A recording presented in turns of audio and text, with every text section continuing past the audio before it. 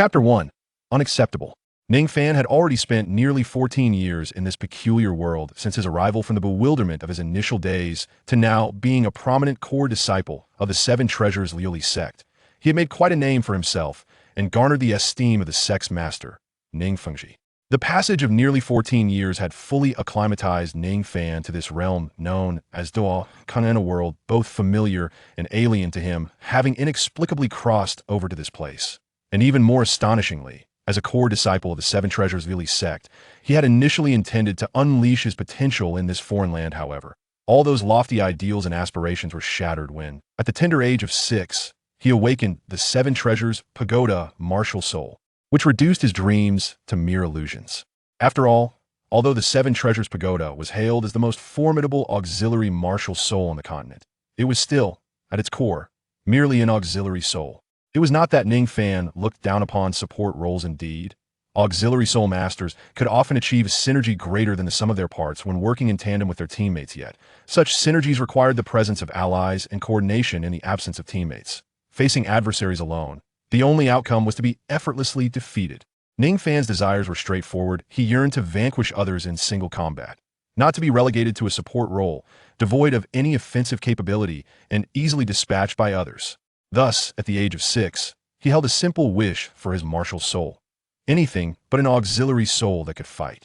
Though sharing the same surname as the sect master, Ning Fan, Ning Fan was merely a distant branch of the family, with blood ties so faint that tracing back several generations would yield little more than a common ancestor in his scant memories. He recalled his father, who had tragically perished while hunting soul beasts. Possessing an ordinary martial soul that had never awakened the prestigious Seven Treasures Pagoda, his mother was an ordinary woman, devoid of soul power and frail in health. After giving birth to Ning Fan, she succumbed to despair upon learning of her husband's demise, deteriorating day by day until her passing when he was merely 2 or 3 years old. In the course of his childhood, he unexpectedly found himself at the Seven Treasures Liuli sect. It was precisely due to his parents' ordinariness that Ning Fan never anticipated he would experience a recessive phenomenon, awakening the troublesome Seven Treasures Pagoda.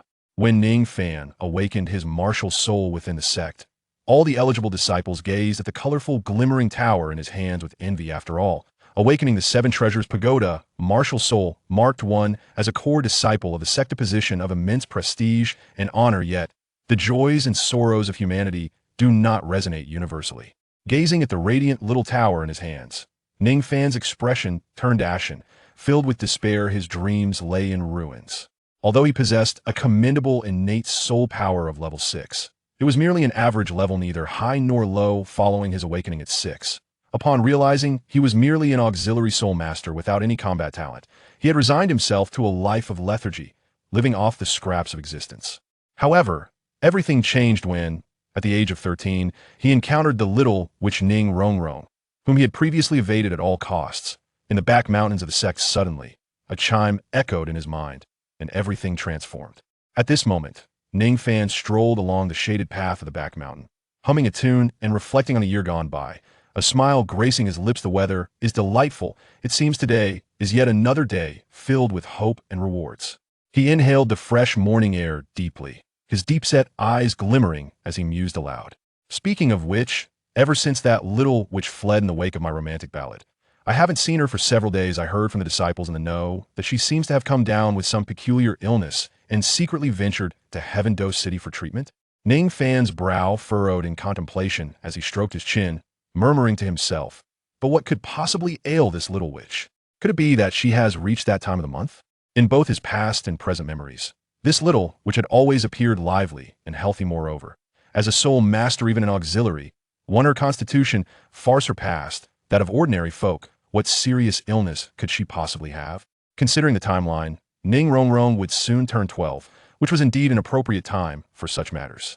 As a thoroughly attentive and caring individual akin to a powerful air conditioning unit, Ning Fan promptly recognized this as a splendid opportunity. Drawing from his past experiences, he devoted an entire morning to carefully brewing a small pot of ginger syrup. Upon receiving word of Ning Fan's return to the sect, he gathered his belongings and brought this heartfelt concoction to seek out the little witch. With a small pot in hand, he cleared his throat twice and, maintaining a gentle yet elegant smile, adjusted his attire before making his way toward a quaint pavilion that peeked through the trees.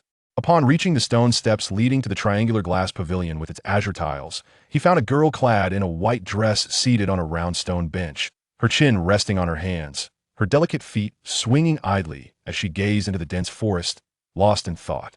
The girl appeared to be around 12 years old, with shoulder-length hair and bright, sparkling eyes that glimmered with mischief, embodying the essence of a playful sprite yet. After a year of relentless pursuit, Ning Fan was acutely aware of the malevolent nature concealed beneath her seemingly innocent demeanor. Why'd you come here again? Despite my numerous admonitions, you remain as forgetful as ever. Is there something wrong with your head? The girl, previously entranced by the forest, snapped to attention upon Ning Fan's arrival, her bright eyes momentarily flashing with a mix of embarrassment and delight.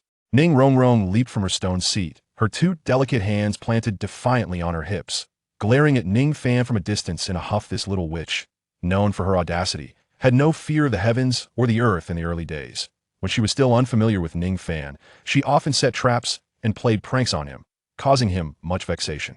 Now, however, as Ning Fan's persistence began to earn her tacit acceptance, she still maintained her prideful facade.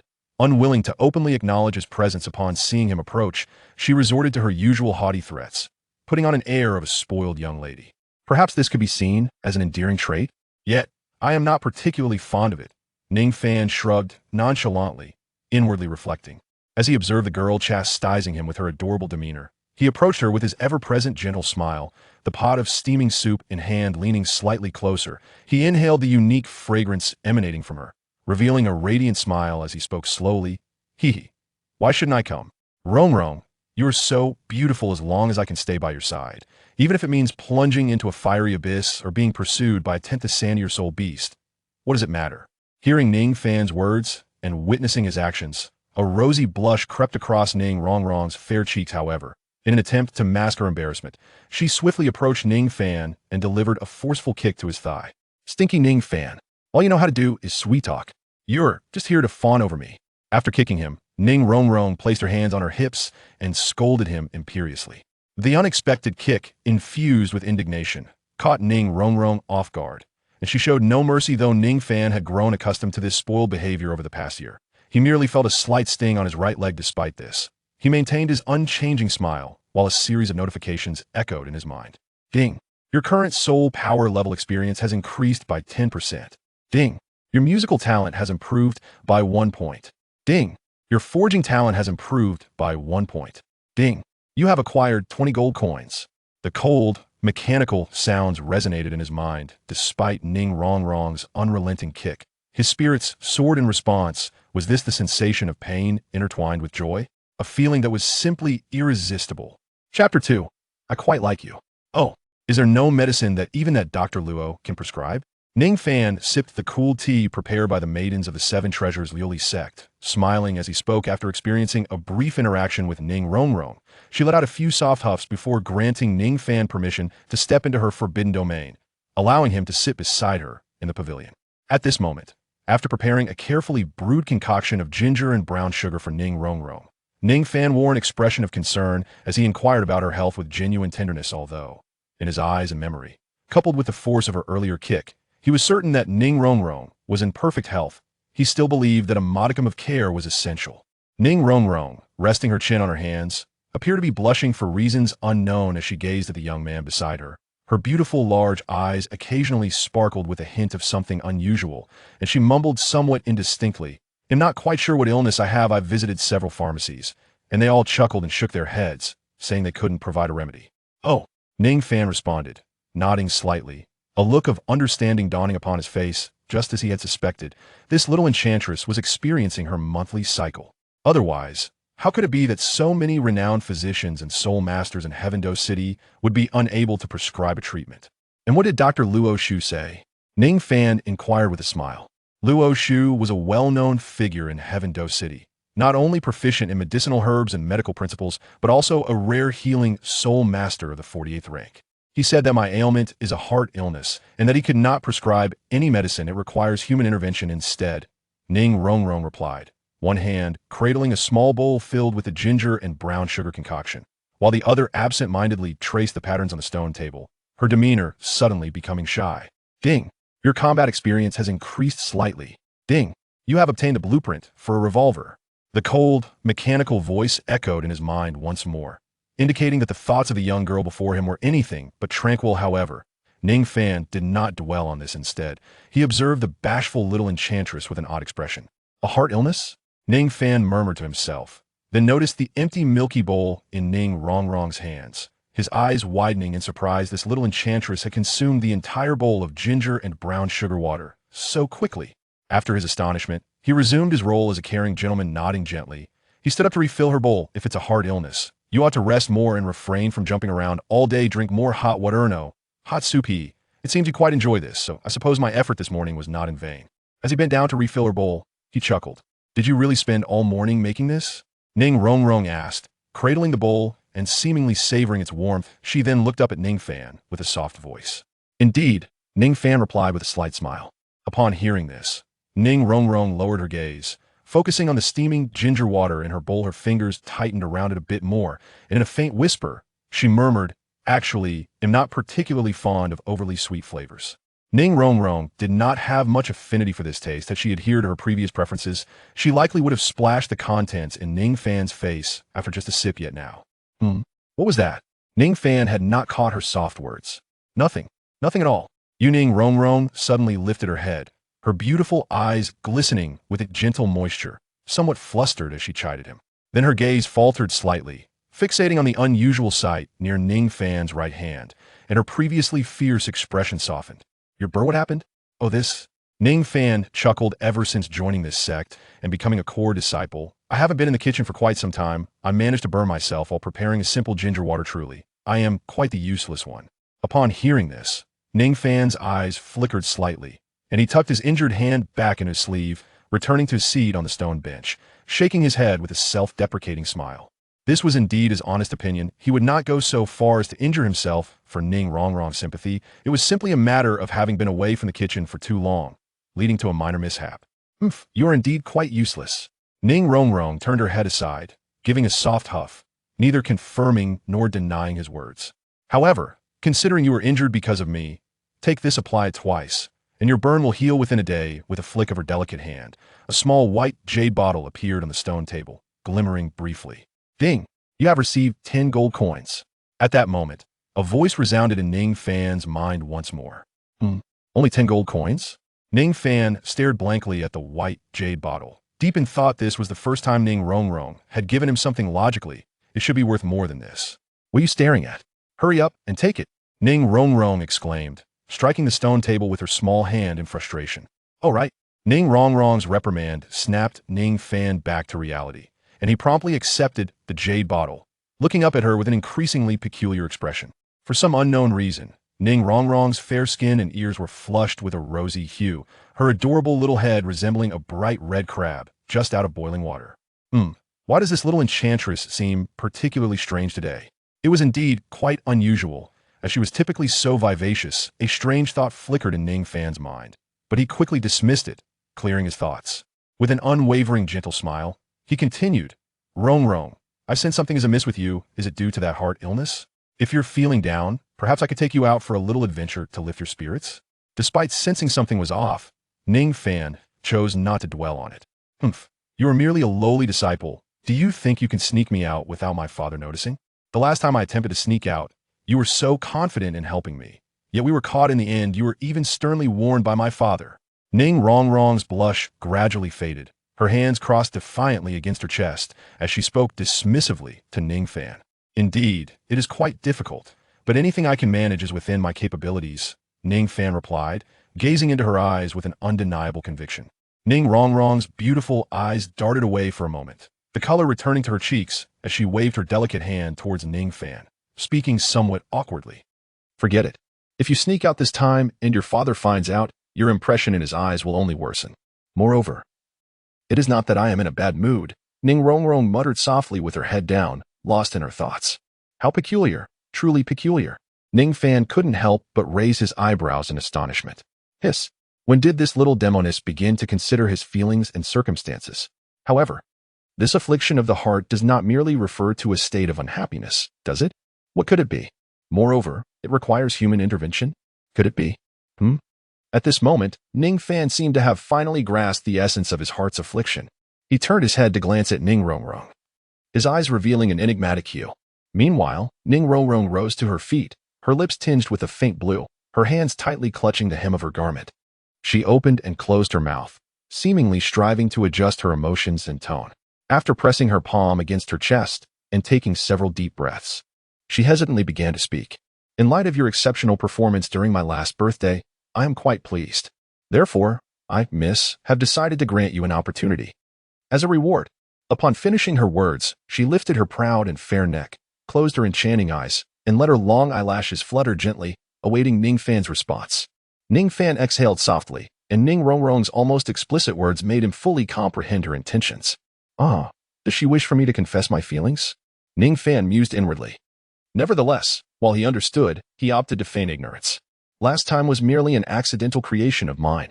However, if you, Rongrong, wish to listen, I can certainly continue to share my musings with you. He chuckled lightly, for he sought no rewards. What? Ning Rongrong opened her beautiful eyes, filled with surprise and disbelief. She had never anticipated that her hints were so explicit, yet he still failed to comprehend her meaning. What a fool! That insufferable Ning Fan. Observing the unwavering gentle smile on the man's face, Ning Rongrong, in a fit of exasperation, stamped her foot and berated Ning Fan in her heart.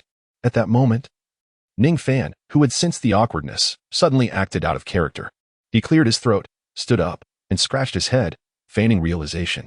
Ah, it just dawned on me that my childhood friend's second aunt's third uncle's little brother is coming to see me today, so I must take my leave.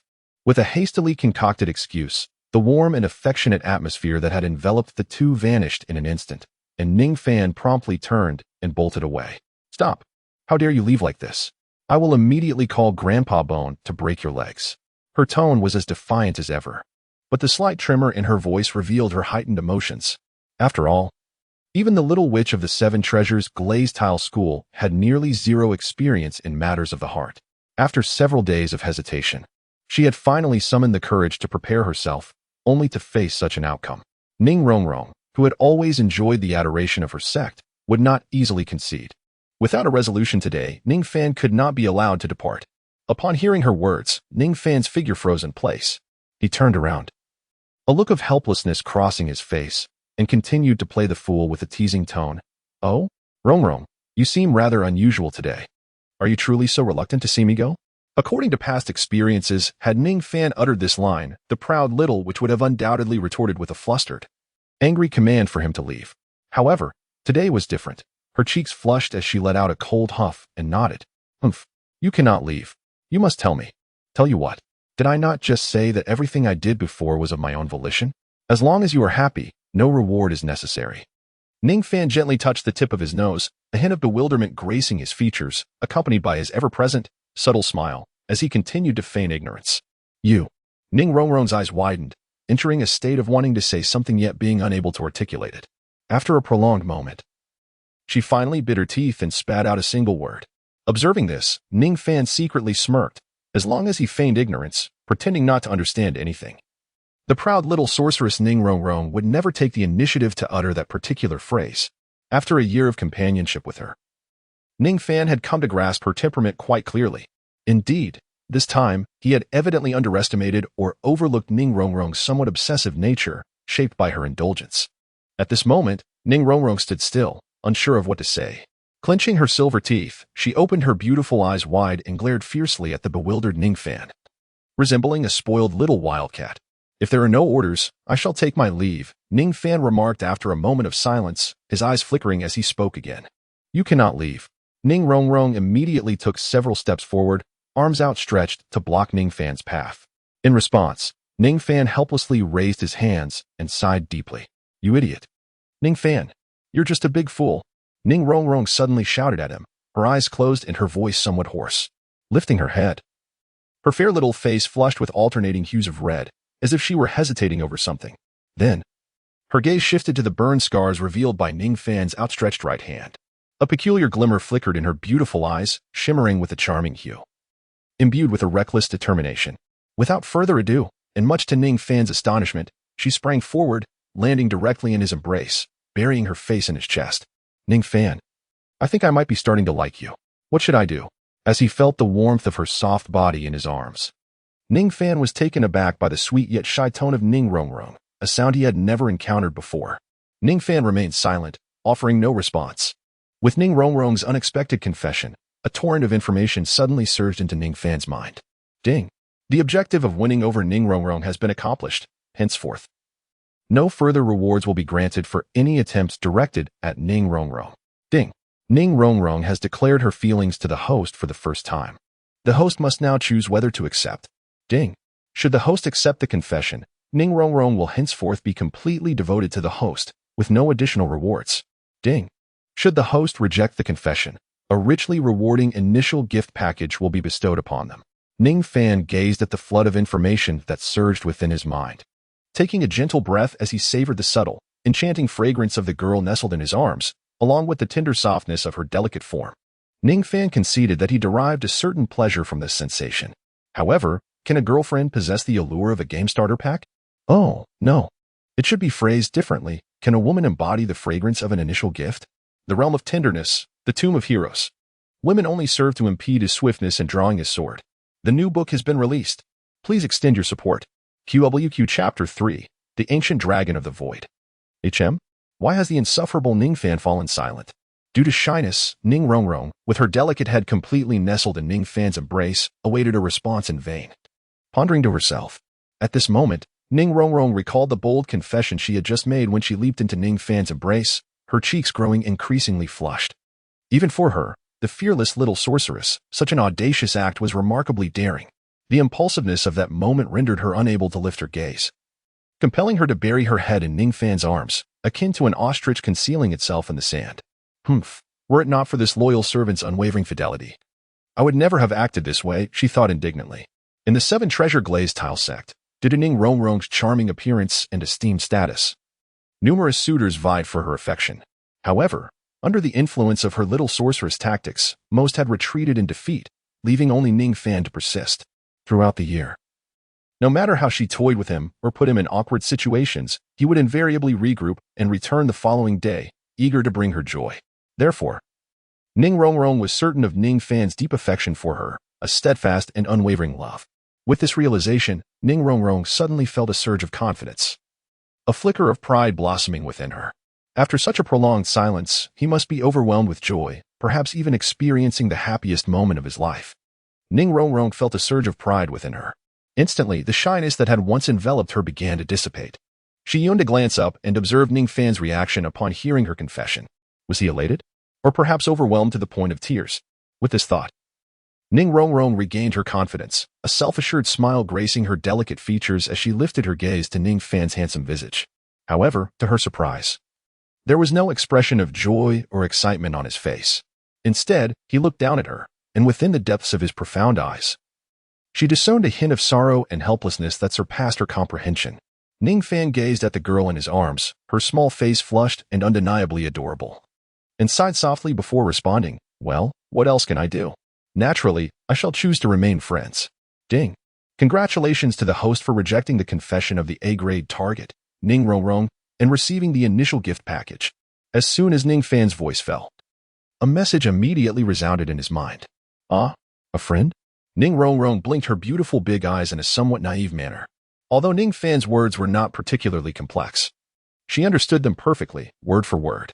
Yet, it seemed she still failed to grasp their meaning. Just as she was about to inquire further, a familiar scoff resonated, causing Ning Rongrong's delicate figure to tremble. Instinctively, she wriggled free from Ning Fan's embrace and turned toward the source of the cold grunt.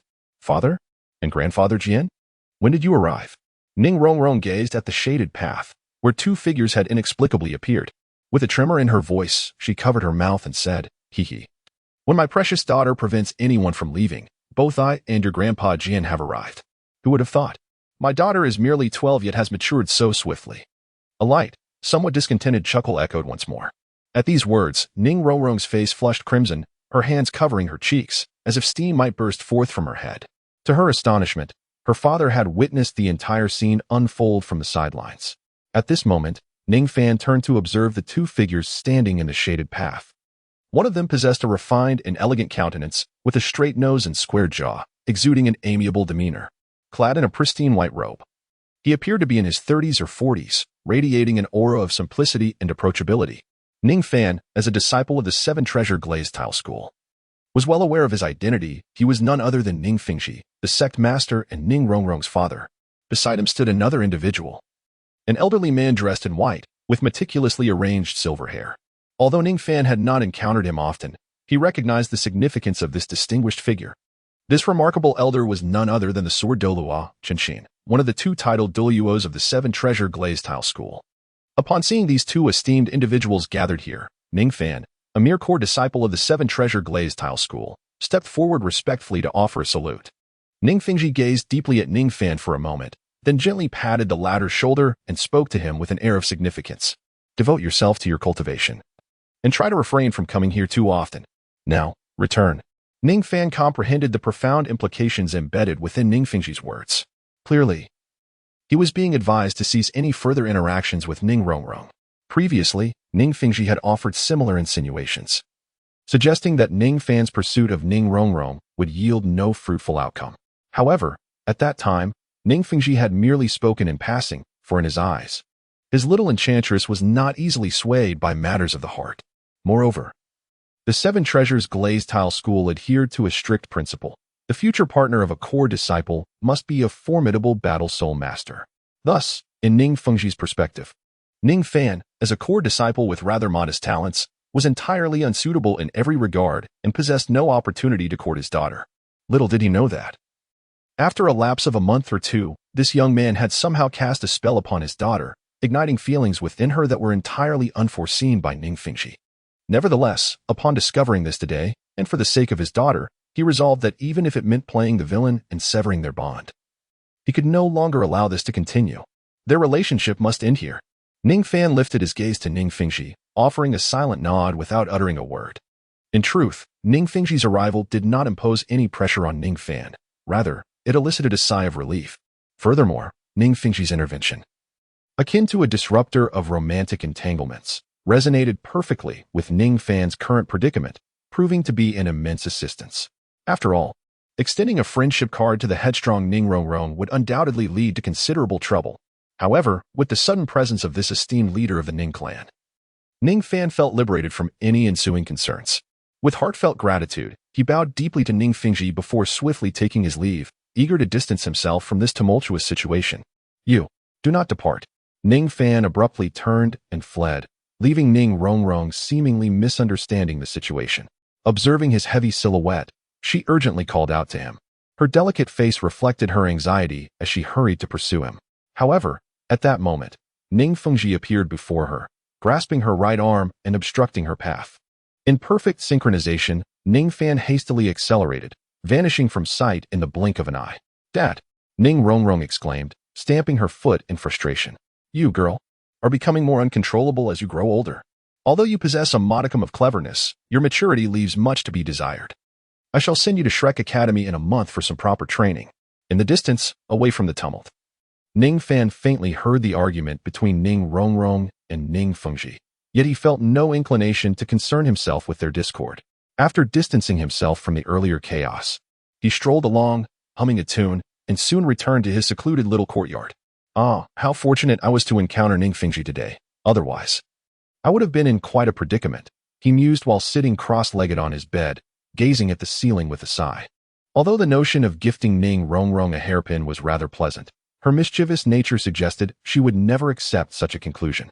Had Ning Fingxi not intervened, allowing him to escape unscathed, he might have found himself embroiled in considerable trouble with the headstrong young lady.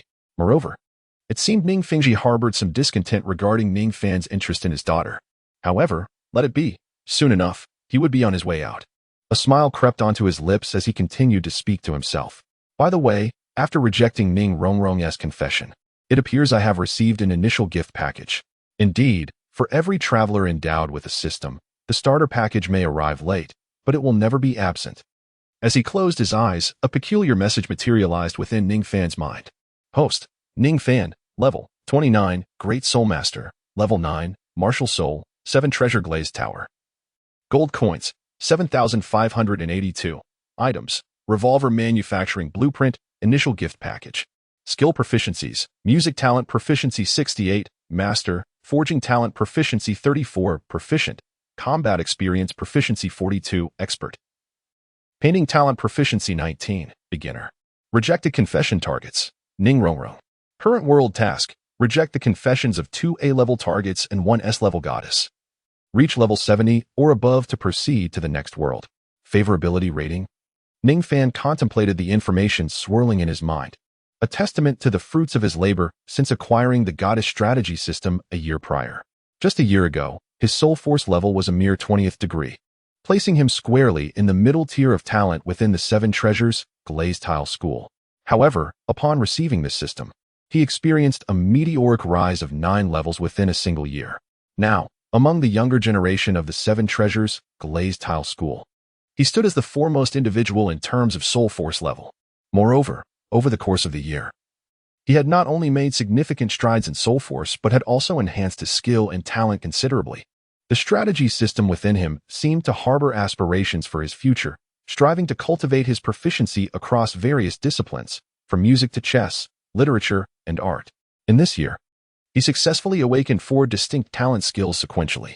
Aside from his musical talent, for which he had some prior exposure in his past life, his other skills began from scratch, gradually advancing in proficiency.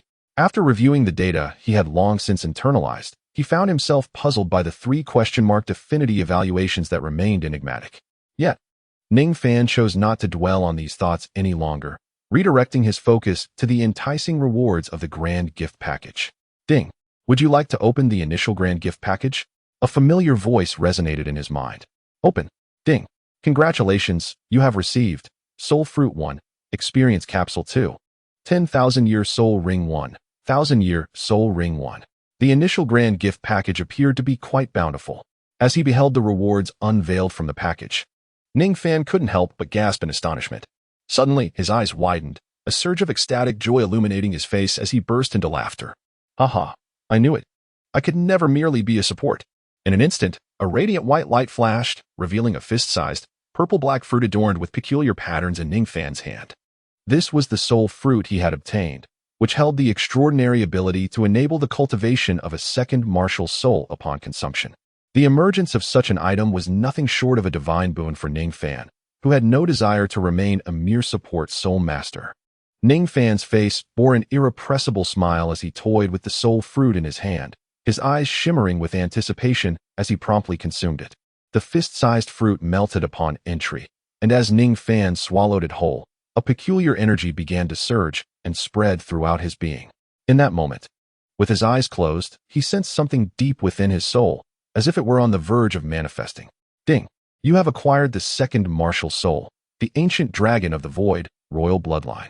As a voice resonated within his mind, Ning Fan abruptly opened his eyes, blinking in disbelief, murmuring softly, the ancient dragon of the void. A dreamlike convergence? Chapter 4. A dragon's service. The ancient dragon of the void, this extraordinary entity, was both unfamiliar yet familiar to Ning Fan.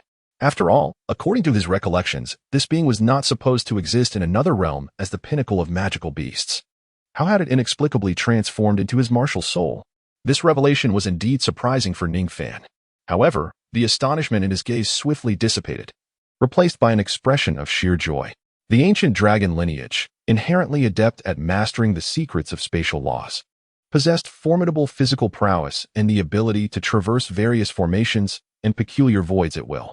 Such a unique and powerful lineage, now as Ning Fan's martial soul, promised an immense enhancement of his strength and physical capabilities. Firstly, with the successful awakening of his ancient dragon martial soul, he felt an overwhelming surge of power within him, reaching an astonishing level. As he extended his hand to gently grasp the edge of his metallic bed, even without exerting force, he left a faint imprint behind. This power was truly formidable. Ning Fan felt that, although on the surface he appeared to be merely a level 29 auxiliary spirit master, in terms of sheer strength, he might very well surpass some 40th or 50th level assault-type spirit masters. In the past, Ning Fan possessed a certain degree of combat capability, bolstered by the combat experience awarded by the system and the enhancement of his soul power level. However, after acquiring the extraordinary Taishu ancient dragon martial spirit, he experienced a terrifying surge in power. Now, even without the embodiment of his martial spirit, Ning Fan could contend with those spirit masters solely relying on his unparalleled brute strength. Of course, raw power was merely the most rudimentary ability of the Taishu ancient dragon lineage. Their true expertise lay in the manipulation of spatial abilities. With this thought, Ning Fan's eyes suddenly sparkled, a glint of golden light flashing within his pupils. Simultaneously, an invisible wave emanated from his body, spreading outwards. Embodiment. Ning Fan softly murmured a few words, and in an instant, a faint golden light emanated from his brow, cascading downwards to merge into his right arm. In that moment, a remarkable transformation occurred in Ning Fan's right arm. Ning Fan's right arm transformed into an extraordinarily robust appendage, the sleeve on his right side having burst into ashes due to its expansion. His arm lengthened by more than half a foot, as scales adorned with peculiar patterns and a deep, metallic luster emerged from beneath the skin, enveloping his right arm entirely. This provided an immensely powerful defense. Furthermore, Ning Fan's right hand morphed into a dragon's claw, similarly covered with scales of formidable protective quality. Each joint of his fingers grew remarkably thick, and the claw tips glimmered with a chilling radiance, appearing exceedingly sharp. At that moment, Ning Fan lifted his uniquely transformed right arm to examine it closely, and after a prolonged contemplation, he gradually lowered his dragon claw. Alas, with my current soul power at level 29, can I only barely conjure a single dragon claw? I yearn to witness what it would be like to transform into a little dragon man. Ning Fan shook his head. At present, he could only manifest a portion of the characteristics of the ancient void dragon on his right arm by exhausting nearly all of his soul power through the attachment of his martial soul. However, how should I harness the spatial power, which is the ancient void dragon's greatest forte? Ning Fan gazed at the dragon claw that materialized from his right arm, a hint of perplexity evident in his eyes, leaving him somewhat bewildered. Harnessing the power of space to traverse the void was an innate divine ability of the Tai Su ancient dragon, a talent instinctively possessed. Yet, for Ning Fan, who had only just acquired the Tai Su ancient dragon martial soul, he found himself at a loss regarding the utilization of this ability, which was remarkably effortless for the Tai Su ancient dragon lineage. Ning Fan gazed at the dragon claw on his right arm, a trace of perplexity flickering in his eyes. He stroked his chin thoughtfully before settling into a cross-legged position, contemplating the empty expanse before him. Suddenly, a surge of soul power surged within him, and he swept his arm forcefully towards the void ahead. The dragon claw sliced through the fabric of space. Ning Fan's pupils suddenly contracted, a glimmer of astonishment flickering in his eyes. He had just perceived a slight distortion in the space before him, seemingly caused by the sweep of his dragon claw from his right arm. However, it was merely a minor distortion, with no further implications. In the heat of true battle, such a degree of spatial distortion bore no practical significance. It appeared that he was still too weak, his level too low, to fully harness the innate abilities of the ancient void dragon. Upon realizing this, Ning Fan felt a sense of relief, acknowledging that his ancient void dragon martial soul indeed inherited the formidable talents of the ancient void dragon clan. Yet, his current weakness rendered him incapable of manifesting this extraordinary ability even in the slightest. Reflecting on this, Ning Fan shook his head and sighed softly. The dragon claw that had formed from his right arm gradually dissipated, reverting back to his normal arm. Alas, the pressing concern now was to enhance his strength. In just over half a month, the sect's disciple soul power assessment ceremony would commence. If he hoped to make a graceful exit, he must elevate his soul power level to 30 within this limited time frame. Ning Fan sat cross-legged on his bed, suddenly recalling something, and began to murmur to himself. Unlike the battle spirit masters of other outer and inner sects, the core disciples of the Seven Treasures Glazed Tile School were all support-type soul masters, possessing little in the way of self-defense capabilities.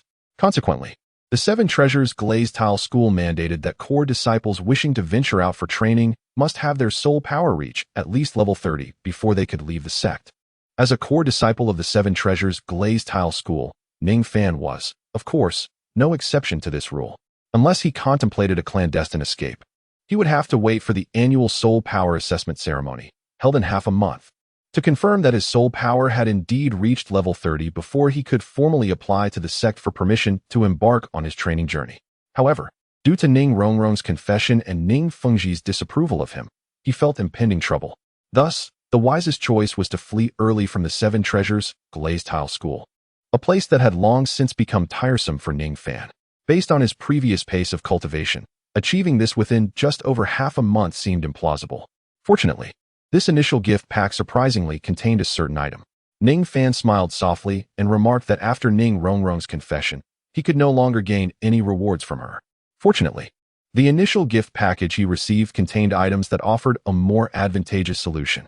In his hand appeared a capsule, half red and half black, reminiscent of the capsules commonly found in the apothecary of his previous life. Though the capsule appeared unremarkable, its efficacy was extraordinary. Experience capsule, for those below level 40. Consuming it would directly elevate one's level by 1. After rejecting Ning Rongrong's confession, the system generously rewarded him with a gift package that not only included the miraculous soul fruit, but also 2 experience capsules, along with a millennium and a 10,000-year soul ring.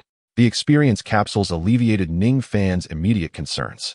Upon consuming one, he would ascend directly from level 29 to level 30.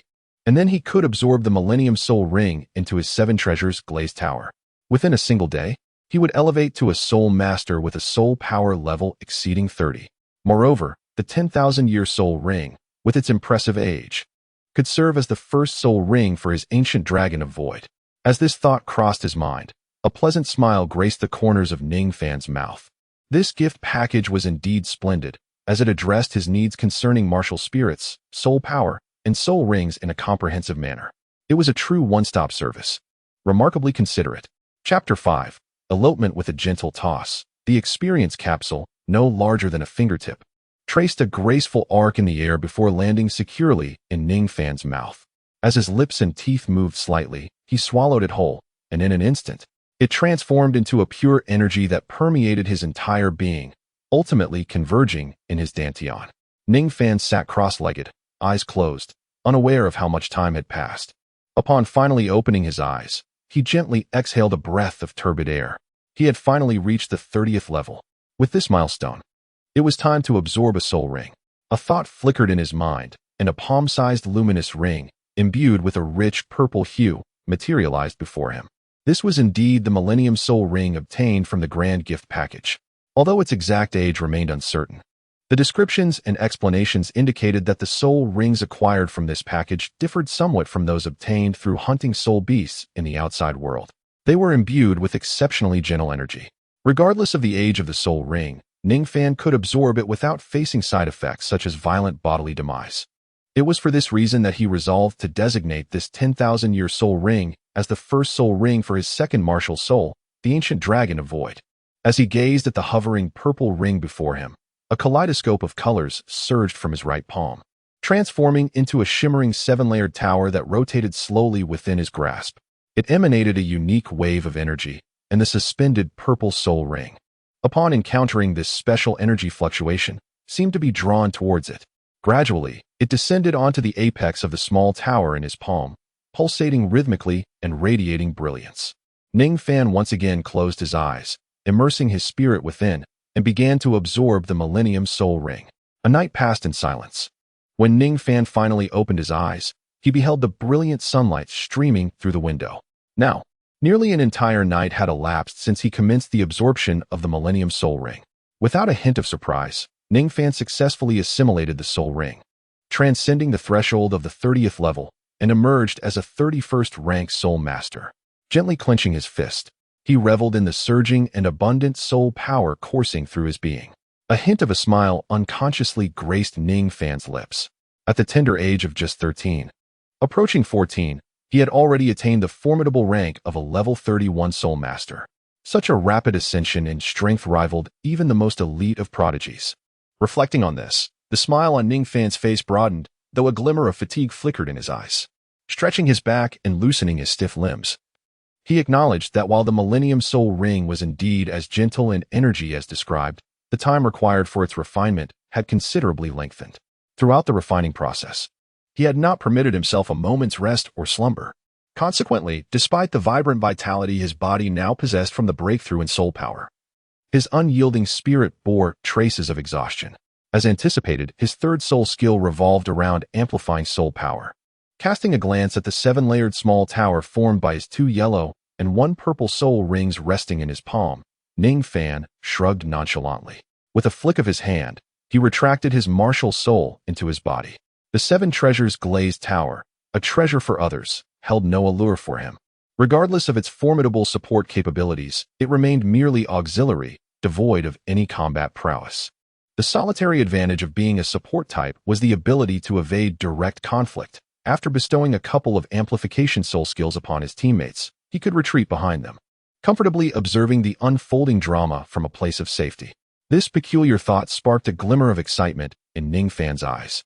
After acquiring his second martial soul, he found himself no longer harboring the disdain he once felt towards the Seven Treasures glazed tower. Upon further contemplation, it seemed he could masquerade as a feeble support-type soul master during battles, hiding behind his allies while they valiantly fought. This appeared to be an exceptionally appealing strategy. He quickly shook his head, clearing the disarray of thoughts from his mind. The Seven Treasures glazed tower, in his view, was merely a source of amusement. The Taishu ancient dragon, a martial soul not native to this world, was unequivocally the mightiest beast martial soul on the continent, in Ning Fan's estimation, without a doubt. As for other so-called dragon-type martial souls, such as the blue electric Tyrannosaurus Rex, he dismissed them entirely. While they superficially appeared to share the dragon lineage, denoted by the character dragon in their names, in the presence of his Taishu ancient dragon, they were merely insignificant creatures. Moreover, his Taishu ancient dragon seemed to possess an extraordinary distinction, specifically categorized as a royal-grade Taishu ancient dragon. However, Ning Fan remained oblivious to the differences or special attributes that his royal-grade Taishu ancient dragon might possess compared to the ordinary variety. After all, he was likely the sole individual in this world endowed with such a unique martial soul. With a sigh, he resolved to take a moment's respite before proceeding to absorb and refine the 10,000-year soul ring for his Taishu ancient dragon. Ning Fan reclined upon his bed. His body sprawled in a relaxed manner, preparing to indulge in a well-deserved rest. After replenishing his spirit, he intended to absorb the first 10,000-year soul ring for his Taishu ancient dragon. Although an overwhelming desire surged within him to immediately refine the soul ring and witness the formidable soul abilities that could emerge from his martial spirit, Ning Fan, well aware that haste makes waste, opted to first enjoy a rejuvenating slumber before embarking on the arduous process of absorption. After all, the refinement and absorption of the previous 1,000-year soul ring had consumed more than an entire night of his time. He anticipated that the endeavor involving the 10,000-year soul ring would demand an even more substantial investment of time. Given his current strength, he estimated that it would take at least 2 to 3 days to fully absorb the immense energy contained within this soul ring. Thus, there was no rush. A good night's sleep was in order. Closing his eyes, he swiftly drifted into the realm of dreams. Approximately 6 or 7 hours later, Ning Fan awoke naturally, a sudden jolt of awareness coursing through him. He patted his head and immediately transitioned from his prone position to a cross-legged posture. Before him, a black soul ring materialized in midair. A sly smile crept across his face, and a peculiar golden shimmer flickered in his eyes, accompanied by an unusual wave of energy radiating outward. With a moment of focused concentration, he closed his eyes once more, preparing himself to officially commence the absorption of the 10,000-year soul ring.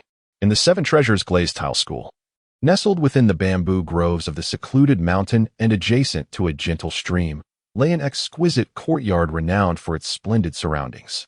This sanctuary served as the resting place for the sect leader, and entry was strictly prohibited to anyone lacking a special status. Within the Seven Treasures glazed tile school, the number of individuals permitted access to this hallowed ground was exceedingly limited. Aside from the sect leader Ning Fengji and the 2 titled Douluo of the sect, only Ning Rongrong had the privilege of free access. However, the courtyard, once a playground for Ning Rongrong, had transformed into a confining cage, ensnaring her within its bounds. Fortunately, she had previously procured some sleeping pills for amusement, and now, as the elderly Bon Douluo enjoyed his midday nap, the effects took hold. She mused that even a titled Douluo would be oblivious to her presence while in slumber. At that moment, a charming young girl clad in a white dress peeked around the winding corridors of the courtyard. After confirming that the coast was clear, she exhaled a sigh of relief and playfully patted her still-developing bosom, donning a sweet smile as she spoke to herself.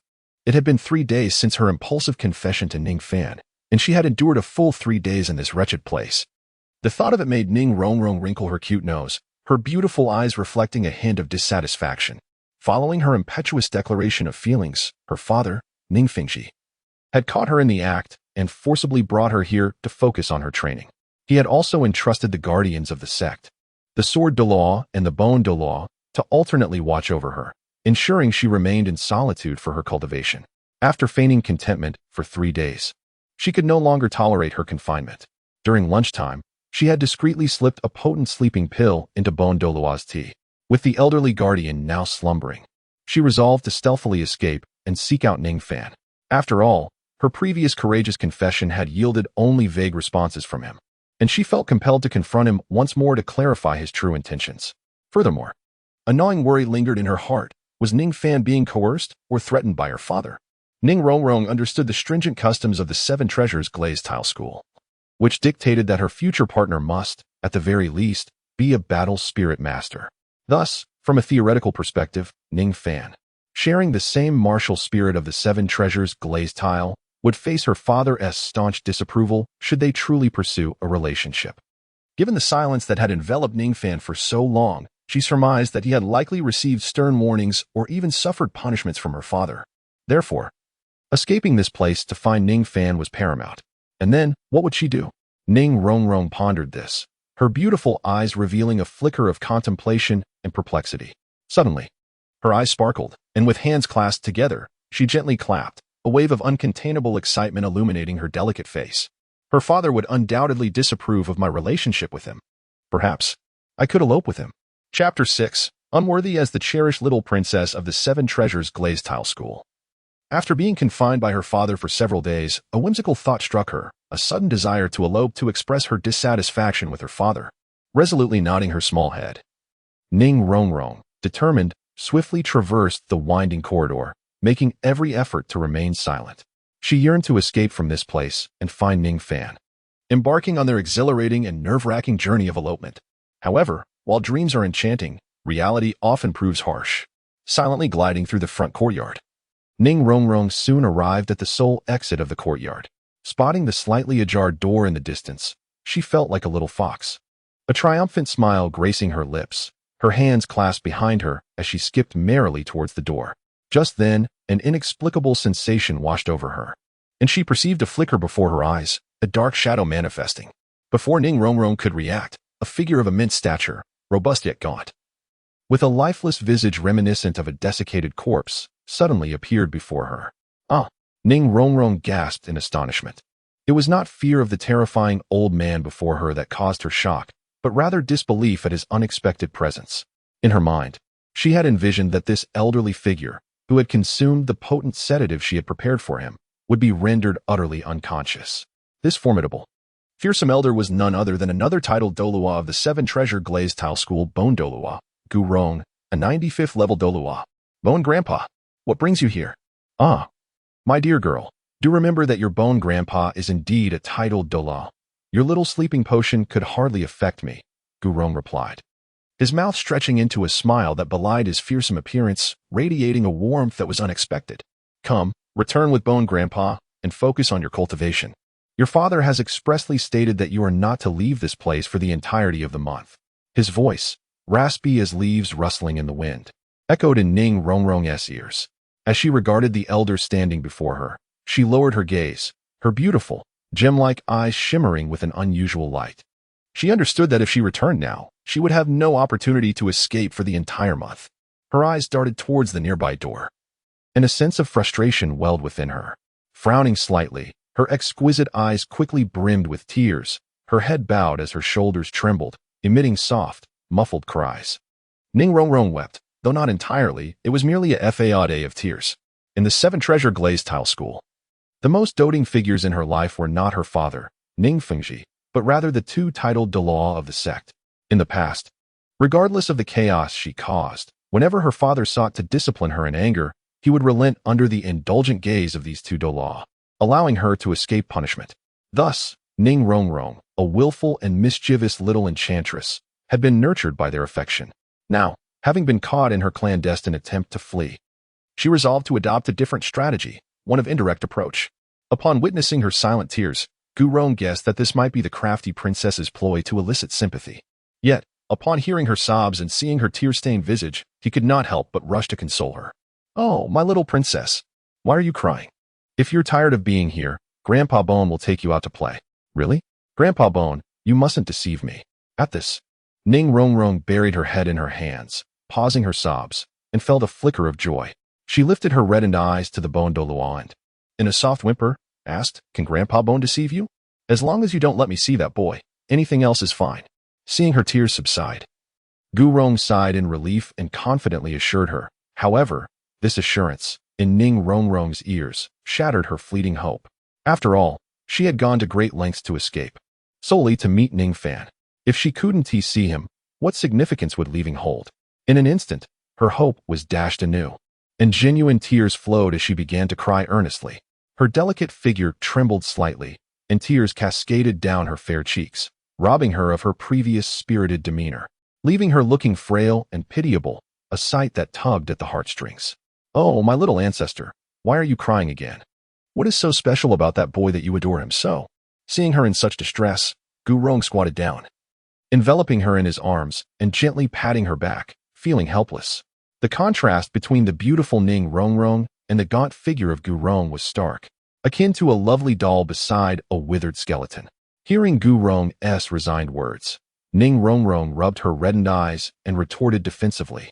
"I don't like him that much. I just think his singing is delightful, and he plays the piano well, which makes me happy. I merely wish to spend time with him."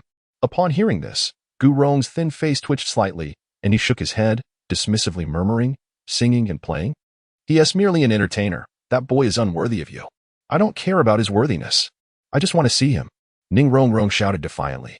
"Grandpa Bone, you've always been the kindest to me. I beg you to let me go."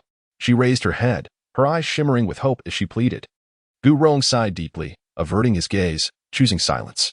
Determined, Ning Rongrong gritted her teeth and knelt on the ground, grasping Gu Rong's arm and shaking it earnestly as she implored, "Please, Grandpa Bone, grant me this one indulgence. Oh, my little ancestor, I truly cannot withstand your persistence."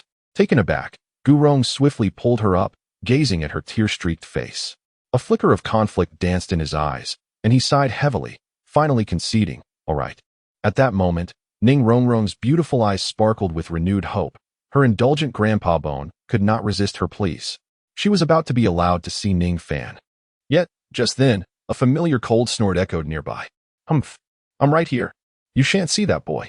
As Gu Rong was on the verge of granting her wish, Ning Fengji's figure unexpectedly appeared at the courtyard entrance, flanked by two female disciples of the inner sect. Upon seeing Ning Fengji, Gu Rong breathed a sigh of relief. "Father," Ning Rongrong exclaimed in despair. "Uncle Bone, you should rest. I'll take over the task of watching over the young lady," Ning Fengji remarked coldly, stepping forward to address Gu Rong respectfully. After a moment of hesitation, Gu Rong nodded. "Uncle Bone, you actually informed Father." Ning Rongrong realized the implications and confronted Gu Rong. "Sigh, your Grandpa Bone is not only soft-hearted but also soft-eared. That boy truly is not a suitable match for you." Gu Rong explained gently. "Uncle Bone, I hate you. I will never speak to you again," Ning Rongrong shouted, her emotions flaring. "Take the young lady back. She is not to leave this place for a month." Ning Fengji commanded with a wave of his hand to the two disciples beside him. "Yes," they replied in unison, swiftly moving to support Ning Rongrong, escorting her back into the depths of the courtyard, bringing this farce to a close. Gu Rong remained standing, his murky eyes fixed on the depths of the courtyard, and then, with a hesitant expression, addressed Ning Fengji in a low voice. "Sect Master, should we allow Rongrong?" "Uncle Bone, I understand your intentions. There is no need for further discussion. You know that Ning Fan is not worthy of Rongrong. I will not permit their meeting." "It is for her own good," Ning Fengji interjected firmly. "But this is not a sustainable solution for Rongrong." Gu Rong expressed his concerns. "Do not worry, Uncle Bone. I have a plan," Ning Fengji assured him. After leaving a remark, Ning Fengji turned away with his hands clasped behind him and departed. Chapter 7. Inappropriateness.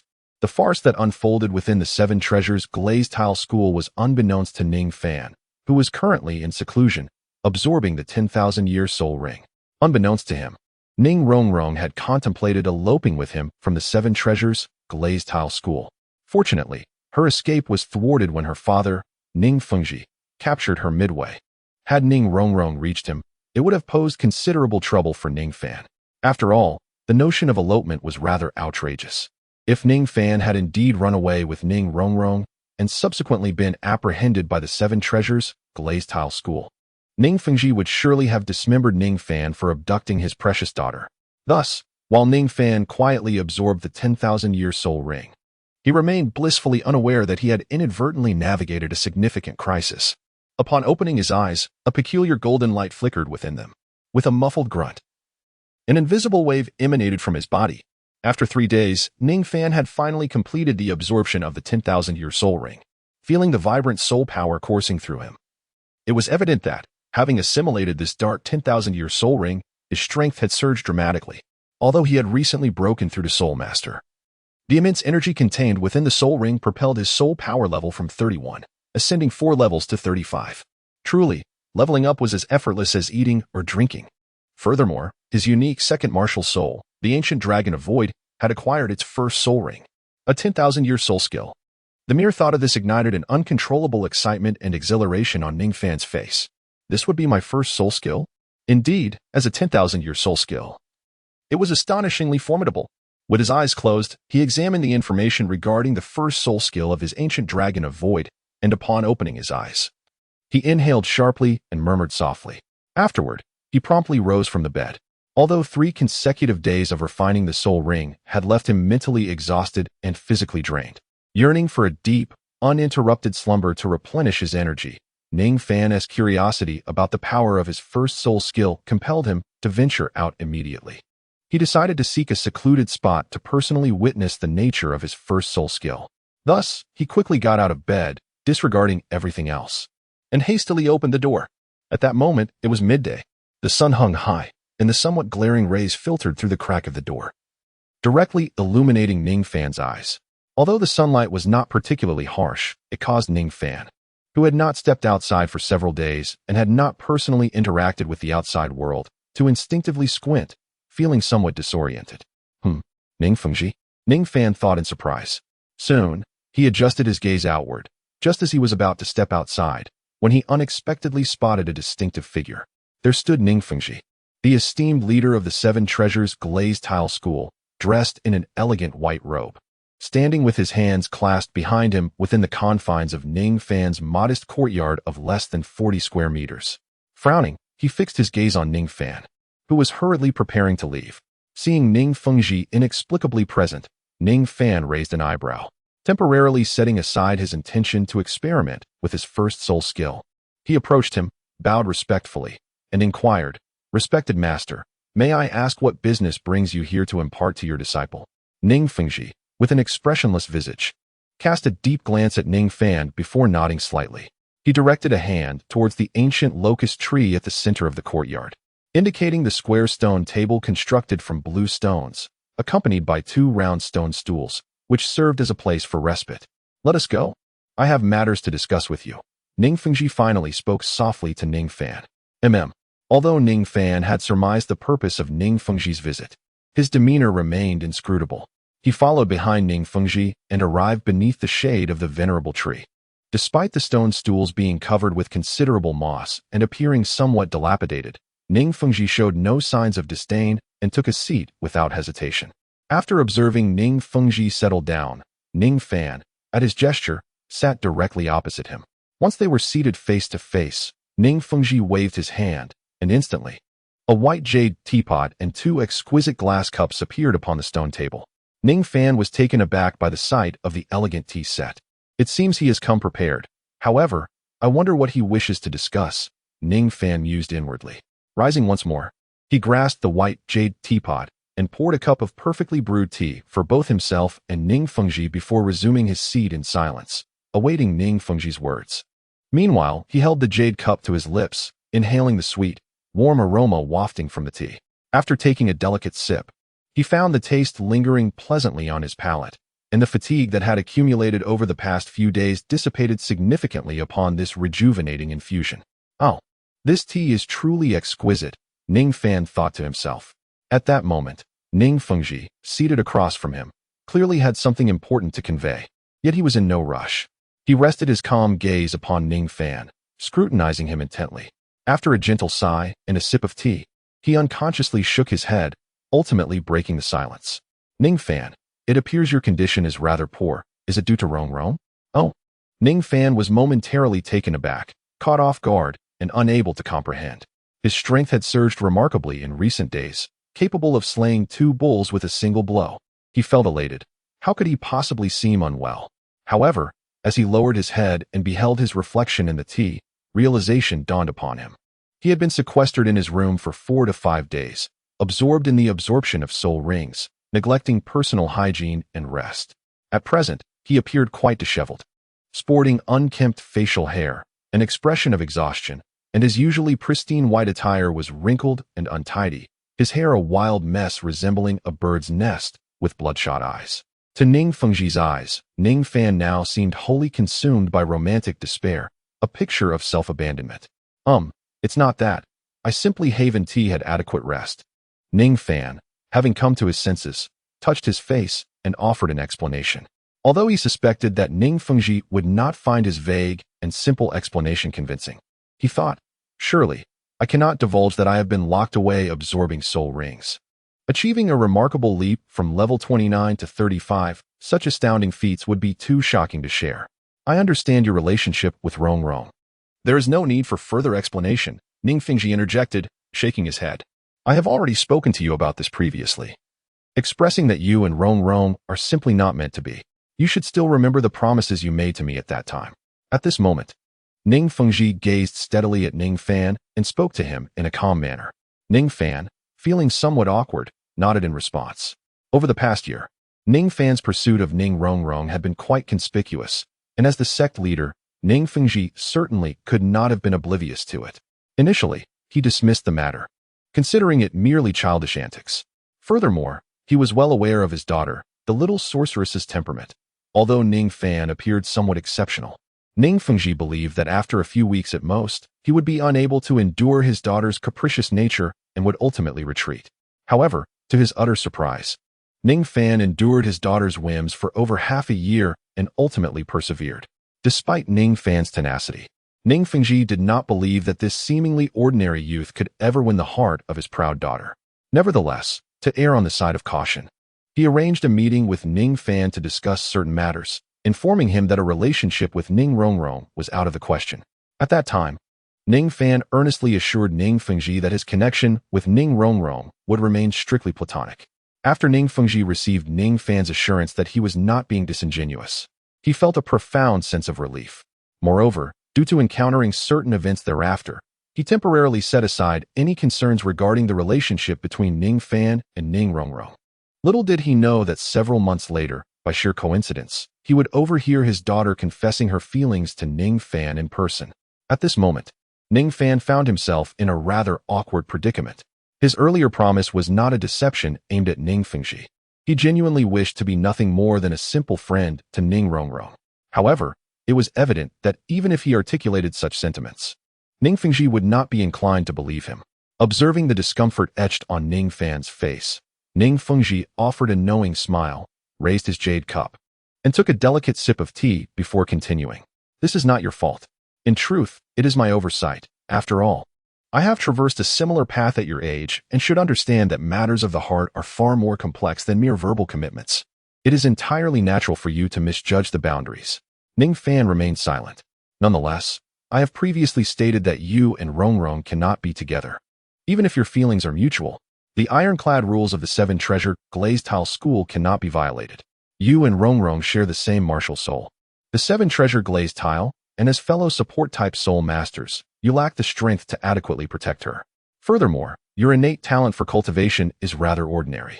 You must be nearing 14 years of age this year, and your soul power level is likely still around the 20th or 21st rank. In contrast, although Rong Rong is a year and a half younger than you, she has already attained the 26th rank in soul power. The disparity in talent will only widen with the passage of time. A decade from now, you might still be an ordinary soul master, while Rong Rong could very well have ascended to the rank of a soul king, surpassing level 50. Do you comprehend this? Ning Fengji gently placed his teacup on the stone table, producing a muted sound. He then fixed his gaze upon Ning Fan and spoke softly, in terms of identity, strength, and status. You and Rong Rong are simply incompatible. After hearing this lengthy discourse from Ning Fengji, Ning Fan was rendered speechless. Though Ning Fengji's words were somewhat tactful, the underlying message was unmistakably clear. It was akin to a blunt proclamation of his unworthiness. Chapter 8. Departure. Ning Fan felt a sense of being underestimated.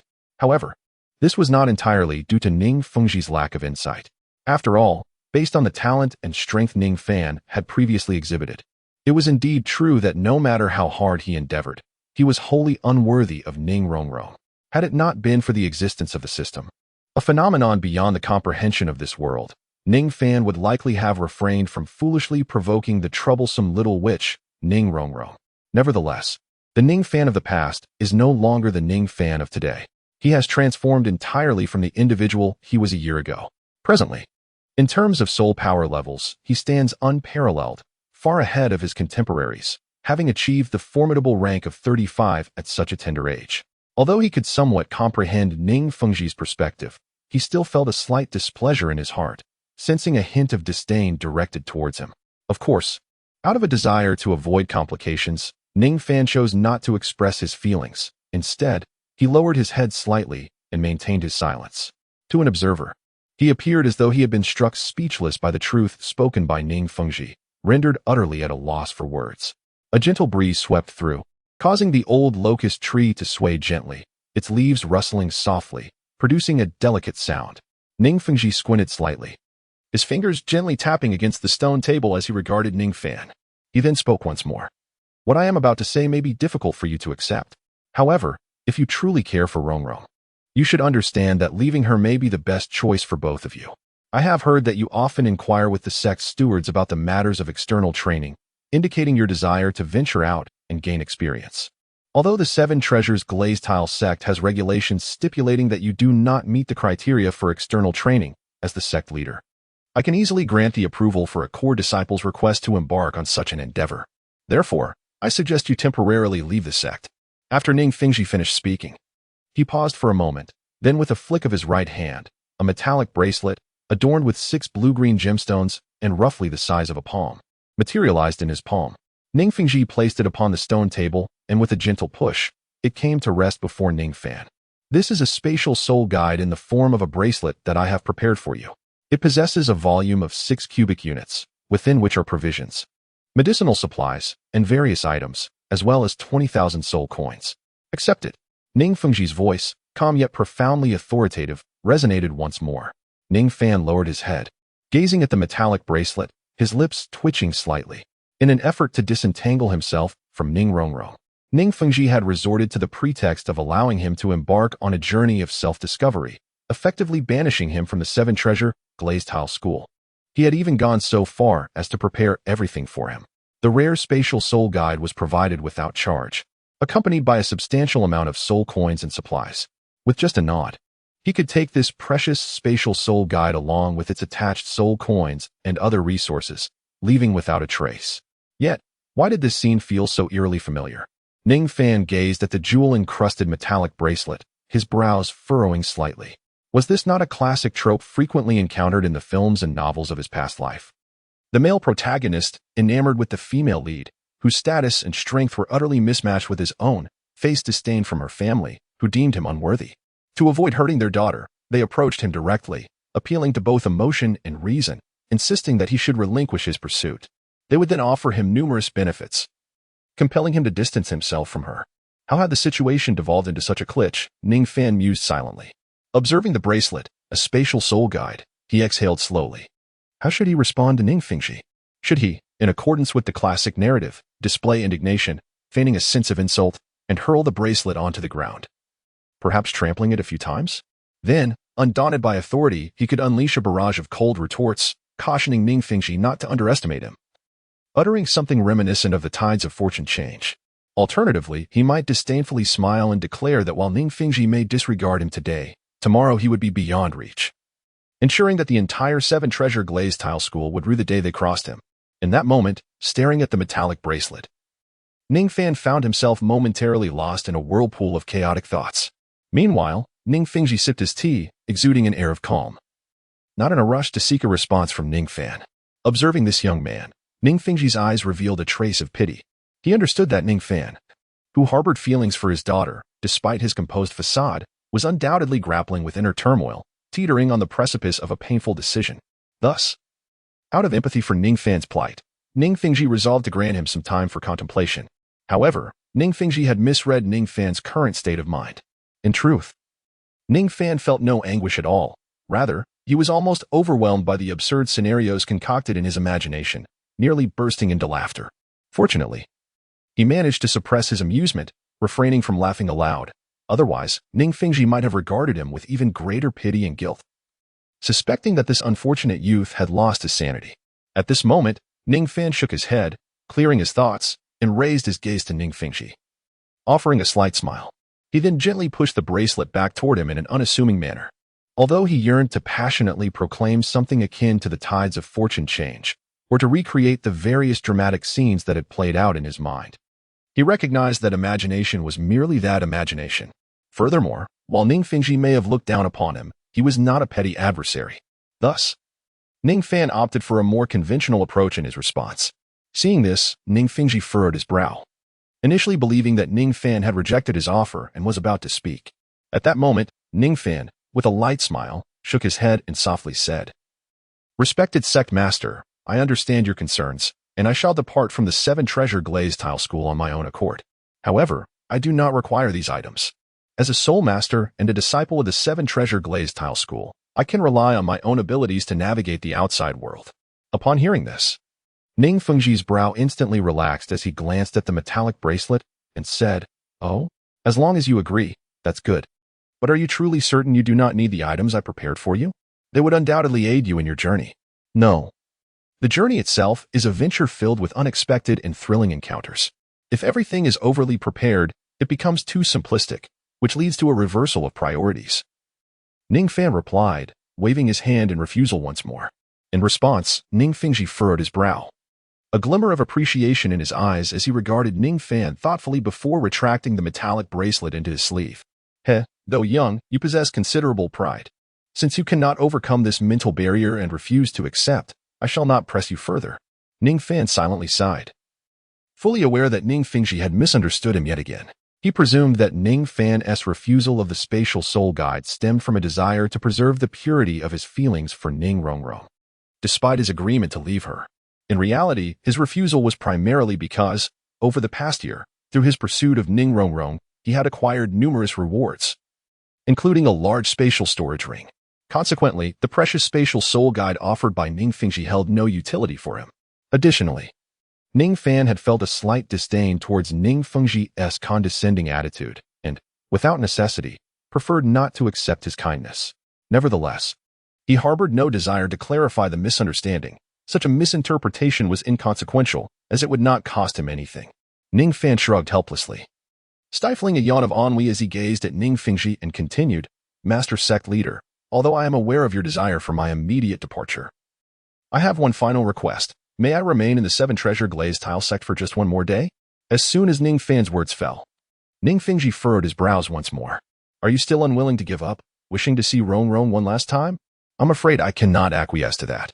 A number of dark lines appeared on Ning Fan's forehead. It appears that Ning Fengji harbors a considerable misunderstanding towards him. What on earth does he perceive him to be, a lovesick fool? In truth, all I desired was to indulge in a brief slumber before my departure, to rejuvenate my spirit before venturing forth. Ning Fan gazed at him with bloodshot eyes, articulating each word with deliberate care. Chapter 9. Serendipity. The sun shone brightly, its warmth not overwhelming, casting dappled light through the trees lining the roadside.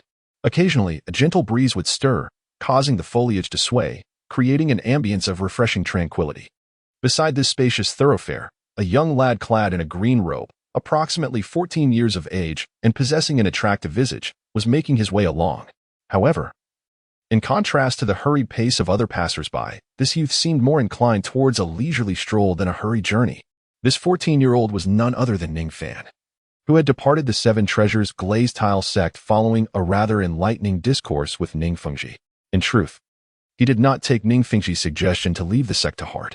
After all, he had originally intended to showcase his abilities during the Soul Power Assessment ceremony for disciples scheduled in half a month, aiming to impress with his impressive soul power level exceeding 30, thereby securing his rightful qualification for external training. Yet, an unforeseen turn of events had now altered his plans. In order to avoid entangling himself further with Ning Rongrong, Ning Fingji utilized his authority under the guise of training and swiftly expelled him from the Seven Treasure Glazed Tile School. Although slightly displeased, Ning Fan remained indifferent. An unexpected turn of events occurred, yet it aligned closely with his prior plans. After all, he intended to depart from the Seven Treasure Glazed Tile School regardless. This was merely a matter of a few days' advancement due to Ning Fengji's intervention. Upon reflection, it seemed he had been traveling for almost a week now, and he had apparently exited the Heavendo Empire. According to passers-by, there was a place ahead known as Qingyan Town. He wondered about his current location, hoping he had not taken a wrong turn once again. Ning Fan squinted as he gazed at a faintly discernible town in the distance, murmuring to himself. He then leaned against a large tree by the roadside, retrieving a sizable sheepskin map from his spatial ring, with both hands spread wide. He lowered his head to scrutinize it meticulously. Finally, he located the small place name at the western edge of the map. His lips twitched slightly as he folded the map and shook his head with a sigh. Being utterly unfamiliar with the surroundings, coupled with his poor sense of direction, and the abysmal transportation system of this world, it was no surprise he had taken a wrong turn. According to the map, he had indeed departed from the Heavenly Empire. Yet he was far from his intended destination, the Ballot Kingdom. Currently, he found himself in a duchy named Lor, close to the Xinglua Empire. Alas, it would take him an additional 2 or 3 days to reach Soto City. He sighed again, glancing at the town ahead, and decided it would be best to rest there for a while. As Ning Fan hastened his steps, he soon arrived at Qingyan Town, which was nestled against a dense ancient forest teeming with soul beasts. Consequently, the area was frequented by mercenaries and low-level soul masters. As he strolled along the cobblestone streets of the town, he inadvertently attracted numerous curious glances. Most of the locals were rugged mercenaries, accustomed to living on the edge, often seen in groups with their arms crossed. The remainder comprised merchants and laborers catering to these mercenaries. In such a place, it was rare to see someone like Ning Fan, young, delicate, and exuding an air of unblemished privilege, dressed in an exquisitely tailored long robe that complemented his handsome features. He appeared distinctly out of place. Thus, his presence garnered considerable attention, some inquisitive, others less than kind. For these battle-hardened mercenaries, Ning Fan's youth and apparent wealth marked him as a prime target, especially since he was alone and unaccompanied by any guards, resembling a plump lamb ready for slaughter. Many self-proclaimed capable mercenaries had already set their sights on him, preparing to seize the opportunity when the moment was right. Oblivious to the scrutinizing gazes surrounding him, Ning Fan continued his leisurely exploration of the street. He had encountered similar situations during his journey and had gained sufficient experience. If they were wise enough to avoid provoking him, he had no intention of teaching them a lesson. However, should they mistake his demeanor for weakness, they would soon learn the strength of an auxiliary soul master. While wandering the streets, Ning Fan felt a rumble in his stomach and decided to enter a reasonably well-decorated tavern nearby. He sat alone, ordered an abundance of dishes, and promptly buried his head in his meal. Suddenly, the tavern buzzed with excitement as a wave of crude remarks erupted among the mercenaries. Frowning with curiosity, Ning Fan lifted his gaze toward the source of the commotion. A strikingly beautiful girl had just entered the tavern, clad in form-fitting leather attire that accentuated her alluring curves. Her long black hair cascaded down her shoulders. With her face slightly bowed, she stood at a height comparable to Ning Fan's acquaintance, Ning Rongrong, possessing fair skin and exquisite features. Yet, unlike Ning Rongrong, this girl emanated a unique aura. Her voluptuous figure seemed at odds with her age, and her long, slender legs, highlighted by the leather pants, appeared both delicate and rounded.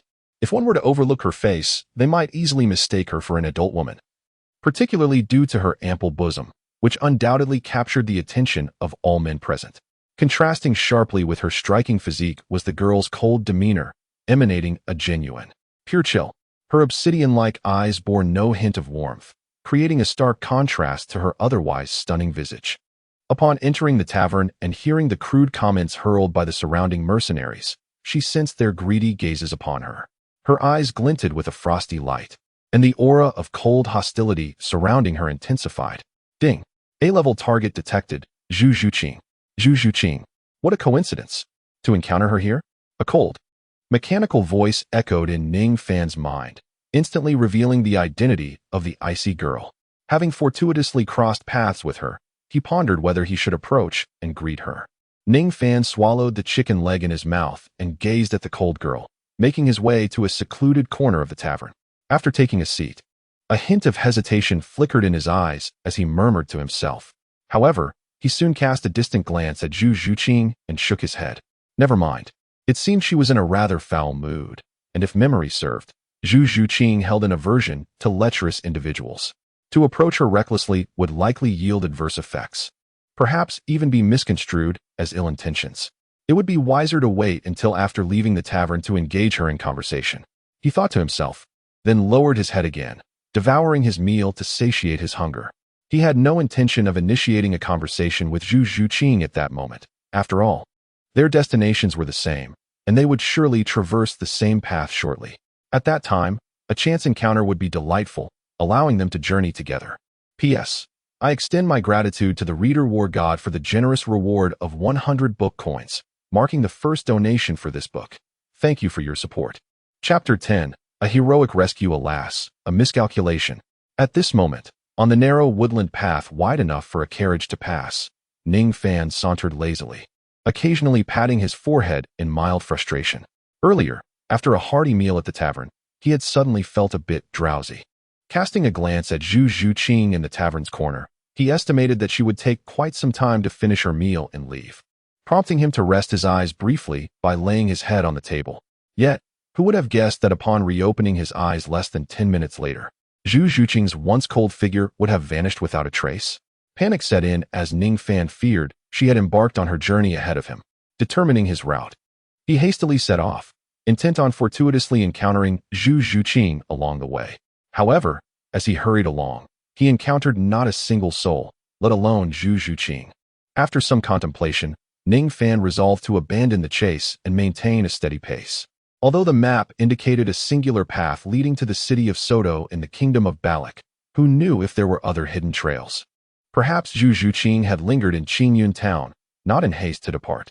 If he continued to rush, he might exhaust himself without ever catching up. At this juncture, Ning Fan decided to relinquish his frantic pursuit, adopting a more measured pace. If their paths were not to cross, so be it. Ning Fan shook his head, gazing at the descending sun in the azure sky, a hint of regret flickering in his eyes.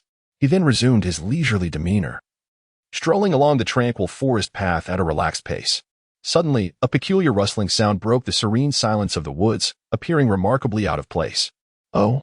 Ning Fan came to a halt, gazing intently at the dense, shadowy forest to his right, a glimmer of intrigue flickering in his eyes.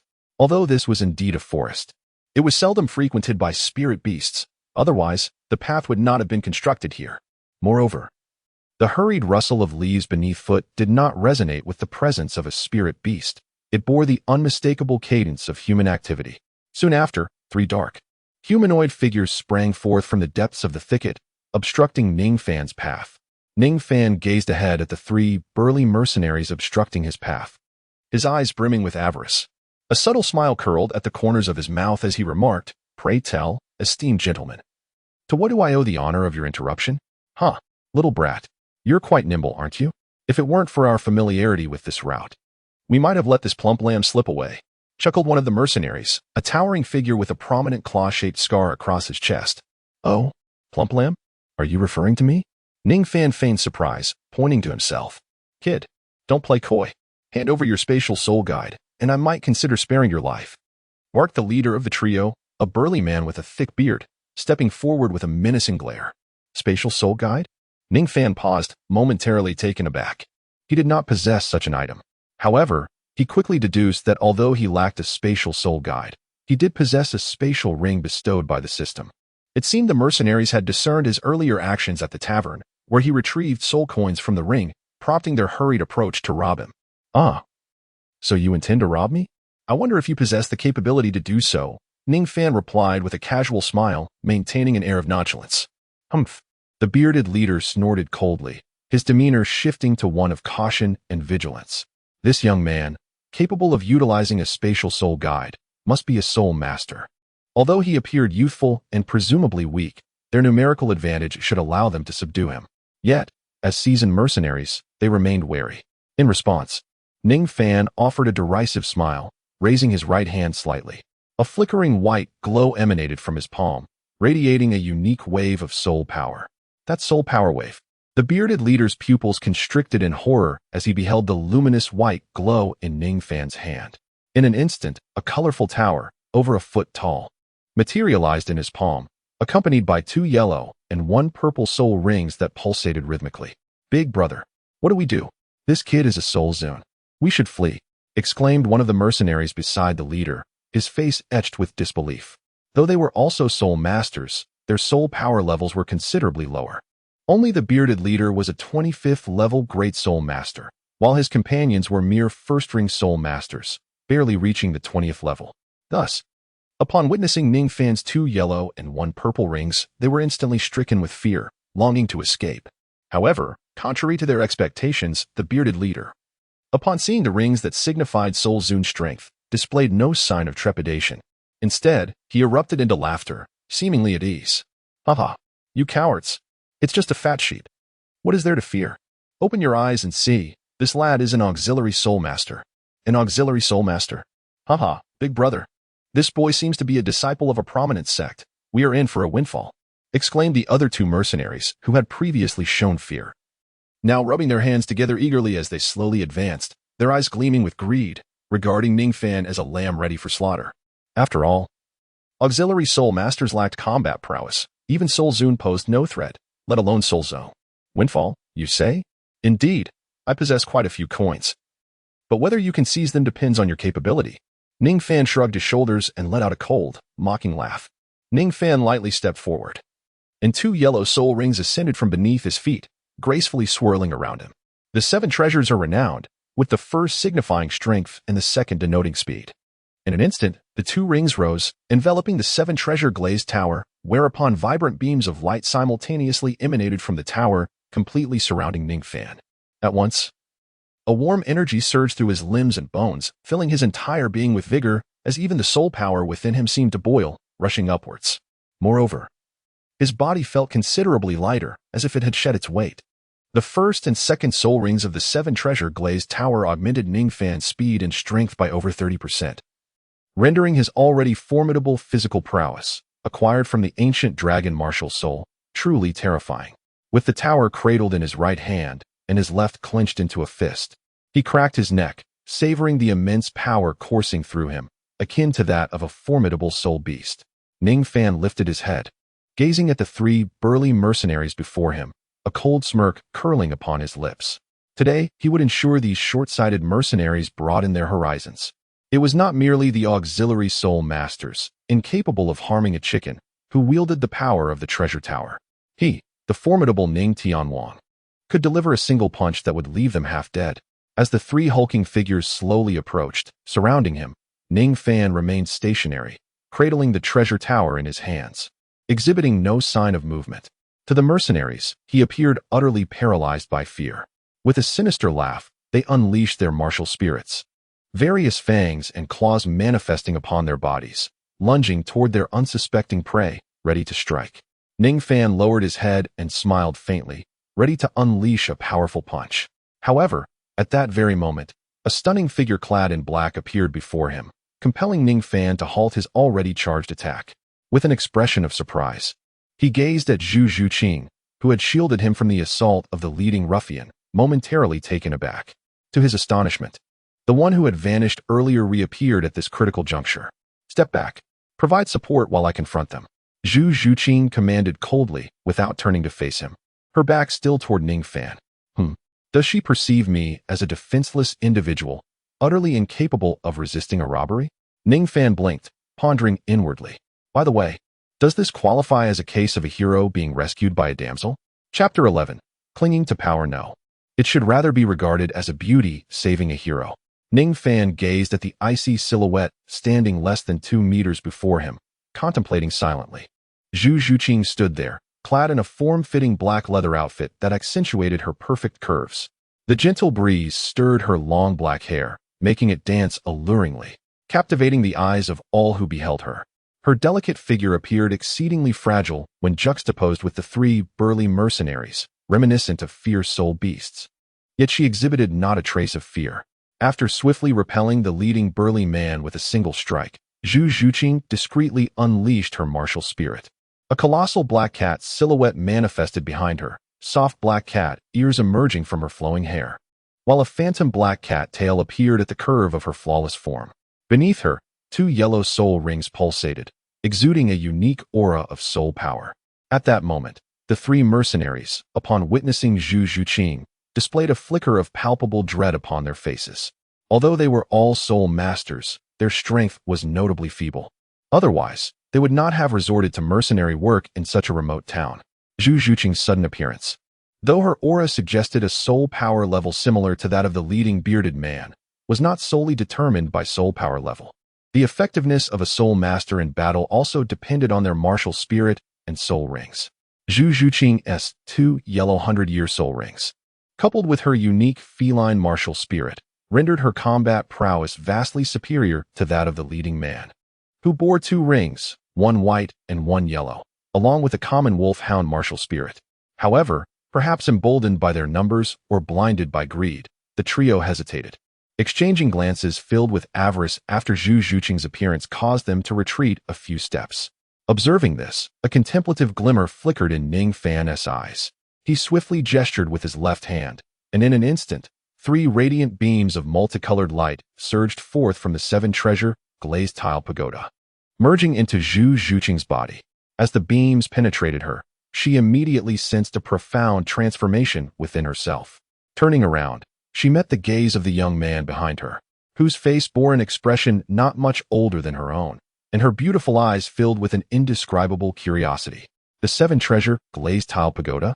Unlike the ignorant mercenaries, Zhu Zhuqing recognized the extraordinary origins of the seemingly unremarkable small tower in Ning Fan's possession at a glance, deducing the terrifying enhancements bestowed by its soul skills.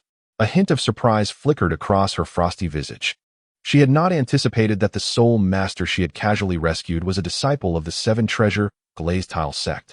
However, upon noticing the 2 yellow and 1 purple soul rings on Ning Fan, signifying his status as a soul sovereign, her icy expression momentarily froze in astonishment. As the daughter of the Zhu family in the Star Luo Empire, her experiences were far beyond those of ordinary individuals. She comprehended the sheer terror of the soul power level displayed by this young man, who possessed the 7-treasure glazed tile martial spirit and was nearly her age. Zhu Zhuqing had never encountered such a young auxiliary soul master at the soul sovereign rank before. Just as she was observing the young man behind her with a mixture of curiosity and surprise, he suddenly shouted, "Be careful." Upon hearing his warning, Zhu Zhuqing snapped back to reality, seemingly realizing the impending danger. She swiftly turned to confront the mercenaries advancing toward her from the front and flanks, her gaze once again transforming into a cold glare. Focusing her attention, she surged forward, targeting the strongest among them, the bearded man, as an agile attack-type soul master. And under the enhancement of Ning Fan's 2nd soul skill, her speed reached its zenith. Like a shadow, she darted toward the bearded man, her fingers curling as her long nails glimmered with a chilling brilliance.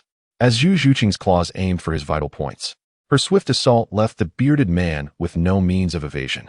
Nonetheless, as a seasoned mercenary accustomed to battling soul beasts, he instinctively leaned to the side and hastily raised his beast-like right arm to block her attack. A piercing scream erupted, echoing through the air. The bearded man's right arm was marred by several gruesome gashes, terror evident in his eyes as he gazed at Zhu Zhuqing, retreating in alarm. With Ning Fan's soul skill amplifying her power, Zhu Zhuqing, without employing any soul skills, had effortlessly incapacitated the bearded man's arm with a single strike. Witnessing their leader's disarmament, the remaining 2 mercenaries, their eyes wide with fear, hastily retreated. The strongest among them had been grievously wounded by a single blow. They could not comprehend the vast disparity in strength. Unanimously, the 2 mercenaries fled into the thick forest on either side. Meanwhile, the bearded man, gritting his teeth, activated his 200-year soul skill, abruptly accelerating and disappearing without a trace. Zhu Zhuqing, her cold black eyes fixed upon the fleeing figures, stood motionless, her ink-like hair swirling in the breeze. As she observed their retreat, her obsidian gaze remained devoid of any emotion. She had merely intervened to assist someone in need. And with the mercenaries' departure, her objective was fulfilled. True to her indifferent nature, she harbored no desire to pursue them further. As for Ning Fan, he regarded the hasty conclusion of the encounter with a hint of regret flashing in his eyes. He sighed softly, lamenting the fortune of those three men. If only Zhu Zhuqing had not appeared unexpectedly. Ning Fan personally intervened to teach a lesson to these oblivious mercenaries. If he did not strike them with a series of blows that would leave them dazed, the robbery taking place on this road would indeed be difficult to resolve. However, if they chose to flee, so be it. Although Ning Fan felt a twinge of regret, it did not weigh heavily on him. Instead, his gaze and attention were drawn to the elegant silhouette ahead, cloaked in an aura of coldness. Perhaps sensing his presence, Zhu Zhuqing, having dispelled her martial spirit, turned around.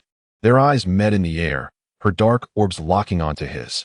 Zhu Zhuqing furrowed her brows, casting one last glance at this peculiar young man before averting her gaze, remaining silent.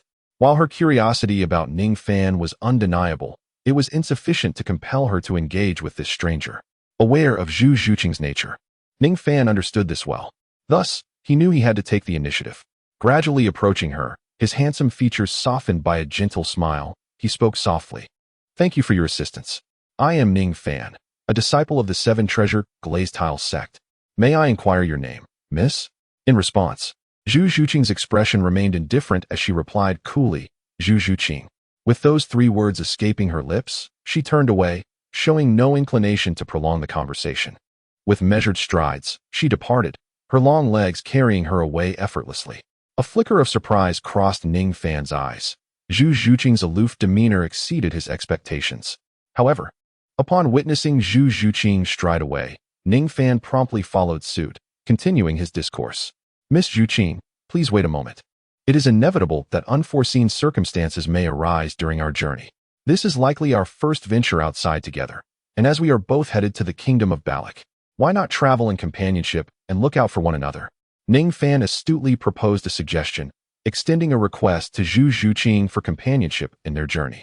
On the surface, as a disciple of the Seven Treasures Glazed Tile School, his request seemed entirely reasonable. After all, the formidable auxiliary capabilities of Ning Fan's Seven Treasures Glazed Tower undoubtedly made him the ideal companion sought after by most soul masters. Upon hearing his words, Zhu Zhuqing, who had her back turned to Ning Fan, paused for a moment, seemingly in hesitation. She then resumed her stride, without turning to face him, and responded in a calm tone, "If you are concerned about potential dangers, maintain a distance of 3 meters behind me. Should any unforeseen circumstances arise, I will do my utmost to protect you." It was evident that the extremely aloof Zhu Zhuqing was not particularly fond of having an unfamiliar companion. Someone she had just met, lingering by her side. Ning Fan couldn't help but think, does she perceive me as merely clinging to her for support? Chapter 12, Strengthening Bonds. Although he felt belittled once more, Zhu Zhuqing's perspective aligned perfectly with Ning Fan's intentions. While her demeanor was notably reserved, she possessed a warmth beneath that exterior. Her earlier decisive action to assist Ning Fan, whom she deemed powerless, against the mercenaries revealed that she was not as indifferent as she appeared. Despite her inclination for solitude and her discomfort with unfamiliar company, she took into account Ning Fan's position as a support-type soul master. Recognizing his lack of self-preservation abilities and the likelihood of encountering danger along the way. Thus, although she did not formally accept his request for companionship, after some deliberation, she ultimately allowed him to follow at a distance, promising to protect him should any emergencies occur. Of course, all of this was predicated on Zhu Zhuqing's belief that this young man was merely a harmless support-type soul master devoid of offensive capabilities. Had she been aware of the true strength concealed beneath his auxiliary facade, she would not only have refrained from permitting him to trail behind her, but would likely have maintained a vigilant distance, swiftly disappearing from his sight. However, Ning Fan did not desire to remain 3 meters behind her, treating her as a free protector. He aspired to draw closer to Zhu Zhuqing. Nevertheless, he understood that, given her cool disposition, such progress could not be rushed. Patience was essential in this endeavor. "Well then, I appreciate your assistance, Miss Zhuqing," he replied. Ning Fan smiled faintly, then clasped his fist and spoke softly. Zhu Zhuqing, however, did not respond. She strode forward with her long legs, seemingly ignoring Ning Fan's presence, and continued on her way. Observing this, Ning Fan maintained his distance, following her closely at about 3 meters behind, obediently refraining from any transgression.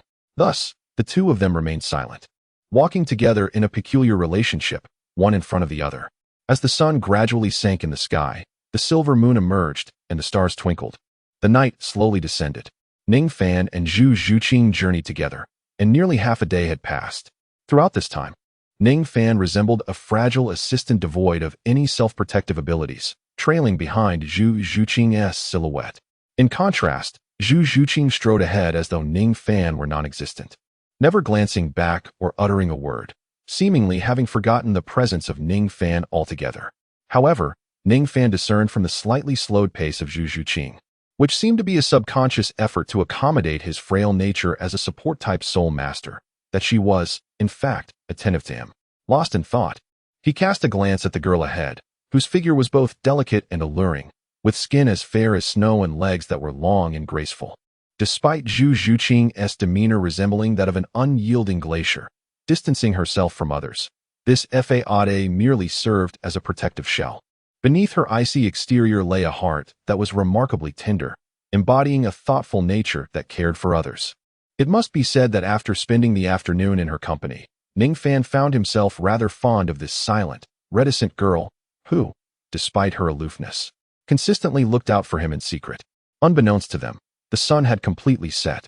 The curtain of night descended, and soft moonlight cascaded from the heavens, illuminating Zhu Zhuqing's snow-white skin, bestowing upon it a lustrous sheen. At that moment, Zhu Zhuqing halted her steps, gazing up at the sky through the trees. Her eyes fixed on the moon, round and luminous like a silver plate, as if she had just realized that it was getting late. A flicker of hesitation appeared in her cool gaze as she turned her back to Ning Fan. Although they had only paused briefly for rest at noon, the journey had been relentless.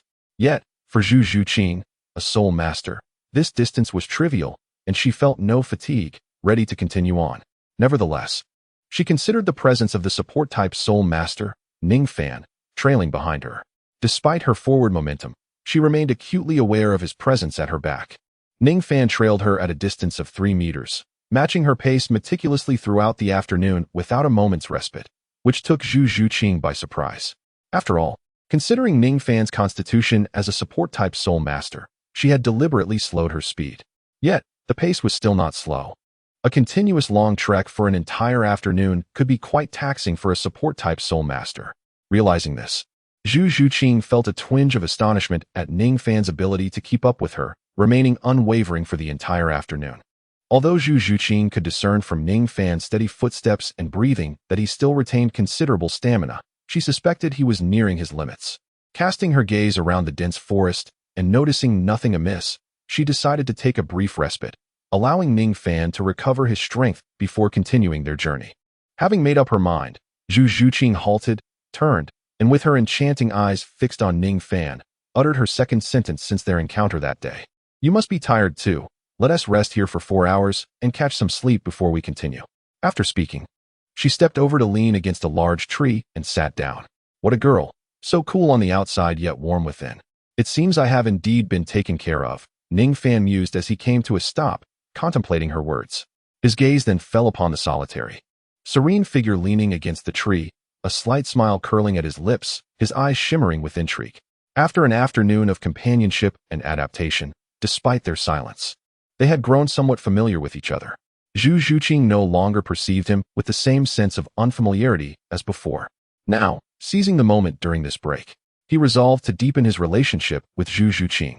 With thoughts racing through his mind, he observed her gentle smile and took a step forward, crossing the boundary of the 3-meter distance they had tacitly agreed upon, moving closer to her. Upon noticing Ning Fan approach, Zhu Zhuqing cast a fleeting glance his way, her delicate brows slightly furrowing, yet she said nothing. Just as Ning Fan had anticipated, after an afternoon of tranquil interaction, Zhu Zhuqing had begrudgingly accepted his presence in her space, as long as he refrained from any peculiar behavior or overstepping bounds. She would not exhibit much resistance to his proximity. Ning Fan approached Zhu Zhuqing, not rushing to engage in conversation. With a wave of his hand, a black, ancient ring on his right middle finger glimmered faintly. In an instant, a pile of firewood, roughly the size of an outstretched arm, materialized before Zhu Zhuqing. This was what he had prepared in advance during his week-long journey, stored within his spatial ring. Although firewood was readily available in the surroundings, typically collected when needed, Ning Fan had ample space in his storage ring, nearly 10,000 cubic meters, far exceeding the limited capacity of ordinary soul-guiding devices. Thus, accumulating a substantial amount of firewood posed no inconvenience to him. Zhu Zhuqing looked at the unexpected pile of firewood with a hint of surprise in her beautiful eyes. She hadn't anticipated that someone would use a precious spatial device to store such commonplace firewood, a display of extravagance indeed. Ning Fan's intention for producing the firewood was evident. It was to kindle a fire, if he wished to deepen his relationship with Zhu Zhuqing. A warm and romantic campfire was essential for setting the mood. However, as Ning Fan arranged the firewood and added some kindling, ready to ignite the flames, he noticed a flicker of hesitation on Zhu Zhuqing's cool face. She parted her red lips to speak. "Don't start a fire. We are deep within the forest. If we light a flame recklessly, it may attract some snakes or soul beasts." "Oh, there's no need for concern," Ning Fan replied reassuringly. "I've prepared 1,000-year soul beast repellent powder, which I will sprinkle around. Generally, it will deter 100-year soul beasts and snakes." With a flick of his hand, he produced a white cloth bag emitting a peculiar scent, filled with gray powder. As this was his first solo expedition, Ning Fan had come well prepared, purchasing numerous supplies in the market of Tiando City before departing. The repellent powder was a necessary item for low-ranking soul masters in the wilderness, and he had ensured to include it in his preparations. The repellent powder was primarily made from the feces, urine, or other materials that exuded the essence of soul beasts, mixed with various other ingredients. The potency of the powder depended on the strength of the soul beast's waste used in its creation. Typically, the market offered ordinary 100-year grade repellent powder, which worked adequately against soul beasts below that level. However, the powder in Ning Fan's possession was crafted from the excrement and urine of 1,000-year soul beasts, capable of driving away nearly all soul beasts below that age. Zhu Zhuqing was aware of the efficacy of this 1,000-year grade repellent powder, but as someone who often operated alone and was inexperienced in her first outing, she had not prepared such an item. Despite knowing its benefits, she still felt a twinge of unease. After all, while the repellent was quite effective, it did not guarantee a complete deterrent against all 1,000-year soul beasts. The vast variety of soul beasts meant that some rare 100-year soul beasts might still be attracted to the firelight, unaffected by the powder. Noticing the slight furrow in Zhu Zhuqing's brows, Ning Fan easily discerned her concerns and spoke gently. "Do not worry. Even if a soul beast were to approach, we need not fear. Together, we can easily handle 100-year beasts and even 1,000-year ones. I fear that my soul power is too low to contend with a 1,000-year soul beast. Even with your 7 treasures glazed tower assisting, encountering one could be exceedingly perilous." Zhu Zhuqing replied, shaking her head. Her cool demeanor briefly flickered with an indescribable emotion as she gazed at her delicate, jade-like hands. Although her voice remained icy, Ning Fan sensed a different tone, revealing her dissatisfaction with her current abilities. "Just a 1,000-year soul beast, nothing to fret over," Ning Fan reassured her with a chuckle. The moonlight was enchanting, yet the autumn night still held a chill. Although soul masters are resistant to temperature extremes, they are not impervious to the cold. To ensure a good rest, lighting a fire was essential. As he spoke, ignoring Zhu Zhuqing's objections, he knelt and used a flint to ignite the kindling, steadily adding firewood. Soon, flames rose to a height of nearly his own stature. The warm glow of the fire radiated heat, dispelling the chill of the night. Satisfied with the result, Ning Fan turned to Zhu Zhuqing, who was leaning against a tree, and beckoned softly. "Come over and rest. Don't be upset. If a 1,000-year soul beast does appear, I will handle it. Don't be hard on yourself. Come warm yourself by the fire while I sprinkle the repellent powder around." After speaking, she immediately grasped the white cloth bag containing the beast repellent powder and began to walk around. Observing Zhu Zhuqing lift her head and gaze at Ning Fan's departing figure, she slightly furrowed her brows. Indeed, she felt a tinge of dissatisfaction and anger within her. She had journeyed alone from the Zhu family of the Star Luo Empire, traversing 1,000 miles to reach this place. Throughout her solitary journey, she remained vigilant against any potential dangers, fearing the possibility of encountering threats. Thus, she was quite displeased with Ning Fan for disregarding the potential peril posed by a 1,000-year soul beast while still igniting a fire. However, despite her discontent, she chose not to intervene. After all, Ning Fan had prepared meticulously, and considering their strength, lighting such a fire, though conspicuous, would not pose any immediate danger unless a 1,000-year soul beast appeared unexpectedly. 1,000-year soul beasts might be found in other soul beast gathering places. akin to the Douluo forest, but in this forest, where even century-old soul beasts were exceedingly rare, the probability of an encounter was minuscule, akin to casually slaying an ordinary century-old soul beast and subsequently obtaining an exceptionally rare external spirit bone. Therefore, Zhu Zhuqing had no grounds to oppose Ning Fan's actions. Yet, despite her inner dissatisfaction, as she beheld the flickering flames radiating warmth, her cold eyes, reminiscent of a frozen pool, sparkled with a glimmer. Though she did not endorse Ning Fan's actions, she could not deny that under his insistence, she would likely endure a pleasant night's journey. Before meeting Ning Fan, Zhu Zhuqing had embarked on this arduous path alone after leaving the Douluo Empire. For this 12-year-old girl, whose soul power stood at merely 27, the long journey proved to be quite challenging. Many times, she maintained a state of alertness, her mind refusing to relax.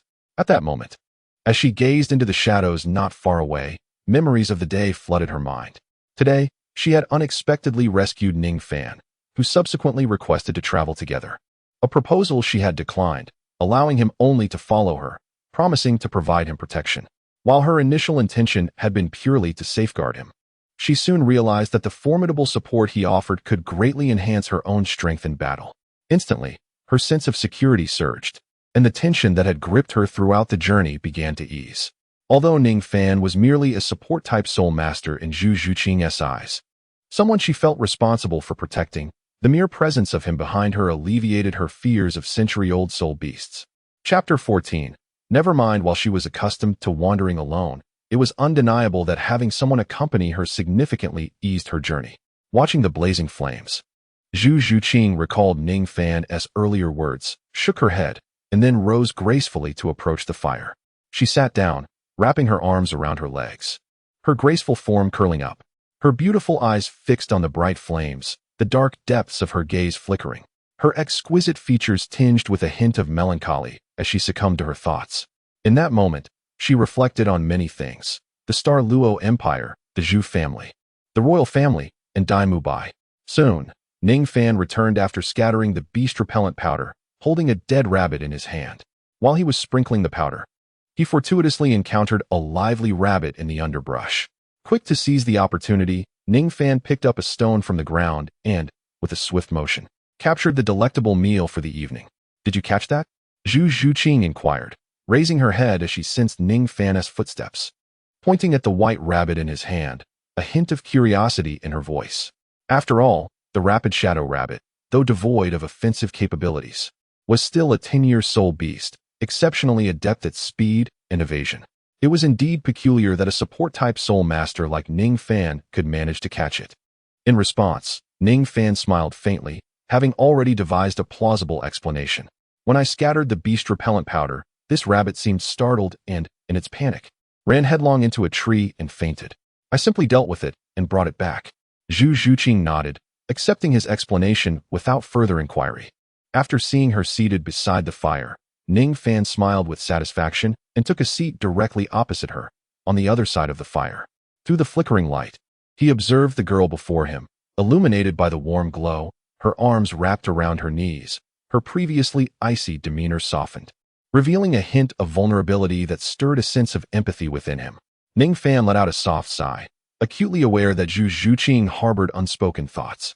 However, he refrained from inquiring, for their relationship was merely that of fleeting acquaintances, having exchanged only a few words. As he gazed into the fiercely blazing fire, he occasionally tossed dry twigs into the flames, which crackled softly, though the sound was not particularly loud. It seemed jarringly out of place against the stillness of the night and the silence shared by the two. Subsequently, Ning Fan retrieved a forked iron skewer from his storage ring, impaling a prepared rabbit at its tip, intending to create a delectable roasted dish. Holding the skewer in his right hand, he positioned it over the fire, continuously rotating it to ensure even cooking, while his other hand diligently fed the fire with more twigs. At that moment, casting a glance at Zhu Zhuqing across the flames, he finally spoke casually. This path leads to the kingdom of Balak. Miss Zhuqing, your destination must be there as well. I truly fail to comprehend why you would undertake such a laborious journey alone to a remote place like Balak, especially when you do not seem to belong there. Though Zhu Zhuqing heard Ning Fan's words and cast a glance at him, her beautiful eyes remained fixed on the fire, maintaining her silence without response. Unsurprisingly, this reaction was precisely what Ning Fan had anticipated. Unfazed by the lack of reply, he understood that his initial remark was merely an introduction. The following statement would convey the essence of what he truly wished to express. Ning Fan shook his head and let out a wry smile. Miss Zhu Qing, there is no need for you to regard me with such wariness. You remain silent, yet it is I who should be cautious of you. I am merely an auxiliary spirit master. You are well acquainted with my background, knowing that I am a disciple of the Seven Treasures Glazed Tile School. As for you, throughout this day, apart from knowing your name, I remain entirely ignorant of your circumstances and origins. Upon hearing this, the cold expression on Zhu Qing's face faltered momentarily. She lifted her gaze to meet Ning Fan's, her clear eyes locking onto his as her red lips parted slightly. I am traveling to the Baloch Kingdom to meet someone. As for my background, I prefer not to discuss it. Meeting someone? Prefer not to disclose? Very well then, Ning Fan replied with a chuckle. In fact, I previously assumed that Miss Zhu Qing and I shared the same purpose. After all, at such a young age, you have already attained the impressive rank of 27. If our destinations lie within the Baloch Kingdom, I can think of no other reason for your journey except to attend the enrollment of Shrek Academy. Are you attending the enrollment of Shrek Academy? As soon as Ning Fan's words fell, a voice tinged with surprise from Zhu Qing suddenly rang out. He secretly chuckled to himself, yet maintained an inscrutable facade, shaking his head with a hint of regret, saying, Indeed, I had assumed that Miss Zhu Qing was also attending the Shrek Academy enrollment. I even contemplated that we might become classmates afterward. Upon hearing this, Zhu Qing lifted her gaze, her obsidian-like eyes truly scrutinizing the man clad in azure opposite the flames, before frowning and abruptly inquiring, How old are you this year? Ning Fan felt somewhat perplexed, uncertain as to why Zhu Qing had suddenly inquired about his age. 13, soon to be 14, he replied promptly. Soon to be 14? The admission criteria for Shrek Academy stipulate that one must be under 13. Zhu Qing furrowed her delicate brows, shaking her head slightly, her ink-black hair swaying gently behind her, melding seamlessly with the night, as she spoke slowly. Is that so? Under 13? Ning Fan paused in surprise, then carefully recalled that, indeed, Shrek Academy did possess such a standard. Zhu Qing nodded lightly. Oh, it's nothing. Although I exceed that age slightly, I should still be able to gain admission. Ning Fan shrugged nonchalantly. Upon witnessing this, Zhu Qing seemed to remember that the young man before her, Ning Fan, was a remarkable genius from one of the three great sects of the world, the Seven Treasure Glazed Tile School. At just over 13 years old, yet not quite 14, he had already possessed a third spirit ring, achieving the rank of Soul Master. Such a candidate would undoubtedly be highly sought after by any academy. How could he possibly be denied entry into Shrek Academy? Zhu Qing once again recognized the extraordinary nature of her fortuitous encounter with this young man and, after a moment of hesitation, parted her crimson lips to inquire. I sense that your soul power does not seem characteristic of someone who has just entered the realm of Soul Master. Actually, I recently broke through to Soul Master, but fortune smiled upon me, and my soul power level has now reached 35. Ning Fan smiled at Zhu Qing, revealing a row of pristine white teeth, strikingly noticeable. 35 levels. Upon hearing this astonishing figure, even Zhu Qing, who typically exuded an aura of coldness, could not help but exclaim in surprise. At not yet 14 years of age, he had already attained the rank of 35 in soul power. It was remarkable for any soul master, particularly for those in the challenging support class. Few battle soul masters could rival such a pace of cultivation. Gazing deeply at Ning Fan, Zhu Qing suddenly recalled the true purpose of her journey to the Baloch Kingdom and spoke to him unexpectedly. You count, she said softly, shaking her head slightly. However, her expression darkened as she uttered this single word, leaving the rest unspoken. Chapter 15. Craftsmanship. Ning Fan raised an eyebrow slightly, discerning that Zhu Qing seemed to seek his assistance with a particular task. Considering Zhu Qing's journey to the Baloch Kingdom, which was intrinsically linked to the Shrek Academy's objectives, he could surmise her intentions. Could it be that she wishes for my help in eliminating Dai Mubai? Based on his recollections, observing Zhu Qing's earlier demeanor, one that appeared on the verge of revealing something but ultimately faltered, Ning Fan deduced this possibility. Although he had never engaged in such a gruesome act and possessed no experience in this regard, should Zhu Qing indeed make such a request, he would undoubtedly acquiesce. After all, he had long harbored disdain for Dai Mubai, a feeble and ineffectual man, devoid of any courage. He had abandoned Zhu Zhuqing and the Star Luo Empire out of fear of being overshadowed by his brother, fleeing to Shrek Academy to indulge in hedonism, all while consorting with beautiful twin maidens in a hotel. It was utterly disgraceful. Ahem. Truly inhumane. At this moment, Ning Fan's expression was one of righteous indignation, silently cursing. Though he had only spent a little over half a day with Zhu Zhuqing, he had already developed considerable affection for this resilient and icy girl. This 12-year-old child, whose strength was yet to reach the Spirit King level, had traversed numerous countries alone, embarking on a long journey to the Barak Kingdom's Shrek Academy. Coupled with her enchanting beauty, the hardships and challenges she faced during her travels were indeed formidable. Everything Zhu Zhuqing did was for the sake of meeting her nominal fiancé, Dai Mubai, to determine if she could outmatch his brother. Should she fail to compete, her intention was to eliminate him herself, followed by her own demise. In Ning Fan's perspective, Dai Mubai was utterly inferior to his brother. Were it not for the serendipity of aligning with the protagonist Tang San, Zhu Zhuqing, this icy yet resilient girl would face a tragically grim fate due to Dai Mubai. Although, in the original narrative, Zhu Zhuqing ultimately chose to accept her fate and be with Dai Mubai. Now that Ning Fan had arrived in this realm and encountered Zhu Zhuqing, who had been designated as the next target by the system, he would not permit such a fate to unfold again. He pledged to exert every effort to assist Zhu Zhuqing in liberating herself from Dai Mubai's clutches. Henceforth, he vowed to protect Zhu Zhuqing. Looking earnestly at her, he spoke with sincerity. If there is anything you require of me, do not hesitate to express it, whatever it may be. I shall endeavor to fulfill it to the best of my abilities. As profound gaze shimmered under the flickering flames, resembling the stars scattered across the night sky. Through the blaze, Zhu Zhuqing could sense the determination and sincerity embedded in Ning Fan's eyes. He was earnest. A fleeting thought surged in Zhu Zhuqing's mind as she recognized this. Upon this realization, her previously tranquil state of mind, akin to a still lake, was suddenly stirred into ripples, giving rise to an odd emotion within her. Instinctively, she averted her gaze, evading Ning Fan's earnest stare. Ding. Your current soul power level experience has increased by 10%. Ding. Your combat experience has increased by 1 point. Ding. You have earned 10 gold coins. A series of cold, mechanical sounds echoed in Ning Fan's mind, causing the corners of his mouth to curve into a subtle smile, a hint of delight illuminating his features. At this moment, through his efforts, Zhu Zhuqing and he had taken a step closer. She no longer regarded him as a stranger. In a buoyant mood, he glanced at the rabbit roasting to a golden hue over the fire. After flipping it once or twice, he retrieved it. With a flourish of his hand, various jars of seasonings appeared before him, and Ning Fan expertly sprinkled them evenly over the rabbit meat. Once more, he returned the seasoned rabbit to the fire, turning it several times until the fats dripped down, allowing the spices to fully penetrate the meat before taking it out. Soon, the fragrant roasted rabbit was ready. Beholding the visually and aromatically enticing roasted rabbit before him, Ning Fan smiled with satisfaction. The culinary skills rewarded by the system were truly commendable. For someone who had never truly engaged in barbecuing before, being able to skillfully and effortlessly roast such a delectable rabbit was a testament to the knowledge he had gained. This proficiency stemmed from his previous endeavors with Ning Rongrong, where the system had rewarded him with a manual on outdoor barbecuing mastery. With a mere click, he could access all the information contained within.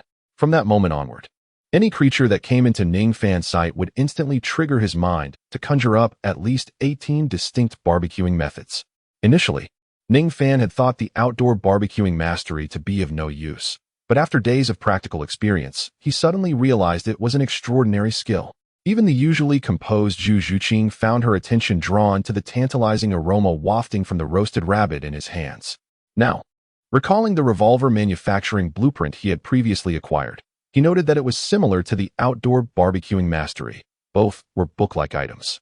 With the flicker of a thought and a click, he could instantly absorb all the knowledge and techniques contained within. However, the revolver manufacturing blueprint had a unique stipulation. He needed a forging talent of 40 points or above to utilize it. With his forging talent at merely 34 points, he regrettably set aside his ambition to create the revolver for the time being. Shaking his head, he redirected his focus back to the golden, aromatic roasted rabbit on the iron fork. After laying a clean sheet of oil paper on the ground, he placed the roasted rabbit upon it and deftly sliced it in half with a small knife. Wrapping one half in the oil paper, he turned to Zhu Zhuqing. Moving closer, he leaned slightly forward, presenting the half-roasted rabbit to her, signaling her to take it. Here, take it. I wish for you to savor my culinary skills, he offered.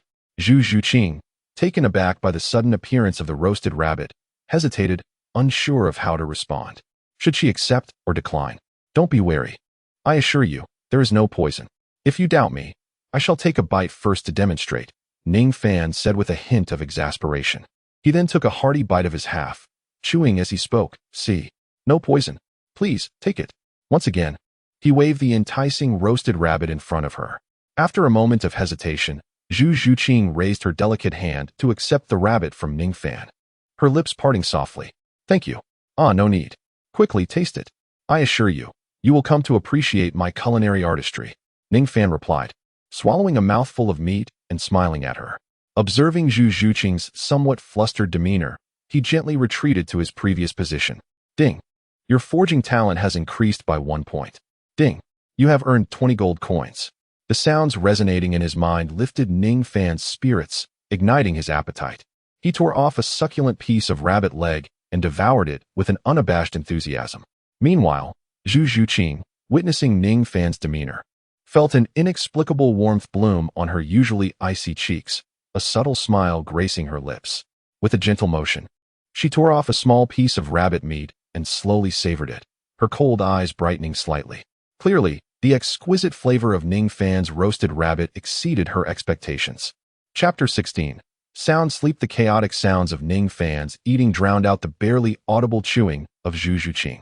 The flickering flames cast dancing shadows, and as both finished their meals, their gazes settled upon the crackling fire, unsure of what to do next.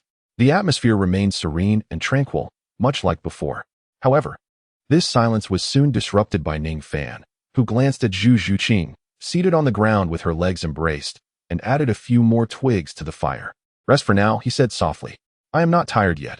I will keep watch. Should anything unexpected occur, I will wake you. No, Zhu Zhuqing replied, shaking her head slowly. Yet, before she could finish her sentence, Ning Fan interrupted. Let us not be polite at this moment. You saved me from those mercenaries today. I have yet to repay you. So, don't fuss over such a trivial matter as keeping watch. We will set off again in 4 hours. I will wake you in 2 hours, and if you continue to dawdle, you will waste your own rest. Go ahead and sleep, he urged, lying back on the ground with his hands behind his head, his eyes gazing at the exceptionally bright stars above. Zhu Zhuqing seemed inclined to say more, but upon seeing Ning Fan lying down with his hands behind his head, clearly signaling his reluctance to engage further, she furrowed her brow slightly, a hint of dissatisfaction crossing her features. Nevertheless, she did not hesitate any longer. A flash of white light appeared in her palm, and a blue blanket manifested.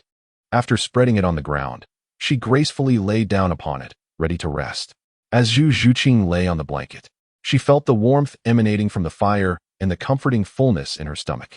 Though she had not felt particularly fatigued, a sudden wave of drowsiness washed over her. Through the flickering flames, she noticed that from her angle, she could see Ning Fan lying on the ground, his eyes wide open and calmly gazing at the night sky.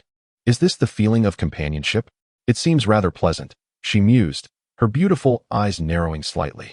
In that moment, illuminated by the firelight, her previously cold expression softened considerably. In the past, she had traveled alone, bearing every burden by herself.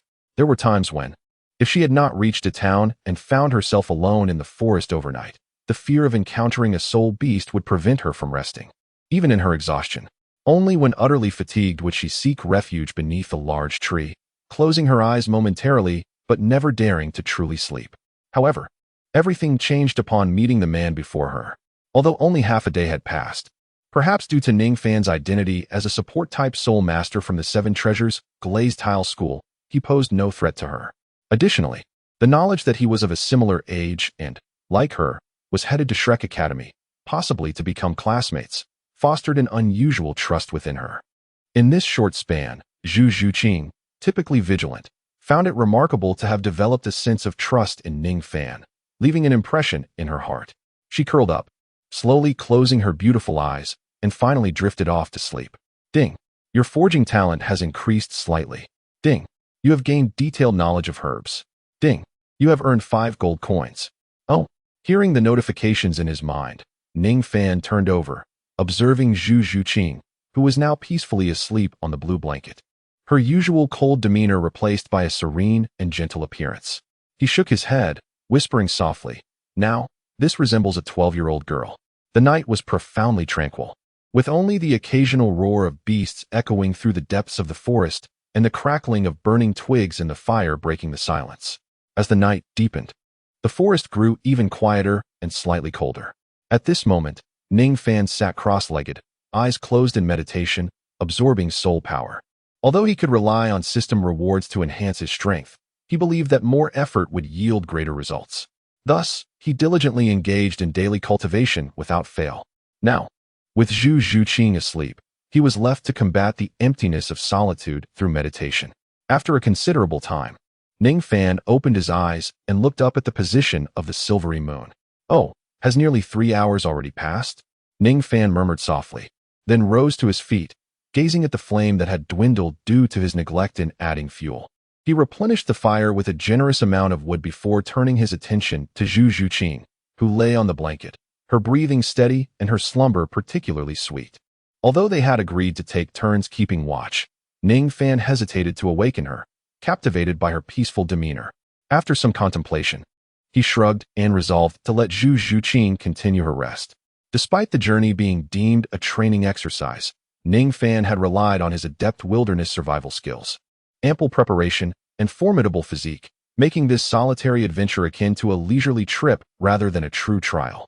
For a 12-year-old girl like Zhu Zhuqing, traversing from the Star Luo Empire was no small feat. He could endure a bit more hardship to allow her a restful sleep. With his decision made, Ning Fan smiled gently at Zhu Zhuqing's serene form, choosing not to disturb her. However, at that moment, the shadows of the trees swayed, and a chill breeze swept through the night, causing Zhu Zhuqing's delicate body to shiver slightly. Her brows knitted together instinctively, and she curled up tighter. Observing this, Ning Fan frowned. Though he had kindled a fire, the autumn night's cold was not something a mere flame could fully fend off.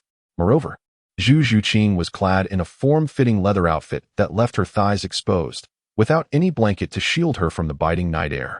Realizing this, Ning Fan shook his head, contemplating his next move. A flash of white light appeared in his palm, revealing a delicate silk blanket. He approached Zhu Zhuqing quietly, ensuring to make no sound, and lowered his gaze, taking in her features up close for the first time. Unlike her typically frosty demeanor, she appeared soft and serene in slumber. Her supple body curled up, dark hair cascading like clouds, and though her face softened in sleep, the coolness in her brows and a hint of unexplainable sorrow remained. His gaze traveled over her butterfly-like lashes, her lips rosy as begonia petals, finally resting on the portion of her chest exposed, revealing skin as pure as milk, radiant enough to rival the moonlight. Zhu Zhuqing appeared exquisitely beautiful in her slumber.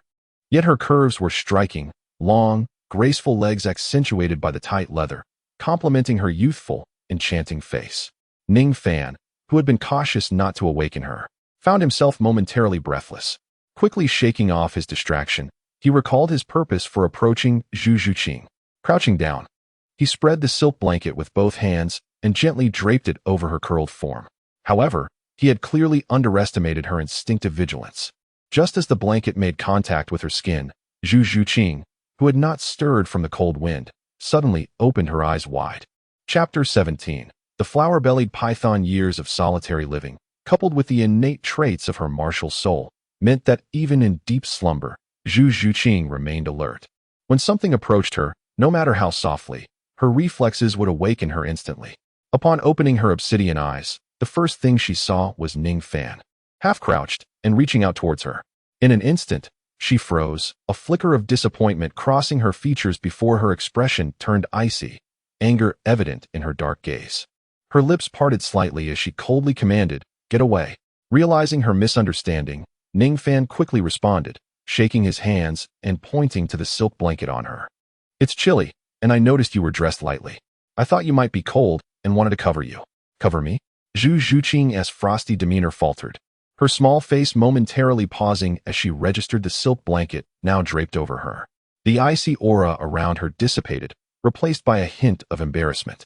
She lowered her gaze, a faint blush coloring her cheeks, a delicate pink that, in the darkness, resembled a snow lotus blooming, captivating and striking. You didn't think I was the type to molest a sleeping beauty, did you? Ning Fan, relieved that the misunderstanding had cleared, couldn't resist teasing her upon seeing the faint blush on her face. Zhu Zhuqing remained silent, still looking down, unable to retort. Why don't you trust me? Would I really do something like that? Even if I had the desire, I lack the courage. After all, I am but a humble support-type soul master. Ning Fan continued to jest. Enough. It's my turn to keep watch now. You should rest, Zhu Zhuqing replied, a hint of annoyance creeping into her otherwise cool demeanor. She flung the silk blanket onto Ning Fan and quickly moved to sit on the opposite side of the fire, hugging her arms around her rounded thighs, staring into the flames without uttering a word. Although her expression remained as calm and composed as ever, Ning Fan sensed that she was sulking. A chuckle escaped him. She was still just a little girl. Despite her experiences and background giving her a maturity beyond her years, she was ultimately a 12-year-old, innocent and straightforward, revealing her true self in the face of his light-hearted teasing. All right, it's time for me to rest. Wake me in an hour, he said.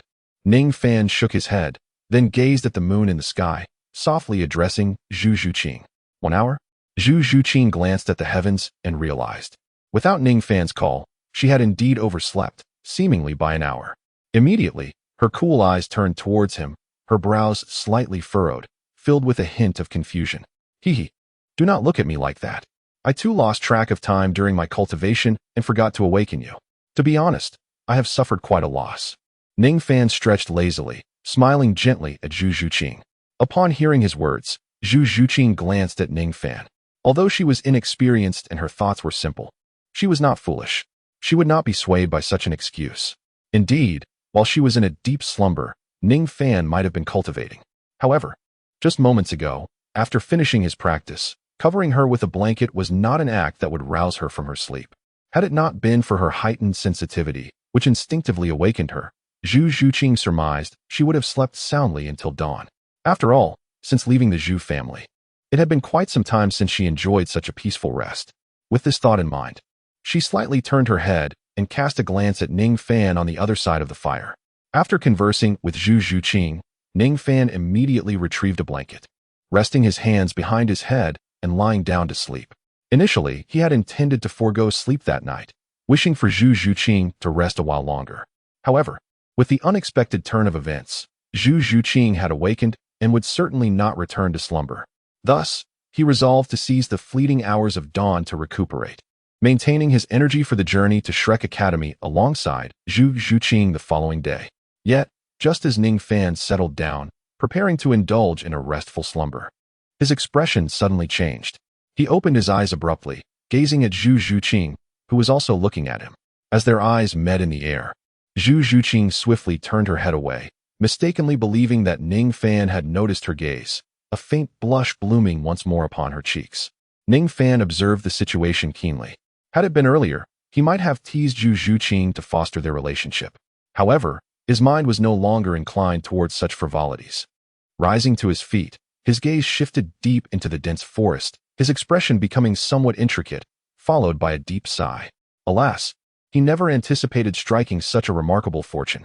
At that moment, Zhu Zhuqing seemed to sense something amiss, promptly standing up as well. Her beautiful eyes also fixated on the depths of the forest.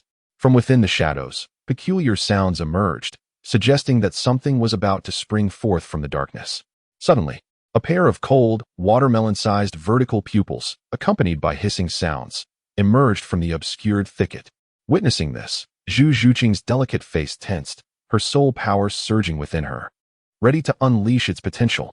Although she had not yet seen the true form of the entity lurking in the shadows, it was clear that the soul beast was formidable. With a soft, cold snort, Zhu Zhuqing summoned her martial spirit. The shadow of a cat appeared behind her, and in an instant, fluffy cat ears and a tail sprouted forth. She bent slightly, adopting a defensive stance as she focused on the soul beast concealed in the darkness. Empowered by her martial spirit, her enhanced vision allowed her to discern the massive creature lurking in the shadows. It was a colossal python, with a triangular head and a body as thick as a barrel, measuring over 10 meters in length. At this moment, the giant python was half-reared, revealing its uniquely patterned abdomen as it flicked its tongue, slowly advancing towards them. Zhu Zhuqing recognized it as a flowery-bellied giant python, and its length indicated it had lived for at least a millennium. This was her first encounter with a millennium soul beast in the wild, and instinctively, she felt the urge to flee. However, despite its imposing size, the python's movements, while seemingly sluggish, would prove to be remarkably swift when it commenced its hunt. Though Zhu Zhuqing was confident in her ability to escape due to her martial spirit's attributes, she realized that if she fled, Ning Fan, as a support-type soul master, would be utterly doomed. Contemplating this, Zhu Zhuqing promptly abandoned her idea of retreating, her gaze locked on the flowery-bellied giant python, her silver teeth clenched tightly. She resolved to confront the soul beast, not necessarily to slay it, but at the very least to drive it away. Ning Fan, release your soul skill. Zhu Zhuqing commanded sharply, her eyes glinting with cold determination. Seeing this, Ning Fan, understanding Zhu Zhuqing's intentions, shook his head slightly. He gazed at the Millennium Soul Beast, seemingly drawn by the flames he had conjured, and sighed with a hint of resignation. With a swift motion of his right hand, a white radiance flickered, and a seven-colored small tower materialized. The seven treasures are renowned, the first for strength, the second for speed, the third for soul. Go forth. With a flick of his left hand, Ning Fan instantaneously infused 3 beams of colorful light into Zhu Zhuqing's body, significantly enhancing her strength. Chapter 18. Fierce Battle. Ning Fan recognized this flower-bellied giant python soul beast. Judging by its length, it is estimated to be between 1,500 and 2,000 years old. As a python-type soul beast, it does not possess venom or toxic capabilities. However, despite the absence of venomous attacks, its formidable defense is provided by its hard, scaly skin, complemented by the immense power derived from its massive physique, as well as its astonishing agility and speed when hunting. Even with Ning Fan's assistance, Zhu Zhuqing's strength can be likened to that of a soul master, making her capable of competing with typical thousand-year soul beasts. Nevertheless, in the face of this thousand-year flower-bellied giant python, Ning Fan harbored doubts about Zhu Zhuqing's ability to inflict significant damage or drive the colossal serpent back. After all, as an agility-focused soul beast, Zhu Zhuqing is, in certain respects, ill-equipped to deal with such a robust creature that boasts minimal vulnerabilities and commendable speed. Alas, what unfortunate luck it is to encounter a thousand-year soul beast in this place. As Ning Fan bestowed all 3 auxiliary soul skills of the 7 treasures glazed tower upon Zhu Zhuqing, he shook his head with a sense of resignation. Observing the tension etched upon Zhu Zhuqing's delicate face and her taut form, he felt a flicker of concern in his eyes, pondering deeply. Though he held little faith in Zhu Zhuqing's ability to contend with the sudden emergence of the Millennium Soul Beast, such skepticism was merely conjecture. Thus, he resolved to allow Zhu Zhuqing the opportunity to act. If she could unexpectedly drive back the flower-bellied giant python, it would be a joyous outcome for all. However, should she prove unable to prevail, he would have no choice but to intervene himself. Although he had wished to conceal his strength for a while longer, the current predicament demanded he shed the guise of a harmless auxiliary soul master. In an instant, the colossal form of the flower-bellied giant python emerged from the shadows, fully revealing itself before Ning Fan and Zhu Zhuqing. As a cold-blooded creature, it was exceptionally sensitive to sources of light, particularly those radiating intense heat. Drawn by curiosity, it approached, discovering 2 human snacks by the flickering flames. Its enormous vertical pupils fixated on the duo, crimson tongue flickering as it emitted a faint, peculiar hiss, unabashedly expressing its predatory desire towards them. Recognizing the inevitability of the battle, Zhu Zhuqing resolved to seize the initiative and strike first. In a blink, she vanished, her speed manifesting in that fleeting moment. As a swift attack-type soul master, her velocity was such that even Ning Fan, endowed with formidable physical prowess from his Taishu ancient dragon martial soul, felt a tinge of self-deprecation. Most alarming, however, was how Zhu Zhuqing seemed to meld seamlessly into the night, her every movement soundless, launching her attack with stealth and precision, devoid of any energy signature. Taking advantage of the giant python's momentary inattention, she swiftly positioned herself behind it, her claws poised like lethal daggers. A series of sharp, metallic sounds erupted as her claws struck the creature's scaled hide, resonating like the clash of iron. With her remarkable speed, she unleashed a flurry of strikes at the python's vulnerable points within the blink of an eye. Yet, these attacks appeared to bear little fruit. Despite Zhu Zhuqing's claws being capable of slicing through wood and even steel, her sharp strikes left only faint white marks upon the python's smooth, grayish scales, inflicting no significant damage. The giant python hissed, its serpentine tongue flickering as it let out a thunderous roar, its massive tail sweeping through the air with devastating force aimed at Zhu Zhuqing. However, evading the python's counterattack was effortless for her. With a deft leap, she soared away from the tail's trajectory, akin to an arrow released from its bow. She transformed once more into a blur, akin to a swift swallow, her claws glinting with a chilling light as she unleashed relentless assaults from various angles upon the python. Meanwhile, Ning Fan remained positioned at the battlefield's center, his gaze locked onto the shadowy figure of Zhu Zhuqing, his brow furrowing slightly. As a dexterous attack-type soul master, Zhu Zhuqing indeed exhibited impressive prowess. Yet, when faced with the formidable defenses of the giant python, she found herself at a distinct disadvantage. Her sharp claws, enhanced by her martial soul, were rendered ineffective against the creature's resilient scales. Clearly, she needed to employ her soul skills. Observing Zhu Zhuqing deftly evade the python's gaping jaws, landing gracefully on the ground, Ning Fan shook his head, pondering. Although her remarkable agility and reflexes allowed her to elude the Millennium Giant Python, such advantages could only last so long. Continuous evasion would inevitably deplete her stamina and soul power. If this stalemate persisted, she risked exhaustion, leaving herself vulnerable to the creature's grasp. Thus, the only path to breaking the deadlock lay in Zhu Zhuqing unleashing her first and second soul skills to take a chance. With this thought, Ning Fan prepared himself in an instant. Once Zhu Zhuqing activated her soul skills, two outcomes could arise. The first possibility was that the giant python, wounded by her attack, might be intimidated and ultimately forced to retreat, a scenario that Ning Fan deemed unlikely. The alternative was that, upon unleashing her abilities, Zhu Zhuqing might breach the python's defenses, inflicting genuine harm and provoking its savage wrath, plunging her into an even more precarious situation. Therefore, Ning Fan resolved to remain vigilant, ready to intervene and shield Zhu Zhuqing from harm. At this moment, just as Ning Fan had conjectured, upon witnessing that her numerous assaults had inflicted no harm upon the colossal serpent, Zhu Zhuqing furrowed her brows delicately, her dark eyes narrowing with resolve as she decided to employ her soul skill. With a swift motion, she transformed into a fleeting shadow, her figure becoming elusive and difficult to perceive as she charged towards the serpent's most vulnerable underbelly. The additional soul rings adorning her glimmered simultaneously, her pupils abruptly transforming into vertical slits as she accelerated silently, launching herself into the air. Enveloped in her soul power, she leaped gracefully, spinning towards the serpent's belly. In the midst of her whirling form, her claws manifested, embodying her second soul skill, the ethereal claw of the underworld. With the rapid rotation of her body and the sharp, penetrating force of her claws, she unleashed a barrage of over 100 strikes upon the same spot in a remarkably brief span of time, each blow imbued with tremendous potency. The serpent, caught off guard by her sudden speed, was unable to evade, and Zhu Zhuqing's ethereal claw collided forcefully with its patterned abdomen. The ethereal claw, akin to a rapidly spinning serrated gear, sliced into the serpent's flesh. A thunderous roar erupted as the serpent's crimson eyes glowed with fury, its massive body thrashing violently.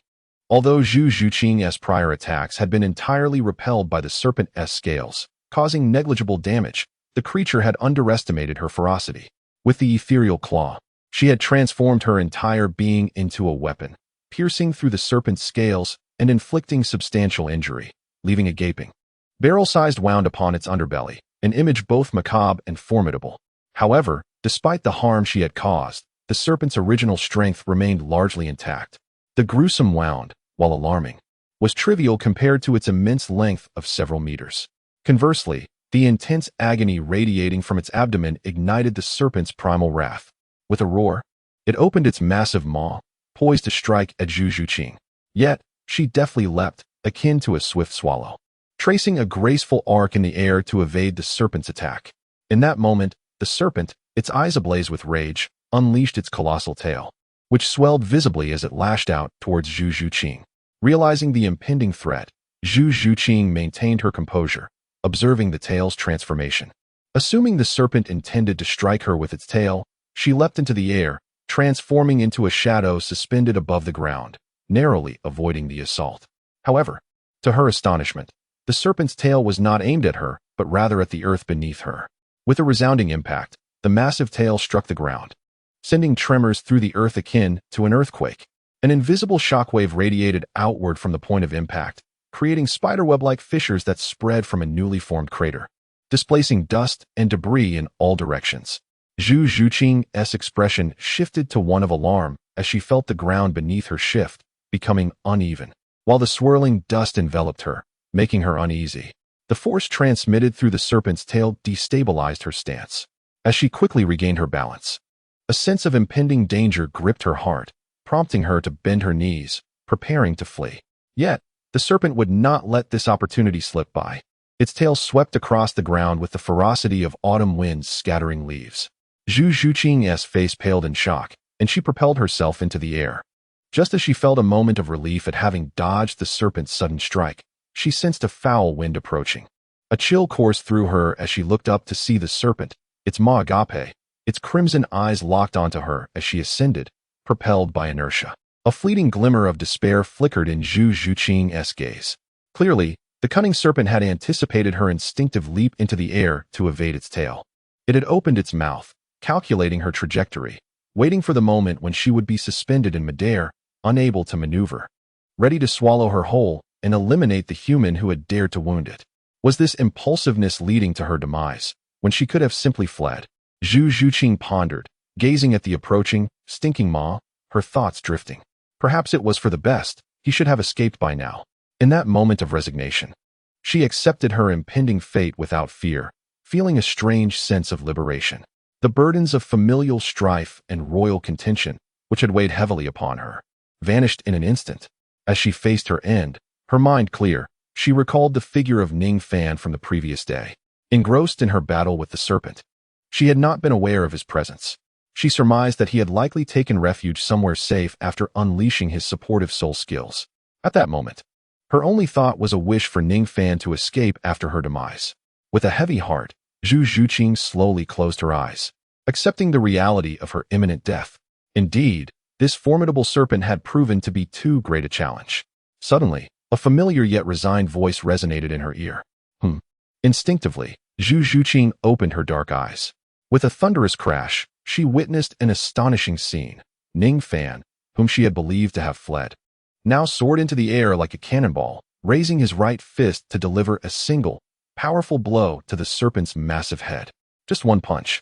Compared to the serpent's immense and fierce visage, it seemed almost inconsequential.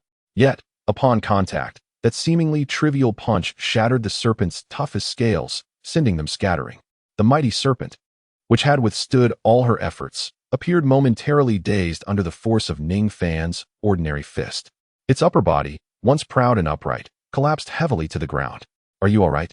Ning Fan's figure flickered, and he swiftly arrived beside Zhu Zhuqing in midair. He wrapped one arm around her delicate, almost boneless waist, gently landing on the ground as he expressed his tender concern. "It's all right." Zhu Zhuqing, momentarily dazed, shook her head and tilted it slightly, her obsidian eyes gazing at Ning Fan in response. However, at that moment, her eyes lacked luster, clearly indicating that she had yet to recover from the impact of Ning Fan's previous strike. She appeared somewhat dazed, and combined with the fluffy cat ears atop her head and the tail behind her, she exuded a charm that was strikingly different from her usual aloof demeanor, appearing particularly endearing and adorable. "Hee, it's good that you're fine. You can rest here. I will handle everything from here on." Ning Fan chuckled softly, reluctantly lowering his left hand that had been wrapped around Zhu Zhuqing's delicate waist. He then spoke gently to her. After uttering his words, he turned his gaze towards the enormous python that was slowly rising from the ground, shaking its head. With a slight twist of his neck and a stretch of his arms, he activated his powerful physique, a glint of fierce determination flashing in his eyes as he regarded the gigantic serpent. Just then, Zhu Zhuqing, observing the figure advancing towards the python, finally came to her senses and called out to him in haste. "Oh, is there something else, Zhuqing?" Ning Fan turned around, offering a smile to Zhu Zhuqing, and for the first time, he affectionately addressed her as Zhuqing. Zhu Zhuqing caught the sound of this endearing title, yet at that moment, she had no intention of pursuing the matter. Her dark eyes flickered as she gazed at the young man before her, and after a moment's hesitation, she inquired, "Aren't you an auxiliary soul master? How can you?" "Oh, that." Ning Fan chuckled heartily, scratching the back of his head. "In our realm, there exists a rather unique belief. It suggests that individuals possess different facets. Take me, for instance. Although I am an auxiliary soul master and seem harmless on the surface, in a state of extreme anger, I could indeed knock unconscious a 1,000-year-old soul beast with a single punch, or even slay a 15-meter-long python with just 3 strikes." Ning Fan twisted his wrist and spoke in a deep voice. Chapter 20. The Humanoid Beast. After finishing his words, he disregarded Zhu Zhuqing's astonished expression and turned away. With a powerful thrust of his right foot against the ground, he propelled himself forward like a cannonball, leaping into the air. At that moment, the massive flower-bellied python swayed its colossal head, its body trembling slightly. Clearly, Ning Fan's previous forceful punch had left the creature momentarily disoriented, unable to comprehend what had just transpired. However, it quickly regained focus, its crimson vertical pupils locking onto the figure rushing towards it, instinctively sensing impending danger. Immediately, it swept its tail across the air to obstruct Ning Fan's approach. Seeing this, Ning Fan furrowed his brow slightly, grounding himself as he stood firm, arms outstretched, gazing at the serpent's tail with an expression of indifference, utterly motionless. "Be careful," Zhu Zhuqing exclaimed in alarm at Ning Fan's stance. The python's tail, a primary means of attack, had previously shattered the ground with a single blow while in an empowered state, showcasing its terrifying power. Even now, in its diminished state, a casual strike from that tail, infused with formidable strength, was not something Ning Fan could withstand head-on. Not even a soul master of the soul sovereign level could endure such a blow. Thus, witnessing Ning Fan's audacity, Zhu Zhuqing felt a surge of concern. As she watched the seemingly unstoppable tail of the massive serpent, a fleeting look of apprehension crossed her delicate face, as if she could foresee Ning Fan being struck and sent flying, gravely injured. Ning Fan naturally heard Zhu Zhuqing's cry, observing the tail sweeping towards him. Stirring up a cloud of dust, he smirked slightly and extended his arms even wider. Since the gigantic python favored attacking with its tail, he thought, why not seize it and render its movements futile? A glimmer of fierce light flickered in Ning Fan's eyes, and in the blink of an eye, the colossal serpent's tail made contact with his body. As he felt the overwhelming force surging through him, Ning Fan let out a muffled groan. Ning Fan was not cast aside by the strike of the serpent's tail. Instead, he firmly grasped the massive appendage, his feet sinking deeply into the ground as he was forced to retreat. The power contained within the python's tail was indeed formidable. However, a serpent is ultimately a serpent, and even such a colossal creature as a python pales in comparison. When measured against a dragon, it remains vastly inferior. Ning Fan's arms, clad in tattered garments, revealed prominent veins on his otherwise unassuming limbs. At this moment, Ning Fan did not resort to utilizing his martial soul. Rather, he relied solely on his formidable physical prowess. Although the system referred to it as a martial soul, in Ning Fan's perception, it resembled more of a constitution or perhaps a bloodline. With the enhancement of his abilities and the absorption of his first 10,000-year soul ring, he experienced a terrifying augmentation in his physical form, in addition to acquiring an additional soul skill. Typically, while ordinary beast martial souls do influence physical capabilities upon a breakthrough, such enhancements remain within the realm of humanity, even if one refrains from employing their martial soul. However, Ning Fan's improvements post-absorption transcended human limitations, subtly hinting at an evolution towards soul beast characteristics. Presently, although Ning Fan appeared to be an attractive, ordinary human, in terms of physical strength, he had transformed into, he should be regarded as a true humanoid beast. Even when engaging in physical combat without utilizing soul skills against soul beasts, he would not find himself at a disadvantage. This realization suddenly reminded Ning Fan of a little girl who, like him, possessed the bloodline of the ancient void dragon. His current condition seemed to mirror hers precisely. He wondered if their paths would cross again in the future. As fleeting thoughts flitted through his mind, Ning Fan focused all his attention on the serpent's tail before him. Ning Fan grasped firmly the tail of the colossal python, its exterior as unyielding as armor, impervious even to the sharp claws of Zhu Zhuqing. Yet, through the scales, his hands pierced to create 10 bloody orifices. The python, sensing the pain in its tail, gazed at the human who clutched it with fear in its crimson eyes. Utterly perplexed, how could such a diminutive human possess such formidable strength? Instinctively, it thrashed its tail, attempting to extricate itself from Ning Fan's grip. To its horror, no matter how it struggled, its tail seemed as if it were nailed to the hands of this human, unable to break free. The python's scarlet gaze brimmed with terror, overwhelmed not only by Ning Fan's immense power, but also by an instinctual dread emanating from the depths of its very bloodline. It yearned to flee from this place. Without a moment's hesitation, the python turned, its body writhing frantically as it sought to escape in the opposite direction. Did it think it could simply run away? Upon witnessing the python's evident attempt to flee, Zhu Zhuqing's heart surged with relief, her cold eyes betraying a flicker of joy at the prospect of survival. Yet, her focus quickly returned to Ning Fan, who still clutched the python's tail firmly. Her delicate hands clasped before her chest, her icy gaze sharpened. What were his intentions? At that moment, as Ning Fan held onto the python's tail, he was yanked forward by its desperate escape, nearly losing his footing. Fortunately, he regained his balance just in time, avoiding a humiliating tumble. However, the sheer force of the python's frantic efforts left deep impressions in the ground where his feet had been dragged. Did it think it could come and go as it pleased? Not so easily. It must leave something behind. With his legs nearly half buried in the earth, Ning Fan watched the fleeing python before him and snorted disdainfully. He exhaled deeply, steadying himself, the veins in his arms bulging as a faint golden glimmer flickered in his partially closed eyes. With a mighty roar, Ning Fan's face flushed, his soul power surging as he simultaneously channeled strength through his hands, waist, and legs.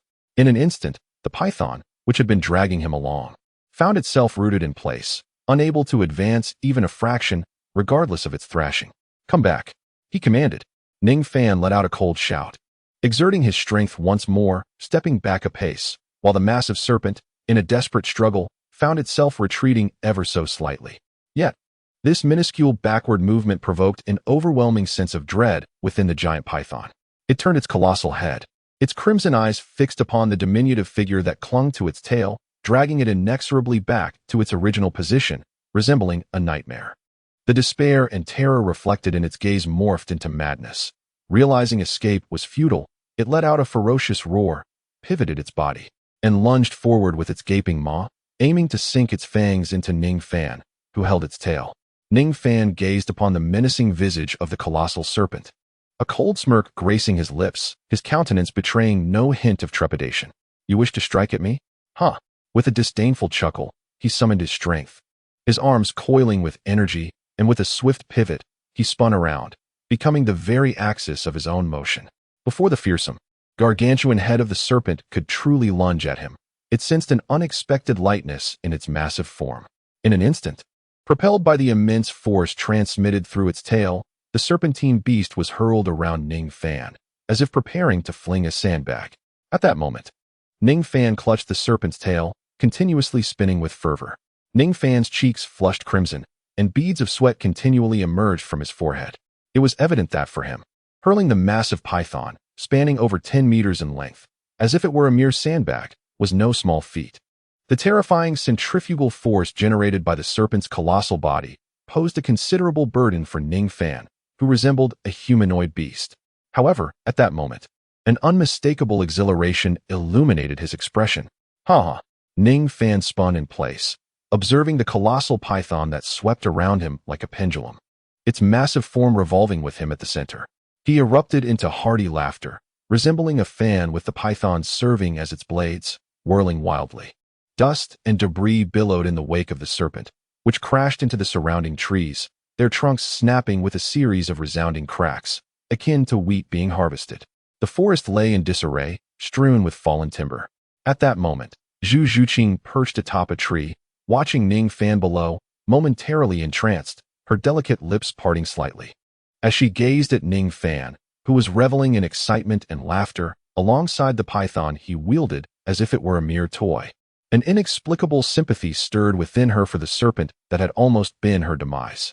Simultaneously, she found herself questioning her existence. Was Ning Fan truly a 1,000-year-soul beast? Or was it the python that bore that distinction?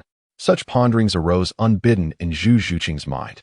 It was not only Zhu Zhuqing who harbored such thoughts. The unfortunate python likely shared similar musings.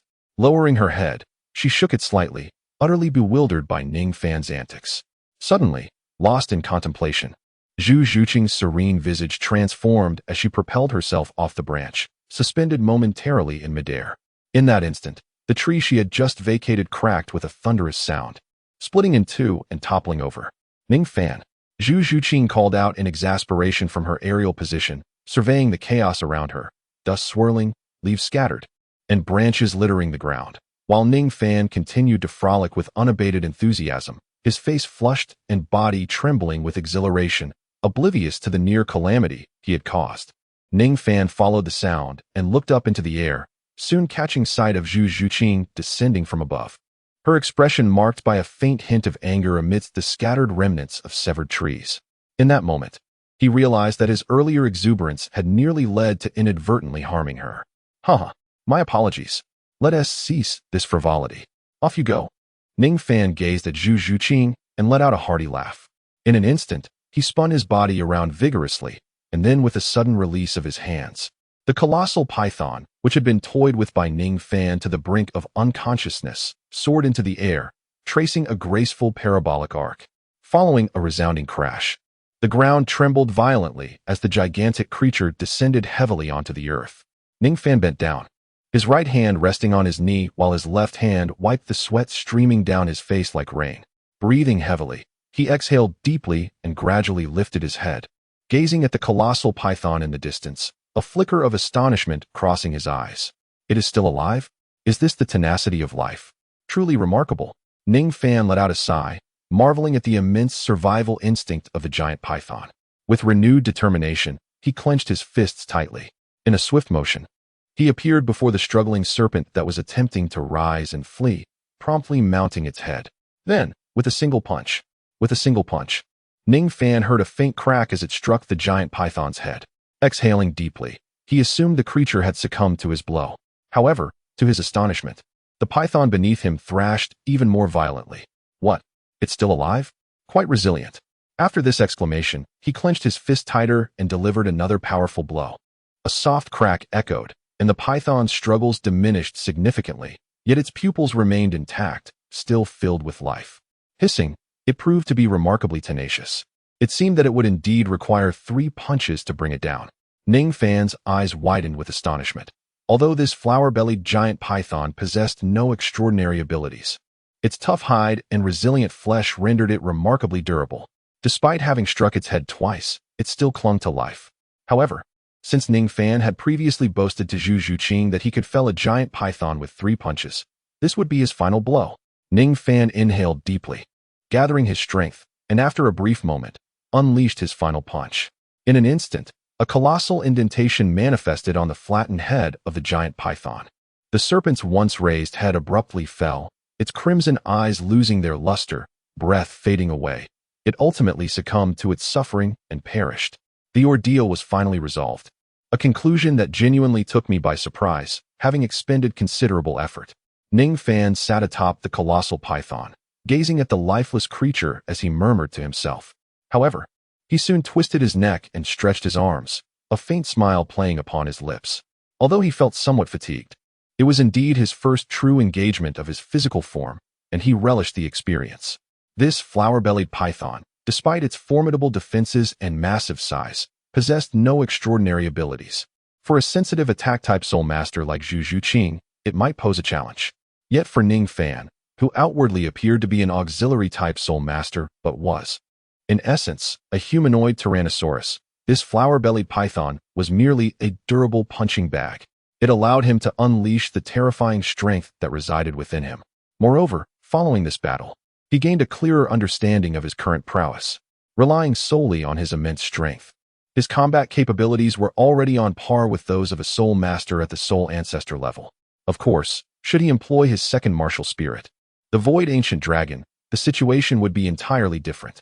In truth, Ning Fan need not have gone through such trouble. By manifesting the Void Ancient Dragon and utilizing his first soul ring and a Millennium Soul skill, he could likely have obliterated the thick-skinned python with a single strike.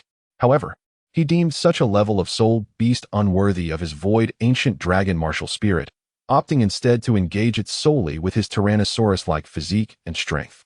Suddenly, a sensation stirred within him, prompting Ning Fan to bend his right hand and reach towards the deceased python's head. What was this? A soul bone.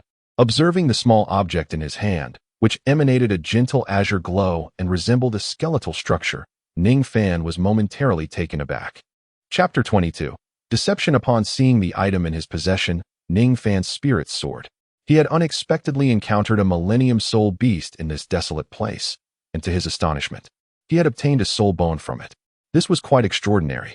While soul bones, like soul rings, were acquired through the hunting of soul beasts, they differed significantly. The likelihood of a soul bone manifesting was merely 1 in 1,000, or even lower. Generally, only exceptionally powerful soul beasts that experienced unique circumstances at the moment of their demise had the potential to yield soul bones. Unlike the more common occurrence of soul rings emerging from every soul beast, Ning Fan never anticipated that this seemingly ordinary Millennium Soul Beast, which he had slain for the first time, would yield a soul bone for him. Could it be that this is the treatment reserved for protagonists?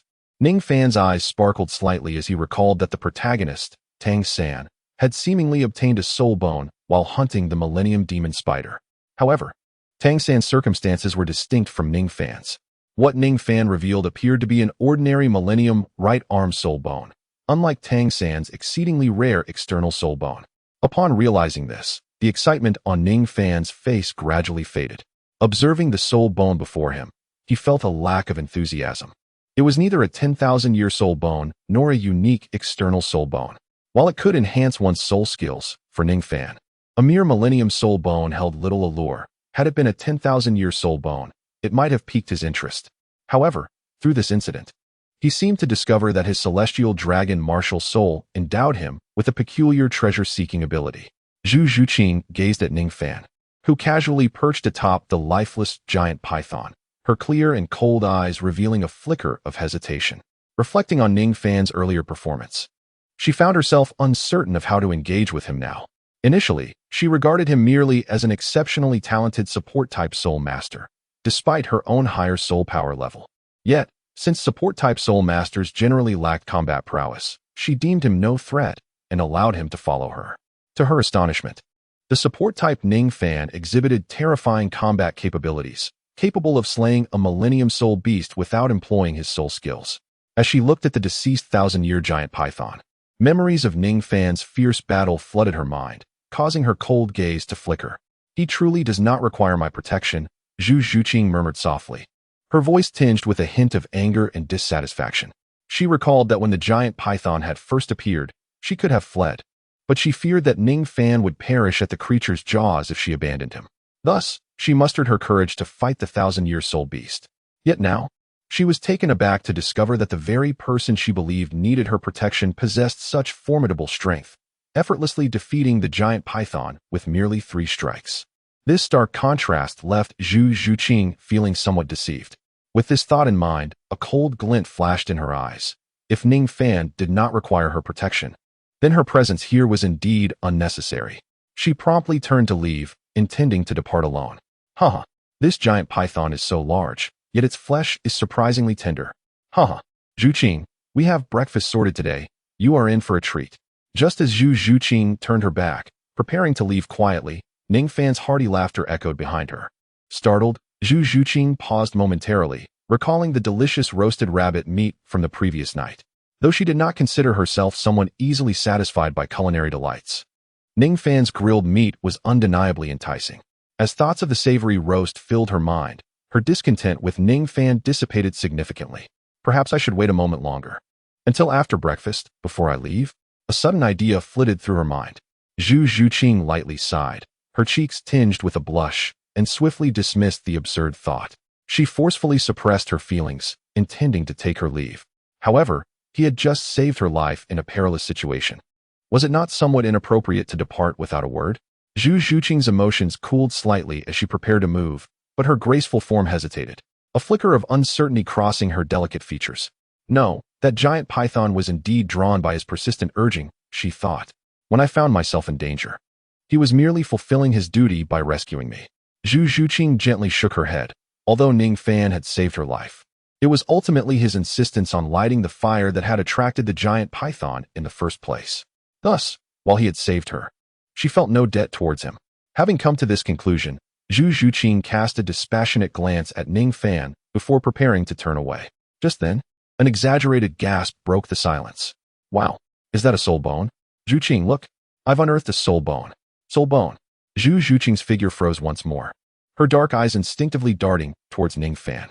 She then noticed the faint azure glow emanating from the object he held aloft in his right hand. Her previously indifferent expression transformed into one of disbelief. She had never anticipated that Ning Fan would possess such fortune, slaying a 1,000-year soul beast and acquiring a soul bone in the process. Although he regarded the Millennium Soul Bone as unremarkable, it was, in truth, exceedingly rare and precious. To put it differently, any soul bone, regardless of its ordinary nature, was worth a fortune and often unattainable. Even though Zhuqing hailed from the prestigious Zhu family of Douluo, where soul bones were scarce, she had never genuinely laid eyes on one. Thus, the astonishment in her gaze lingered, and she instinctively felt drawn to approach and examine it closely. However, she quickly regained her composure, her dark eyes glimmering with intrigue. What does his acquisition of a Millennium Soul Bone have to do with me? Shaking her head, she stole a glance at Ning Fan's retreating figure, preparing to depart quietly. Hee, is this not enough to entice Miss Zhuqing to take a closer look? It seems I have truly angered her, Ning Fan remarked playfully, his voice wafting to her ears with a light-hearted chuckle. In an instant, he appeared beside her, soul bone suspended in his right hand, his left arm resting casually behind him, his handsome features adorned with a gentle smile as he spoke amiably. Aware that Zhuqing's attitude might shift upon sensing his true capabilities, Ning Fan had been astutely perceptive of her earlier intent to slip away unnoticed. Chapter 23. The true intentions. Zhuqing regarded the suddenly materialized Ning Fan with a fleeting glimmer of coldness in her beautiful eyes. Initially intent on departing quietly, she momentarily abandoned that thought upon his discovery of her presence. Crossing her arms defiantly, she fixed her dark gaze upon him, her voice icy as she demanded, "Why did you deceive me? What is your true purpose?" "Deceive you? Ha. It appears Miss Zhuqing is indeed upset with my concealment," Ning Fan chuckled, shaking his head with a smile. "Concealment?" Zhuqing narrowed her striking eyes slightly. Hee, I have never misled you, Miss Zhuqing. I am indeed a support-type soul master from the Seven Treasures, Glazed Tile School. This should be evident from my martial soul, Ning Fan replied with a cheerful demeanor. Ning Fan let out a bitter smile, his right hand shimmering with light, and soon a resplendent seven-colored small tower hovered in his palm. Upon seeing the Seven Treasures glazed tower in Ning Fan's grasp, Zhuqing furrowed her delicate brows. According to her gathered information, Ning Fan's martial soul was indeed the Seven Treasures glazed tower, and the soul skill he had previously unleashed was also of the supportive type. However, recalling Ning Fan's formidable prowess displayed when he vanquished the giant python, Zhuqing coldly remarked, "Then why did you deceive me? You clearly yet." Just as Zhuqing's words reached their midpoint, she suddenly halted. Observing this, Ning Fan shrugged, a helpless smile gracing his lips as he slowly replied, "It seems Miss Zhuqing has come to realize that I have only ever claimed to be a supportive soul master, but I never stated that I lacked combat capability. Thus, this cannot be deemed deception. At most, it is merely a matter of omission." What Ning Fan articulated was undeniably the truth, leaving Zhuqing utterly unable to refute it. Indeed, Ning Fan had never claimed to lack any combat prowess. He merely stated that he was an auxiliary soul master. Strictly speaking, Ning Fan had at most employed common sense to conceal his true strength, without deceiving her in the slightest.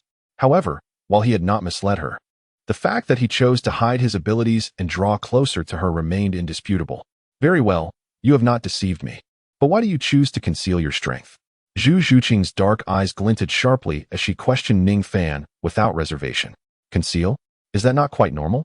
Upon receiving Zhuqing's pointed inquiry, Ning Fan waved his right hand, retracting his martial soul into his body. Observing this, Zhuqing shook her head and remarked with a soft chuckle, "After all, we have only just met, so isn't it quite natural to withhold certain information, Miss Zhuqing?" A subtle smile graced Ning Fan's face as he gently countered her.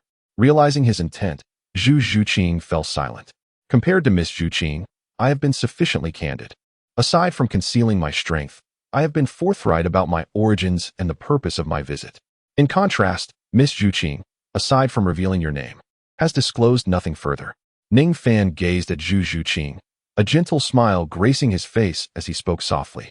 Indeed, as Ning Fan had stated, when it came to concealment, Zhuqing, ever vigilant in withholding even a whisper of her secrets, found herself unable to question Ning Fan in the slightest. After all, While Ning Fan may have chosen to obscure his true capabilities, she had not revealed a single fragment of information to him. Considering they had only just met a day prior, their acquaintance remained tenuous, and her discretion was, in fact, the prudent course of action. Zhu Zhuqing's dark eyes flickered with a myriad of emotions, her composed countenance shifting subtly. In that moment, she abruptly realized that Ning Fan's actions were entirely reasonable, devoid of any flaw. Ning Fan gazed at Zhu Zhuqing, who was slightly bowing her head, a triumphant smile gracing his lips. After all, she was merely a 12-year-old girl, utterly incapable of matching my reasoning skills. Ning Fan mused to himself, feeling a swell of pride as he rendered the previously aggressive Zhu Zhuqing into silence with just a few exchanges. In the realm of logic, I effortlessly overshadow her. After a brief pause, Zhu Zhuqing suddenly lifted her head, coldly interrogating Ning Fan. Then why do you approach me? What are your intentions? Pondering her words, she recalled their initial encounter. Had it not been for Ning Fan's pretense of being a meek support-type soul master, requesting to team up with her, she would not have so readily permitted him to accompany her on her journey. Oh, do you truly wish for me to articulate my motives? Ning Fan inched closer to Zhu Zhuqing, a mysterious smile adorning his face as his deep-set gaze lingered on her porcelain-like cheeks. Feeling the intensity of his stare, Zhu Zhuqing, who had initially exuded fierce confidence, experienced an unusual shift in her demeanor and dared not meet his gaze, lowering her head instead. Almost immediately after posing her question, she found herself regretting it. Zhu Zhuqing was no Navi girl. Ning Fan, a prodigious disciple of the Seven Treasures Glazed Tile School and a formidable support-type soul master, concealed his true strength while tending to her needs along the way. It became increasingly evident to her that his intentions were far from innocent. Zhu Zhuqing harbored a strong aversion to lecherous individuals, dismissing her past suitors with disdain. Even her betrothed, Dai Mubai, whom she was promised to since childhood, elicited little more than indifference and even slight repulsion. Yet, for reasons unbeknownst to her, the simple, enigmatic smile on Ning Fan's lips and the unabashed intensity of his gaze stirred something within her, creating ripples in her previously tranquil heart. Perhaps it was due to his act of saving her in a moment of peril, or perhaps it was the display of astonishing strength he exhibited, or even the considerate care he showed throughout their journey. All these elements had led Zhu Zhuqing to unconsciously acknowledge Ning Fan's presence in her life. As such, she could not treat his ardent gaze and inscrutable smile with the same indifference she had reserved for her past admirers. However, this did not imply that Zhu Zhuqing had developed feelings for Ning Fan. It merely indicated her inability to dismiss him as she would others. The reason I approach you, Ning Fan said, drawing nearer to Zhu Zhuqing, a mischievous smile playing on his lips, his voice rich with a magnetic quality that resonated in her ears, is simply that I, Ning Fan, have come to your side. At that moment, Zhu Zhuqing felt an inexplicable flutter in her heart. Her crimson lips parted slightly as she exhaled a breath, quickly reverting to her usual icy demeanor. Raising her head to meet Ning Fan's gaze, she shook her head, her cool eyes reflecting a hint of regret as she softly replied, I suppose it is because I believe you, like me, are here to enroll in Shrek Academy, correct? Zhu Zhuqing's eyes widened in surprise, staring blankly at Ning Fan. Although I previously mentioned my intention to attend Shrek Academy, you did not respond, only stating you were seeking someone in the Barak Kingdom. Nonetheless, I still feel you must be heading to Shrek Academy, am I right? A constant smile adorned Ning Fan's face as he lowered his gaze, observing Zhu Zhuqing's bewildered expression. Amusement flickered within him, and he spoke slowly. After a moment, a faint blush crept onto Zhu Zhuqing's delicate visage, reminiscent of a delectable apple, undeniably alluring. Indeed, I am headed to Shrek Academy, she murmured softly, burying her face once more, attempting to conceal the peculiar warmth in her cheeks. Chapter 24. A petty temper. It seems my assumptions were correct. However, since we are both bound for Shrek Academy, what prompts you to wish to depart alone? Hearing this, Ning Fan smiled faintly and approached her, speaking softly. Even if we are to be classmates in the future, what does my departure now have to do with you? After all, we are strangers, and with your current strength, you certainly do not require my protection. Zhu Zhuqing quickly reverted to her usual demeanor, gazing at Ning Fan with a cold tone. However, beneath her icy exterior lay an unacknowledged hint of dissatisfaction and awkward tension. Just moments ago, Zhu Zhuqing had assumed that Ning Fan's previous actions were driven by a desire to pursue her. After a brief moment of panic, She was about to refuse his intentions when she was unexpectedly met with such a response, which relieved her while simultaneously filling her with shame for her earlier thoughts. However, Zhu Zhuqing soon found herself inexplicably irritated by Ning Fan. This is a common human tendency, regardless of gender. When one believes that another harbors affection for them, they are often reluctant to accept that person's advances. In most instances, they either reject or toy with their feelings. Yet, when realizing that the other does not have any interest in them or is infatuated with someone else, they are left with a sense of emptiness and discontent. This is perhaps the essence of the longing for the unattainable, encapsulated in the notion that those favored act with impunity. Although Zhu Zhuqing was not unreasonable, her underlying dissatisfaction unconsciously manifested in her words. Ning Fan naturally caught on to the peculiar tone in her speech and chuckled to himself, just as a notification chimed in his mind. Ding. Your forging talent has increased slightly. Ding. You have acquired a 50,000 year soul bone, right arm bone. Ding. You have received 8 gold coins. 50,000 years of soul bone. Ning Fan's expression changed drastically as he glanced at Zhu Zhuqing, inhaling sharply, and thought to himself. He hadn't expected that a mere tease directed at Zhu Zhuqing would yield such a tremendous reward. Clearly, Zhu Zhuqing had taken his words to heart, believing that he had feelings for her. After all, Ning Fan knew that the rewards from his system, while random, ranging from books, skills, to spatial rings, did follow a certain pattern. The more intense the pursuit, the more pronounced the target's reactions, resulting in more substantial rewards. Evidently, Ning Fan's recent behavior had stirred significant emotions within Zhu Zhuqing. She noticed the sudden change in his expression and, feeling displeased, coldly huffed at him. This sound snapped Ning Fan back to reality. Rubbing his hands together, he looked at the displeased girl before him and gently said, "Though you may feel that way, since we are both heading to Shrek Academy and will be classmates, wouldn't it be better to become acquainted sooner rather than later?" Zhu Zhuqing remained unmoved, her countenance still frigid. "And if you wish to part ways simply because I displayed my strength, such reasoning seems rather absurd. Wouldn't you agree, Miss Zhuqing?" Ning Fan shook his head, continuing to speak softly. Although he had revealed his ability, prompting Zhu Zhuqing to seek an excuse to distance herself, his true intention behind exposing his strength was to protect her. Now, having just acquired the 50,000 year soul bone, Ning Fan viewed Zhu Zhuqing as a treasure he was unwilling to let slip away. Yet, Zhu Zhuqing continued to show no sign of yielding, her gaze coldly fixed on him. "Are you truly this upset?" Ning Fan sighed with a wry smile. He then glanced at the brightening sky and, with a sense of resignation, spoke to Zhu Zhuqing. "Well, daybreak is upon us. Shall we have breakfast together before we depart?" Zhu Zhuqing did not respond, but her actions spoke volumes. Instead of continuing down the path, she approached the campfire, turned her back to Ning Fan, and sat down with her knees drawn to her chest. The fire had fared surprisingly well during the earlier confrontation between Ning Fan and the colossal serpent. Aside from needing some additional fuel to keep it from extinguishing, its fundamental form remained intact. At that moment, Zhu Zhuqing's beautiful, icy eyes were fixed on the fire, and unbeknownst to Ning Fan, the corners of her lips subtly curved upwards, revealing a glimmer of contentment that contradicted her earlier demeanor. "Oh, she truly is still a young girl at heart," Ning Fan mused, watching Zhu Zhuqing's profile. His previously helpless expression blossomed into an understanding smile. In truth, his earlier sense of urgency had merely been a means to offer Zhu Zhuqing a way out. After all, she had no real reason to leave him. Even if Ning Fan's strength posed a potential threat, should he indeed harbor any malicious intent, Zhu Zhuqing would be powerless to resist given his demonstrated capabilities.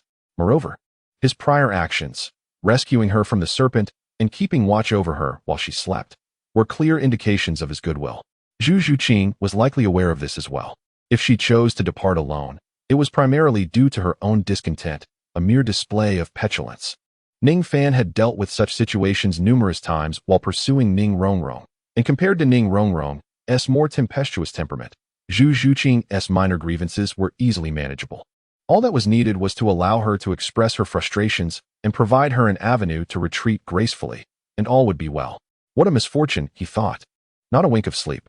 Well then, I suppose it's time to prepare breakfast. Ning Fan gently tapped his head, then leisurely strode towards the fire pit. 5 days later, in the kingdom of Balak. This kingdom is home to 2 pivotal cities, one being the royal capital where the king resides, and the other, Soto City. Situated in the fertile heart of the Limai Plain, renowned as the granary of Balak. Both cities are heavily guarded, representing the kingdom's utmost significance.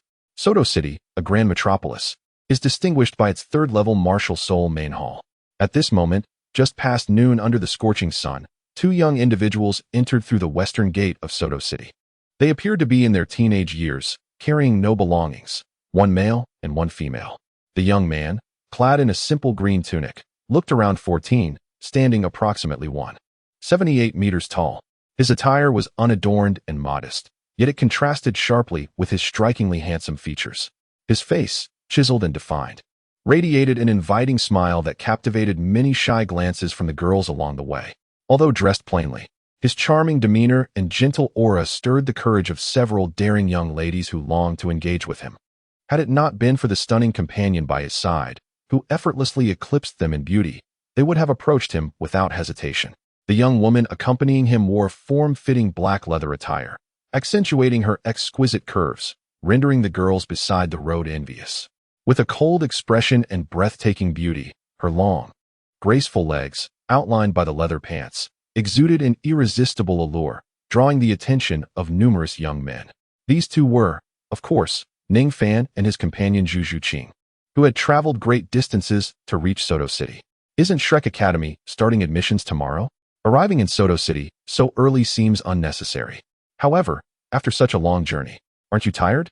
We should find a place to rest, and since it's almost noon, let's have lunch first, Ning Fan suggested. Zhu Zhuqing cast a cool glance at Ning Fan and nodded, instinctively complying with his arrangements. During their recent journey to the kingdom of Balak, Zhu Zhuqing had not anticipated that their adventure could be so effortless.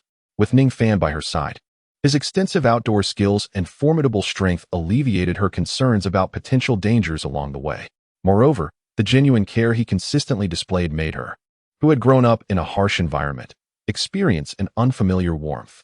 As Ning Fan often remarked, no matter how cold and distant Zhu Zhuqing might appear, or how strong her spirit seemed when alone, she remained merely a 12-year-old girl at heart. Humans are inherently social beings. Even those who may seem withdrawn yearn for connection. They desire someone to offer solace in moments of vulnerability and to share joy in times of happiness. Ning Fan currently fulfilled this role for Zhu Zhuqing. His meticulous care and concern, though not yet enough to fully dissolve her defenses, were gradually melting the icy exterior she had built around herself. Ning Fan firmly believes that it will not be long before he can completely win the heart of this girl, who is cold on the outside, yet warm within. After locating a modest eatery and consuming a light meal, he and Zhu Zhuqing set out together in search of accommodation. Soto City is remarkably lively. Although it does not rival the splendor of Tiando City, it is far more bustling than other ordinary cities they have traversed. The streets are adorned with patrolling soldiers, and the throngs of people flow incessantly through the thoroughfares. Ning Fan strolled alongside Zhu Zhuqing, his gaze incessantly wandering across the streets flanking them. Before long, he chanced upon a uniquely charming hotel and came to an abrupt halt. The establishment rose 3 stories high, though its dimensions were modest. The exterior was adorned in a striking rose-red hue. The architectural style of the hotel resembled a colossal rose blossom, effortlessly captivating the attention of passers-by. The Rose Hotel, I recall, seems to be Ning Fan gazed at the hotel before him, feeling a peculiar sense of familiarity, yet unable to recall the reason behind it. He murmured to himself. At this moment, Ning Fan finally recalled his memories regarding this hotel. In his recollection, was it not the very establishment where Dai Mu Bai frequently accompanied the twin beauties for romantic escapades? To his surprise, he encountered it so swiftly in the vast expanse of Soto City. Is this where we will be staying, the Rose Hotel? Zhu Zhuqing inquired softly, her cool gaze fixed upon the hotel's sign. The innocent Zhu Zhuqing, evidently oblivious to the hotel's reputation as a haven for couples, assumed it to be merely an ordinary hotel with unique decor. In response, Ning Fan nodded, his eyes flickering slightly. Let us venture inside. Were it any other couple's hotel, it was highly improbable that Ning Fan would bring Zhu Zhuqing along. However, given that this was the Rose Hotel, he felt compelled to explore, hoping for the fortuitous chance of encountering Dai Mu Bai with the twins in a compromising situation. Would it not be perfect for Zhu Zhuqing to witness Dai Mu Bai's true nature firsthand? Thus, Ning Fan strode forward, entering the Rose Hotel alongside Zhu Zhuqing. Upon entering, they were immediately greeted by the enchanting scent of roses, a fragrance that was both inviting and subtly suggestive, uplifting one's spirits. The hotel's interior was adorned in three primary colors: white, silver, and rose red, creating a warm and distinctive ambience that exuded elegance and charm. After Ning Fan entered, he surveyed his surroundings before approaching the counter. "Could you please arrange 2 rooms for us?" The receptionist stood up, glanced at Ning Fan, and then shifted her gaze to Zhu Zhuqing behind him, her eyes reflecting a hint of admiration.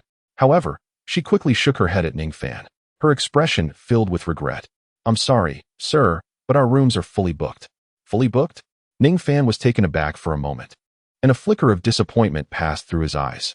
It seemed he had arrived a step too late, missing out on the spectacle. Such a pity. Ning Fan sighed quietly to himself, choosing not to linger on his thoughts any further as he prepared to depart. Yet, at that moment, accompanied by the sound of footsteps, 2 youthful figures appeared in the hotel corridor. A boy and a girl, both seemingly no older than 12 or 13. The boy stood approximately 1.70 meters tall, clad in a light blue athletic outfit, his black shoulder-length hair falling awkwardly around his face, his features rather unremarkable. One of those individuals who could easily blend into a crowd, likely to remain unnoticed for quite some time. In contrast, the girl beside him exuded an air of distinction. Her sleek black hair was styled into long, intricate braids, and her large, sparkling eyes paired with her charmingly delicate visage rendered her exceedingly adorable. "Oh," Ning Fan, feeling a sense of familiarity, turned around to gaze at the 2 individuals descending from the corridor. Although they did not reveal their identities, Ning Fan narrowed his eyes and instantly recognized them. These 2 were none other than Tang San and Xiao Wu, the protagonists of the tale. After settling into the Rose Hotel upon Xiao Wu's suggestion, Tang San decided to venture out and explore Soto City during the afternoon. However, as they descended the staircase and entered the lobby, they unexpectedly encountered Ning Fan and Zhu Zhuqing. Relying on the memories stored within his mind, Ning Fan instantly recognized Tang San and Xiao Wu. However, the 2 were completely oblivious to Ning Fan's identity. When they caught Ning Fan's gaze, they exchanged puzzled looks. Although Tang San was unaware of the circumstances, he courteously nodded in acknowledgement. In contrast, Xiao Wu was far less accommodating. Irritated by the scrutiny of a stranger, she shot an indignant glare in his direction. "What are you staring at?" With a beautiful girl of her age brought to such a place, adorned in flamboyant attire reminiscent of Dai Mubai, she instinctively judged him to be no good. Chapter 26. Gratitude. Xiao Wu's displeasure was palpable as she reprimanded him, yet Ning Fan remained unfazed, his expression reflecting a perfectly measured sense of apology. With utmost courtesy, he clasped his hands together in a gesture of respect. "I beg your pardon. I was momentarily lost in thought and inadvertently intruded upon your space. Please accept my sincerest apologies." Although Ning Fan was suddenly reprimanded by Xiao Wu, he couldn't help but feel a sense of joy within. He had felt a tinge of regret for not encountering Dai Mubai earlier, but after Xiao Wu's scolding, all his lingering disappointment vanished. "It's nothing." Tang San quickly waved his hand and said, "The most detestable type is the smiling tiger like you." Xiao Wu continued with a pout, clearly annoyed. "Xiao Wu," Tang San interjected sharply, interrupting her words. He offered Ning Fan an apologetic smile before directly pulling Xiao Wu away. "Brother, why are you so eager to drag me away?" "It's not my fault," she protested. "These men today are truly few and far between in goodness. Just now, that Dai Mubai brought those twins to the hotel. Little did she expect that another young man, not much older than them, would appear, accompanied by such a large girl to check into a room. Moreover, the man was flamboyant and exuded an air of deceit. It was evident he was not to be trusted. Based on my experience, that girl might just be his prey," Xiao Wu remarked, still sulking as Tang San pulled her along. "Xiao Wu, I must say you are becoming increasingly perceptive." Tang San chastised her disapprovingly. "Of course, after all, I am the head girl of Nodding Academy," Xiao Wu declared proudly. "Well said, Xiao Wu. You have done well." Ning Fan, after hearing Xiao Wu's unabashed criticism as they left, felt no resentment or displeasure. He almost burst into applause for her. Observing Zhu Zhuqing's currently sullen expression, Ning Fan smiled inwardly. Although he did not expose Dai Mubai's true nature in front of Zhu Zhuqing, Xiao Wu's reprimands inadvertently informed her of Dai Mubai's reckless behavior since leaving the Star Luo Empire. Not only had he sought out a pair of twins, but he had also engaged in a threesome, indulging in such debauchery. The mere thought of it was utterly vulgar.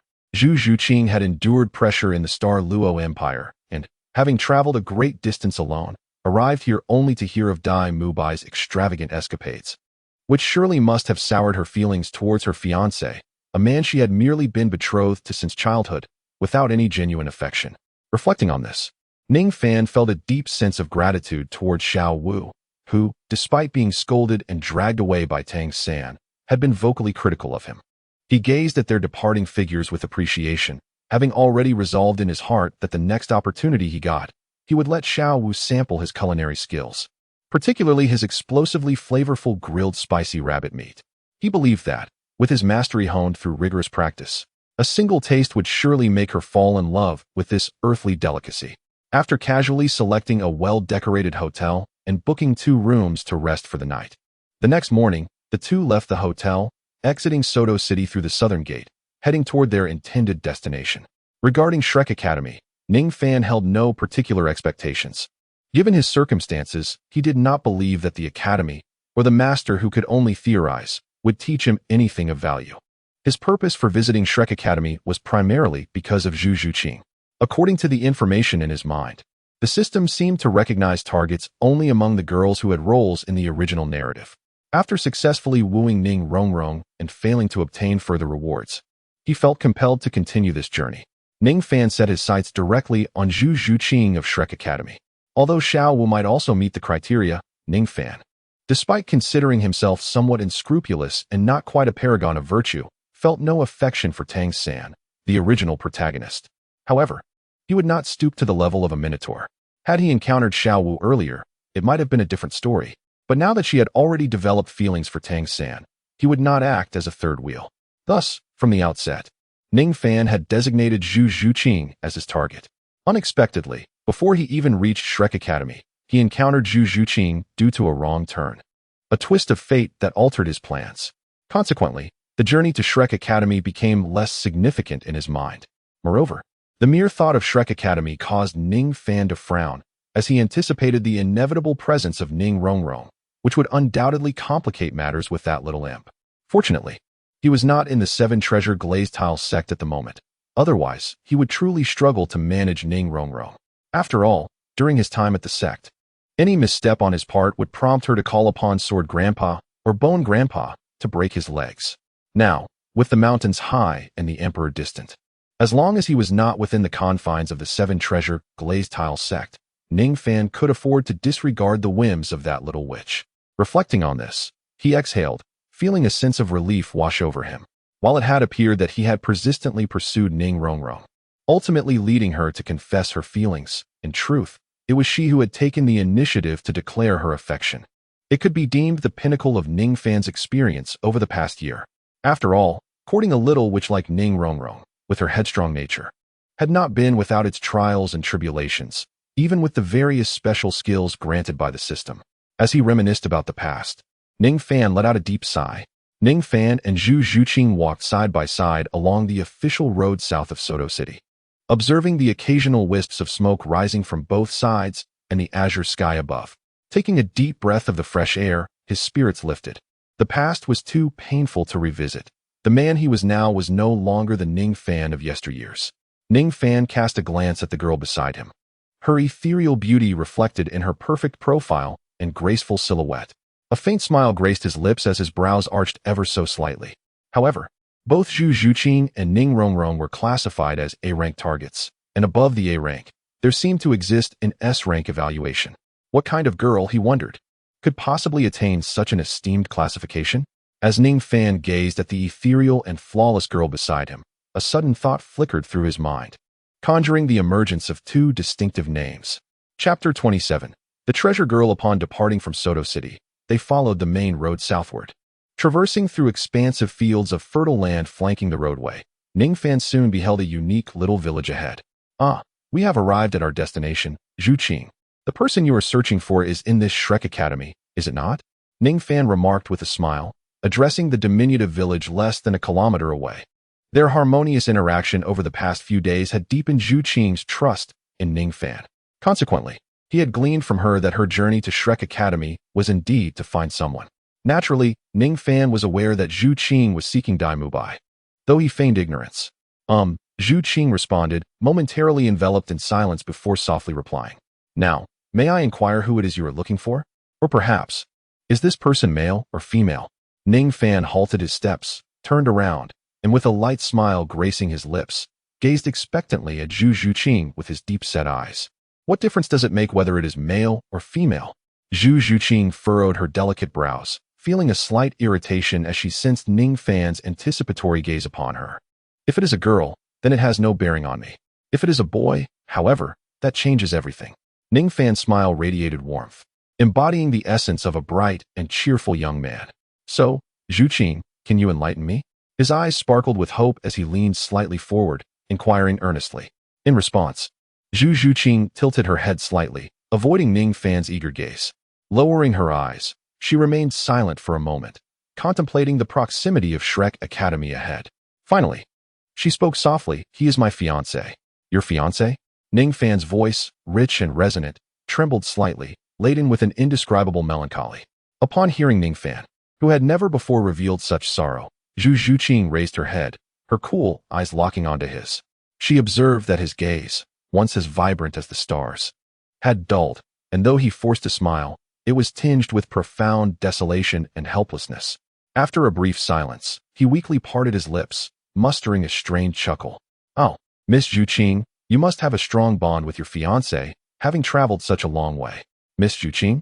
For reasons unknown, Zhu Qing's heart fluttered at the formal address.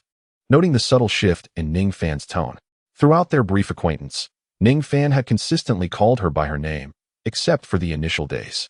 Although she had initially objected, she soon disregarded it.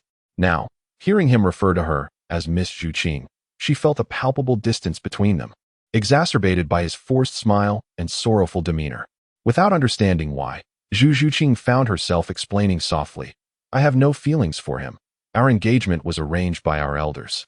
Upon hearing this, Ning Fan's previously dull eyes sparkled anew. He placed his hands on Zhu Qing's smooth shoulders, his face alight with excitement as he earnestly declared, "That is wonderful. Zhu Qing, as long as you do not wish it, I shall not allow you to marry anyone. If your elders wish to betroth you to your fiancé, they must first seek my approval."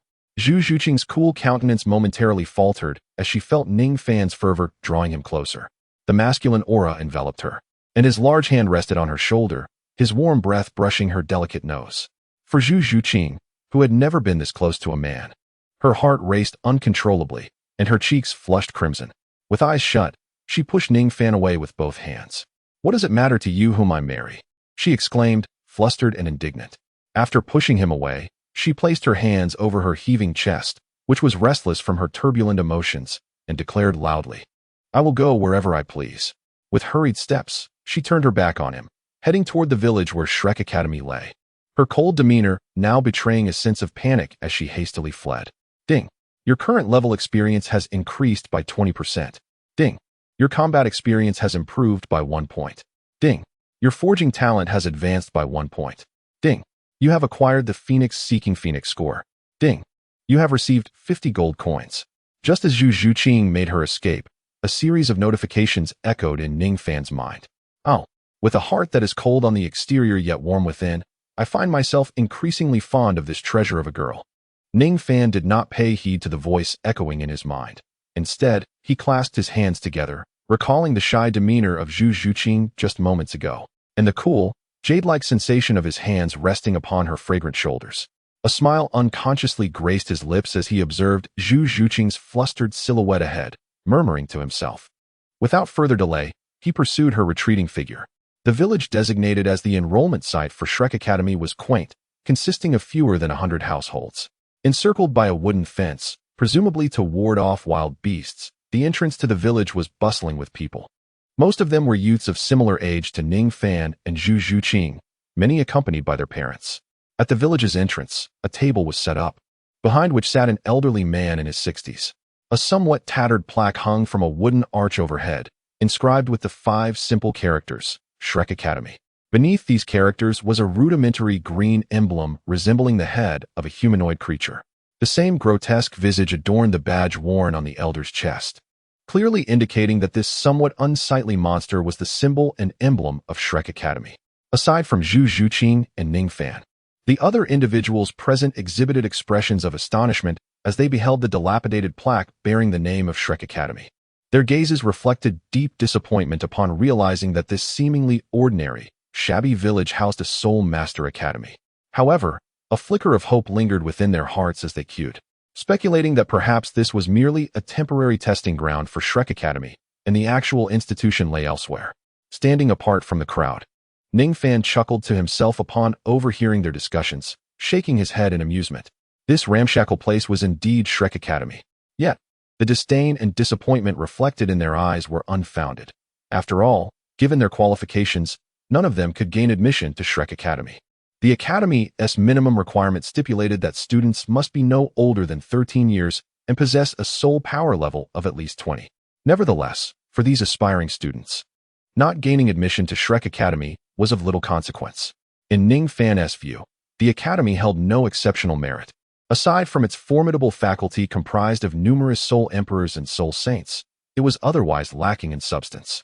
Although the Academy's graduates purportedly attained noble titles upon graduation, the students accepted were inherently gifted. Even if they enrolled in other academies, their talents would easily secure them noble titles upon graduation. Were the students not exclusively elite, but rather of average aptitude, Ning Fan might have regarded the Academy with greater esteem. However, with such stringent entry requirements, he deemed Shrek Academy wholly unremarkable. "Let us join the queue," Ning Fan remarked with a smile to Zhu Zhuqing, who stood beside him, observing the lengthy line before them. Zhu Zhuqing, maintaining her calm exterior, disregarded his comment, her inner turmoil still unresolved. She proceeded to the back of the line, while Ning Fan followed closely behind, a subtle smile gracing his features.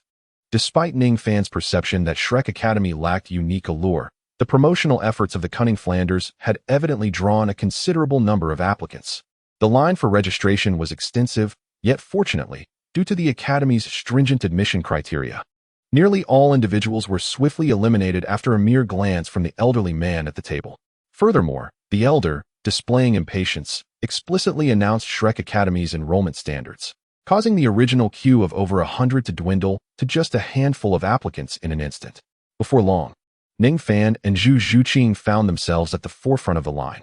From this vantage point, they could clearly see the Soul Emperor Elder overseeing the registration, as well as a striking young man with flowing golden hair and captivating eyes, standing behind the elder, Dai Mubai, who was tasked with security for the registration process.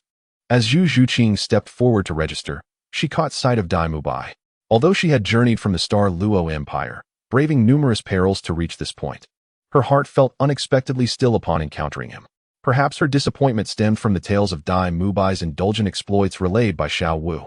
With a slight shake of her head, she briefly regarded Dai Mubai before diverting her attention back to the elder, extending her smooth, jade-like right hand. The elder assessed the applicant's age through the bones of their palms. Age appropriate. Release your martial soul.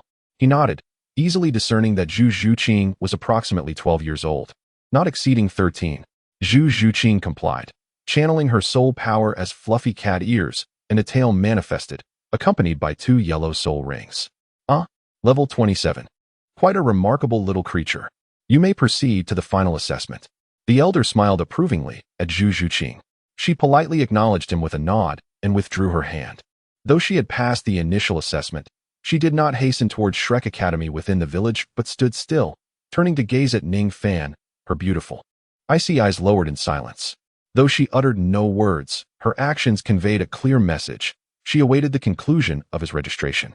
This behavior caused Dai Mubai, who had been smiling and preparing to greet Zhu Zhuqing, to halt abruptly, his expression shifting to one of hostility as he regarded the young man behind her. "Oh, it seems we have a pair of young lovers here to register," the elder observed with a light chuckle. His voice was not loud, yet it reached Dai Mubai's ears clearly. Upon hearing his fiancée he referred to as someone else's partner, Dai Mubai's countenance changed dramatically as he scrutinized Ning Fan and Zhu Zhuqing. He quickly noted Ning Fan's nonchalant smile and Zhu Zhuqing's cold demeanor, which seemed to tacitly acknowledge the insinuation. Enraged, Dai Mubai's handsome face flushed a deep crimson. After a brief chuckle, the elder's gaze shifted to Ning Fan. "However, it appears you are over the age limit of 13. According to Shrek's rules, while your young lady may enter, you must return." In response, Ning Fan's eyes flickered momentarily. Yet he displayed no signs of alarm as he stepped forward confidently, a smile gracing his lips. Indeed, I am nearly 14. But are not Shrek's regulations established to recruit exceptional talents? I consider myself a monster. Quite the confidence. Show me your martial soul. And let us determine if you truly are a monster. The old man squinted slightly, gazing at Ning Fan as he spoke softly. Ning Fan nodded slightly, then raised his right hand, allowing his soul power to surge forth, resulting in a dazzling display of multicolored radiance emanating from his palm. Gradually, this light coalesced into a resplendent 7-layered tower, which hovered in his palm, spinning with an enchanting grace. At that moment, 3 soul rings, 2 golden and 1 purple, appeared atop the vibrant tower. Level 35, the 7 treasures glazed tower? The elderly man stared wide-eyed at the 7-tiered tower in Ning Fan's hand, his previously relaxed demeanor vanishing, replaced by an expression of astonishment. Am I considered a monster? Ning Fan smiled faintly at the elder. Haha, indeed a rare specimen. But does your sect know you're here? The elder chuckled heartily before speaking softly to Ning Fan. They probably don't know, considering I've been indefinitely exiled from the sect and can't return for the time being. Ning Fan shrugged casually. His words held a kernel of truth. It was evident that Ning Fengji had sought him out to prevent any chance of reunion with Ning Rongrong. Although framed as a training opportunity, it was, in fact, a form of indefinite exile. After all, it would not make sense to bestow upon him an abundance of resources, including a spatial soul guide, gold coins, and various supplies. The elder chuckled lightly, clearly skeptical of Ning Fan's claims. After all, it was inherently challenging for an auxiliary-type soul master to cultivate, and achieving the rank of soul respect before the age of 14 was a feat reserved for extraordinary talents. Moreover, here was this young man, yet to turn 14, boasting a soul power level of 35. Such an anomaly would surely be safeguarded by the 7 treasures glazed sect. How could he possibly be exiled indefinitely? Was Ning Fengji blind? Despite his disbelief, the elder refrained from further inquiries, recognizing that this might touch upon the confidential matters of the sect. Since Ning Fan was reluctant to disclose details, he chose not to pursue the matter further. Hearing this, Zhu Zhuqing lifted her gaze to Ning Fan, her cold eyes shimmering with intrigue, while the elder perceived Ning Fan's words as mere fabrications. Zhu Zhuqing felt a profound sense of truth in his statements. Initially, she believed she understood Ning Fan well, yet her recent interactions had revealed how little she truly knew about him, such as his mysterious second martial soul beyond the 7 treasures glazed tower. That night, following the giant python's attack, Zhu Zhuqing sat beside the fire, pondering why Ning Fan, an auxiliary soul master, possessed such formidable strength. After much contemplation, she found herself unexpectedly breaking the silence she had intended to maintain. Why are you so powerful? Aren't you an auxiliary soul master? She asked, watching Ning Fan as he roasted snake meat. As soon as she uttered the question, a pang of regret struck her. After all, they had known each other for only a day, and Ning Fan had concealed his true strength from her. It was evident that his terrifying combat prowess was a closely guarded secret. To her surprise, Ning Fan responded without hesitation, smiling gently as if the brevity of their acquaintance meant nothing. Though the 7 treasures glazed tower is merely an auxiliary martial soul, I possess a twin martial soul. Another one that is quite formidable. Twin martial souls. Zhu Zhuqing gasped, astonished by the revelation. She had never anticipated that Ning Fan would possess such a rare and legendary gift, 2 martial souls within a single individual. In that instant, Zhu Zhuqing comprehended why Ning Fan, despite appearing as an auxiliary soul master, exhibited such overwhelming combat strength. By the way, Ning Fan remarked as he noticed the astonishment on Zhu Zhuqing's face. Flipping the roasted python meat in his hand, no one knows about my twin martial souls yet. You're the first. Please keep it a secret. Understood. Zhu Zhuqing nodded, her beautiful eyes glimmering with a mixture of surprise and admiration. Reflecting on the past, she looked up with her dark eyes, involuntarily casting a glance at Ning Fan. If what he said was true, and she truly was the first to learn of his twin martial soul, then his exile from the 7 treasures glazed sect was indeed not unfounded. What could his second martial soul be? Zhu Zhuqing furrowed her brows, her gaze fixed on the vibrant tower in Ning Fan's hand, pondering quietly. Upon learning about Ning Fan's second martial soul, Zhu Zhuqing chose not to press further. After all, their relationship was still in its infancy, and for Ning Fan to share his secret with her indicated a significant level of trust. Although her curiosity about the nature of his second martial soul was intense, she felt that their bond was not yet strong enough to warrant such inquiries. Would he tell me if I asked now? Zhu Zhuqing mused as she regarded the seven treasures glazed tower in Ning Fan's grasp, her thoughts drifting back to the moment earlier when he had excitedly promised not to allow her to marry anyone else, gripping her shoulders tightly. Her heart fluttered, and a charming blush crept onto her delicate, cold face, rendering her particularly alluring. Meanwhile, Ning Fan remained focused on the elder, oblivious to Zhu Zhuqing's reaction. However, Dai Mubai, who had been watching Zhu Zhuqing closely, noticed the subtle change. In his eyes, his fiancée appeared to be blushing at Ning Fan's presence, exhibiting a clear display of affection. His expression darkened, and in a fit of agitation, he crushed the armrest of his chair to splinters. Mubai, lead them inside, directly to the fourth challenge. The elder commanded after verifying Ning Fan's soul power level and physical age, waving towards Dai Mubai.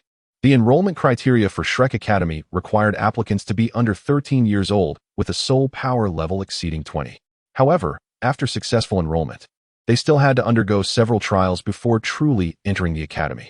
Yet, for Ning Fan and Zhu Zhuqing, whose soul power levels surpassed 25, they could bypass several intermediate tests and proceed directly to the final challenge. Yes, follow me, both of you, Dai Mubai said, rising swiftly and offering Ning Fan a rather unfriendly smile. Thank you, Ning Fan replied with a light chuckle. A faint smile graced Ning Fan's lips, for he had long since observed the unfriendly expression on Dai Mubai's face. However, he remained unconcerned. At this moment, Ning Fan only wished to counsel Dai Mubai to reflect upon himself and ponder whether he truly deserved Zhu Zhuqing. Ning Fan had already ascertained that Zhu Zhuqing harbored no affectionate feelings for Dai Mubai.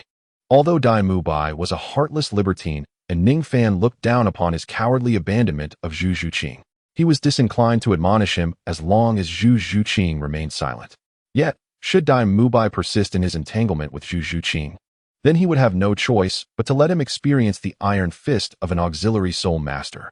As Ning Fan pondered, he soon found himself walking alongside the equally impassive Zhu Zhuqing into Shrek Academy, nestled within this village. Upon entering the village, one could behold an array of wooden structures, aptly described in 4 simple yet profound words: unadorned and rustic. Throughout their journey, the trio maintained a profound silence.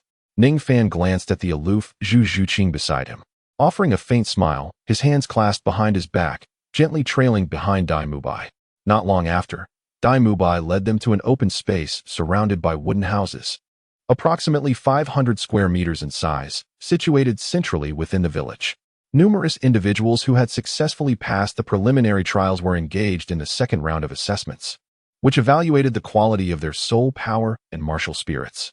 However, as both Zhu Zhuqing and Ning Fan possessed soul power levels exceeding 25, they naturally bypassed this segment, advancing directly to the fourth challenge, which tested practical experience. Continuing under Dai Mubai's guidance, they arrived at another clearing. At the edge of the space, a male and a female sat idly, seemingly resting due to a lack of tasks at hand. At a glance, Ning Fan instantly recognized the 2 individuals before him, Tang San and Xiao Wu. In the center of the open space sat a robust middle-aged man in his 50s, dozing in a chair. Clearly, this was the final hurdle, the practical examination. If Ning Fan was not mistaken, the slumbering man was none other than the practical examiner for this last challenge, the formidable Zhao Wujing. After Dai Mubai brought the 2 to this location, he noticed that Zhao Wujing remained in slumber, unperturbed. With utmost caution and lightness in his footsteps, he sought to avoid disturbing the temperamental instructor. Turning slightly, he cast a glance at Ning Fan before shifting his focus onto Zhu Zhuqing. In a hushed tone, furrowing his brow, he spoke. As the remaining candidates have yet to complete their assessments, you shall wait here until teacher Zhao Wujing awakens or the others finish their evaluations, at which point the final round will officially commence. Zhu Zhuqing's expression remained as frosty as ever, merely nodding slightly to indicate her understanding. Her demeanor towards Dai Mubai, her ostensible fiancé, was akin to that of a stranger. This attitude sparked a flicker of ire in Dai Mubai's eyes. In contrast to Zhu Zhuqing's coldness, Ning Fan offered a slight smile, lowering his voice to express his gratitude to Dai Mubai with a cupped fist. Thank you for the information. Upon hearing Ning Fan's words of gratitude, Dai Mubai's gaze shifted to Ning Fan beside Zhu Zhuqing, his countenance darkening as he whispered, "Keep your distance from her." With that, He departed, as the enrollment process was not yet concluded, necessitating his return to the admissions office. Oh, keep my distance.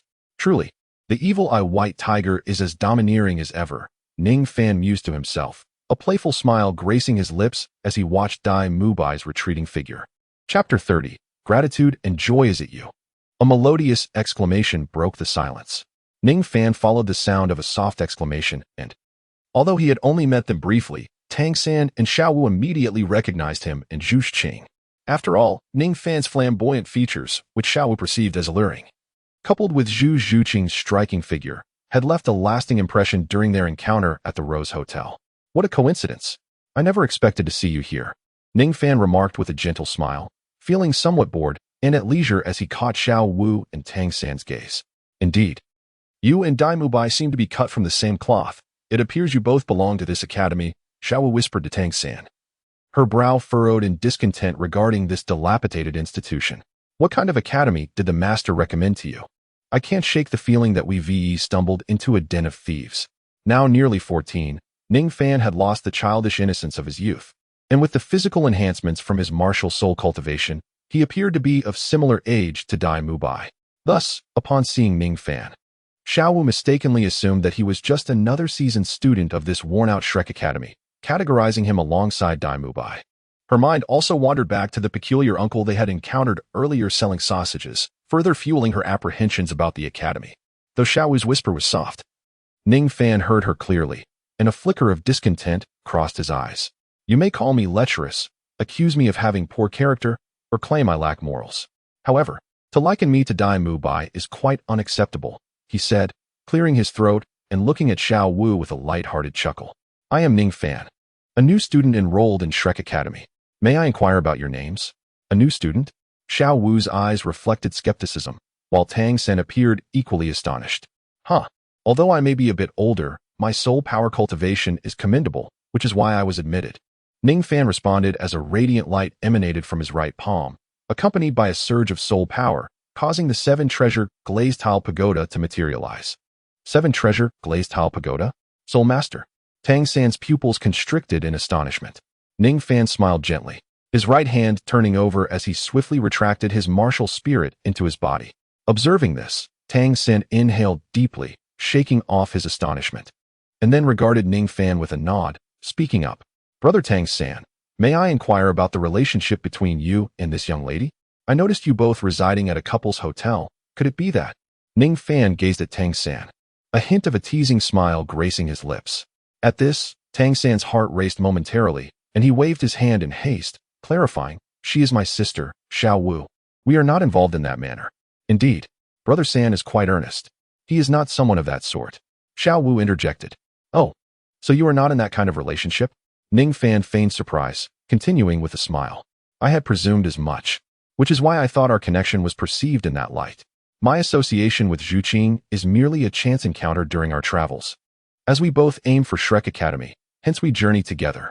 We simply found a hotel in Soto City and booked 2 separate rooms for rest. I never anticipated that as a support-type soul master, I would be misjudged as a lecherous rogue, luring young maidens. Brother Tang San, does this not seem somewhat inappropriate? Ning Fan gazed at Tang San, his countenance adorned with a gentle smile, yet exuding an invisible pressure. At that moment, Xiao Wu, having heard Ning Fan's words, realized that her preconceived notions stemming from the earlier incident involving Dai Mubai had cast an unfavorable shadow upon her perception of Ning Fan and Zhu Qing. Moreover, the fact that Zhu Qing had managed to reach this place through the Shrek Academy indicated her exceptional talent in martial soul cultivation, suggesting a perspective far beyond the ordinary. Unlike the easily swayed twins cradled in Dai Mubai's arms, Zhu Qing was not so easily led astray. Despite her recognition of the misunderstanding, Xiao Wu's stubborn nature compelled her to feign ignorance. Observing this, Tang San's expression turned slightly awkward, understanding that their side had indeed erred. He immediately expressed his sincere apology. I am sorry, we were in the wrong. I apologize on behalf of Xiao Wu. Upon witnessing Tang San's apology, Xiao Wu could no longer act as if nothing had transpired. She promptly approached Ning Fan and patted him on the shoulder. I'm really sorry for misunderstanding you. But don't worry, since it was my mistake, I promise that if you encounter any troubles at Shrek Academy in the future, just come to me. I will have your back, Xiao Wu confidently asserted, playfully thumping Ning Fan's shoulder in a manner reminiscent of a big sister. Though she had just observed Ning Fan's martial soul and noted that his soul power level was at least 30, surpassing her own by several levels. She felt no apprehension in making such a declaration, for the seven-treasure glazed tile pagoda was primarily a support-type martial soul with little combat prowess. Have my back? Ning Fan chuckled softly. I do not require your protection. Having Zhu Qing by my side is more than sufficient. Wouldn't you agree, Zhu Qing? You will protect me. One to you? Ning Fan lowered his head, and, glancing at the silently observing Zhu Qing, he playfully blinked and chuckled softly. In response, Zhu Qing, who had maintained a stoic expression, lifted her gaze to meet his, and a faint smile graced her delicate features. With a gentle nod of her head, her voice, as soothing as a gentle spring, resonated softly. Yes, I will protect you. Ding. Your combat experience has increased by 1. Ding. Your forging talent has increased by 1. Ding. You have acquired 3 gold coins. In Ning Fan's mind, a series of voices echoed once more, causing the corners of his mouth to curl slightly. Oh, it seems I haven't misjudged entirely, he mused. Upon witnessing this, Xiao Wu pouted and softly remarked, well, since Zhu Qing is shielding me, and you have also offered your apologies, I shall forgive you for tarnishing my reputation. Ning Fan smiled gently, feeling quite content, and chose not to dwell on past grievances.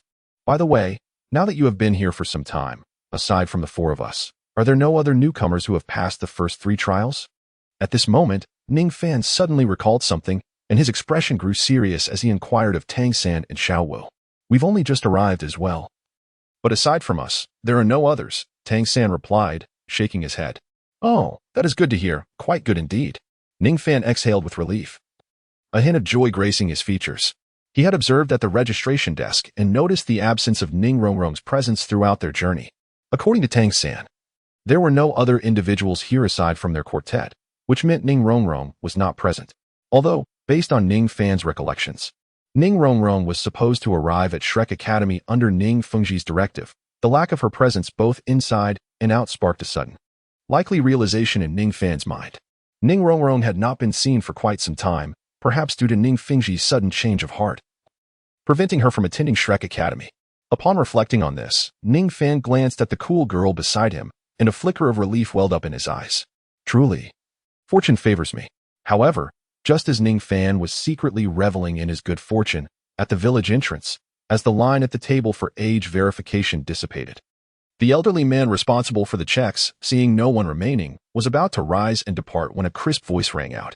Teacher, wait a moment. I'm here too. Chapter 31.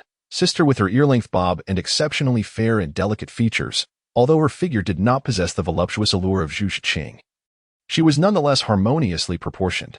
She exuded an ethereal aura, resembling a refined noblewoman who had received an excellent education. Moreover, the girl's smile was incredibly sweet. Akin to a gentle spring breeze, her charming expression uplifting every young soul master who had been disheartened by the stringent admission criteria of Shrek Academy. She was, of course, the little princess of the 7-treasure glazed tile school, Ning Rongrong. Initially, Ning Rongrong had no intention of attending Shrek Academy. Instead, she wished to seek out the elusive Ning Fan. A week prior, when Ning Fengji had released her from her confinement in the courtyard, she discovered that Ning Fan had vanished from the 7-treasure glazed tile school. Inquiring about her father, she learned from him that Ning Fan had left the school during her confinement to embark on a journey of cultivation. Of course, her father claimed that Ning Fan had left of his own accord, but the astute Ning Rongrong, well acquainted with her father's nature, was not inclined to believe his words. How could Ning Fan, who cherishes her so deeply, ever abandon her and depart from the 7-treasures glazed sect without a word, venturing into the world on his own? Surely, it must be that his father employed some despicable means to coerce him into leaving. The thought of Ning Fan being forced by his father to forsake the 7-treasures glazed sect fills her mind. Ning Rongrong felt a surge of anxiety and quarreled with her father, insisting that Ning Fengji disclose Ning Fan's whereabouts. However, Ning Fengji revealed nothing and informed her that upon the conclusion of her confinement, she would proceed to Shrek Academy to engage in her studies and training. Consequently, Ning Rongrong departed from the 7-treasure glazed tile school, bound for Shrek Academy. Yet, throughout her journey, the rebellious Ning Rongrong was reluctant to attend the academy. She frequently sought opportunities to escape in order to find Ning Fan. Unfortunately, under the vigilant protection of the 7-treasure glazed tile school, her attempts were futile. Ultimately, she received a message from her father warning her that if she continued to be disobedient and delayed her entrance to Shrek Academy, Ning Fengji would ensure that she would never meet Ning Fan again, nor would he reveal to her where he might be. Ning Feng's words served as a threat, causing Ning Rongrong to immediately become compliant. However, this also intensified her aversion towards Shrek Academy. As the enrollment period for Shrek Academy approached its conclusion, she arrived fashionably late. Meandering along the path, extend your right hand, allow me to assess your bone age, and then unleash your martial soul. The elder in charge of the assessment gently instructed Ning Rongrong. All right, Ning Rongrong replied with a sweet smile, her lively and radiant demeanor capturing the attention of several young men. It must be noted that although she was a mischievous little imp within the Seven Treasure Glazed Tile School, her outward appearance did not reveal her true character. To those unfamiliar with her personality, her charming smile and striking beauty made her appear as an exceptionally adorable, neighborly younger sister. Indeed, at around 12 years of age, her martial soul was already at a level exceeding 25. The elder in charge of the assessment nodded in satisfaction and then turned his gaze towards the martial soul resting in Ning Rongrong's palm, a glimmer of surprise crossing his eyes. Another genius from the Seven Treasure Glazed Tile School? Another one? Ning Rongrong blinked her beautiful eyes, a hint of confusion flickering within. However, soon after, having successfully passed the first 3 stages of the registration process, she arrived at the 4th stage, where Ning Fan, Zhu Qing, Tang San, and Xiao were gathered. Upon catching sight of the familiar figure of the man who occupied her thoughts, her confusion dissipated. Ning Fan. Tears glimmered in Ning Rongrong's lovely eyes as she covered her mouth with her hands, joyously exclaiming. Yet, her exuberant shout startled Ning Fan, causing him to turn around. Gazing at the girl clad in a white dress, her delicate and fair features radiating cuteness, he saw the excitement and tears of joy in her eyes. With a deep sigh, Ning Fan resigned himself, realizing he could not evade the situation any longer. As he watched the girl sprint towards him like a fledgling swallow returning to the nest, he had no choice but to open his arms in resignation. With a soft thud, the ecstatic Ning Rongrong leaped into Ning Fan's embrace, the force of her impact causing him to stagger back 2 steps to cushion her landing and prevent any harm. Hee, you've made it here too. Did Dad send you here? But isn't Dad? Could it be that Dad? Ning Rongrong nestled her head into Ning Fan's embrace, inhaling deeply before lifting her gaze to blink her beautiful eyes at him. Her curiosity piqued. Hearing her words, Ning Fan's expression shifted in surprise as he hastily interrupted her, stating, the sect leader did not summon me here. I have been temporarily exiled from the Seven Treasure Glazed Tile School and have no ties to the sect. I arrived at this academy for various reasons and did not expect to encounter you here. Upon hearing this, Ning Rongrong's enchanting eyes dimmed in an instant, as she had initially assumed that Ning Fan's presence was at her father's behest. Furthermore, learning of Ning Fan's exile and severed connections with the sect filled her with guilt. Leaving her silent, Ning Fan exhaled a long sigh of relief in his heart. Fortunately, he had interrupted Ning Rongrong before she could divulge any critical information, thus narrowly escaping a perilous situation. However, despite not revealing anything vital, the intimate gestures and flirtatious words exchanged between Ning Rongrong and Ning Fan stirred a slight discomfort within someone else. At that moment, Ning Fan suddenly felt a tug at the hem of his garment and turned to meet the cold gaze of Zhu Qing. Who is she? Zhu Qing's countenance remained as frosty as ever, her cherry lips parting to utter those simple 3 words. Just then, Ning Rongrong, nestled in Ning Fan's arms, noticed Zhu Qing, the strikingly beautiful girl standing beside Ning Fan, who was of similar age and possessed a captivating figure. She blinked her lovely eyes and echoed Ning Fan's question. Ning Fan, who is she? Caught off guard by the simultaneous attention of the 2 girls, Ning Fan's mind raced. Although he had anticipated such a scenario countless times, its reality left him somewhat flustered. Taking a moment to compose himself, he maintained his gentle smile and softly addressed Zhu Qing. Her name is Ning Rongrong. We share a close bond, and she is like a sister to me within the Seven Treasure Glazed Tile School. Upon hearing this, Ning Rongrong's beautiful eyes widened in surprise as she looked at Ning Fan, clearly taken aback by his public introduction of her identity. Her cheeks puffed with indignation as she considered retorting, but upon seeing the expression in Ning Fan's eyes, she hesitated. Suddenly, the thought of her father's disapproval of their relationship crossed her mind, leading her to realize that revealing their connection could lead to complications. Ning Fan's words might have been chosen with this consideration in mind, prompting her to forego her rebuttal. Although feeling somewhat miffed, she ultimately acquiesced to Ning Fan's introduction. And she is Zhu Zhiqing, a companion on my journey. She has been responsible for my protection along the way, and we are quite good friends. Upon witnessing Ning Rongrong's compliance and lack of rebuttal, Ning Fan felt a sense of relief. His gaze flickered with intrigue as he smiled gently. Proceeding to introduce the identity of Zhu Zhiqing. Chapter 32, The Confrontation, is that so? Ning Rongrong inquired, her beautiful large eyes glimmering with a hint of skepticism as she regarded Ning Fan. Ning Fan nodded slightly, his expression remaining unchanged. Upon witnessing this, Ning Rongrong found no significant issues within the statement and ceased her lingering doubts. After all, from the perspective of the proud Ning Rongrong, it seemed improbable that Ning Fan could have developed affections for anyone else so swiftly, especially considering he had cherished her dearly prior to his departure from the Seven Treasures Glazed Tile School merely 2 weeks ago. As for the relationship between Ning Fan and Zhu Zhiqing, it was likely a result of their coincidental meeting on the road, where they traveled together, with Zhu Zhiqing safeguarding Ning Fan along the way. In light of this, Ning Rongrong bestowed a sweet smile upon Zhu Zhiqing, expressing her gratitude for the care she extended to Ning Fan. However, Zhu Zhiqing felt a subtle sense of unease within her, unable to articulate the source of her discomfort. Yet, upon hearing Ning Fan's assertion of having been protected by her, Ning Rongrong appeared unfazed, causing an inexplicable calm to wash over her heart. Ning Fan's second martial soul turned out to be exactly as he had previously mentioned, a secret known only to her. Even the girl before her, whom Ning Fan referred to as his sister, was unaware of it. She was the sole keeper of Ning Fan's secret. Realizing this, Zhu Zhiqing looked at the girl, who smiled sweetly at her and nodded slightly, her icy demeanor softening with a hint of hesitation. She then parted her cherry lips and softly spoke, "Hello, Rongrong sister." "Hello." Ning Rongrong replied politely, her voice bright and cheerful. A sense of harmony enveloped the scene, and Ning Fan couldn't help but think of the phrase that emerged in his mind, though he wondered how long this harmony would endure. As he observed the two girls, a peculiar expression crossed Ning Fan's face.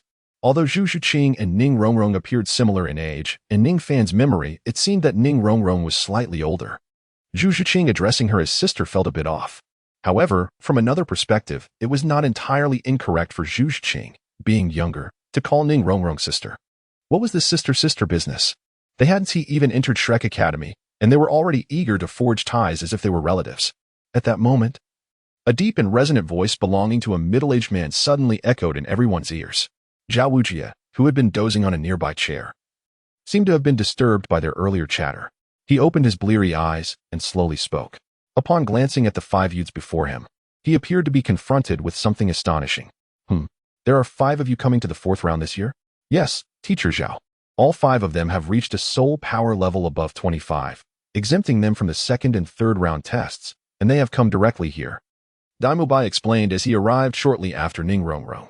Hearing this, Zhao Wujie's eyes gleamed with interest, and he stood up from his chair. Though not tall and possessing an average appearance, he exuded a formidable strength.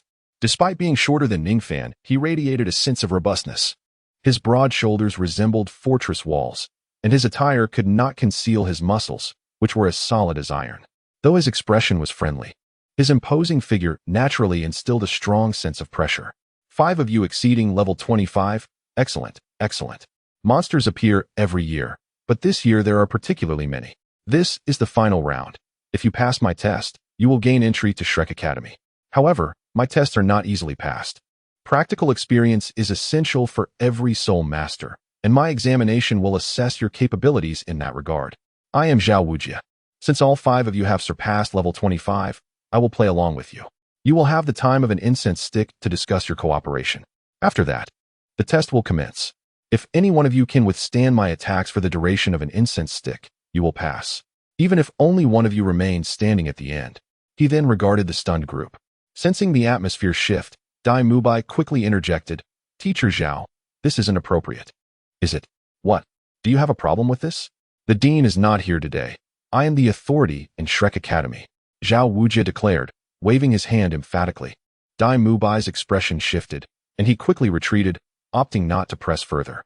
"Dai Mubai, is this Teacher Zhao really that formidable?" Xiao Wu inquired, her brow furrowed. "Yes, very strong."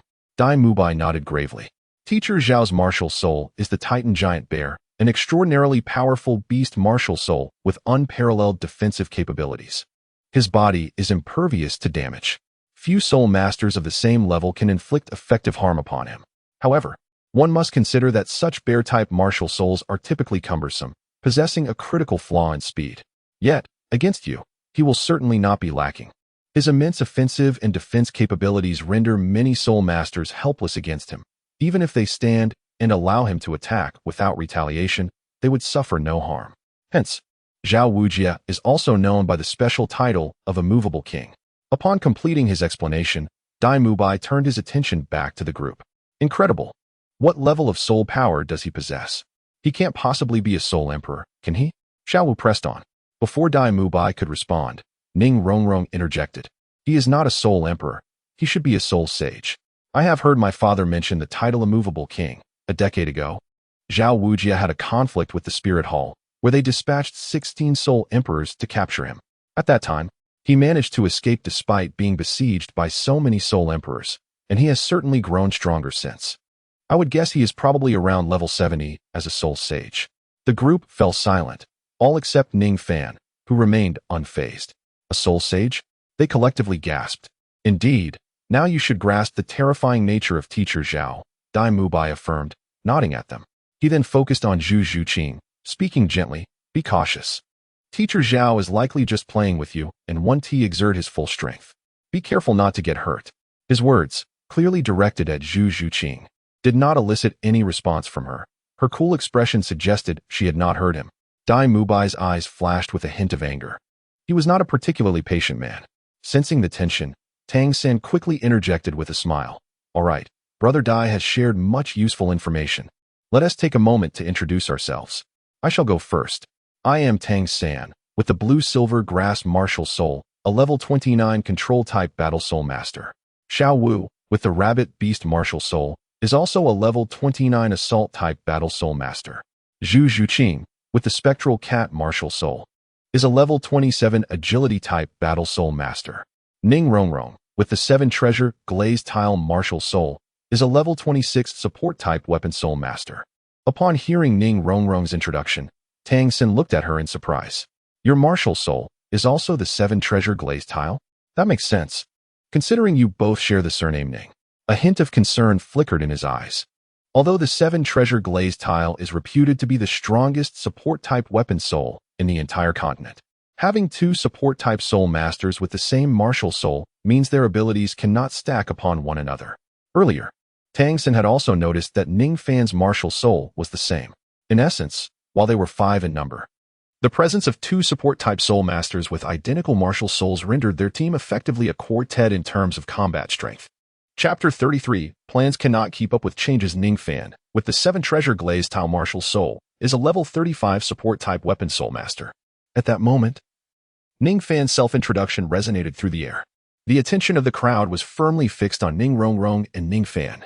Given that these were the only 2 support-type soul masters in the team, both possessing identical martial soul abilities, it sufficed to have merely one of them engage in battle while the other observed from the sidelines.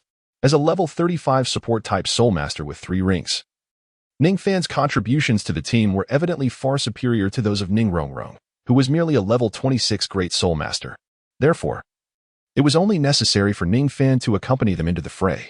However, at that moment, upon sensing the gazes directed at him, Ning Fan smiled, then glanced at Zhao Wujie, who was not far away, and spoke. Let Rongrong join you. You can engage in battle for the duration of an incense stick. I will be here to support you and ensure your safety. If it becomes too overwhelming, simply leave the remainder of the time to me. Tang San furrowed his brows, clearly struggling to fully grasp Ning Fan's intentions. He found it difficult to comprehend how a support-type soul master could offer to assist them in such a manner. Moreover, he was puzzled as to why Ning Fan, whose supportive capabilities were significantly greater than those of Ning Rongrong, chose to forego participation and instead observe from the periphery. Tang San shook his head, looking at the smiling Ning Fan, realizing that since Ning Fan was reluctant to engage in battle alongside them, and given their lack of familiarity, he had no grounds to insist on his cooperation. Meanwhile, Dai Mubai cast a sidelong glance at Ning Fan, a hint of mockery flickering in his eyes. In his view, it seemed that Ning Fan was intimidated by Zhao Wujie's prowess and lacked sufficient combat experience, hence his hesitance to participate. What? You? Level 35? When did you reach such a high level? Just as Tang San was lost in thought, a voice of astonishment suddenly broke through the air. Ning Rongrong, with her enchanting large eyes wide open, stared incredulously at Ning Fan. Though Ning Rongrong is renowned as the Little Witch of the Seven Treasure Glazed Tile School, her innate talent remains unparalleled among her contemporaries. This has always been a source of pride for her. However, at this moment, Ning Fang has completely reshaped her understanding. Currently, her soul power level stands at 26, while Ning Fang has, unbeknownst to her, reached an astonishing 35. He surpasses her by a full 9 levels. Although Ning Fang is nearly 2 years her senior, even the exceedingly proud Ning Rongrong must concede that within 2 years, she may not attain level 35 herself. This realization engenders within her a sense of trepidation and loss. In the past, during their interactions, Ning Rongrong had always perceived herself as holding the upper hand. Even after she boldly confessed her feelings to Ning Fang, this perception remained. After all, to most, Ning Fang appeared merely average, notable only for his decent looks, lacking exceptional talent or status. In stark contrast, Ning Rongrong boasts outstanding abilities and is the daughter of the Seven Treasure Glazed Tile School. The disparity in their standings, coupled with the fact that Ning Fang had previously pursued her, led Ning Rongrong to subconsciously regard herself as superior, despite her affection for him. In her eyes, her bold confession was a noble gift to him. After all, with her beauty, exceptional talent, and status as a princess of the school, it was a privilege for him to be favored by someone like her. Now, however, Ning Fang's displayed talent eclipses her own, shattering the pride she once held when confronting him and leaving her with a sense of vulnerability. Observing the adorably stunned expression on Ning Rongrong's face, Ning Fang smiled gently, raising his hand to ruffle her hair, akin to a benevolent older brother, softly remarking, "Heh, it's just level 35. Having a higher level isn't something to boast about. And it's perfectly normal for you not to know. Hey, what kind of siblings are you? Not even aware of something so fundamental?" Xiaowu remarked, bemused by Ning Rongrong's dazed expression. If not for the shared surname and their martial spirits both being the Seven Treasure Glazed Tile, she might have suspected they were feigning their sibling relationship, given their ignorance of such basic information. All right, let's not waste time. You two should quickly devise a strategy without counting on me, Ning Fang said decisively. He then glanced at Zhao Wujin, whose imposing physique was notable, his eyes flickering slightly. The last encounter with the utterly unthreatening 1,000-year-old python had hardly been a battle. It was merely a warm-up. Ning Fan remained utterly oblivious to the limits of his potential, especially without activating his second martial soul. After absorbing the extraordinary reward of 50,000 years of right arm bones from the system, he acquired a unique soul skill that significantly enhanced his strength, leaving him even more uncertain of his actual capabilities. Zhao Wujia, with his rugged exterior and formidable resilience, served as the perfect subject for experimentation. Observing Zhao Wujia, a subtle smile graced the corners of Ning Fan's lips. Before long, Tang San had meticulously devised a combat strategy. Xiaowu would take the lead in offense. He would provide control. Zhu Zhuqing would weave through and distract the opponent, while Ning Rongrong would offer support from the rear. As for Ning Fan, he had requested to remain at the edge of the arena, refraining from using any soul skills, merely focused on self-preservation. The plan was straightforward and direct, yet the specifics would ultimately depend on the circumstances of the actual battle. After a brief discussion that felt like the burning of an incense stick, the time for combat had arrived. All right, little monsters, prepare to embrace the baptism of battle. Zhao Wujia's resonant voice echoed throughout the arena. With that, he retrieved another incense stick, plunging it into the ground. At this moment, Tang San, Xiaowu, Zhu Zhuqing, and Ning Rongrong formed a cohesive unit on one side of the arena. In contrast, Ning Fan found himself isolated, as Tang San's battle plan had excluded him at his own request. He stood alone on the opposite side, distanced from the quartet, ready to observe from the periphery. It was then that Ning Rongrong gracefully began to twirl, her enchanting voice mingling with the gentle breeze, as her white dress danced around her. "Seven treasures, manifest." As her words fell, a resplendent, jewel-like 7-colored pagoda materialized in her palm. The vibrant hues radiated from her being, rendering her as ethereal as a celestial maiden descending to earth. Witnessing this, Ning Fan couldn't help but express his admiration. Indeed, individuals possessed distinct qualities. For instance, as Ning Rongrong delicately lifted the 7-colored pagoda to unleash her soul skill, she appeared as a divine fairy, exquisite and captivating. In contrast, when Ning Fan himself held the Seven Treasures Glazed Pagoda to release a soul skill, he felt less like a support-type soul master and more akin to a towering deity. The Seven Treasures were renowned, the first being strength. As Ning Rongrong uttered her incantation softly, the first soul ring shimmered with brilliance.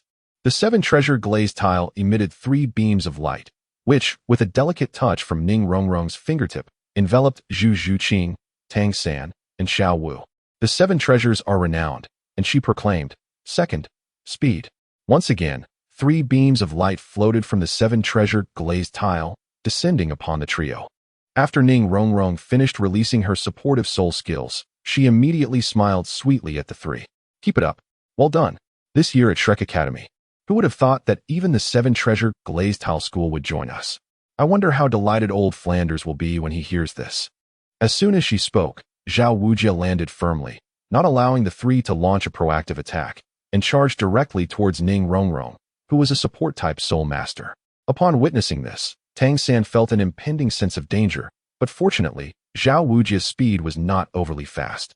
As everyone swiftly retreated, just as Zhao Wujia was about to close in on Ning Rongrong, long, dark tendrils erupted from the ground beneath her, pulling her away to a different location. This maneuver swiftly created distance, as they dared not engage in close combat with a soul master like Zhao Wujia. Haha, gotcha. Zhao Wujia, seeing Tang San and the others retreat with great caution, was rather pleased. After forcing the 4 back, he pivoted and accelerated towards Ning Fan. Observing this scene, Ning Fan was momentarily taken aback, completely unprepared for Zhao Wujia's first target to be himself. Why is Zhao Wujia coming straight for me? This defies logic. I had kept a low profile, not even releasing my martial soul or making a sound, yet he still singled me out. In truth, had it not been for Ning Rongrong's earlier exclamation, Zhao Wujia might not have considered the otherwise silent Ning Fan at all. Moments ago, Zhao Wujia and his companions had spent a brief period discussing tactical cooperation. As a beast martial soul sage, Zhao Wujia possessed keen senses. Yet he had no intention of eavesdropping on Tang San's strategy. However, Ning Rongrong's astonished cry unexpectedly revealed to him that Ning Fan possessed a formidable soul power level of 35. This revelation, while surprising, also led him to conclude that Ning Fan was the strongest among the newcomers. At that moment, seeing that the highest soul power level Ning Fan was not with the other 4, but rather standing at the edge without releasing his martial soul, was indeed peculiar. Thus, in Zhao Wujia's eyes, Ning Fan was undoubtedly suspicious. His understated demeanor hinted at something hidden, compelling Zhao Wujia to resolve him first to avoid unforeseen complications later. As Zhao Wujia charged towards him, Ning Fan was momentarily bewildered. Initially, he had intended for Tang San and the others to engage first, allowing them to gain a sense of involvement in this assessment while observing their capabilities. Although Ning Fan believed he could withstand Zhao Wujia's full strength without unleashing his martial soul for a brief period, he felt it would be unseemly to overshadow them by taking the lead in the assessment, denying them an opportunity to shine. However, plans often falter against reality. And who could have anticipated that Zhao Wujia would target him directly? Despite his confusion regarding why Zhao Wujia had chosen him first, the current situation forced him to take action. Beware, Ning Fan. Be careful. 2 urgent cries rang out, those of Zhu Zhuqing and Ning Rongrong. At this moment, Ning Rongrong's eyes were filled with concern as she watched Zhao Wujia charge towards the immobile Ning Fan. As the distance between them diminished, she, having never witnessed Ning Fan's true strength, shut her beautiful eyes in fear, imagining the horrific sight of Ning Fan being violently struck by Zhao Wujia, his bones shattered. Outside the arena, Dai Mubai observed this with a hint of schadenfreude. Ning Fan, who had avoided battle and remained on the periphery without even releasing his martial soul, had unwittingly become Zhao Wujia's primary target. To Dai Mubai, this seemed entirely self-inflicted. On the other hand, Zhu Zhuqing's cold gaze also reflected some worry. Although she had encountered Ning Fan's fierce thousand-year soul beast and had some understanding of his strength, seeing him stand still made her heart flutter with anxiety. After all, the thousand-year soul beast they had faced, while formidable, was merely a small insect in the presence of a soul sage. Ning Fan could effortlessly vanquish the millennia-old giant python. However, when confronted with Zhao Wuji, a formidable soul sage, maintaining such a relaxed demeanor proved to be exceedingly perilous. At this moment, Ning Fan stood in place, his brow slightly furrowed, gazing intently at Zhao Wuji. Although he had previously yearned for a direct confrontation with Zhao Wuji, a clash of physical prowess akin to a vigorous contest between men, the sight of Zhao Wuji's imposing and increasingly ferocious presence, akin to a rampaging bull, caused him to reconsider. Ning Fan discreetly swallowed hard, choosing not to confront Zhao Wuji head-on for the moment. Instead, he resolved to employ a subtle tactic to thwart Zhao Wuji's relentless charge. A golden radiance quietly manifested within Ning Fan's right arm, accompanied by a faint ripple of soul power that was nearly imperceptible to the naked eye. This was the soul skill bestowed upon him by the 5,000-year-old right arm bone he had obtained. After absorbing the right arm bone, Ning Fan did not encounter the overwhelmingly potent soul skill he had anticipated. While he felt a slight enhancement in the strength of his right arm, the soul skill associated with the 5,000-year-old right arm bone was not particularly formidable. However, it was the soul skill he had longed for, perfectly suited to his current needs, the mastery of space. The innate divine ability of the ancient void dragon was to traverse the void and manipulate the power of space. Logically, as a wielder of the ancient void dragon martial soul, Ning Fan should possess this capability. However, due to his inadequate strength, he could not fully manifest even a single dragon arm. Presently, Ning Fan could merely sense the existence of spatial power, utterly incapable of wielding it or understanding how to utilize it. The soul skill of spatial mastery granted by the 5,000-year-old right arm bone dramatically elevated Ning Fan's control over the power of space, akin to that of the ancient void dragon's innate ability. Although his current soul power level was low, rendering him unable to engage in direct confrontation, he could still theoretically manipulate spatial power. For instance, he could condense a spear of space to silently assassinate an opponent or cause a collapse of space to unleash a chaotic storm that would obliterate foes. He could even create a spatial passage with a mere sweep of his right hand, banishing enemies to another realm for eternity. Yet, none of these magnificent and powerful techniques were within Ning Fan's reach at this moment. As a mere soul master, such esoteric abilities felt far beyond him. Nonetheless, while the spatial mastery soul skill could not be utilized in direct combat, this wondrous power, though not overwhelmingly strong, was highly flexible. If employed skillfully in battle, it could catch adversaries completely off guard. "Be cautious, Teacher Zhao," Ning Fan murmured softly. Then, with a slight bend of his palm, he concentrated a minuscule silver glimmer in his palm and clenched it tightly towards the void.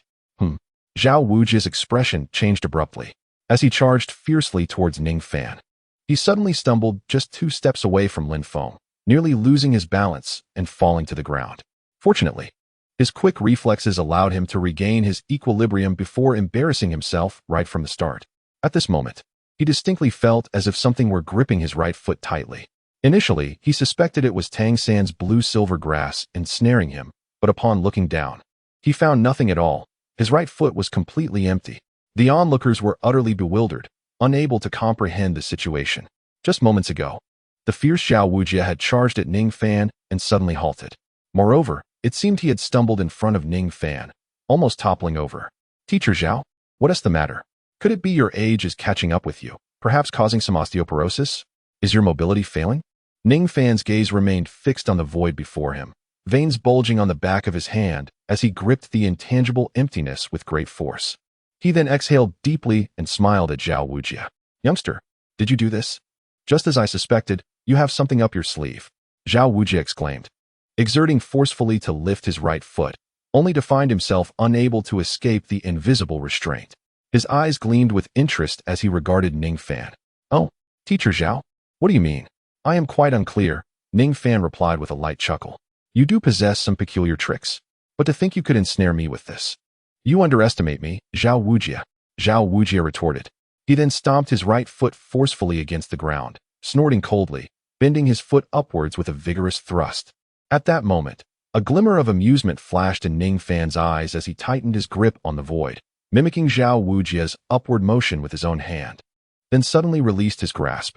Zhao Wuji was completely unprepared for the bizarre nature of this binding soul skill, which not only caused the restraining force to vanish instantly, but also allowed for continued exertion of strength. In an instant, as the binding force dissipated and Ning Fan exerted power into the void, Zhao Wuji's foot shot upwards, destabilizing his center of gravity and causing him to lose his balance. while he could have regained stability under normal circumstances. The unexpected force emanating from his right foot shattered his equilibrium, sending him stumbling backward. With a soft thud, amidst the bewildered gazes of the onlookers, Zhao Wujie, a soul sage renowned for his formidable reputation, resembled a clumsy bear as he stumbled and fell to the ground in a series of inexplicable movements. The entire scene appeared utterly absurd and left everyone perplexed. Indeed, it was absurd, a conundrum that left them scratching their heads. Even Zhao Wujie, now sprawled on the ground, gazed up at the exceptionally bright blue sky and white clouds, stunned. How could a dignified soul sage fall prey to the cunning tricks of a mere soul master? P.S. Following the suggestions of readers, I have decided to modify the reward of the 10,000-year soul bone to a 5,000-year soul bone, as it had previously been an oversight. Please take note. Chapter 35. An increasingly alien encounter. Teacher Zhao, are you not getting up? A fifth of the incense time has already passed. Just as Zhao Wujie pondered his life choices while gazing at the blue sky and white clouds, a light, airy voice broke the silence. Upon hearing this, Zhao Wujie snapped back to reality, slapping the ground with his right hand, propelling himself upright. At that moment, he noticed the incense he had planted was burning away at a fifth of its length. He then turned his gaze to the young man before him, who had caused him such embarrassment. This boy was indeed peculiar. What strange trick have you employed? Though Zhao Wujie was a soul sage, he had little understanding of the mystical power of spatial energy. He could only sense an invisible force, entirely devoid of any trace, seemingly under Ning Fan's control, which had led to his humiliation. Originally, Zhao Wujie believed that this was a soul skill of Ning Fan's martial spirit. However, upon closer reflection, he realized that Ning Fan had not even released his martial spirit, nor did he possess any soul rings. Thus, it could not possibly be a martial spirit skill. As for the alternative possibility of a soul bone skill, although Zhao Wujie considered it, he quickly dismissed the thought. The activation of a soul bone skill would likewise emit a unique fluctuation of soul power, which, given his current strength, he could not possibly overlook. Consequently, Zhao Wujie found himself utterly perplexed regarding the true nature of Ning Fan's power, completely unaware of its origin or how it was manipulated. Ning Fan was well aware of Zhao Wujie's inability to discern the source of this extraordinary ability. His mastery over spatial power, though derived from the 5,000-year soul bone skill of spatial manipulation in his right arm, was unlike typical soul skills. It could only be classified as a unique passive skill, enhancing the innate abilities he already possessed as a descendant of the ancient void dragon. Unlike common soul bone skills, which merely provided an additional special skill upon absorption, this was a different matter entirely. Therefore, it was entirely reasonable for Zhao Wujie to be unable to perceive it. Oh, it's merely a natural ability of my martial spirit, Ning Fan remarked with a subtle smile. There is no need for alarm, Teacher Zhao. I can wield such minor techniques through the manipulation of soul power without the need to summon my martial spirit. Zhao Wujie's eyes widened in surprise at the mention of a martial spirit's innate ability. Typically, martial spirits did not possess such innate powers. Only a select few rare and formidable martial spirits bore special innate divine abilities. At that moment, Zhao Wujie's interest in the young man before him deepened, and he yearned to uncover the extraordinary martial spirit possessed by Ning Fan. Meanwhile, Tang San and Xiao Wu, along with their companions, cast astonished glances at Ning Rongrong. With the exception of Zhu Zhuqing, Xiao Wu, in particular, leaned closer and playfully poked Ning Rongrong in the waist, her curiosity piqued. Hey, no wonder the 7 Treasure Glazed Tile School is the strongest support-type martial spirit on the continent. I didn't realize it harbored such a special innate ability. Rongrong, what exactly is that power of his? At her words, Ning Rongrong turned her head in a daze, her beautiful eyes equally filled with astonishment. The innate ability of the 7 Treasure Glazed Tower. As the daughter of the sect master of the 7 Treasure Glazed Tile School, possessing the authentic 7 Treasure Glazed Tower martial spirit, how could I be completely unaware of such a thing? Noticing the inquisitive gazes directed at her by Tang San and the others, Ning Rongrong opened her mouth to respond, but merely shook her head and softly replied, I do not possess such an ability. I do not know. Hey, are you two really siblings? How could you not know this and that? Xiao murmured in confusion. Upon hearing Xiao's unintentional remark, Ning Rongrong felt a tightening in her chest. Her beautiful eyes turned towards Ning Fan, and she suddenly realized that the Ning Fan she had parted with just 2 weeks ago now felt somewhat unfamiliar. Reflecting on their past interactions, She recalled that even if they had been apart for only a few days, Ning Fan would have eagerly inquired about her recent circumstances and would have gone to great lengths to make her smile if she were feeling down.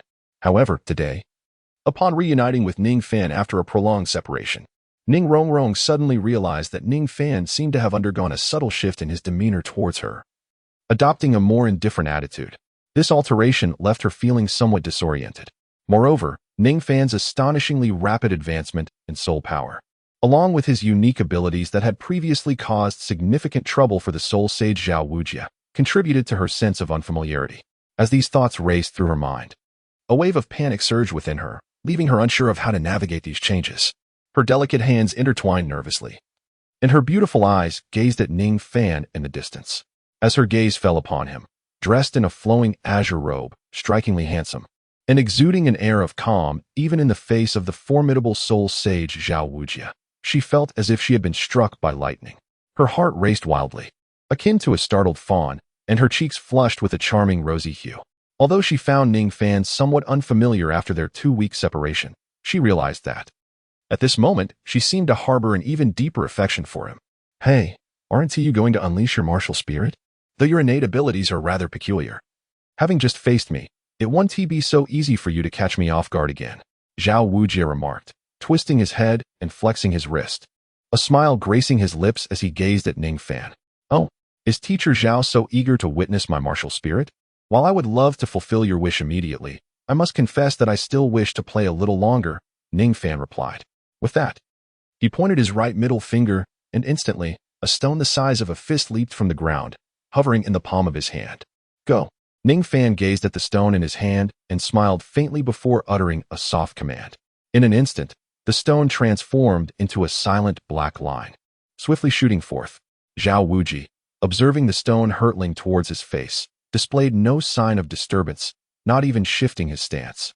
Just as the stone was about to make contact, it abruptly veered at high speed, grazing Zhao Wuji's skin with an exhilarating near miss.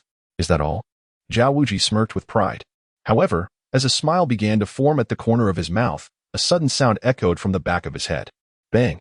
The smile on Zhao Wuji's face vanished instantly. He raised his right hand to touch the back of his head, gazing at the gray-black stone dust on his fingertips. And a singular thought consumed him. I've been tricked again. Although the small stone bore little power, and, despite striking him at the back of the head, caused no actual harm, such an act was profoundly insulting for one of his stature as a soul sage. What kind of technique is this? No. This isn't merely a technique. It's a manifestation of some peculiar power. Tang San, who was watching from the sidelines, observed as the stone shot forth from Ning Fan's hand. After Zhao Wuji dodged it, rather than following the typical trajectory of a projectile, it made a sharp turn in midair and struck Zhao Wuji's head with a resounding crack. Chapter 36. A Playful Encounter. This unique flight path led Tang San to instinctively perceive it as a specialized concealed weapon technique. However, he quickly corrected himself, realizing that he had seen Ning Fan launch the stone without any special technique, merely allowing it to hover in the air. Although it was not a conventional concealed weapon maneuver, the stone's sudden and peculiar trajectory in the air produced effects comparable to some of Tang Min's intricate and sophisticated concealed weapon techniques. Moreover, with his purple extreme demon eye, Tang San discerned an extraordinary detail. The fragment of stone, casually launched by Ning Fan, soared through the air with remarkable speed and exhibited a peculiar nature. Its flight produced not the slightest sound, rendering it utterly silent. This revelation left Tang San profoundly astonished. It is important to note that even the smallest and most ingeniously designed concealed weapons, upon being discharged, create minimal yet discernible disturbances in the air as they traverse. However, the stone that Ning Fan effortlessly propelled failed to induce even the slightest alteration in the surrounding atmosphere. It was truly imperceptible, and had it not been for the naked eye, one could hardly have sensed its presence solely through physical intuition. It is precisely this characteristic that allowed Zhao Wujia, a soul saint of formidable caliber, to fall victim once again. Ning Fan gazed at the unscathed Zhao Wuji, shaking his head slightly. Zhao Wuji, as he had anticipated, possessed a tough exterior. The blow that had struck him squarely on the back of the head would have rendered a soul master of the soul sovereign level unconscious. Yet, Zhao Wuji, caught completely off guard, withstood the impact without sustaining any injury, nor did he even flinch. The hard debris colliding with his head was akin to an egg meeting a boulder, disintegrating into fragments upon impact. Undoubtedly, Zhao Wuji's cranial defenses were formidable and remarkably resilient. Just how resilient, Ning Fan could not ascertain, but it was certainly much harder than stone. This was merely Zhao Wuji relying on his physical defenses without employing his soul power. Thus, one could surmise the extent of Zhao Wuji's toughness. However, it remained uncertain whether it could rival that of steel. Suddenly, a thought struck Ning Fan. The speed and power he had just demonstrated represented the pinnacle of what he could achieve at his current level, utilizing the manipulation of spatial forces.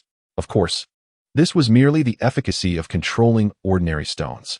Were he to wield a flying dagger forged from fine iron, its potency would undoubtedly be significantly enhanced. Perhaps, had Ning Fan employed a sharp flying dagger instead of a mere stone, it could have silently pierced the back of Zhao Wuji's head. Although Ning Fan mused that even with the iron dagger, it might not inflict substantial harm upon Zhao Wuji, it could potentially graze him slightly. With this realization, Ning Fan resolved to forge some concealed weapons, such as flying daggers, to complement his spatial abilities in combat. However, he acknowledged that he was not particularly adept at crafting these weapons.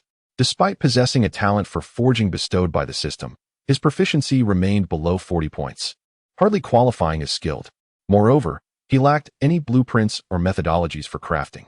Thus, the daggers he produced would likely be nothing more than ordinary, moderately sharp tools, with power hardly exceeding that of fragmented stones.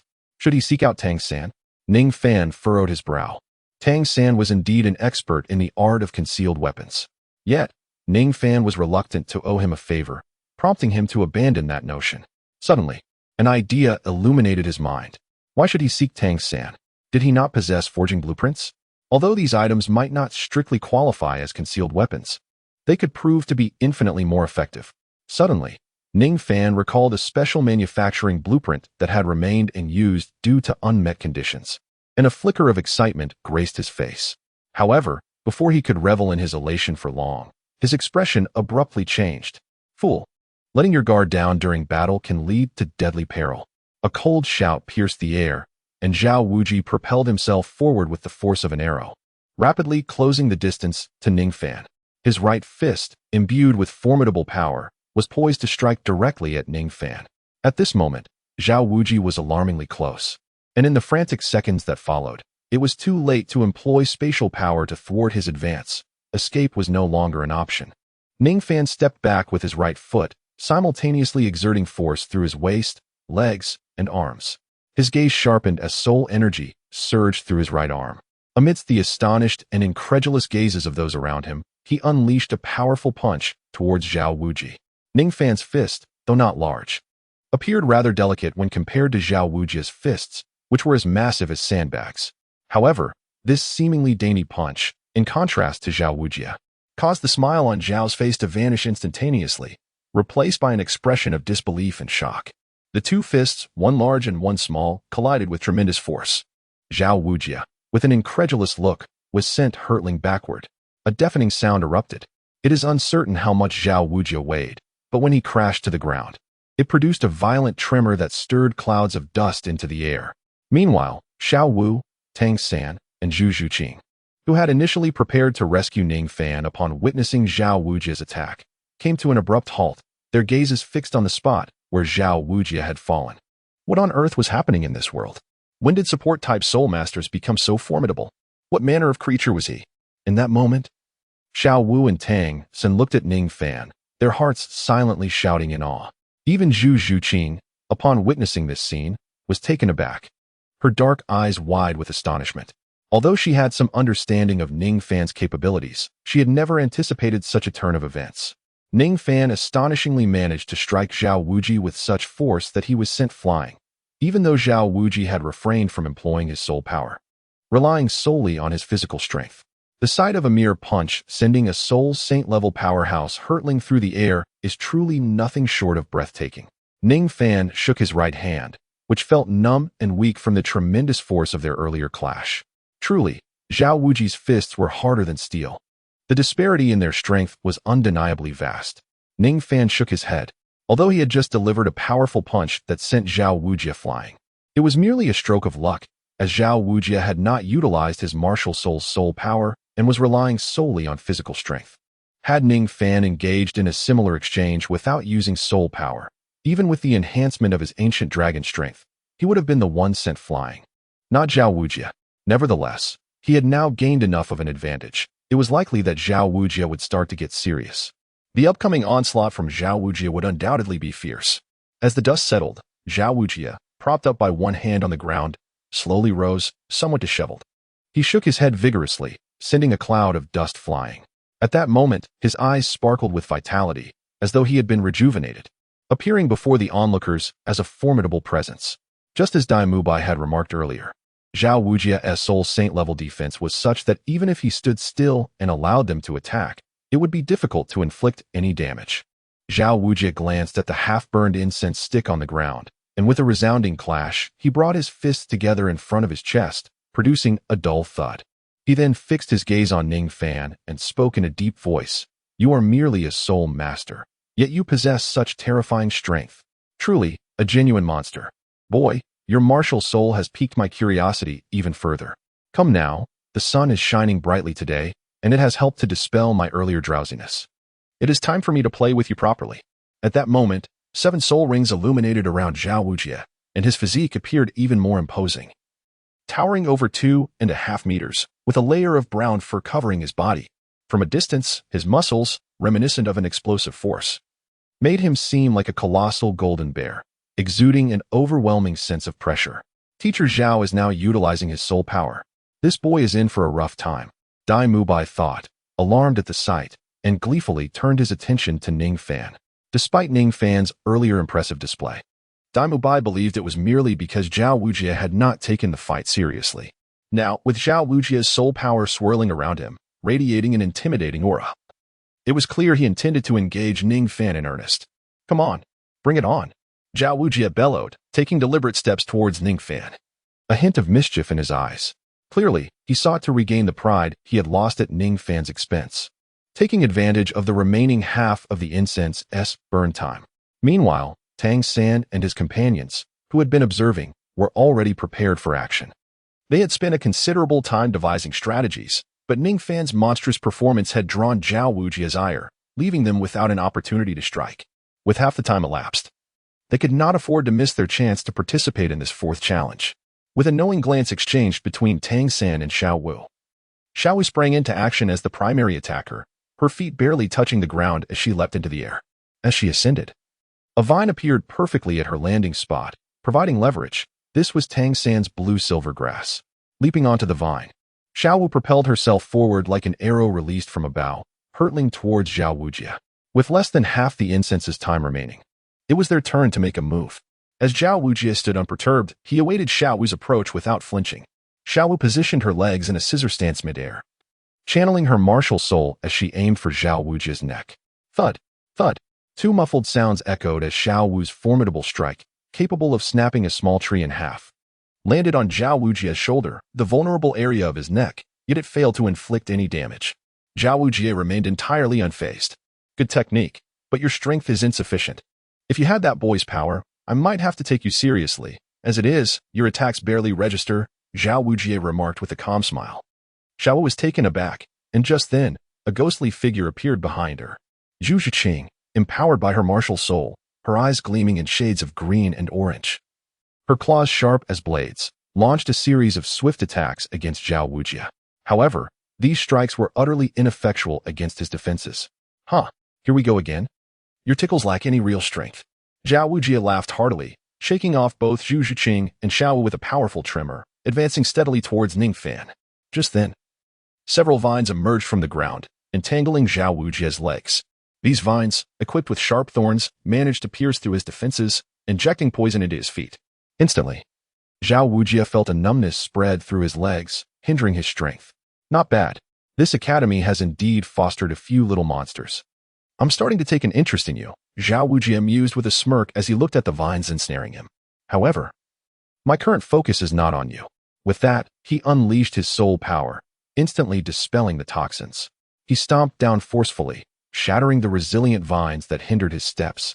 With his attention now back on Ning Fan, he suddenly frowned, expressing impatience. "Again? just as Xiao Wu leaped away from Zhao Wujie. She found herself ensnared by Tang San's vines, which were manipulated to strike at Zhao Wujie like a hammer. This was a combined technique orchestrated by Tang San and Xiao Wu.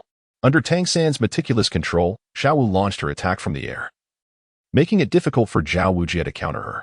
However, this technique, while clever, held little weight against Zhao Wujie's formidable defenses. After all, Xiao Wu's agility and strength were simply too lacking. Ning Fan's kick landed solidly on Zhao Wujie, inflicting genuine harm upon him. However, despite Xiao Wu's utmost effort, even a forceful strike to Zhao Wujie's defensively vulnerable neck could yield only minimal results.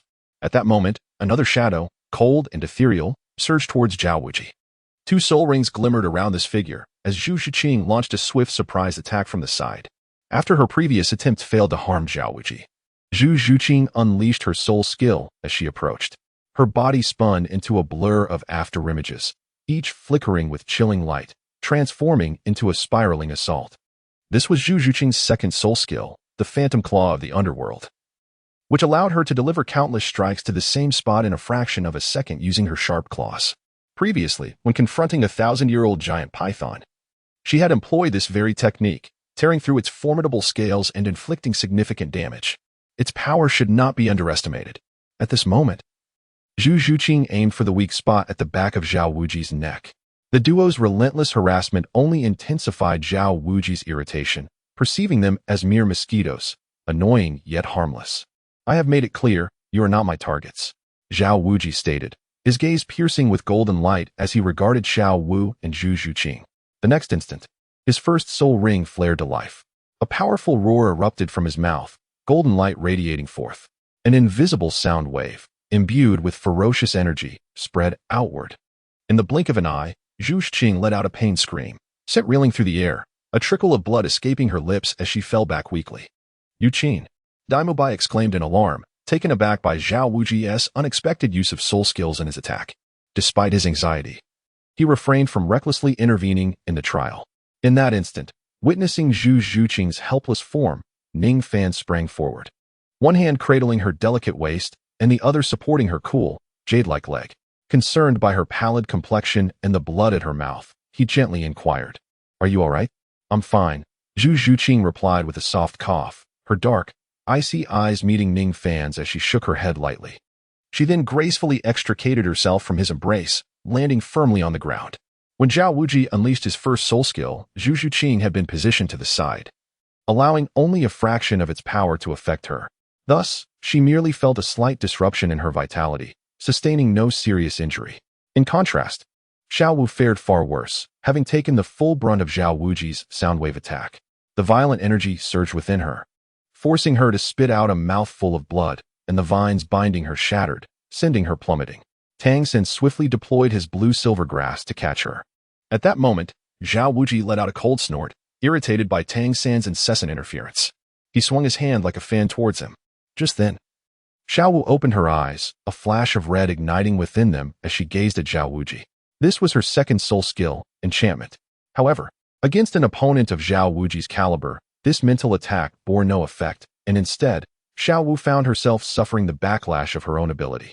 Zhao Wujie's gaze met hers, and in that instant, she screamed in agony and fainted. Seizing the opportunity, he executed the ghost shadow misty steps to evade Zhao Wujie's strike, who chose not to pursue, remaining where he stood. Xiao Wu, Tang San called out anxiously. But she lay unconscious, unresponsive. Her fainting was merely a consequence of the soul skill's recoil, and a day's rest would suffice for her recovery. "Heh, you truly thought I, Zhao Wujie, was to be trifled with without consequence?" He chuckled, turning his attention to Ning Fan. With nearly 2/3 of the allotted time elapsed, it was time to teach this boy a lesson for his embarrassing display. As Zhao Wujie's menacing gaze settled on Ning Fan, Zhu Zhuqing's expression hardened, preparing for battle. Observing this, Ning Fan felt a flicker of gratitude, patting her shoulder reassuringly. "Rest well, Zhuqing. Leave the rest to me. With so little time remaining, I can manage to protect myself." Ning Fan chuckled softly, his gaze intensifying as he turned to Zhao Wujie. Under Zhu Zhuqing's astonished stare, he exerted his legs and propelled himself towards Zhao Wujie like a cannonball. "This is it. This is true combat," Zhao Wujie bellowed, followed by a hearty laugh as he unleashed a powerful punch directed at Ning Fan. In response, Ning Fan did not flinch or evade. Instead, he countered with a punch of his own. The scene unfolded almost identically to their earlier encounter, as two fists of differing sizes yet imbued with extraordinary strength collided, generating an invisible shockwave.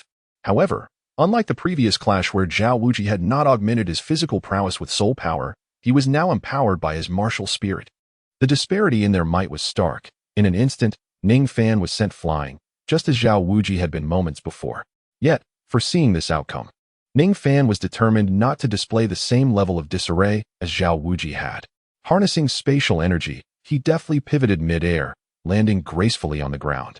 Hands clasped behind his back, exuding an air of nonchalance that contrasted sharply with Zhao Wuji's earlier tumble.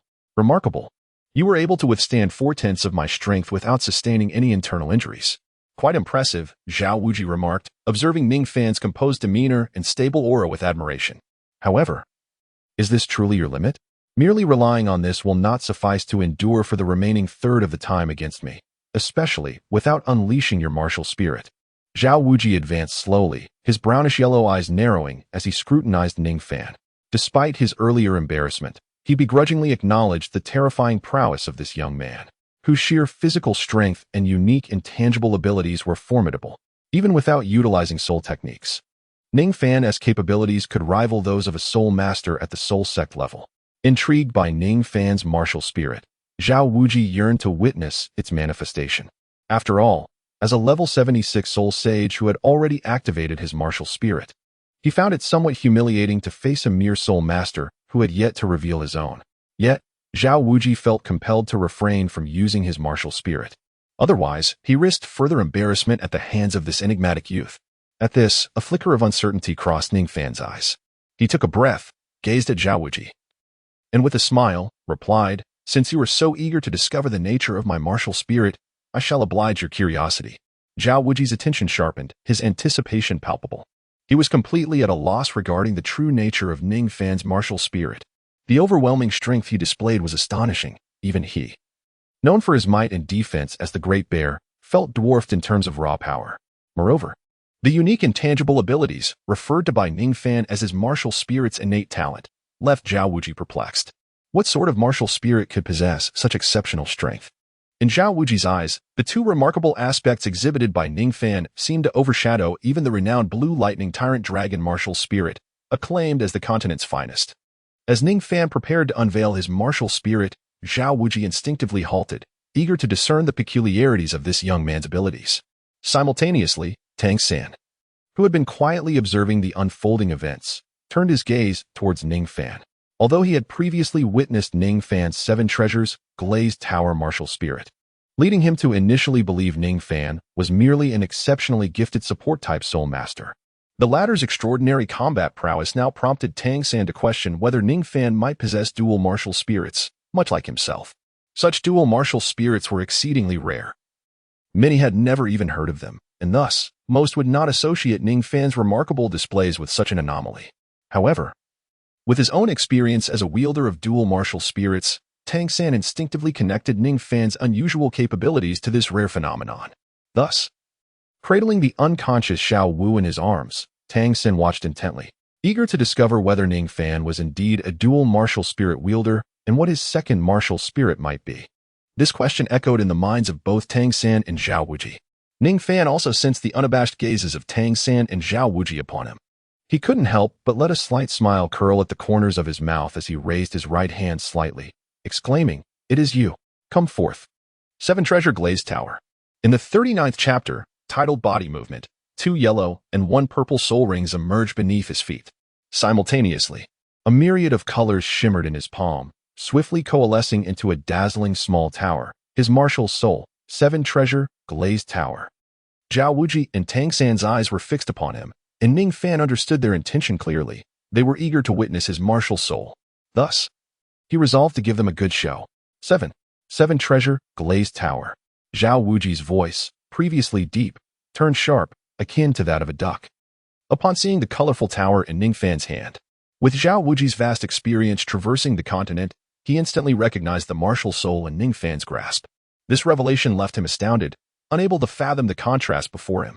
To Zhao Wuji, the overwhelming strength displayed by Ning Fan could only stem from a dragon-type martial soul, perhaps augmented by a unique innate ability, potentially an unprecedented, mutated dragon martial soul surpassing even the blue lightning tyrant dragon.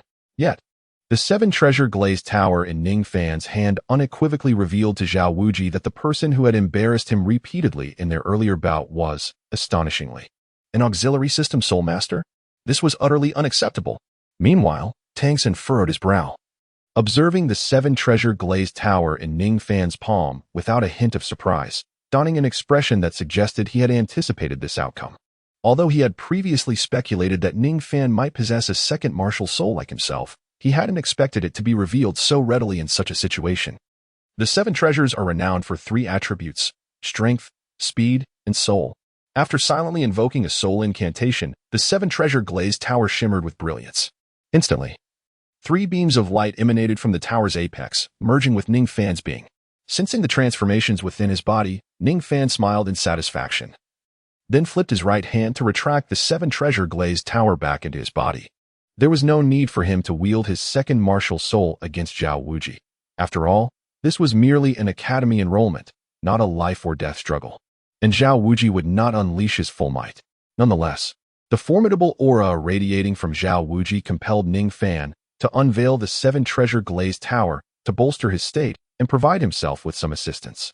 Although Ning Fan had previously looked down upon the seven-treasure glazed tower, he could not deny the allure of its three soul skills, which enhanced his strength and speed by 40%.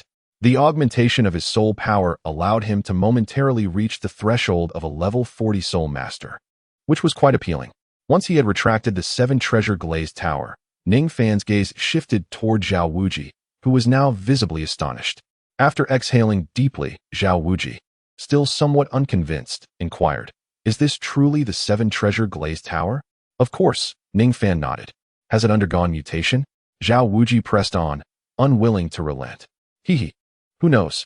Ning Fan shrugged, feigning an air of mystery. "Forget it, you peculiar lad.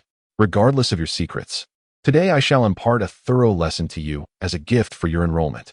Observing Ning Fan's nonchalant demeanor, Zhao Wuji's eyelids twitched as he recalled the moments of humiliation Ning Fan had inflicted upon him earlier, alongside the remnants of the burnt incense. He had no time to ponder the origins of Ning Fan's bizarre powers and abilities. Ning Fan's demeanor led him to believe that upon entering the academy, Ning Fan would undoubtedly become a thorn in the side. Therefore, considering Ning Fan's future education and learning, he resolved to impart a profound experience of the teacher's authority and prowess. With that, his soul rings shimmered as he charged fiercely towards Ning Fan. As Ning Fan observed the approaching figure of Zhao Wuji, his eyes narrowed slightly. Despite the fact that his power had been augmented by 40% due to the seven treasures glazed tower, there remained a considerable disparity when confronted with Zhao Wuji in his martial soul-possessed state. Should Zhao Wuji become earnest in his assault, Ning Fan could easily find himself injured by a single punch. Therefore, even though he contemplated engaging in combat with Zhao Wuji to test his current strength, Ning Fan ultimately resolved to employ a hit-and-run strategy to contend with him. When Zhao Wuji unleashed a mighty punch, Ning Fan did not meet it head-on. Instead, he swung his right arm to strike Zhao Wuji's attacking limb, causing the trajectory of the punch to deviate slightly. Subsequently, a surge of soul power coursed through his body as he gently drew in a breath, his toes barely grazing the ground, making not a whisper of sound as he moved with remarkable agility, leaving no trace of dust in his wake. His form was as graceful as a swan in flight. And in an instant, Ning Fan appeared beside Zhao Wuji, causing the latter to startle momentarily.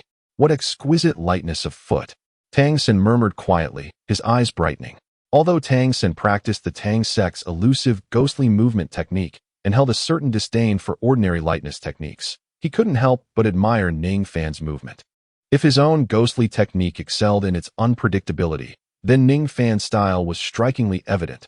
Light as a swallow, swift as a shadow, leaving no trace behind, utterly graceful. This remarkable lightness of movement was a reward he had obtained a year prior while pursuing Ning Rongrong, known as treading on snow without leaving a trace.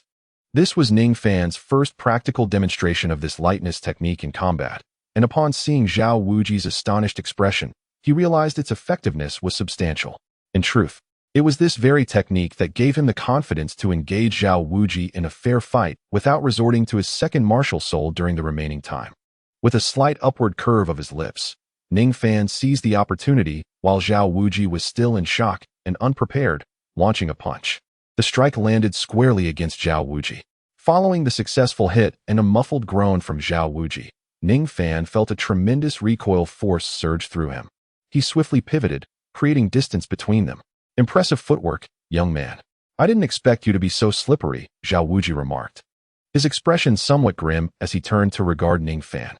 Although Ning Fan's punch had not inflicted injury, it had certainly caused him discomfort. Ning Fan's strength was indeed dissimilar to that of Xiao Wu. It was akin to that of a dragon or an elephant, embodying a terrifying force. Although Zhao Wuji did not sustain any actual injuries, he could sense that the power coursing through him would likely leave his already aching waist bruised and battered. Ning Fan's extraordinary agility, coupled with his astonishing speed, serves to significantly counteract Zhao Wuji.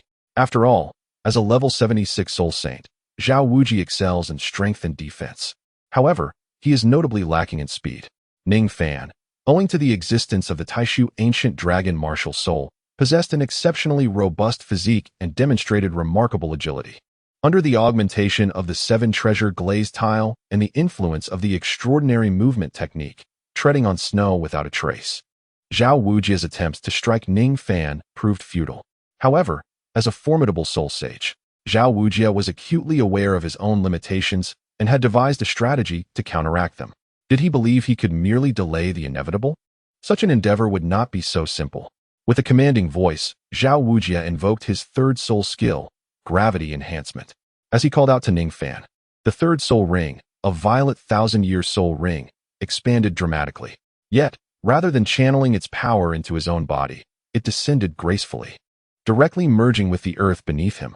Suddenly, Ning Fan felt as though his feet had become ensnared in a quagmire.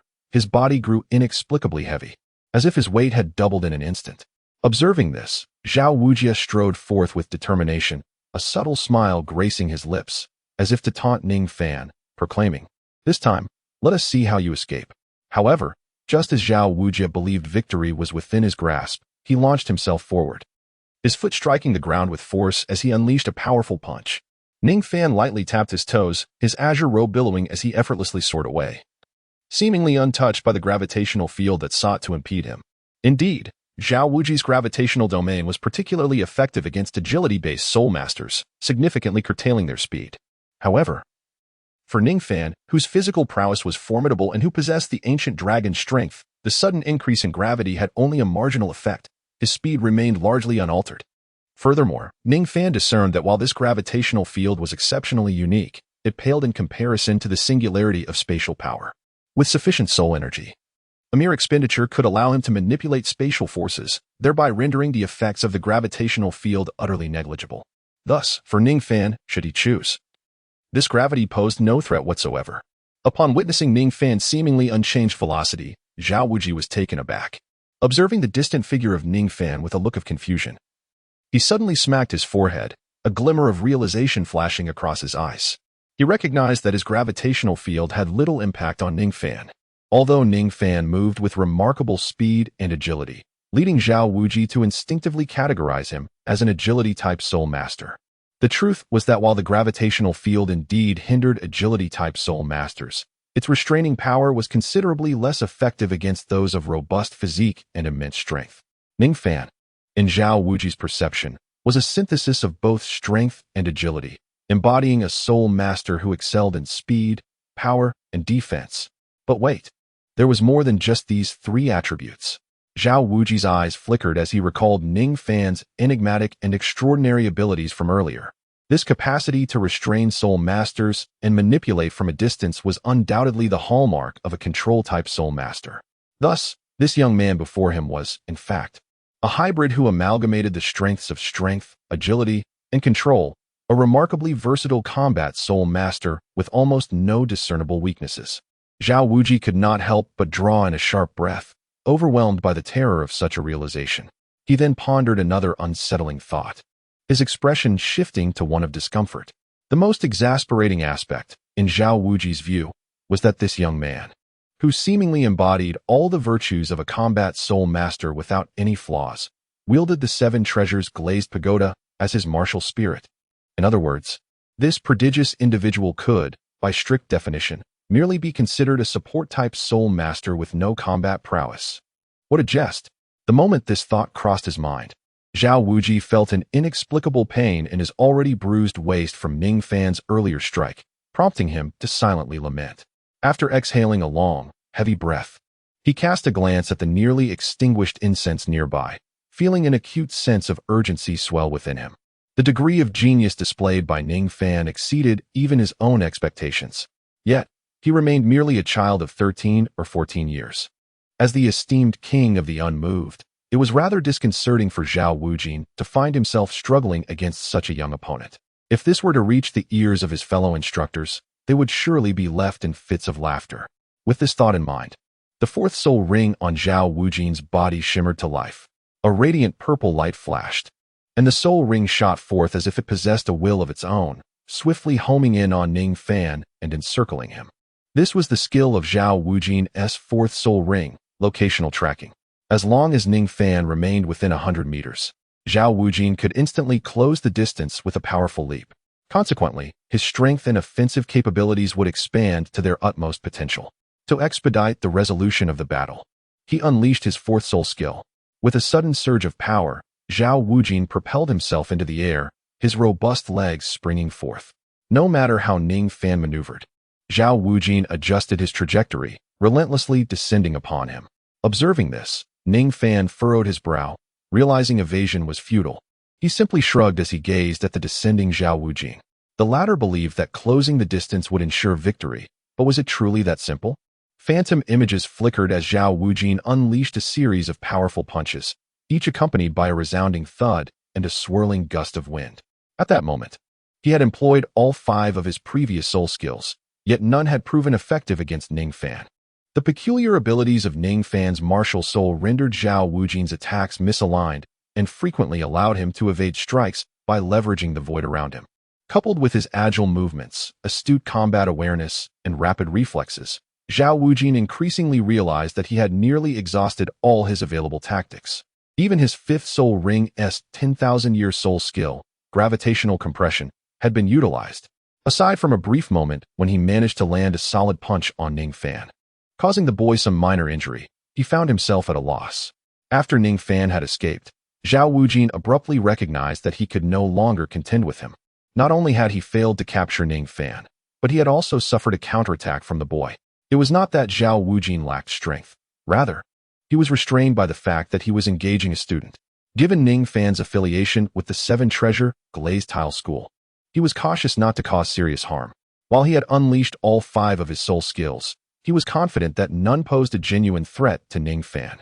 In his view, those skills should have been sufficient to subdue the boy and temper his audacity. Who would have imagined that this young lad would display such monstrous talent? Zhao Wujin's eyes flickered with determination as he realized time was slipping away. Should he summon his 6th soul skill, even if Ning Fan were to evade, he would undoubtedly be unable to withstand its might. However, the overwhelming power of the 6th soul skill was something Zhao Wujin could not wield with precision. If unleashed upon a mere soul master like Ning Fan, despite the latter's formidable physical resilience, there remained a significant risk of fatality. Beyond the 6th soul skill, Zhao Wujin had only one last resort, the 7th soul skill, martial soul manifestation. Upon activating this ability, he would truly unleash the full might of a soul sage.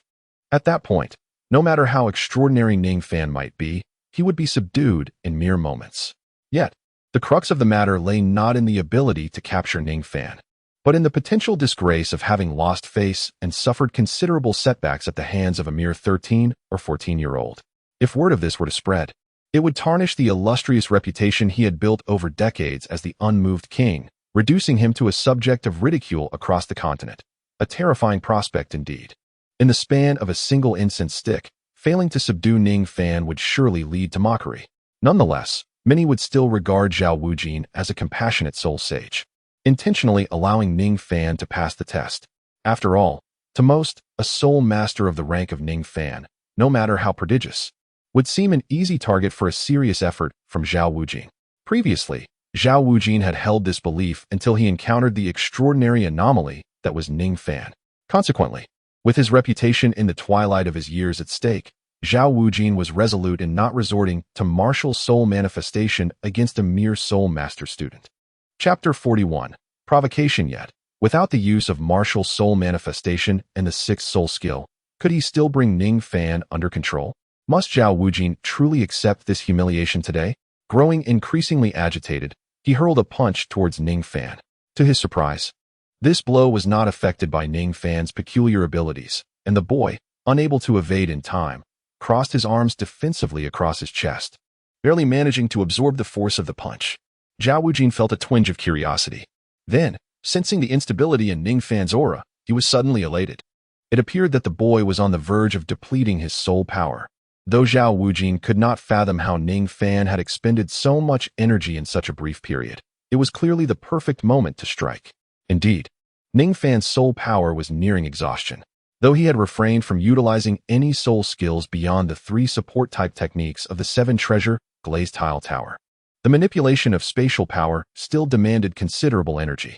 To evade Zhao Wujin's relentless assaults, Ning Fan had frequently employed spatial manipulation, leading to significant depletion of his soul power. Thus, in the short span of an incense stick, he found himself on the brink of exhaustion. However, even in this state of near depletion, the necessity of spatial power had become moot. Ning Fan cast a glance at the incense burning at the edge of the arena, a subtle smile curling at the corners of his mouth. In an instant, he raised his arms to brace against the tremendous force of Zhao Wujin's powerful punch. As the terrifying strength surged through his arms, Ning Fan let out a muffled groan. Blood involuntarily trickled from the corner of his mouth as his internal energy surged tumultuously. However, with a deft push of his toes, he swiftly retreated, leveraging the momentum from Zhao Wuji's strike. Drawing upon the last remnants of his soul power, he concentrated the energy of the space around him, using the void to propel himself, executing a graceful somersault in midair. He then planted one hand on the ground and knelt on one knee, stabilizing his stance. "Kid, it seems that in the end, I am the victor," Zhao Wuji sneered, exerting force through his legs and leaping directly towards Ning Fan. "Hee. Indeed, Teacher Zhao, you have triumphed." Ning Fan raised his head, his expression unchanging as he gazed at Zhao Wuji and spoke softly. Observing Ning Fan's demeanor, Zhao Wuji felt an unsettling sense of disquiet, as if he had overlooked something crucial in their confrontation. Just as Zhao Wuji closed in on Ning Fan, raising his fist to ensure that Ning Fan experienced the full weight of his authority as a teacher, Ning Fan raised his head, pointing at the incense candles at the edge of the arena, and offered a gentle smile to Zhao Wuji. "Teacher Zhao, I must admit defeat to the Soul Saint. I have lost. Thus, according to the rules, we have passed the trial, haven't we?" Upon hearing this, Zhao Wuji's massive form instantly stiffened. He slowly turned to gaze at the incense candle he had placed at the edge of the arena. At that moment, the last ash from the incense fell to the ground, and the wispy white smoke that had been rising gradually dissipated. A full incense stick's worth of time had elapsed. Seeing this, Zhao Wuji stood before Ning Fan, his powerful shadow cast over him as he manifested his martial spirit. His complexion fluctuated between shades of blue and white, revealing a tumult of emotions within him. However, Ning Fan showed no sign of fear. He dusted off his clothes, rose slowly, and looked at Zhao Wuji with a light smile. "Did you calculate all of this, young man?" "Haha. Indeed, in terms of combat experience, you have qualified." Zhao Wuji regarded Ning Fan with a thoughtful glance before releasing a deep sigh.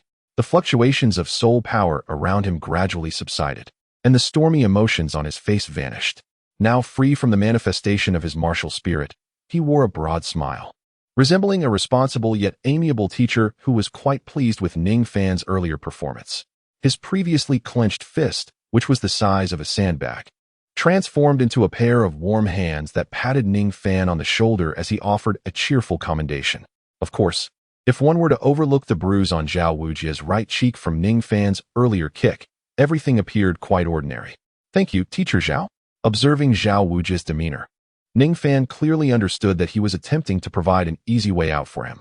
He had no intention of complicating matters with Zhao Wuji and simply expressed his gratitude with a gentle smile. "Very well. I am quite satisfied with your performance today. Shrek Academy welcomes you all. Mubai, please escort them to their dormitories." I have other matters to attend to, so I shall take my leave. Zhao Wujie cleared his throat, his face radiating warmth as he spoke kindly to everyone. After delegating the remaining tasks to Mu Bai, he turned to depart. Having suffered considerable embarrassment today, he was eager to leave this unfortunate place. Wait a moment, teacher. Tang San's expression darkened as he called out to Zhao Wujie. Oh, what is it? Does this student have any questions? Zhao Wujie turned back with a beaming smile, his demeanor still amiable. Teacher, if possible, I would like to challenge you to another match. This time, just me alone. Tang San stated slowly. I did not truly exert myself earlier, so I wish for a re-examination. If I can endure for a full incense stick's time, would that count as passing the test? What do you think? Upon hearing this, everyone except Ning Fan was momentarily taken aback. Oh, is he really going for it? Ning Fan mused to himself, a pleased smile gracing his face as he adopted a stance of eager anticipation. Haha, are you joking with the teacher? Zhao Wujie's thick brows twitched slightly, yet his smile remained unchanged. However, Ning Fan could perceive the strained smile on Zhao Wujie's face, hinting it barely contained anger, as Tang San's words were evidently provocative. No, teacher, I am serious. Tang San handed the small figure in his arms, Xiao Wu, to Zhu Zhuqing before nodding at Zhao Wujie, speaking earnestly. Zhao Wujie continued to smile, though the warmth in his expression gradually chilled. He could only scoff internally at Tang San's audacity. Ah, commendable courage. But does this lad truly think that he can provoke me, Zhao Wujie, as if I were old and feeble?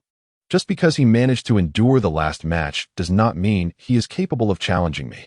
The more Zhao Wujie pondered, the more infuriated he became. This was indeed one of the most humiliating days of his life. The anger he had been holding back from Ning Fan was now ignited by Tang San's provocation. Very well. If you wish to test your mettle, then come forth, Zhao Wujie declared, his right foot striking the ground with a forceful stomp, causing the earth to tremble as he coldly addressed Tang San. Chapter 42. And with that, Tang San and Zhao Wujie returned to the arena. Ning Fan stifled a yawn, feeling a tinge of boredom as he sauntered to the side, already cognizant of the outcome of the battle. Even with his presence causing some deviation, he surmised the result would not differ drastically. At this moment, Ning Fan sat cross-legged on the ground, disregarding the dust beneath him. The brief skirmish that lasted merely the span of an incense stick had thoroughly exhausted him, pushing him to the limits of his capabilities, excluding the power of his second martial soul. Through the confrontation with Zhao Wujing, Ning Fan had ascertained the general extent of his strength. Although his combat aptitude was merely rated as proficient by the system, thanks to the rewards it bestowed, his reactions and tactical experience were nothing short of exceptional. In the recent encounter with Zhao Wujing, he had proven himself to be on par with seasoned soul masters who frequently engaged in battle. His ability to endure through the final moments of the skirmish was undoubtedly aided by his proficient combat skills. The clash with Zhao Wujing had yielded significant insights for Ning Fan. As he sat on the ground, recuperating his soul power, he suddenly sensed a marked increase in its vitality compared to before. This revelation filled him with joy, as it indicated an impending breakthrough.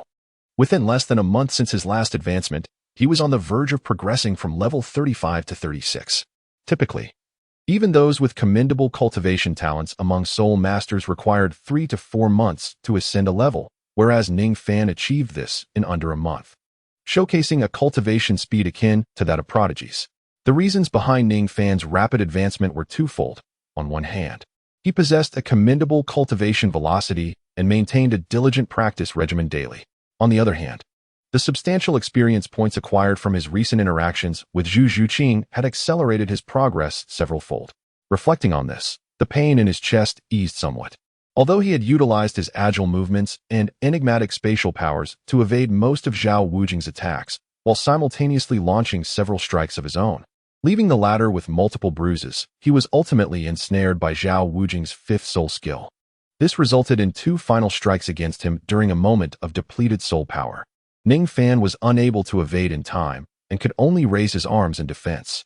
Although he managed to block much of the force, a small portion of the damage still penetrated his body, inflicting a minor injury. Are you all right?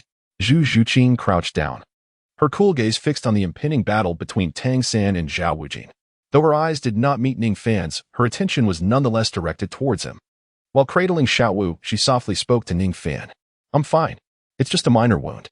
Ning Fan gradually restored a modicum of soul power within him, and, after a brief period of physical adjustment, rose once more from the ground. He turned to Zhu Zhuqing, who stood beside him, and offered a gentle smile.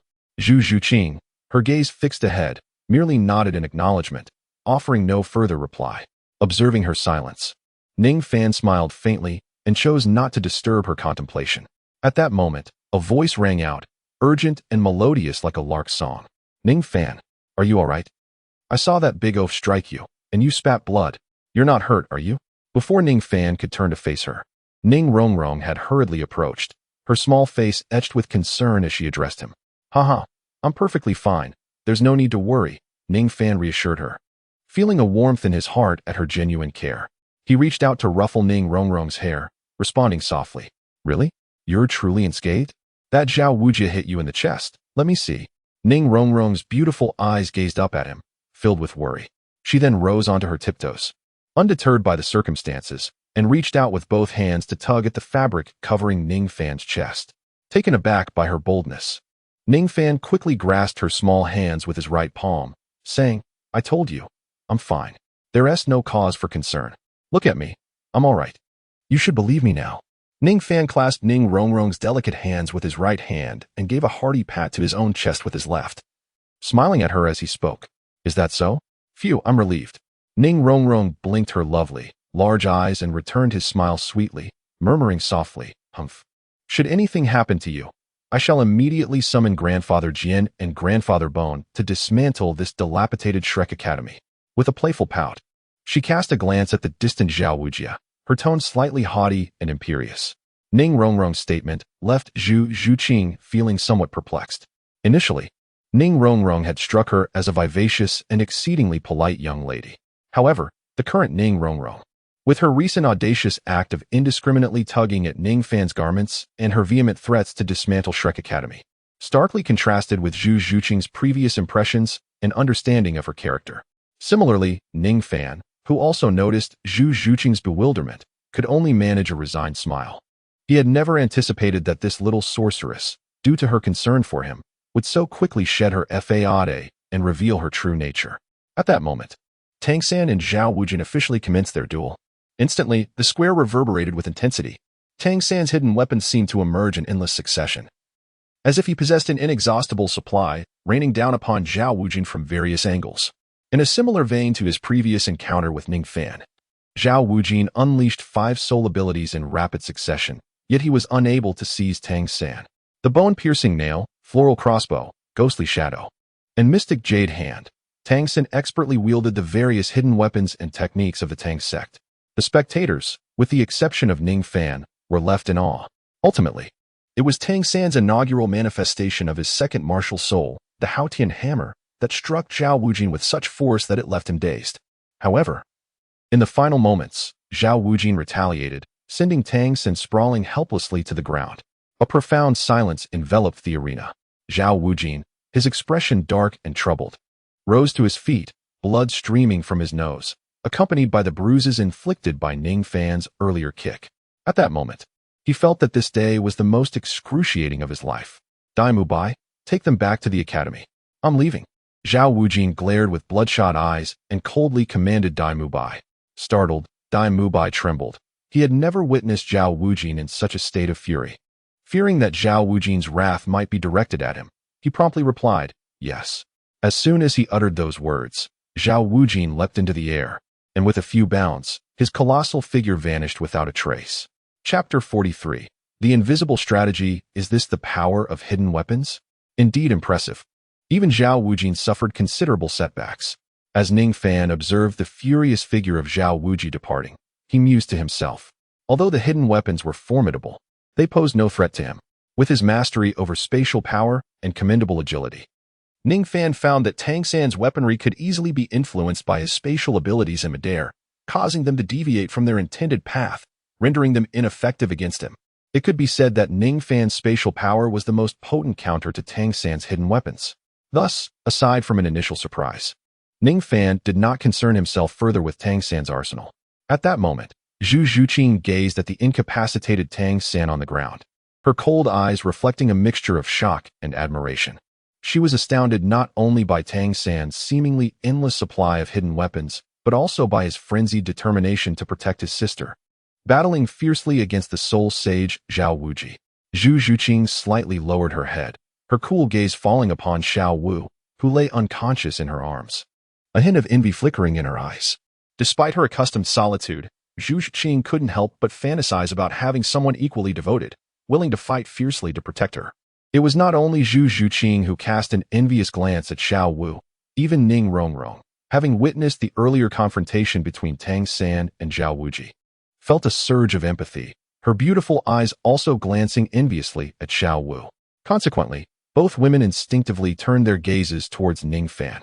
For Zhu Zhuqing, the thought of someone willing to risk their life for her did not conjure the image of her deeply disappointing fiancé, Dai Mubai, but rather that of Ning Fan, the man she had only recently become acquainted with yet who had accompanied her throughout this journey. Never before had she contemplated the notion of relying on a partner. But as she regarded Ning Fan, her beautiful eyes sparkled with an unusual light. Ding. Your forging talent has increased by a notch. Ding. You have obtained a piece of deep-sea fine iron. Ding. You have acquired 22 gold coins. What just happened? Has Zhu Zhuqing developed feelings for me? Yet I have done nothing. As Ning Fan pondered the spoils of this battle and his understanding of spatial power, a sudden voice in his mind left him bewildered. They say that a man deep in thought is most attractive. Could it be that the aura I exuded while contemplating unconsciously captivated Zhu Zhuqing? Ning Fan felt somewhat perplexed. At that moment, Ning Rongrong gracefully shifted closer to his side, her delicate hands encircling his arm, giving it a gentle shake. What is the matter? Ning Fan lowered his gaze to meet Ning Rongrong's slightly flushed face, observing her bashful demeanor. If I were to be bullied by Zhao Wuji like Xiao Wu, would you, for my sake, fight that hulking figure like Tang San does? Ning Rongrong blinked her beautiful eyes, a visible glimmer of hope and anticipation shining within them as she looked at Ning Fan. Ning Fan was taken aback by this unexpected question from the young girl. Momentarily speechless, his expression froze, but soon his brow arched in realization. Casting a glance at Zhu Zhuqing, he redirected his attention to Ning Rongrong, raising his right hand to ruffle her silky shoulder-length hair, offering a gentle smile as he replied, "Hee, you are the young lady of the 7-treasure glazed tile school. It is only fitting that you are the one to bully others, not the other way around. But what if someone bullies me?" Ning Rongrong vigorously shook Ning Fan's arm, her voice sweet yet insistent. "That scenario is highly improbable, and with the bone de law and sword de law safeguarding you. Even if you were to be bullied, it would hardly fall to me to intervene," Ning Fan responded, raising his hands in a gesture of surrender. What if Grandpa Jin and Grandpa Gu are not around? If I'm left with only you, what will happen if someone bullies me?" Ning Rongrong stamped her foot, her frustration evident as she faced Ning Fan. "Ah, I see," Ning Fan replied, realization dawning upon him. "If you were indeed bullied, and I were capable of defeating that person, I would certainly fight for you. If not, I would have no choice but to seek help from the 7-treasure glazed tile school." Ning Fan stroked his chin, contemplating for a long moment, and then, under the expectant gaze of Ning Rongrong, he slowly articulated, "You, Ning Fan, you scoundrel, you have utterly disappointed me. Woe is me." Ning Rongrong's enchanting eyes brimmed with indignation as her small fists pounded against him in frustration. "Haha, I was merely jesting. Rest assured, as long as I am by your side, you shall never be bullied." Ning Fan let out a hearty laugh, gently patting Ning Rongrong's head while softly offering words of comfort. Upon hearing this, the anger in Ning Rongrong's eyes diminished considerably. She huffed lightly, lifted her snowy white neck, and turned her head away. That's more like it. Though somewhat dissatisfied, she did not receive the romantic answer she had envisioned. Nevertheless, this response was a far cry from Ning Fan's previous remarks and was, at least, passable. Observing this, Ning Fan shook his head. He was fully aware of the perfect answer that Ning Rongrong desired. If Zhu Zhuqing were not present, he could have easily indulged Ning Rongrong's romantic fantasies. However, with Zhu Zhuqing nearby, Ning Fan refrained from uttering any overly ambiguous words. After all, despite having explained to Zhu Zhuqing that they were merely siblings, Ning Rongrong's affectionate advances did not resemble that of ordinary siblings. "You two have a wonderful sibling relationship," Zhu Zhuqing suddenly remarked, her voice laced with a hint of melancholy. In response, Ning Fan maintained his composure and chuckled lightly, gazing into Zhu Zhuqing's pair of icy, beautiful eyes. "Indeed, our relationship is quite good. Aside from her somewhat headstrong nature, she is rather pleasant." "What? Ning Fan, what did you just say?" Ning Rongrong exclaimed, her face flushed with indignation. She lifted her foot and stomped down hard on Ning Fan, reproaching him loudly. Ning Fan chuckled softly, remaining silent, exuding an aura reminiscent of an elder brother helplessly caring for a willful younger sister. Observing this, Zhu Xing felt her own emotions stabilize. This year had been a rare opportunity to meet so many beautiful junior sisters, yet it seemed they had all been claimed, making the pursuit of romance quite challenging. A distinctively soft male voice broke the air. A short-haired man, adorned with a thick beard and pushing a cart, sauntered toward the center of the arena. As he pushed the cart, his gaze fell upon the scene of Ning Fan surrounded by admirers, and with a tinge of envy, he remarked, "What a sight. Be quiet, Oscar. I didn't summon you here for idle chatter." Dai Mubai shot a dark glance at Ning Fan and Zhu Zhuqing before turning to Oscar with a cold tone. Hee. Why does it seem like Boss Dai is particularly irritable today? What brings me here? Oscar placed the cart, laden with sausages, aside and approached Dai Mubai, rubbing his hands together. Are you blind? Hurry up and get some sausages out. They're all injured. Dai Mubai supported the weak Tang San, addressing Oscar with exasperation.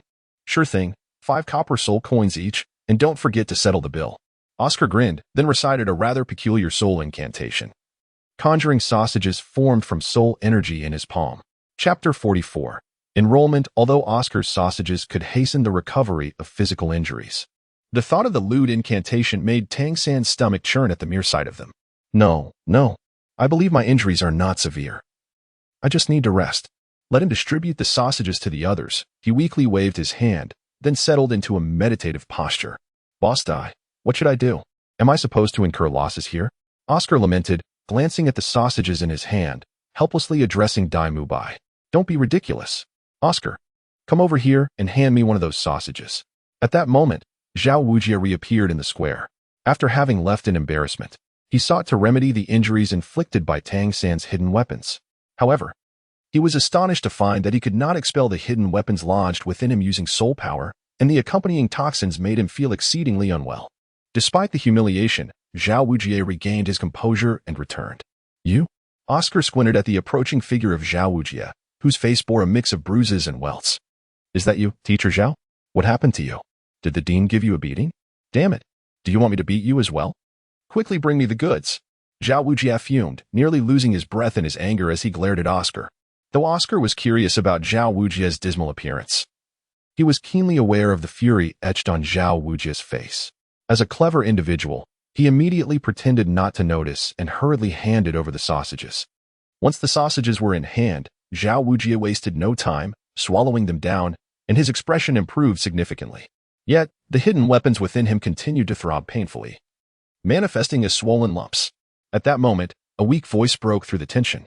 Zhao Wujie turned to see Tang San, who was struggling to rise from his seated position. Teacher Zhao, wait. I was too impulsive earlier. Let me help you remove the hidden weapons. Otherwise, they could adversely affect your health. Tang San's complexion was pale. One hand braced on the ground as he struggled to stand and address Zhao Wujie. Hearing this, Zhao Wujie's expression softened slightly. Yet, upon seeing Tang San's frail state, he shook his head. Rest for now. Get your strength back before helping me with this. I can endure for a while longer. No problem, Teacher Zhao. Tang San gritted his teeth, insisting on pressing forward. Exactly. You should take a break. I'll assist Teacher Zhao in removing the hidden weapons, Ning Fan interjected, standing beside Tang San and speaking with understated confidence. Having witnessed Zhao Wujie's significant loss, and knowing he lacked a powerful father like Tang San, he resolved to lend Zhao Wujie a hand while improving their student-teacher rapport. After all, he anticipated spending a considerable amount of time at Shrek Academy, and maintaining a positive relationship with his teachers was essential. You? Tang San regarded Ning Fan with surprise. It was crucial to note that the hidden weapons within Zhao Wujie were Tang Sek's unique dragon whiskers needles. Once they entered the body, they twisted and entwined with the muscles, and without Tang Sek's specialized techniques, there was no way to extract them aside from surgical removal. Yes, it is I. Ning Fan replied softly to Tang San. You, this monster, have experience with such things? Zhao Wujie glanced from Tang San to Ning Fan, his expression tinged with uncertainty. Having previously attempted to expel the object within him through soul power without success, Zhao Wujie believed that Ning Fan's confident demeanor suggested he too had encountered these peculiar items before. I have not dealt with these before, but it is of little consequence. Extracting them from your body is a simple task for me. Ning Fan gently shook his head. Upon hearing this, Tang Sen frowned. Feeling a sense of indignation at Ning Fan's seemingly dismissive attitude toward the intricacies of Tang Sek's hidden weapons, tinged with a hint of mockery. The sophistication of Tang Sek's hidden weapons was not something ordinary individuals could comprehend so easily. Ning Fan also sensed Tang Sen's defiant gaze. However, he paid it no heed. He approached Zhao Wuji, observing the large swelling on Zhao's right arm, where the dragon whisker needle had penetrated, intertwining with muscle.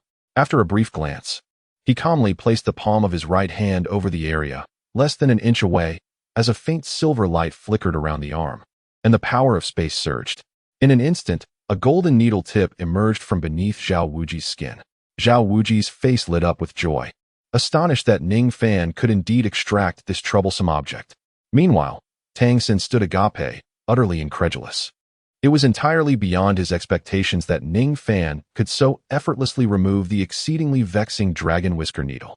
Ning Fan flicked his fingers upward, and in an instant, the dragon whisker needle transformed into a slender, straight line, shooting forth from beneath his skin. How is it? How does it fare? Ning Fan raised his head, chuckling softly as he addressed Tang Sen and Zhao Wuji. Tang Sen appeared utterly astonished, remaining silent. In contrast, Zhao Wuji wore an expression of great delight and urged Ning Fan eagerly. Hurry, little monster, do not delay any longer. Swiftly extract these perilous items. Ning Fan chuckled softly, unhurried, as he continued to assist Zhao Wuji in extracting the remaining dragon whisker needles. Though these needles posed a formidable challenge to others, the subtleties of spatial power were far beyond the comprehension of the ordinary mind. After methodically removing each dragon whisker needle, Zhao Wuji erupted into hearty laughter, rejuvenated and restored. His formidable strength meant that his injuries were merely superficial. With the removal of the needles, he had nearly fully recovered. Meanwhile, Tang Sen had succumbed to unconsciousness. His physical and spiritual energies were nearly depleted, and he had been forcing himself to endure, acutely aware of the venomous nature of the dragon whisker needles, all in an effort to assist Zhao Wuji. Upon witnessing Ning Fan's success, he finally succumbed to slumber. At this moment, Zhao Wuji, in high spirits, cast a grateful glance at Ning Fan before turning his attention to the unconscious Tang Sen in Oscar's arms, his brow furrowing slightly. Dai Mubai and Oscar, you two are responsible for arranging accommodations for these 5. There are no other commitments today. Classes commence tomorrow. With that, he flicked his sleeve and departed. Oh, so we have finally entered the Shrek Academy? It has certainly been a bit of a bumpy journey. I hope this academy will not prove too dull, Ning Fan mused. Shrugging his shoulders, he then turned to face the brooding Dai Mubai, a slight smile playing at the corners of his mouth, silently concluding that it seemed unlikely to be overly tedious. Chapter 45. The moonlight is truly beautiful. The enrollment matters were resolved by midday, and under Oscar's guidance, Ning Fan found himself in a quaint wooden cabin. The room was modest, approximately 10 square meters, containing little more than a bed and a mahogany wardrobe, devoid of any embellishments. The floor was simply laid with blue stones, with patches of grass and moss peeking through the cracks. Aside from providing shelter, the accommodations were starkly rudimentary. It was, in fact, Ning Fan's first experience residing in such simplicity. However, despite the Spartan conditions, he was not one to be overly finicky. Moreover, this setting was a significant improvement over his previous experiences of braving the elements in the wild. This humble wooden cabin would henceforth serve as Ning Fan's dormitory at Shrek Academy. After entering the cabin and briefly acquainting himself with Oscar, he awaited the departure of Shrek. Ning Fan chose to close his door, sitting cross-legged on his bed, and began to meditate and cultivate. Following the conclusion of his recent battle, he sensed the imminent signs of a breakthrough. With no pressing matters in the afternoon, he resolved to dedicate this time to elevate his soul power to level 36. Eyes shut, he commenced his meditation, absorbing soul power for his training. As the fluctuations of soul power radiated around him, Ning Fan successfully transcended from level 35 to 36. Drawing closer to the realm of the soul sect, the sky outside had gradually darkened. Exhaling a long breath of relief, he felt a sense of elation at achieving this milestone in less than a month. Peering through the modest wooden window at the nightscape beyond, he slowly rose from his bed, invigorated by his recent success. Yet, at this moment, he neither desired to sleep nor to continue his training. Thus, the sole option to pass the time for Ning Fan was to stroll through the village surrounding Shrek Academy, allowing himself to familiarize with the environment. Pushing open his door, he gazed up at the splendid moonlight of the night, inhaling deeply. In high spirits, he chose a direction at whim and began to walk, gradually vanishing into the shadows of the night. Indeed, Shrek Academy lacked substantial financial resources. The entirety of the academy occupied merely 1/3 of the area of this small village. Constructed rather simply, the so-called dormitories were directly repurposed from the villagers' original wooden houses. The village was not large. As he wandered, Ning Fan inadvertently exited the confines of Shrek Academy, arriving at the edge of the village. There, he unexpectedly spotted a familiar figure. Under the bright moonlight, he quickly recognized Zhu Zhuqing, who was seated on a large rock, her arms wrapped around her rounded thighs, curled up in a contemplative posture. Oh, could this be the onset of an unforeseen narrative? Ning Fan did not expect that, captivated by the enchanting night, he would wander aimlessly and fortuitously encounter Zhu Zhuqing. He gently advanced, quietly approaching her. Zhu Zhuqing sat alone atop a flat, massive stone at the village entrance, relishing the tranquility that surrounded her. The air was filled with the chirping of insects, accompanied by the gentle rustle of the wind caressing the ripening wheat fields. Clad in a flowing black gauze dress, her lustrous black hair cascaded over her shoulders, dancing lightly in the breeze. She curled her knees, embracing her legs, as she immersed herself in the serene night. From a young age, the solitary Zhu Zhuqing had cherished moments of solitude, finding solace in the moonlight, especially when troubled.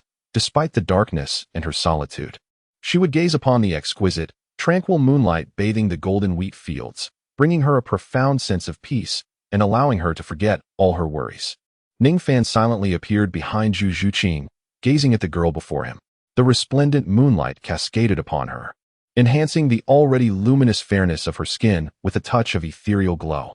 Her delicate figure, bathed in the silvery halo, appeared even more voluptuous, while her lustrous black hair shimmered with a hint of phosphorescence.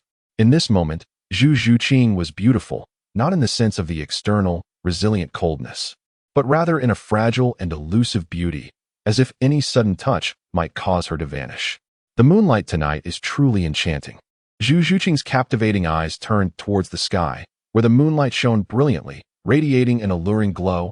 Her cherry lips parted slightly. Ning Fan's figure momentarily halted. Although Ning Fan endeavored to maintain silence, treading without a sound, he did not intentionally conceal his presence. Therefore, it was evident that Zhu Zhuqing was aware of his arrival. Her sudden utterance, imbued with a sense of exclamation, clearly bore the intent of addressing him. How should he respond to this? Ning Fan's mind raced with thoughts.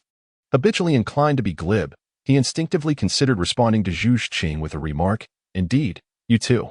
However, observing Zhu Zhuqing's evident preoccupation with her own concerns, Ning Fan felt that such a reply would be inappropriate and might disrupt the atmosphere. Yet, if he refrained from such a response, what else could he possibly say? Ning Fan found himself in a quandary.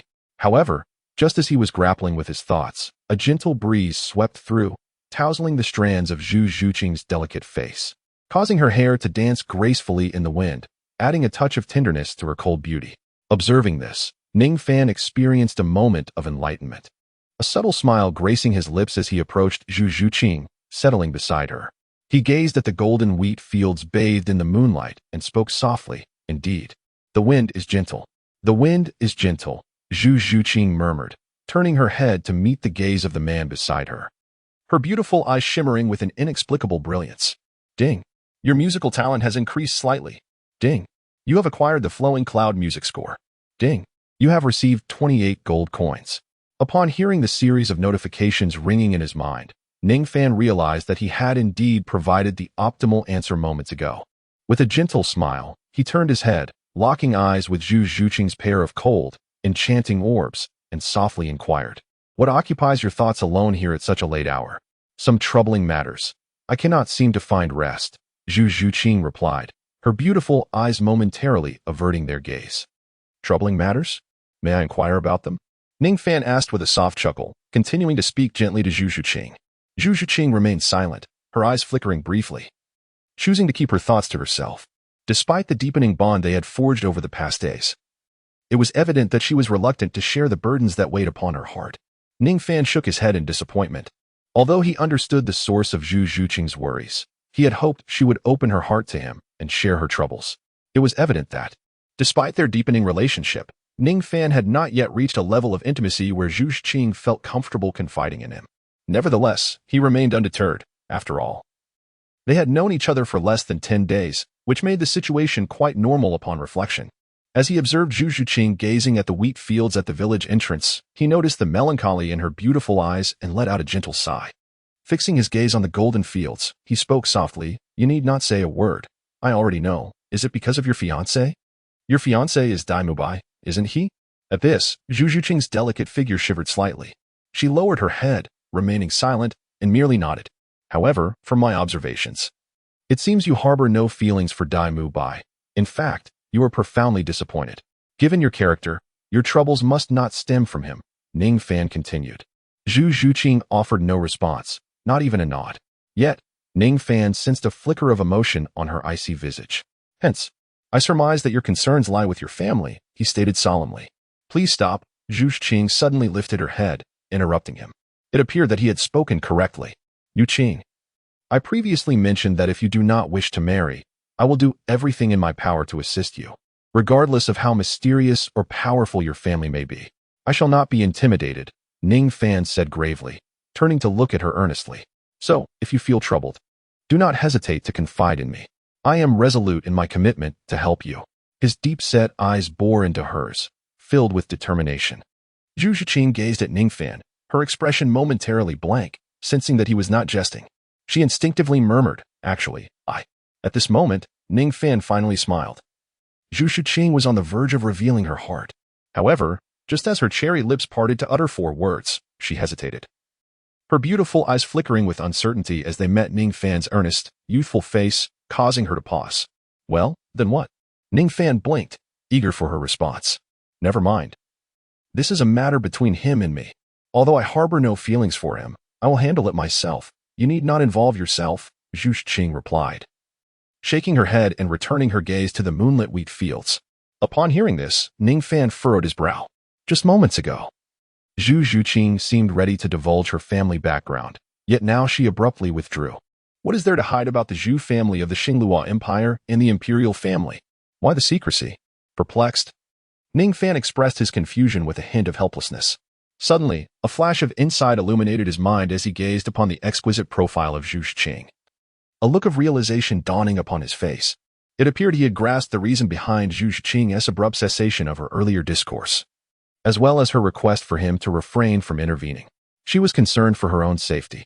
The Zhu family and the imperial family of the Xinghua Empire, those seemingly insignificant forces under Ning Fan's influence, were entities he had not taken seriously. However, the Xinghua Empire, as one of the 2 dominant empires on the continent, possessed formidable strength that even surpassed that of the Tiando Empire. Within such a vast empire, the 2 most powerful factions were the imperial family of Xinghua and the first noble family, the Zhu family. Despite their low profile in Ning Fan's memory, their true power was undeniably formidable. Although Ning Fan currently possesses considerable strength, allowing him to exchange blows with Zhao Wuji, he remains merely an exceptionally gifted prodigy. In the future, he may challenge the Zhu family and the royal family of the Xinghua Empire, but that is a matter for another day, not the present Ning Fan. Thus, should he involve himself in the struggle for the throne, Zhu Qing perceives that he might be in grave danger. This is why she hesitated for quite some time before ultimately deciding against revealing her family background to him and Daimubai. Upon realizing this, Ning Fan could not help but shake his head and let out a wry smile. His power is still insufficient.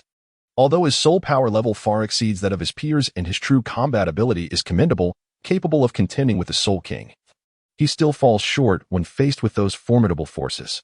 His sense of helplessness regarding his limited strength did not go unnoticed by Zhu Qing.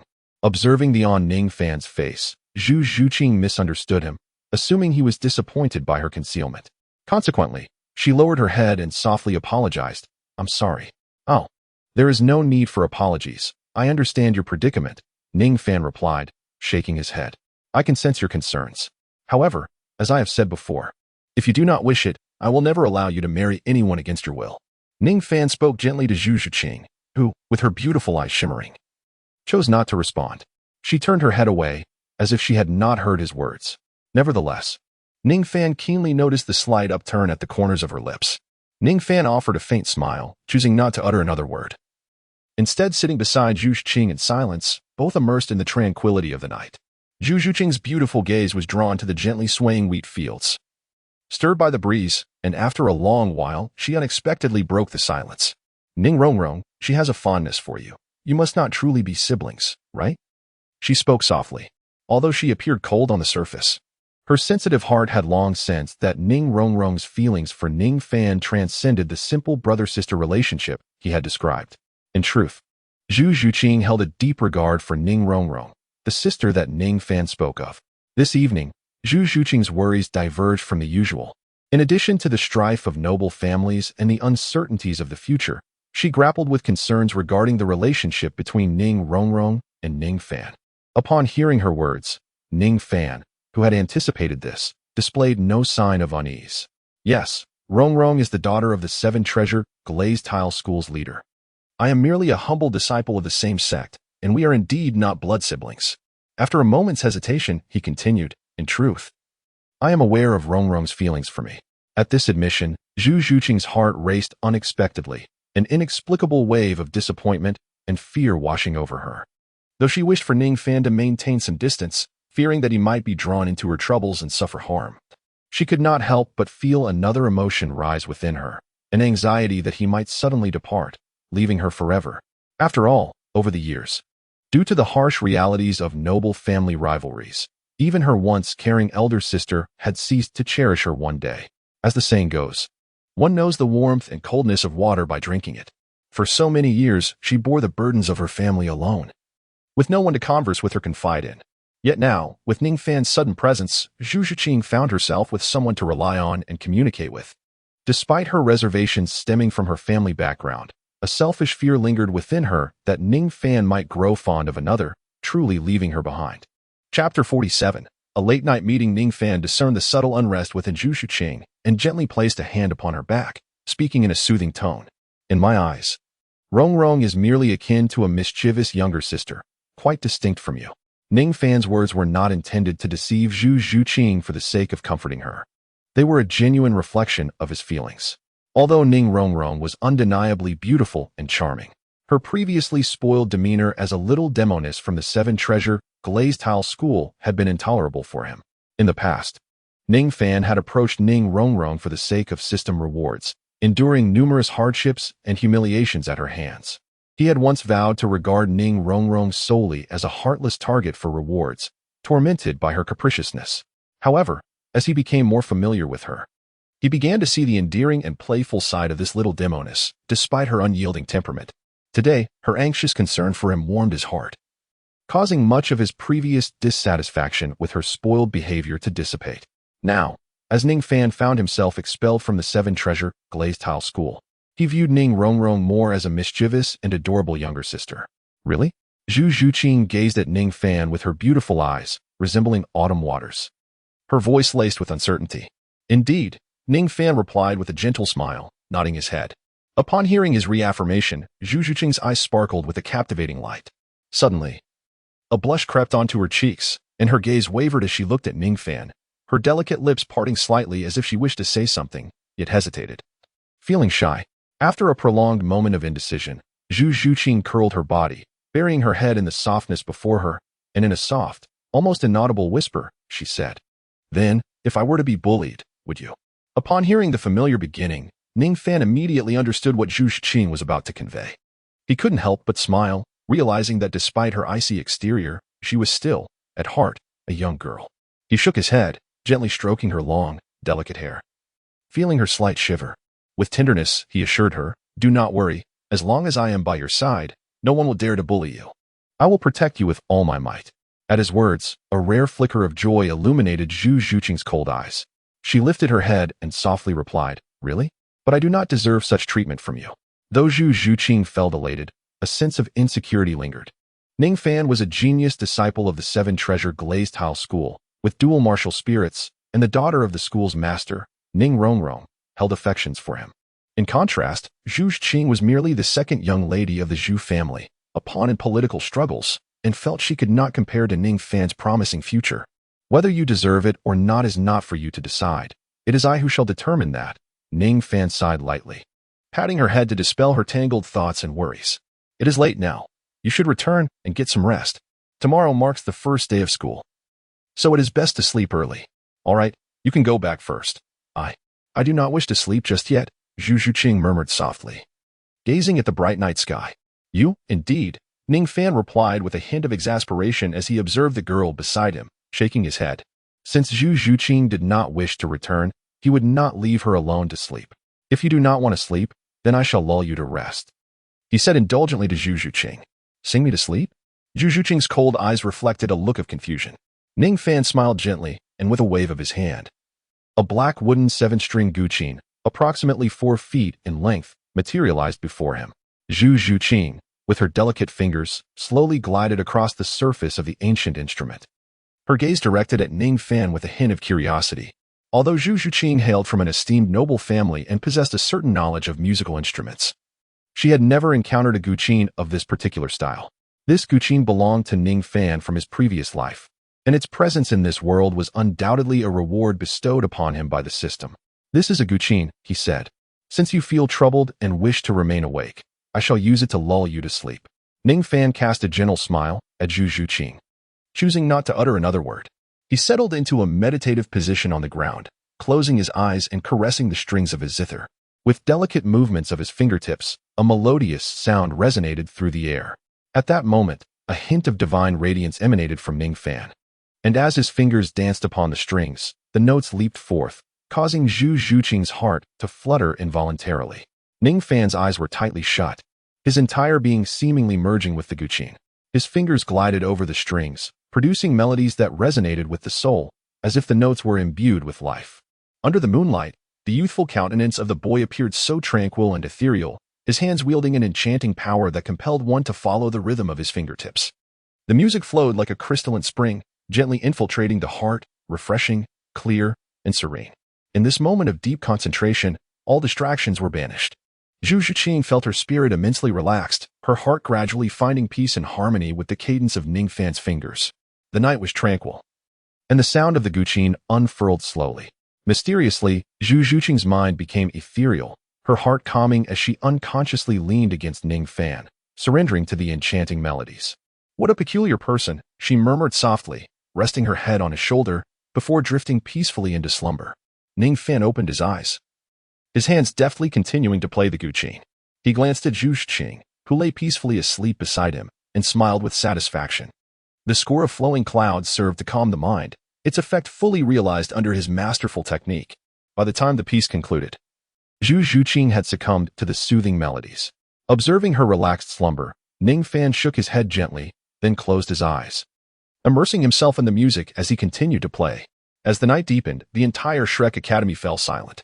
Only the melodious strains of the guqin floated through the night sky. Who could possibly be playing at such an hour? This little tune seems quite delightful. At that moment, Zhao Wujie, in his quarters, was taken aback by the faint sound of the guqin drifting into his ears. Hee. None of the rough fellows in our academy possess such a hobby. The player must be one of those peculiar newcomers from today, he mused. In Zhao Wujie's room sat a robust man in his 50s, with a protruding chin and broad cheekbones. His flat face adorned with an eagle-like nose and framed by black-rimmed glasses. He reclined in a chair, gazing at Zhao Wujie as he spoke languidly. This man was none other than the principal of Shrek Academy, Flander. Chapter 48. Zhao Wujie's Speculation Peculiar Newcomers? Upon hearing Flander's words, Zhao Wujie seemed to ponder something, his expression suddenly turning gloomy. Although he had changed into clean attire, the bruises and wounds on his body had vanished without a trace within the span of an afternoon, thanks to his remarkable healing ability. However, while these injuries were trivial, the psychological blow he suffered was significant.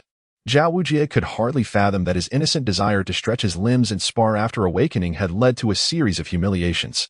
Not only had he been bested multiple times by Ning Fan, the remarkably strong newcomer, but he had also received a kick to the face, leaving him battered and bruised. To make matters worse, Ning Fan had managed to escape unscathed, causing Zhao Wujie to lose face entirely. Then came the provocation from Tang San. In his fury, Zhao Wujie had intended to take out his frustrations on Tang San, only to find himself ensnared by the latter's myriad of toxins and hidden weapons, resulting in yet another significant loss. The thought of this made Zhao Wujie grit his teeth, his expression contorted with frustration. Oh, though I have not witnessed this year's new students firsthand, your demeanor tells me they are indeed remarkable little monsters, Flander remarked lazily, rocking his chair. Indeed, two exceptionally gifted little monsters. Zhao Wujie sighed, his eyes suddenly brightening. Clenching his right fist, he struck it against his left palm with a wicked grin. He recalled that these two little monsters had entered Shrek Academy, and as the vice principal and their teacher, he could ultimately reclaim his dignity in their future encounters. Yet, with this thought, a frown creased Zhao Wujie's brow. Ning Fan possesses the 7 treasure glaze tile as his martial soul, clearly marking him as the preeminent genius of the contemporary 7 treasure glaze sect, a lineage not to be trifled with. However, that Tang San appears to lack any distinctive background, making him an ideal target for manipulation. A smug yet sinister smile resurfaced on Zhao Wujie's face. Oh, if memory serves. This year we have recruited 5 new students, including 2 particularly remarkable prodigies. Wouldn't you agree? At this moment, Flander abruptly rose from his seat, astonished. Indeed. Among the 5 recruits this year, those 2 prodigies are rather extraordinary. Zhao Wujie nodded in agreement, then paused, momentarily at a loss for words to describe Ning Fan and Tang San, before finally settling on the term extraordinary to encapsulate them both. Oh, in what way are they extraordinary? Flander, intrigued, pressed Zhao Wujie for further details. Higi, you are unaware, but the 7 treasure glazed sect, Zhao Wujie chuckled darkly. Wait, the 7 treasure glazed sect? Aren't they merely support-type soul masters? How can they be extraordinary? Flander interjected, frowning as he interrupted Zhao Wujie's explanation. Ning Fingji had already written to Flanders, informing him that Ning Rongrong would be enrolling at Shrek Academy. Therefore, upon hearing the mention of the 7 treasure glazed tile sect, Flanders mistakenly believed that Zhao Wujie was referring to Ning Rongrong. Although Ning Rongrong indeed possessed considerable talent, she was merely a support-type soul master, not someone Zhao Wujie would describe as extraordinary. Indeed, she is a support-type soul master, yet unbeknownst to them, she is genuinely exceptional, her strength remarkable. Without utilizing my soul power, a single punch from her could rival my own. You cannot fathom. Zhao Wujie animatedly recounted to Flanders the encounter he had with Ning Fan earlier that day. As old friends, despite the embarrassment of today's events, he still divulged a bit of information to Flanders. However, in his narration, he artfully embellished certain details without significantly altering the facts. For instance, in the initial encounter, he did not merely reach a stalemate. Rather, he was inadvertently struck by Ning Fan's punch and nearly fell flat on his back. Is what you say true? You mean to say that without using soul power, you were evenly matched? Even without your soul power, that strength must be comparable to some soul ancestors or soul kings. Right? How could a support-type soul master be so extraordinary? You cannot be jesting with me. Flanders was utterly bewildered, unable to comprehend the image of a 12-year-old delicate support-type soul master standing toe-to-toe with the formidable Zhao Wujie. This is utterly absurd. Indeed. You doubt my words? Let me assure you. That young lad possesses not only immense strength but also a unique talent, Zhao Wujie continued, noticing Flanders' astonished expression. Wait a moment. You referred to that lad? The soul master from the 7 treasure glazed tile sect is a male? Flanders' keen ears caught a crucial detail in Zhao Wujie's words, prompting him to interrupt. Of course. Who else would I be speaking of? You think it's a girl? Zhao Wujie's lips curled in mild disdain. Is it not Ning Rongrong? Flanders inquired, his eyes twitching slightly as he probed Zhao Wujie. Ning Rongrong? I do recall a young girl named Ning Rongrong from the 7 treasure glazed tile sect visiting today. Zhao Wujie furrowed his brow, suddenly enlightened. He then realized that the individual Flanders mentioned was entirely different from the one he had encountered. Although that young girl exhibited promise, she was still far from the extraordinary being he had faced. With a wave of his hand, Zhao Wujie casually mentioned Ning Rongrong before redirecting the conversation back to Ning Fan. The lad I speak of is Ning Fan, also a soul master from the 7 treasure glazed tile sect, wielding the 7 treasure glazed tile as his martial soul. Ning Fan? Ning Fan? Flanders murmured, his expression growing peculiar. In the letter Ning Fingji had sent him, aside from Ning Rongrong, there was no mention of anyone named Ning Fan. Ah. That young man has already reached the rank of soul respect at such a tender age, with a soul power level around 35. Moreover, his strength is remarkably great, far exceeding that of an ordinary person, and he possesses a unique martial soul ability that allows him to manipulate objects invisibly, which is exceedingly uncanny. Placing his prowess on par with a Soul King level battle soul master, Zhao Wujie continued earnestly, detailing Ning Fan's capabilities to Flanders. So extraordinary? He truly is a support-type soul master? Have you seen his martial soul? Flanders' lips twitched in disbelief. Indeed, I have witnessed his seven-treasure glazed tile. It is undeniably from the seven-treasure glazed tile sect. However, I suspect the seven-treasure glazed tile is merely his primary martial soul. He likely possesses another martial soul. The fabled dual martial souls, Zhao Wujie speculated, stroking his chin thoughtfully. During his previous encounter with Ning Fan, he had not considered the possibility of dual martial souls. However, after battling Tang San, who had transformed his blue-silver grass martial soul into a small hammer, Zhao Wujie became aware of Tang San's dual martial soul constitution. Thus, having witnessed Tang San's exceptional case, Zhao Wujie surmised that Ning Fan, being so extraordinary, must also possess dual martial souls. Ning Fan's formidable power and peculiar innate abilities are likely attributed to another powerful, yet unmanifested martial soul. In Chapter 49, The Illegitimate Child and the Twin Martial Souls, one cannot help but wonder when the seven-treasure glazed tile school produced such an extraordinary talent. Flander gasped upon learning this. At such a tender age, possessing a soul power level nearing 35, coupled with the dual martial soul constitution, is indeed remarkable. Furthermore, as Zhao Wujie's earlier comments suggested, this young man possesses immense strength and an enigmatic innate ability, his prowess rivaling that of a soul king. The most critical point is that such an extraordinary genius from the seven-treasure glazed tile school arriving at his Shrek Academy is undoubtedly a significant event. Yet, in the letter from Ning Fan, there was no mention of this individual. Could it be a figment of my imagination? Flander questioned his own perception and swiftly flipped his hand, causing a silver light to flicker. In his palm appeared a yellow envelope that had been opened, from which he extracted a white sheet of paper, diligently scrutinizing each character inscribed upon it. After a long moment, he raised his head, a look of disbelief crossing his face as he murmured softly, "That cannot be right. The letter from Sect Master Ning only mentioned his daughter, Ning Rongrong, coming to my Shrek Academy, requesting that I properly guide her temperament." "Ah, Flander, did that Sect Master Ning send you a letter?" Zhao Wujie inquired, casting a surprised glance at the envelope in Flander's hand. Indeed, the girl named Ning Rongrong is the daughter of Sect Master Ning. Her mischievous nature prompted him to ask me to discipline her. However, there is not a single mention of Ning Fan in this correspondence, Flander replied slowly, gathering the envelope. Flander had initially thought there might be concealed information within the letter, yet no matter how he read it, horizontally, vertically, or diagonally, he found no additional details. It is inconceivable that such a gifted individual, with an extraordinary status within the seven-treasure glazed tile school, would come to my Shrek Academy. And Sect Master Ning would not even mention him. Zhao Wujie shared his bewilderment. Having traversed the continent for years, he had never encountered such a prodigious talent. If nurtured appropriately, Ning Fan could undoubtedly become a formidable title Douluo, a pillar for the seven-treasure glazed tile school. Yet, why does it seem that the seven-treasure glazed tile school is indifferent towards this remarkable individual? Why is Ning Fan's name mentioned not even once? Zhao Wujie found this to be highly illogical. Suddenly, a thought struck him, and a peculiar smile spread across his face. "Flander, I believe I overheard that lad refer to Sect Master Ning's daughter as his sister. Do you think Ning Fan might be Sect Master Ning's illegitimate child? Perhaps that is why it remains unspoken." Zhao Wujie leaned closer to Flander, speaking conspiratorially. "Illegitimate child?"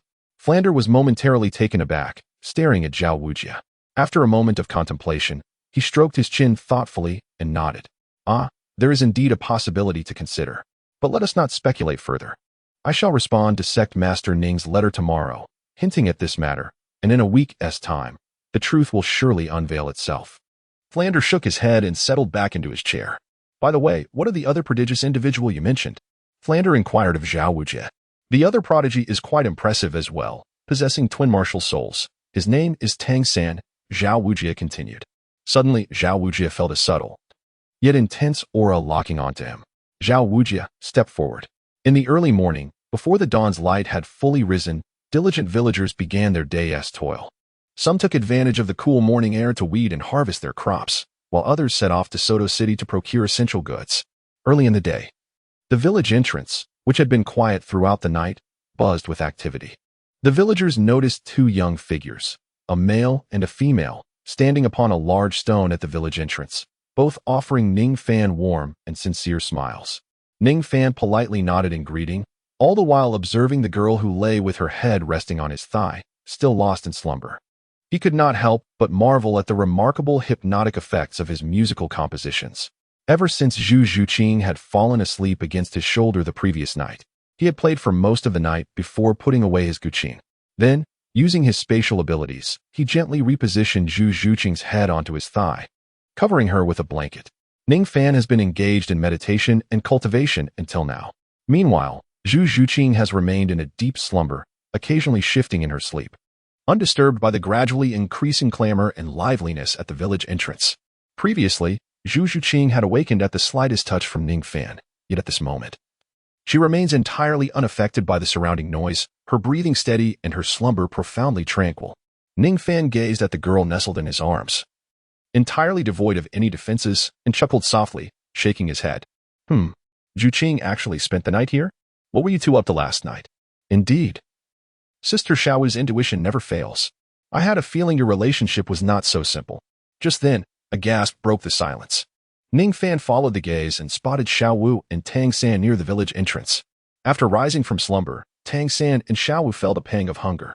Unfamiliar with their surroundings, they wandered aimlessly through the village in search of food, inadvertently arriving at this spot, where they discovered Ning Fan and Zhuqing on the large stone at the village entrance.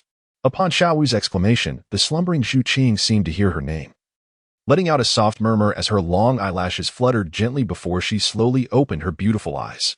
As her gaze met Ning Fan's, who was looking down with a smile in his deep, expressive eyes, he greeted her, "Good morning." Zhuqing's eyes flickered with a hint of shy, unspoken emotion as she nodded gently in response to Ning Fan. "Ding. You have gained 10% experience towards your current level. Ding. You have acquired the Herbal Compendium. Ding. You have received 21 gold coins." The familiar notifications echoed in Ning Fan's mind, barely stirring his emotions as he continued to smile at Zhuqing, seemingly oblivious to Xiao Wu and Tang San beside them. Soon, she became aware that she was lying on Ning Fan's lap, feeling the curious gazes of the villagers around her. A blush crept onto Zhuqing's face, prompting her to rise abruptly. "Oh, it's you too. What brings you here?" Ning Fan glanced towards Tang San and Xiao Wu not far away, stretching his limbs and rising to his feet. He took a moment to loosen his somewhat stiff body, which had remained unmoved throughout the night. With a graceful leap from the boulder, he approached the pair and smiled as he spoke. "We are in search of some food to satisfy our breakfast cravings, yet after wandering around, we remain unaware of the location of the Academy's dining hall. By the way, do you happen to know where it is?" Xiao Wu inquired of Ning Fan. "Oh, I believe I have a general idea of the dining hall's location. Follow me, for I too am feeling a bit hungry," Ning Fan replied, nodding before striding toward the village. During his leisurely stroll last night, Ning Fan managed to acquire a considerable amount of information regarding the Shrek Academy, including the location of its dining hall. Although the dining hall is merely a converted ordinary residence, it bears no distinctive or remarkable features, making it rather difficult to identify. However, given the modest size of Shrek Academy, after the tranquil hours of the night, there are only a few unoccupied rooms within the premises, aside from the student and teacher dormitories. Among these, one somewhat larger vacant room is, in fact, the dining hall of Shrek. "Thank you for guiding me." Tang San expressed his gratitude to Ning Fan. Ning Fan walked ahead, nodding slightly without further response, and instead turned to Zhu Zhuqing beside him, chuckling softly. "Last night, you seemed to sleep quite soundly, utterly undisturbed by the crowd at the village gate this morning. It appears that my melodies possess a rather effective hypnotic quality. Should you find yourself unable to sleep in the future, feel free to seek me out." Zhu Zhuqing softly acknowledged with a gentle nod, her cool, clear gaze fixed ahead, seemingly hesitant to meet Ning Fan's eyes. Her porcelain-like face subtly flushed with a hint of bashfulness. In truth, the reason Zhu Zhuqing had slept so deeply, beyond the influence of Ning Fan's music, was the comforting aura of masculinity he exuded, which instilled in her a profound sense of security. So much so that once she drifted off, she had no desire to awaken. "Oh, the melodies from last night were played by you? You certainly possess quite an array of techniques for courting a lady," Xiao Wu remarked boldly, her eyes wide open upon hearing Ning Fan's light laughter. Tang San, standing nearby, also expressed surprise. He had not anticipated that the enchanting music from the previous evening had been performed by brother Ning Fan. It was astonishing to realize that Ning Fan's talent in music was on par with his prowess in martial arts. Tang San clasped his fist in admiration, acknowledging that he too had enjoyed the melodious strains that had graced his dreams the night before. Initially, he had assumed the music had been played by a seasoned instructor from the academy, who had spent decades mastering the art. To discover that it was performed by Ning Fan, who appeared only slightly older than himself, was indeed remarkable. Just a little trick, nothing to be astonished about. Ning Fan replied with a smile, observing the astonished expressions of the two. Ning Fan and Zhu Zhiqing walked side by side, accompanied by Xiao Wu and Tang San. Soon, the quartet arrived at the Shrek dining hall, which, as always, exuded a sense of simplicity akin to that of the academy itself. The building, constructed of earthen bricks, employed villagers to prepare meals in large iron pots over clay stoves. Though the flavors were rather ordinary, the generous portions were undeniably satisfying. Inside the dining hall, Ning Rongrong and Oscar, along with Dai Mubai and another chubby fellow, whose furrowed brow was adorned with two distinct patches of mustache, were seated. Although it was Ning Fan's first encounter with this rotund individual, his striking features allowed Ning Fan to instantly identify him as Ma Hongjun, the evil fire phoenix. At that moment, upon spotting Ning Fan in the dining hall, Ning Rongrong's beautiful eyes sparkled with delight, causing the once appetizing bun in her hand to lose its allure as she instinctively yearned to rush toward him. However, just then, she noticed another figure beside him, Zhu Zhiqing. Instantly, her lovely countenance froze. Despite her spoiled nature and innocent disposition, Ning Rongrong was far from foolish. In fact, she possessed a remarkable intellect. Witnessing this scene, she found it hard to believe Ning Fan's previous assertion that he and Zhu Zhiqing were merely companions on the road. Moreover, Ning Fan had claimed that Zhu Zhiqing was accompanying him out of a desire to protect him. While she might have been skeptical about that claim earlier, the demonstration of Ning Fan's capabilities the previous day left her with little room for doubt. Ning Rongrong can no longer believe that Ning Fan would require Zhu Zhiqing's protection. Now, in her eyes, Ning Fan has clearly shifted his affections. The once solemn vows of eternal love now seem utterly insincere. It has only been a little over half a month since they last met, and he has already developed feelings for another. This fickle-hearted cat. What could that cold, unfeeling woman possibly possess that is worthy of his affection? At this moment, Ning Rongrong felt a surge of frustration as she reflected on the situation. It was evident that Ning Fan had once cherished her deeply, willing to do anything for her. He was the only one within the 7 treasure glazed tile school who could tolerate her occasional temper. How could it be that after merely a month and a half of separation, he had changed his affections? Ning Rongrong could not comprehend, utterly baffled by her defeat. She was the esteemed young lady of the 7 treasure glazed tile school, possessing a noble lineage, remarkable talent, and charming beauty, attributes that seemed superior to Zhu Zhiqing's. Yet, at that moment, her gaze fell upon Zhu Zhiqing's voluptuous figure, and as she lowered her eyes to her own delicate collarbone, barely hinting at the budding contours beneath, clarity dawned upon her. Instantly, she shot a dark look at Zhu Zhiqing's chest, her petite face clouded with discontent. With a sudden surge of frustration, she squeezed the bun in her hand as if it were Zhu Zhiqing's ample bosom, crushing it to a pulp. Rongrong, the dean mentioned that wasting food incurs punishment. Oscar, seated not far from Ning Rongrong, observed her gloomy expression and the mangled bun, speaking cautiously. Mind your own business. Ning Rongrong shot Oscar a fierce glare, slammed her hand on the table, and stormed out of the cafeteria without even touching her breakfast. Sighing, Ning Fan, who had just entered the cafeteria, witnessed Ning Rongrong's furious departure and shook his head. It was evident that she was troubled. However, her discomfort was not solitary. Ma Hongjun wore a sorrowful expression, and Dai Mubai's face was as dark as water. Ma Hongjun's morose demeanor stemmed from a recent breakup with his girlfriend, leaving him without an outlet for his frustrations. Meanwhile, Dai Mubai was troubled because he had arisen early that morning to clarify matters with Zhu Zhiqing, seeking to understand whether there was some misunderstanding on her part and to inquire about her relationship with Ning Fan.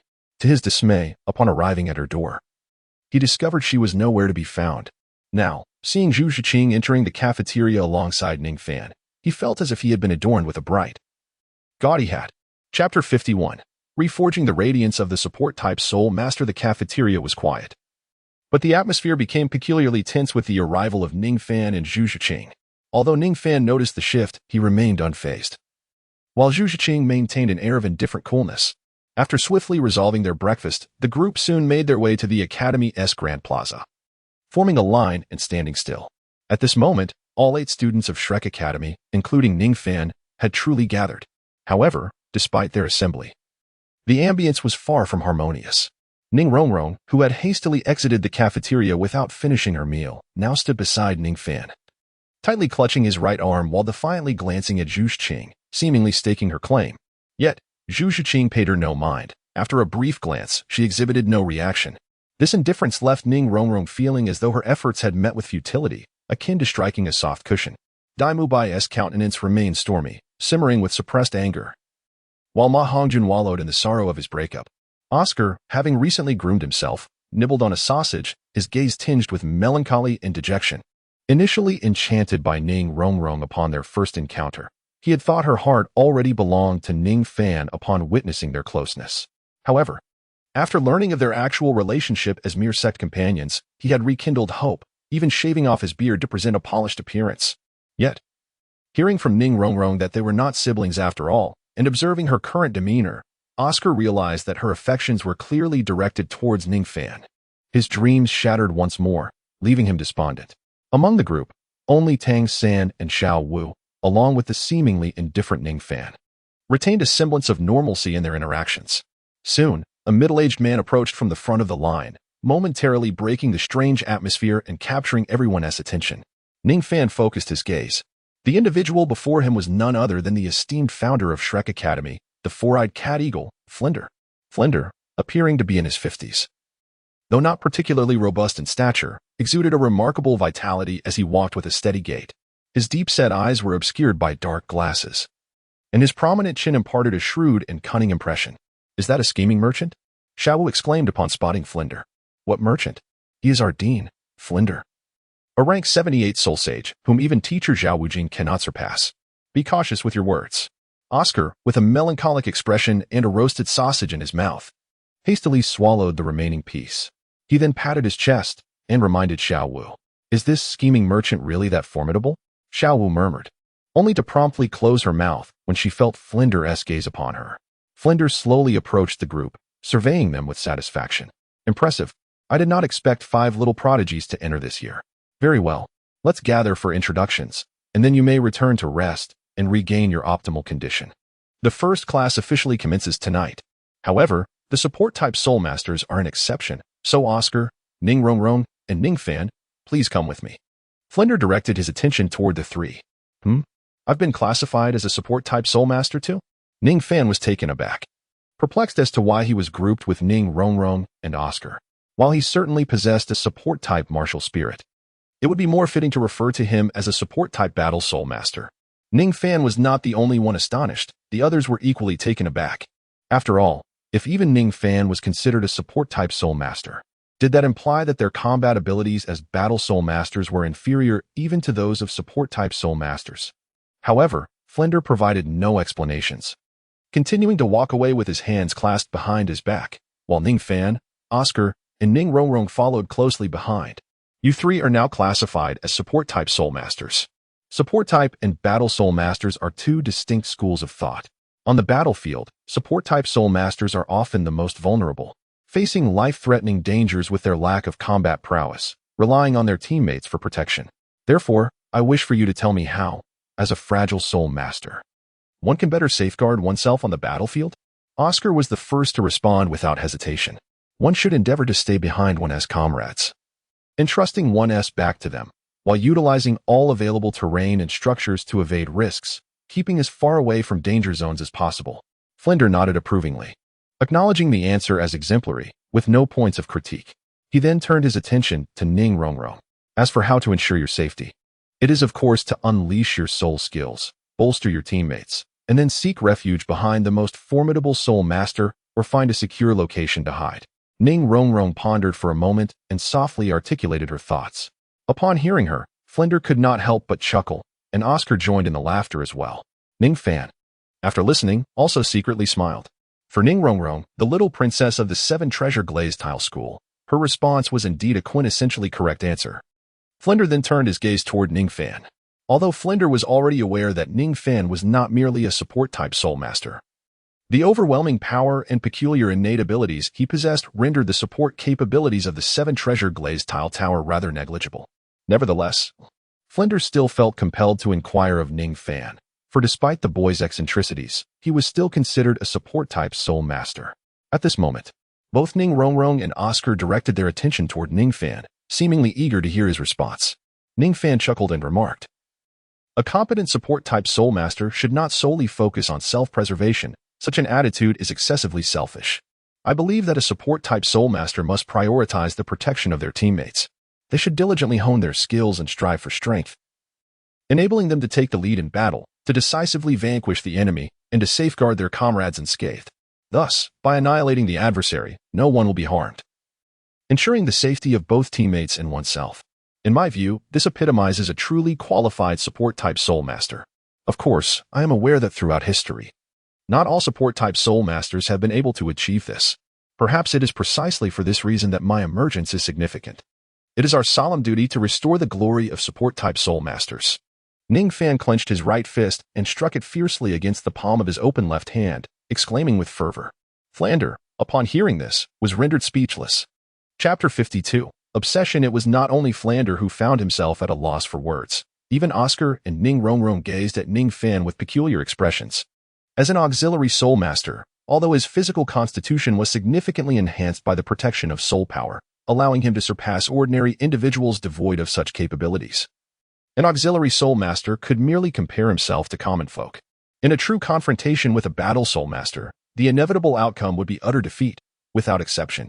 However, despite Ning Fan's seemingly absurd depiction of auxiliary soul masters, for reasons unknown, his unwavering confidence and even somewhat arrogant demeanor prompted no objections from the others. Indeed, Ning Fan was an extraordinary anomaly, transcending their usual understanding, a most unusual auxiliary soul master. Ahem, impressive, truly impressive. I did not anticipate your grand ambitions, Ning Fan. They far surpass our mundane aspirations. The task of restoring the glory of auxiliary soul masters is entrusted to you, my brother, Oscar remarked softly, having cleared his throat and cast a glance at Ning Fan. He was a person of precise self-awareness and understood that no amount of diligence could bridge the inherent gap between auxiliary and battle soul masters. Thus, while he refrained from vocal opposition to Ning Fan's views, he also did not naively believe that he, as an auxiliary soul master, could genuinely contend with a battle soul master. By the way, Ning Fan, I realize I still do not know why your strength has suddenly surged. Aren't you just an ordinary auxiliary soul master like me? At that moment, Ning Rongrong, captivated by Ning Fan's audacious words and confident demeanor, leaned against him, her beautiful eyes sparkling with curiosity. The sudden amplification of Ning Fan's strength, reaching levels that even she found daunting, intrigued her. After a period of anxiety and uncertainty, witnessing Ning Fan's confident yet audacious expression filled her bright eyes with delight. After all, if Ning Fan's power were comparable to that of a battle soul master, their union would not contravene the strict regulations of the Seven Treasure Glazed Tile School, and her father would undoubtedly approve of their relationship. Moreover, Ning Fan would be able to protect her. Well, that's actually due to a unique training regimen I have adopted.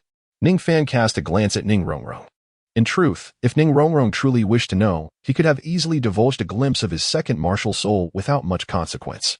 However, with both Flander and Oscar present, he chose to withhold this information and concocted a casual excuse instead. You. Ning Rongrong's beautiful eyes were filled with indignation as she repeatedly pounded her small fist against Ning Fan. Cough, cough. Flander interrupted their playful exchange with a couple of throat clears. Your assessments regarding support-type soul masters are commendable. A support-type soul master must not only safeguard themselves but also protect their teammates to the best of their abilities. However, before mastering the art of defending their comrades, the ability to escape is a fundamental necessity for support-type soul masters. Therefore, today, Oscar and Ning Rongrong, you are to run 20 laps around the village. Should you fail to complete this by noon, you shall forego lunch. Ning Fan, your unique constitution exempts you from training. Your role is to supervise their progress. Flander's eyes gleamed with a sharp light as he spoke calmly. After delivering his instructions, he turned and sauntered away with his hands clasped behind his back. Oh? Ning Fan furrowed his brow, observing Flander's retreating figure, a sense of confusion washing over him. He then glanced at Ning Rongrong beside him and swiftly comprehended why Flander had summoned him. Ning Rongrong possesses a unique identity. Even though she holds a letter from Ning Fingji assuring her that she may be entrusted to his guidance, Flander, with his cunning and slippery nature, is reluctant to overstep, fearing the repercussions that may ensue. However, with the advent of Ning Fan, Flander has discovered a flawless solution, to utilize Ning Fan's capabilities to oversee and monitor Ning Rongrong. Oh my heavens, 20 laps! Oscar lamented as he witnessed Flinder's retreating figure. Without further delay, he hastened his steps. Meanwhile, Ning Rongrong stood motionless, her beautiful eyes blinking as she gazed at Ning Fan beside her. What are you staring at? Come on, let us run. Ning Fan shook his head, exasperatedly addressing Ning Rongrong. I don't want to run, and I certainly can't manage 20 laps, Ning Rongrong pouted, glancing at Oscar, who had already vanished around the bend of the village.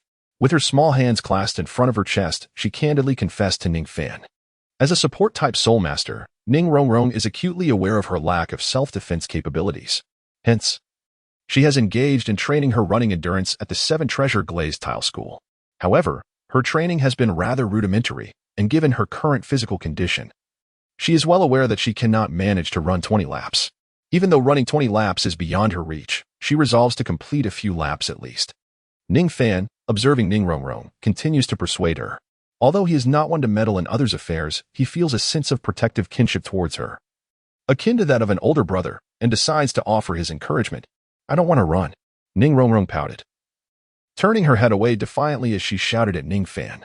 It appears that she remains displeased with his earlier refusal to disclose the reason for his newfound strength. In response, Ning Fan briefly pondered, then gently patted her head and spoke softly. How about this, little girl? You've been curious about why my strength has surged. Haven't you?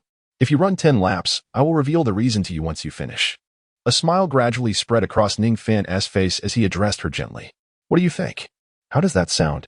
Although 20 laps may be daunting, surely 10 laps is manageable? Upon hearing this, Ning Rongrong turned her head, her bright eyes fixed on Ning Fan as she huffed. Humph, is that true? You'll really tell me after I finish 10 laps? Of course, it's not exactly a secret, Ning Fan replied with a light chuckle. Not a secret? Ning Rongrong murmured, her elegant brows slightly raised as she keenly sensed the peculiarity in Ning Fan's statement. Could it be that she had already guessed the truth? She lifted her head, her beautiful eyes locking on to Ning Fan's as she softly inquired. Ning Fan was momentarily taken aback, but soon comprehended who Ning Rongrong referred to. After a moment of hesitation, he nodded slightly. Observing this, Ning Rongrong's delicate face darkened, her silver teeth clenched tightly, and her bright eyes brimmed with defiance. Without uttering another word, she lowered her head and began to run forward, carrying Ning Fan on her back. Ning Fan squinted his eyes, gazing at the petite yet stubborn silhouette ahead, a hint of vexation appearing on his face. It seems that Ning Rongrong harbors quite a profound obsession with him. This could prove to be quite troublesome. Chapter 53, Refinement. How long has it been? Why is it only the second round now? Ning Rongrong panted softly. Within the confines of the Seven Treasures Glazed Tile School, she often trained under the insistence of Ning Fingxi. However, although the village appeared modest in size, the circumference surrounding it was far from trivial. Consequently, after completing approximately 1.5 laps, coupled with the fact that this morning she had left breakfast untouched due to the sight of Ning Fan and Zhu Zhiqing at the cafeteria, she now felt a palpable fatigue, her pace slowing considerably. Ahem, Rongrong, you ought not to run so swiftly. Running requires a rhythm. At this pace, you won't last long. Oscar, who had finally caught up to her after being overtaken, advised earnestly. From the outset, it seemed that Ning Rongrong was driven by a sense of defiance, charging ahead with fervor and surpassing Oscar, who had initially maintained a considerable lead. Now, as her momentum began to wane, Oscar temporarily closed the gap. Though Oscar's counsel was well-intentioned, Ning Rongrong, engulfed in her own discontent, was impervious to any advice. As she continued to run, her thoughts lingered on Ning Fan's earlier response, stirring a bitter pang of jealousy within her. Why was it that Zhu Zhiqing learned of Ning Fan's secret before her? In terms of the duration of their acquaintance and the closeness of their relationship, she ought to have been the first to know. Zhu Zhiqing had merely crossed paths with Ning Fan for less than half a month. What justified her being privy to such secrets before Ning Rongrong? Ning Rongrong harbored a deep-seated resentment. How could she possibly be outmatched by Zhu Zhiqing? Thus, upon hearing Oscar's counsel to slow down, her indomitable spirit flared, and she shot him a glare. Mind your own business. Stay away from me. With gritted teeth, she activated the Seven Treasures Glazed Pagoda to accelerate, swiftly distancing herself from him.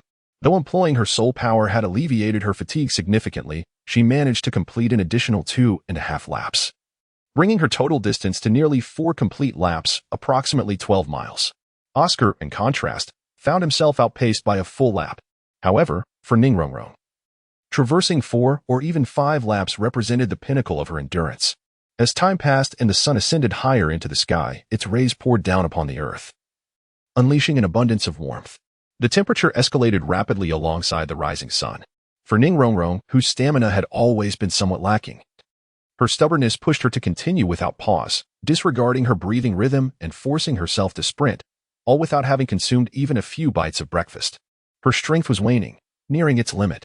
Moreover, as the temperature rose, beads of sweat glistened on her delicate, fair face, each drop cascading down onto the ground below. Ning Rongrong's chest rose and fell incessantly, her breaths coming in rapid gasps. The azure garment clung to her form, drenched in perspiration, adhering closely to her developing figure. Though not yet full, her slender silhouette was strikingly proportionate and graceful. Ning Rongrong gazed blankly ahead, her eyes devoid of spirit, mechanically moving her numb legs. She could no longer recall how many laps she had completed. The only reason she could persist in her steps was the unwavering belief within her, a fierce determination that sustained her. How remarkable that this girl can still endure and run such a distance, she murmured softly. Leaning against a large stone at the village entrance, observing the distant figure approaching at a leisurely pace, Ning Fan, who had spent the past year closely observing Ning Rongrong, understood her very well. He knew that asking her to run 10 laps was a tall order. Even managing 5 laps would likely prove challenging for her in her current state. After all, he had seen her storm out of the cafeteria that morning, having barely touched her breakfast. With her already inadequate stamina, neglecting her meal only exacerbated her condition. In truth, Ning Fan had initially suggested 10 laps as a bargaining tactic, intending to negotiate down to a more reasonable number. However, in a fit of defiance, Ning Rongrong had taken off running. Now, as he watched her unevenly approaching figure, a faint smile graced Ning Fan's lips. Although she had not completed 10 laps, nor even half of that, managing just over 4 laps was already pushing her limits. With labored steps, Ning Rongrong approached Ning Fan, her voice somewhat hoarse and frail as she inquired, "Only 4.5 laps?" Upon hearing Ning Fan's response, her sweat-drenched face revealed a flicker of surprise. Gritting her teeth, she pressed on and began to run, observing her unwavering determination. Ning Fan smiled reassuringly and gently grasped her delicate shoulder, gazing into her vacant eyes as he softly said, "All right, little girl, no more running today. You've done enough. It's time to rest." At his words, Ning Rongrong weakly lifted her head to look at Ning Fan, but before she could articulate her thoughts, he smiled gently and added, "I will tell you." Instantly, Ning Rongrong felt a wave of relief wash over her, only to be engulfed by darkness as she fainted. Her body went limp. And had it not been for Ning Fan's hand steadying her waist, she would have collapsed to the ground. Ning Fan lowered his gaze to the girl in his arms, a look of helplessness crossing his features. He then carefully lifted her onto his back, feeling the almost weightless form of her delicate body. With a swift leap, Ning Fan made his way along the official road leading to Suatua City. Although Ning Rongrong had not achieved her goal today, her performance greatly pleased Ning Fan. Thus, he resolved to take her to Suatua City for a well-deserved reward. Goodness, that rascal. Instead of merely supervising Ning Rongrong's running exercises, he has taken it upon himself to carry her to Suatua City?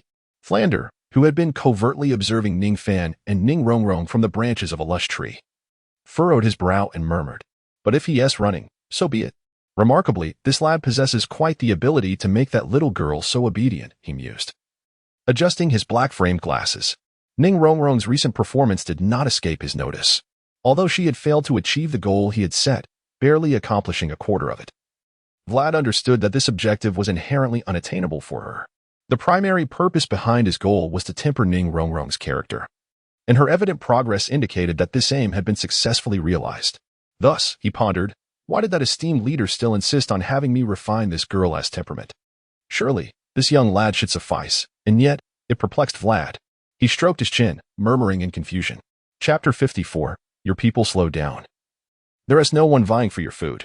You resemble a famished ghost, which is hardly befitting of a princess from the Seven Treasures glazed tile school, Ning Fan remarked. Observing Ning Rongrong at a restaurant in Soto City, she was indulging heartily, her appetite evidently robust, her small mouth stuffed with food, her cheeks puffed up, following their training. Ning Fan had directly brought Ning Rongrong to Soto City, where he found a reputable spa for a massage and bath to alleviate her muscle fatigue from excessive exertion. Afterward, he had her don a fresh set of clothes before bringing her to this establishment, where he ordered an array of delectable dishes. Starved and ravenous, Ning Rongrong disregarded her refined demeanor, eagerly grasping her chopsticks and shoveling food into her mouth without concern for her capacity. Upon hearing Ning Fan's words, her cheeks appeared even fuller, and her beautiful eyes gazed at him, seemingly eager to respond. However, her mouth, filled to the brim with food, rendered her speechless. Realizing this, Ning Rongrong attempted to swallow her mouthful hastily in order to engage in a discourse with Ning Fan. Yet, perhaps due to her eagerness, she choked on her food. Cough. Cough. A flicker of distress crossed her delicate features as she patted her chest in discomfort. I told you not to eat so quickly. Didn't that lead to this predicament? Ning Fan shook his head, delivering a light-hearted reprimand while his right hand shimmered with a silvery glow, channeling spatial power as he gently patted Ning Rongrong on the back. With this gentle encouragement, she instantly felt the obstruction in her throat dissolve, her complexion brightening considerably. Ning Rongrong lifted her head, arching her snow-white neck, and glanced sideways at Ning Fan with a huff. Humph, it's all because of you. If you hadn't mocked me, I wouldn't have choked. I'm not mocking you. I'm merely stating the truth, Ning Fan replied leisurely. Humph. Ning Rongrong scoffed, still feeling unsated. She chose not to continue the banter with Ning Fan and redirected her gaze to the delectable spread of food before her. As she beheld the exquisite dishes, her pink tongue instinctively licked her lips, only to be followed by a sudden realization. She leaned closer to Ning Fan, her glossy, oil-slicked lips slightly puckered, her delicate face tilted up, and her enchanting eyes blinking at him. To an onlooker, this scene might resemble a young girl offering a kiss. However, upon witnessing Ning Rongrong's actions, Ning Fan felt no peculiar thoughts. Instead, he instinctively conjured a white handkerchief with a flash of white light from his palm. He bent slightly to wipe her mouth. Yet, just as the handkerchief was about to touch her lips, Ning Fan furrowed his brow at her fair face adorned with a charming smile. He had changed. He desired to maintain a pure friendship or perhaps a sibling-like bond with Ning Rongrong. Thus, it was best to avoid any misunderstandings. Consequently, with another flash, the handkerchief vanished from his hand, and he placed his hands behind his back, softly stating, "You are no longer a child. You don't need me to do such things for you." Eh? Ning Rongrong blinked in confusion. But not long ago, in the sect, you helped me with this. Didn't you? Ning Rongrong's delicate brows furrowed in puzzlement. That was because I had not realized you had grown up. Ning Fan replied as he lifted a cup of tea from the table and took a sip. Humph. What do you mean, grown up? It's because of her. Isn't it? Upon hearing Ning Fan's explanation, Ning Rongrong pouted, her arms crossed in dissatisfaction. It has nothing to do with Zhu Shiqing, Ning Fan said softly. You say it's not her, yet I haven't even mentioned anyone. You're the one who admits it. Ning Rongrong stood up, her discontent evident as she called out to Ning Fan. Humph. You must wipe my mouth today. She leaned closer to Ning Fan again, her slender finger pointing to her lips, her beautiful eyes fixed on him with a stubborn expression. Though wiping her mouth seemed a trivial matter, Ning Rongrong's tenacious nature would not allow her to relent easily when it came to Zhu Shiqing. No, Ning Fan replied calmly, seated firmly in his chair. He regarded Ning Rongrong, whose face was inching closer, with an air of unflappable composure. At this moment, Ning Rongrong's stubborn little face was less than 2 inches away from Ning Fan. Ning Rongrong gazed at the seemingly indifferent Ning Fan, her heart brimming with frustration. She bit her silver teeth lightly, her delicate brows knitting together, then her eyes subtly shifted to study him. Humph. If you want to assist me, I shall take matters into my own hands. With a soft huff, she resolved to act. Upon hearing this, Ning Fan mistakenly believed his steadfastness had triumphed, and he turned his head with a faint smile. However, at that very moment, a gentle waft of fragrance enveloped him, and he felt a moist softness at the corner of his lips, accompanied by a peculiar, slippery sensation.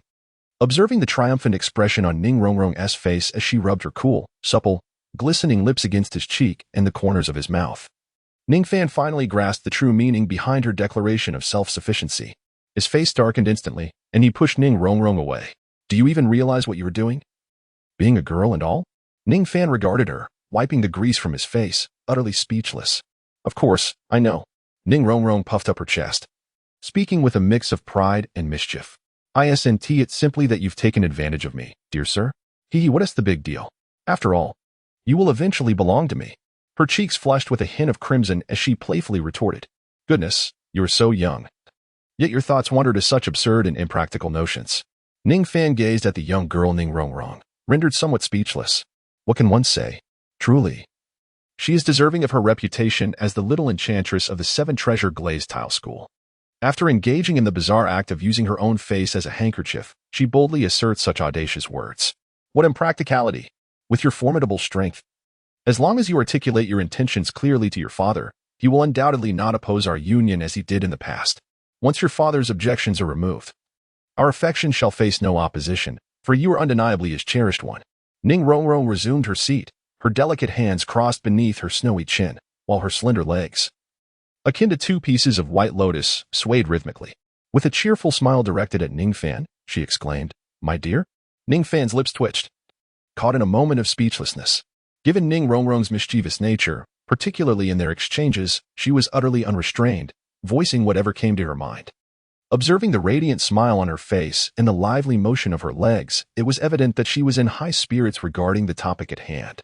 After a brief hesitation, Ning Fan, unsure of what to say, felt compelled to respond in light of her youthful visage. He gently patted her head and softly advised, "You are still quite young. Do not dwell on such matters." "What do you mean by do not dwell?" "Indeed, you have shifted your affections. You fickle-hearted scoundrel." Upon hearing this, the smile on Ning Rongrong's face instantly vanished, her brows knitting together as she pounced upon Ning Fan like a spirited little wildcat. Ning Fan raised an eyebrow slightly, effortlessly seizing Ning Rongrong's flailing hands. Despite having her hands captured, Ning Rongrong's supple form continued to struggle desperately, her feet kicking incessantly at Ning Fan. Observing this, Ning Fan exhaled a sigh, then applied a gentle force with his right hand, lifting Ning Rongrong into his embrace. With his left hand, he pressed down on her legs, effectively subduing her restless limbs. As Ning Rongrong began to realize the futility of her attempts to escape Ning Fan's grip, her struggles gradually diminished. In response, Ning Fan spoke in a leisurely manner, "I am not a fickle-hearted scoundrel. Rather, I wonder, are you perhaps born under the sign of the dog?" Before Ning Fan could finish his words, he suddenly sighed, gazing at Ning Rongrong, who at that moment had grasped her head and was biting her right hand tightly with her silver teeth. Ning Rongrong shot a glare at Ning Fan, remaining silent as she continued to fiercely bite him. Despite her delicate demeanor as a support-type soulmaster, Ning Fan's robust physique rendered her attempts harmless, causing only a fleeting sensation of pain. However, Ning Rongrong's petulant behavior of biting and kicking began to wear on Ning Fan's patience. "Release your grip," he said softly, gazing at her. Ning Rongrong did not respond, her beautiful eyes defiantly fixed on him, unwilling to relent. "If you do not let go, you shall remain here alone." Ning Fan's tone remained calm, yet there was an underlying chill to his words. Ning Rongrong sensed this unusual coldness and was momentarily taken aback. After all, Ning Fan had never spoken to her in such a manner before, always acquiescing to her whims. 3, 2. Ning Fan began to count down slowly. Before he could utter the final number, the unusual tone in his voice prompted Ning Rongrong to finally release her grip, muttering under her breath, "Heartless big carrot."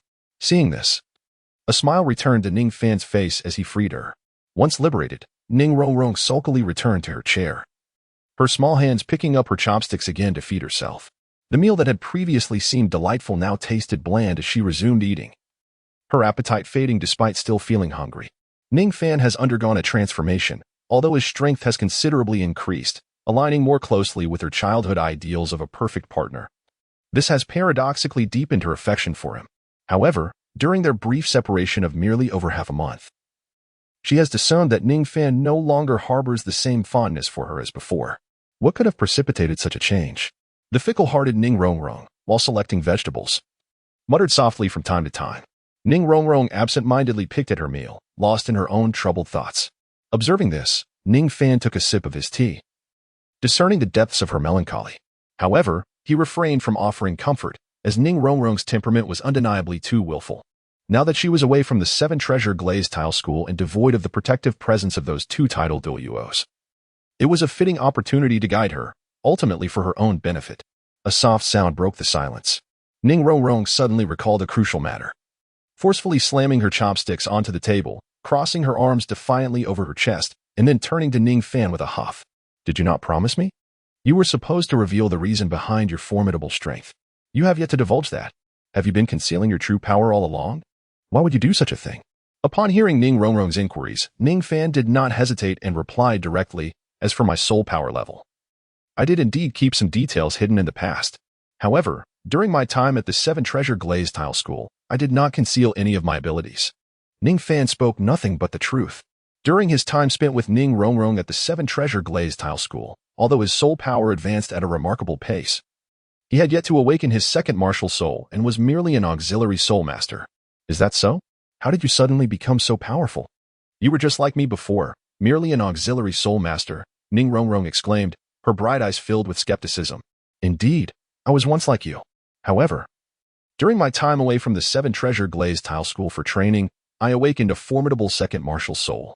My current unique abilities and strength stem from this other martial soul within me. Is that true?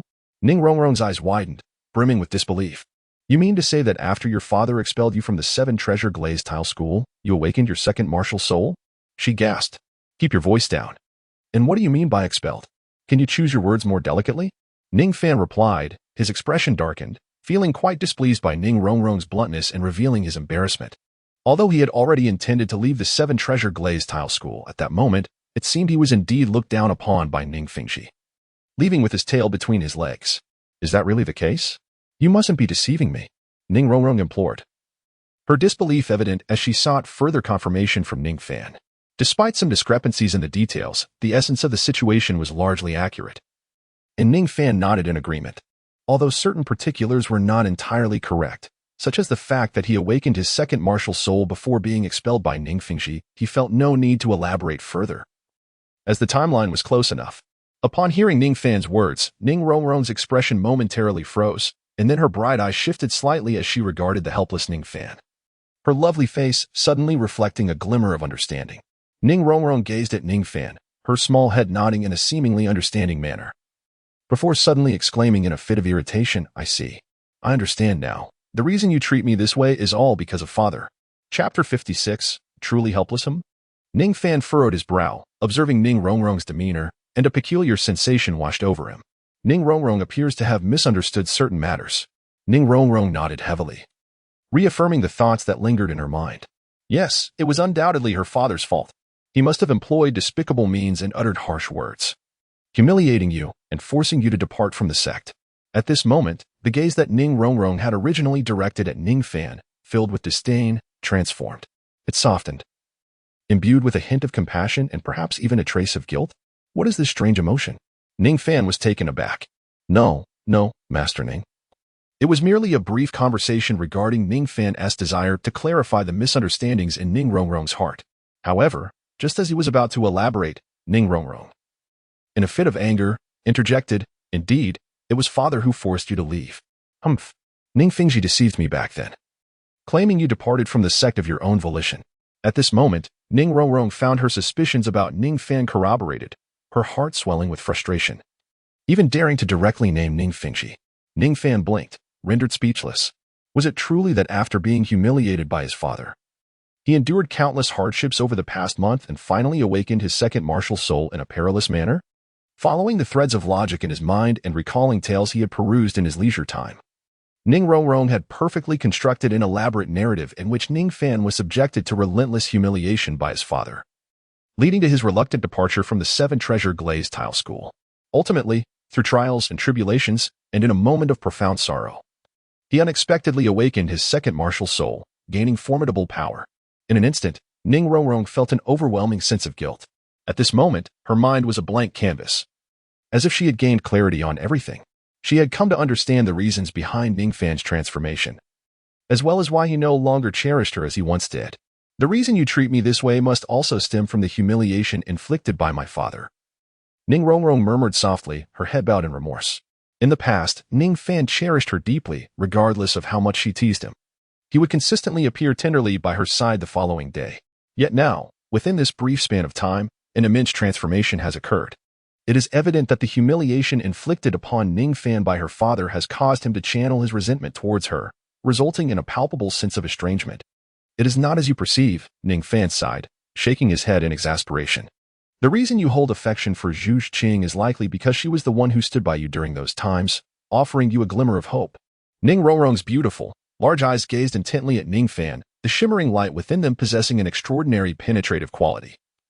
As if she could see through all of Ning Fan's facades, she spoke with certainty, now fully aware of the entire situation. The imaginative nature of a teenage girl is indeed boundless. With just a few words, she could conjure an elaborate drama in her mind. Ning Fan silently lamented this in his heart. Observing Ning Rongrong's confident demeanor, her belief that she had grasped everything left him utterly speechless. However, in her eyes, Ning Fan's silence and lack of words were perceived as a tacit acknowledgement. Indeed, it was as she suspected. She had long misjudged both him and Zhu Qing. Ning Rongrong's eyes sparkled as she slightly lowered her head, a look of guilt adorning her face. Seeing her expression, Ning Fan, who had initially intended to offer explanations, suddenly realized something and his eyes brightened. Although the grand drama that Ning Rongrong had concocted left him at a loss for words, it presented an excellent opportunity and occasion to sever the ties of their past relationship. Flowing along with Ning Rongrong's thoughts, Ning Fan could effortlessly shift all blame squarely onto Ning Fingxi. While such an act may seem somewhat despicable, it is a passport for the unscrupulous, and today, Ning Fan resolved to embrace that despicability. Firm in his decision, he organized his thoughts, slumped into his chair, exhaled deeply, raised his head, and displayed a rueful smile, as if to say he was utterly powerless, completely seen through by her. What a disgrace! He had merely wished to keep those painful memories as his own secret. Yet unexpectedly, she had unraveled them. Sighing deeply, Ning Fan regarded Ning Rongrong with a complex expression. Ning Fan's words undoubtedly conveyed to Ning Rongrong that all her previous conjectures were indeed truths she believed and which Ning Fan also wished her to accept. "I am sorry," she expressed, overwhelmed with guilt. Though she had contemplated the possibility of her father taking certain actions against Ning Fan during her confinement, she had never anticipated that her father's words and deeds would inflict such profound harm upon him. "I apologize, father, for your actions were ultimately meant to protect me. It is all your fault, but please forgive him, just this once." Approaching Ning Fan, Ning Rongrong encircled his right arm with her small hands, gently swaying it as she spoke. "Once you return to the 7 Treasure Glazed Tile School, my father will recognize your transformation and will surely apologize to you. He will not cast you out again. Please, forgive him." Her beautiful eyes gazed into Ning Fan's, pleading softly. "I understand that the sect leader had his reasons for expelling me from the 7 Treasure Glazed Tile School. I have long since forgiven him," Ning Fan replied slowly. Upon hearing this, Ning Rongrong lifted her gaze, her lovely eyes shimmering with a hint of joy. However, before she could fully rejoice, Ning Fan continued with a tinge of sadness in his voice. "Yet, I find it hard to overcome this emotional barrier. Perhaps it is due to my own cowardice." Observing the sorrow etched on Ning Fan's face, Ning Rongrong seemed to be affected by his melancholy, shaking her head gently as she whispered softly. Ning Fan gently withdrew his right arm, which had been cradled by Ning Rongrong, while letting out a slow sigh. "I am truly sorry, Rongrong. I am aware of your feelings for me.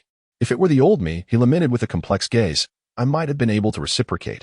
However, in my current state, I fear I lack both the ability and the courage to accept your affections.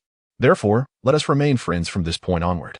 Ning Fan sat helplessly in his chair, his arms resting on the table, his head bowed as he grasped his hair with both hands. A visage of anguish and hesitation etched across his face. He appeared utterly incapable of reconciling with his own weakness, shying away from the world. "Friends?" Ning Rongrong wrinkled her delicate, fair nose, observing Ning Fan in his current state. After a brief pause filled with uncertainty, she nodded gently and spoke softly. "If you cannot accept it now, then let us be friends for the time being." "All right, it's settled." Upon hearing her words, Ning Fan's heart soared with joy, silently exclaiming his gratitude. "Thank you, Rongrong." Yet, despite the elation within, he maintained an impassive exterior, gazing at Ning Rongrong with a hint of embarrassment as he remarked, "Though it is indeed my father's fault, since it is his mistake, I too bear a part of the responsibility. Soon, I shall help you forget everything from the past and embrace the new me." Ning Rongrong let out a soft huff, her beautiful eyes brimming with determination as she crossed her arms and gazed at Ning Fan with a playful snort. In her view, the reasons for Ning Fan's reluctance to accept her were twofold. One reason stemmed from the psychological shadow cast upon him after being expelled from the sect by his father. Ning Rongrong firmly believed that, with the passage of time and her unwavering companionship, Ning Fan would ultimately conquer and forget the pain of that experience. The second reason, in her eyes, was undoubtedly linked to Zhu Qing. Now that she understood the full context, Ning Rongrong harbored no ill will towards Zhu Qing. Although she recognized that Ning Fan might possess special feelings for Zhu Qing, she perceived that Zhu Qing had merely been present during Ning Fan's moment of despair, seizing the opportunity to win his affection. To Ning Rongrong, this was hardly significant, after all. Zhu Qing was merely a substitute during a time when Ning Fan was unable to reunite with her and was engulfed in sadness. From this moment onward, with her by his side, Zhu Qing would have no chance whatsoever. Chapter 57. Terrifying thoughts indeed. This girl would not easily relinquish her pursuit. However, such an outcome was not without merit. Observing the fighting spirit in Ning Rongrong's eyes, Ning Fan felt a sense of satisfaction. He was content with this resolution, as it meant that once their relationship returned to its former state, Ning Rongrong would no longer have any grounds for unreasonable antics. Furthermore, he could seize this opportunity to extricate himself from her entanglement and establish a simple friendship with her. Despite Ning Rongrong's undeniable charm and beauty, he found her spirited nature rather off-putting. In contrast, he preferred Zhu Zhuqing's cool exterior paired with a warm heart. Yet, considering Ning Rongrong's disposition, Ning Fan chose to tread carefully and added, "Rongrong, thank you for your understanding. However, I believe that even if those memories fade from my mind, I may not be able to treat you as I once did." Ning Fan resolved to adequately prepare Ning Rongrong psychologically, making her understand in advance that certain matters cannot be forced. Is that so? Well, it matters not. I trust that you will come to adore me once more, just as before, with an overwhelming fondness. Humph, you cannot evade this. Ning Rongrong's petite face was adorned with a sweet smile as she gently waved her small hand, proudly lifting her developing chest, confidently addressing Ning Fan. Observing Ning Rongrong's self-assured demeanor, Ning Fan furrowed his brows slightly but chose not to voice any further concerns. He had done his utmost. If Ning Rongrong remained unaware at this moment, she would inevitably come to understand in due time. Ideals and reality often stand in stark contrast. Some individuals are not meant to be possessed or attained. When that moment arrives, this experience shall serve as the inaugural lesson in the life of this little girl who has always sailed smoothly. As for Ning Fan, he shall become the first miscreant she encounters on her journey, or rather, her life mentor, guiding her through her initial steps of growth and imparting upon her the essential truths and philosophies of existence. Ning Fan's gaze was intricate as he observed the self-assured Ning Rongrong, subtly shaking his head. At this moment, Ning Rongrong's spirits lifted once more, dispelling the previous shadows of gloom that had clouded her face. She sat comfortably in her chair, indulging in her meal with renewed appetite. Ning Fan couldn't help but smile. Just moments ago, this little girl had seemed burdened by deep grievances, yet now she appeared as if nothing had transpired. It was unclear whether her forgetfulness was at play or if her overabundant confidence led her to genuinely believe she had him under her spell. As Ning Rongrong savored her food, all her worries vanished, and a smile returned to her face. Yes, indeed, they had completely dissipated. Although her relationship with Ning Fan had not yet returned to its former state, she was confident that her charm would soon rekindle his affection for her, restoring their closeness as it once was. However, Ning Rongrong was not a carefree, naive girl. She was a clever little enchantress. While she held great confidence in her allure, she was not oblivious to the possibility of Ning Fan being captivated by Zhu Zhuqing or other women. Thus, her confidence was bolstered by a secret weapon, the affection of her doting grandfather Bone and grandfather Sword. She planned to bring Ning Fan back and, quite literally, cook the rice before him. Once she bore his child, there would be no escaping that fate. After all, as the little enchantress of the Seven Treasures glazed tile school, she had never encountered a desire that she could not fulfill. Now, with her growing affection for Ning Fan, she would not allow him to slip away. Ning Rongrong's beautiful eyes subtly shifted, gazing at the strikingly handsome profile of Ning Fan, who was deep in thought.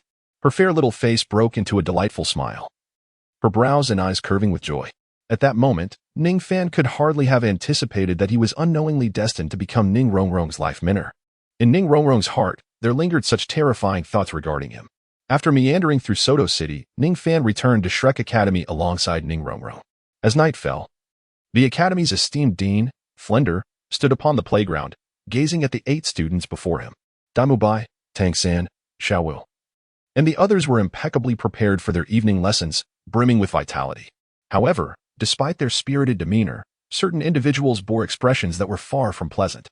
Ning Fan observed Daimu Bai, whose face was clouded with anger and whose eyes sparkled with ferocity, alongside Zhu Zhuqing, who wore an expression of indifference. It was evident to him that this afternoon, while he was leisurely strolling through Soto City with Ning Rongrong, Daimu Bai had engaged in some form of communication with Zhu Zhuqing. Judging by Daimu Bai's demeanor, the outcome of their exchange was likely far from amicable. Ning Fan felt a twinge of concern. What if, in his absence, Daimu Bai's frustration led him to harm Zhu Zhuqing? Currently, Zhu Zhuqing was merely a rank 27 Soul Master, significantly weaker than Daimu Bai, whose power far outstripped hers. Ning Fan had previously vowed to protect Zhu Zhuqing at all costs, yet he could not be by her side at all times. He mused that perhaps he should provide her with some means of self-defense. As Ning Fan pondered this, Flinder's gaze fell upon him. Ning Fan, have you and Oscar completed your training tasks? Flinder's sharp eyes scrutinized Ning Fan. At this, Ning Fan raised his head, somewhat speechless at the question. Was it not a case of asking the obvious? Flinder, the notorious voyeur, had clearly witnessed everything from his perch on a distant tree earlier that morning. Oscar has undoubtedly completed all 20 laps. As for Ning Rongrong, she managed only 4.5 laps before reaching her limit. At which point I took her to Soto City to rest, Ning Fan reported, stepping forward. Oh, 4.5 laps? Did I not specify 20 laps? That's not even a quarter of the task. Flinder's expression turned cold as he reprimanded Ning Fan. Seeing Ning Fan being scolded made Ning Rongrong unhappy. She immediately wanted to speak up but was restrained by Ning Fan's hand. Dean, I believe training should be progressive, given Rongrong's condition. Completing 4.5 laps was already her limit, which is why I took her to rest. If you think I erred, feel free to punish me. Though whether I accept such punishment is another matter altogether, Ning Fan replied, standing tall and meeting Flinder's gaze with a calm smile. Completely unfazed by the latter's formidable soul sage status, Flinder furrowed his brow slightly, the moonlight glinting off his black-framed glasses. He had intended to use this incident to temper Ning Fan's spirit, especially since Ning Fan had unilaterally decided to carry Ning Rongrong when she could no longer continue, seemingly disregarding his authority as the dean. However, to his surprise, Ning Fan appeared completely unfazed by his attempts at intimidation. Flinder narrowed his eyes, the atmosphere growing tense. Chapter 58, The Grand Soul Arena. Indeed, a prodigious talent from the 7 Treasure Glazed Tile School, not one to concede an inch, Flinder mused, observing the faint smile on Ning Fan's face. Although Flinder felt a twinge of embarrassment at being unable to manage a mere student as the head of Shrek Academy. The memory of Zhao Wuji's humiliating defeat at the hands of a titled Douluo the previous night tempered his pride. The cunning Flinder did not wish to provoke the 2 titled Douluo from the 7 Treasure Glazed Tile School. Although he possessed a letter from Ning Fingxi that could serve as a shield, it only mentioned Ning Rongrong, leaving him in the dark about the enigmatic Ning Fan. Thus, Flinder chose to overlook Ning Fan's defiance for the time being. With a smile, he turned to Ning Fan, saying, Haha, indeed, it was my oversight. Nevertheless, your ability to adapt and devise a reasonable training plan suggests that entrusting you with supervision was the right choice. Flinder nodded approvingly at Ning Fan. His eyes filled with admiration, as though to convey that he had not misjudged him. Ah, Dean, you flatter me, Ning Fan replied with a light chuckle. In the midst of their shared laughter, the previously tense atmosphere transformed into one of mirth, leaving Oscar and Ma Hongjun astonished.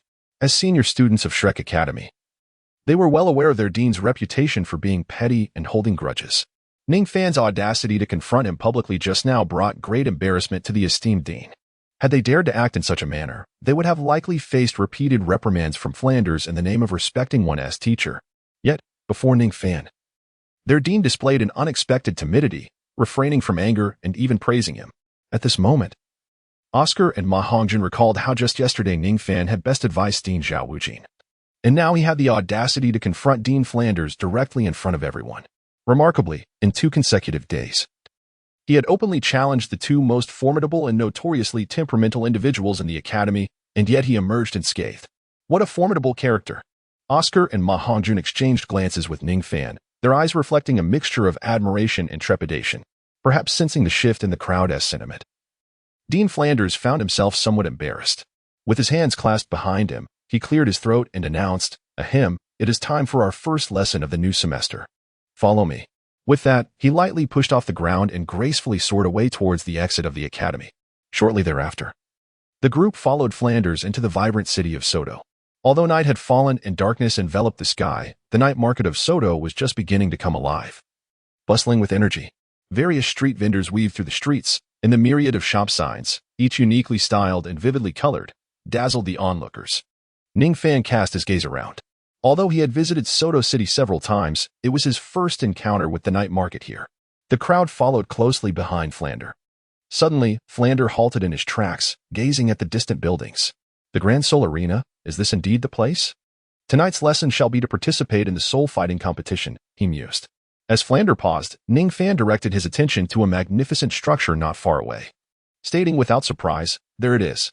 Before them stood an extraordinarily grand edifice. The circular open-air building spanned vast grounds, soaring to a height of over 100 meters, shimmering brilliantly against the dark night sky. Hearing Ning Fan's words, the others followed his gaze towards the imposing structure. At that moment, Flander also came to a stop, turning to face the group. Indeed, This is the Soto Grand Sol Arena. Such architecture can only be found in a city of the highest caliber. Its scale, in many respects, symbolizes the prosperity of a city and a nation. The Grand Sol Arena is a battleground for martial souls, a venue where soul masters engage in combat. To become a formidable warrior, one must possess not only talent but also ample combat experience. Here, you will encounter countless soul masters, explore various combat styles, and witness the fierce competition between teams. What the Academy can teach you is merely how to wield your martial soul effectively. But here you will glean insights from practical experience that cannot be acquired within the Academy's walls. Thus, I have chosen this place as your first classroom. The Grand Sol Arena offers 3 types of battles: individual, duo, and team combat. Any soul master entering the arena must enhance their martial soul rank through battle, earning various levels of soul badges from iron, copper, silver, gold, purple gold, sapphire, ruby, to diamond.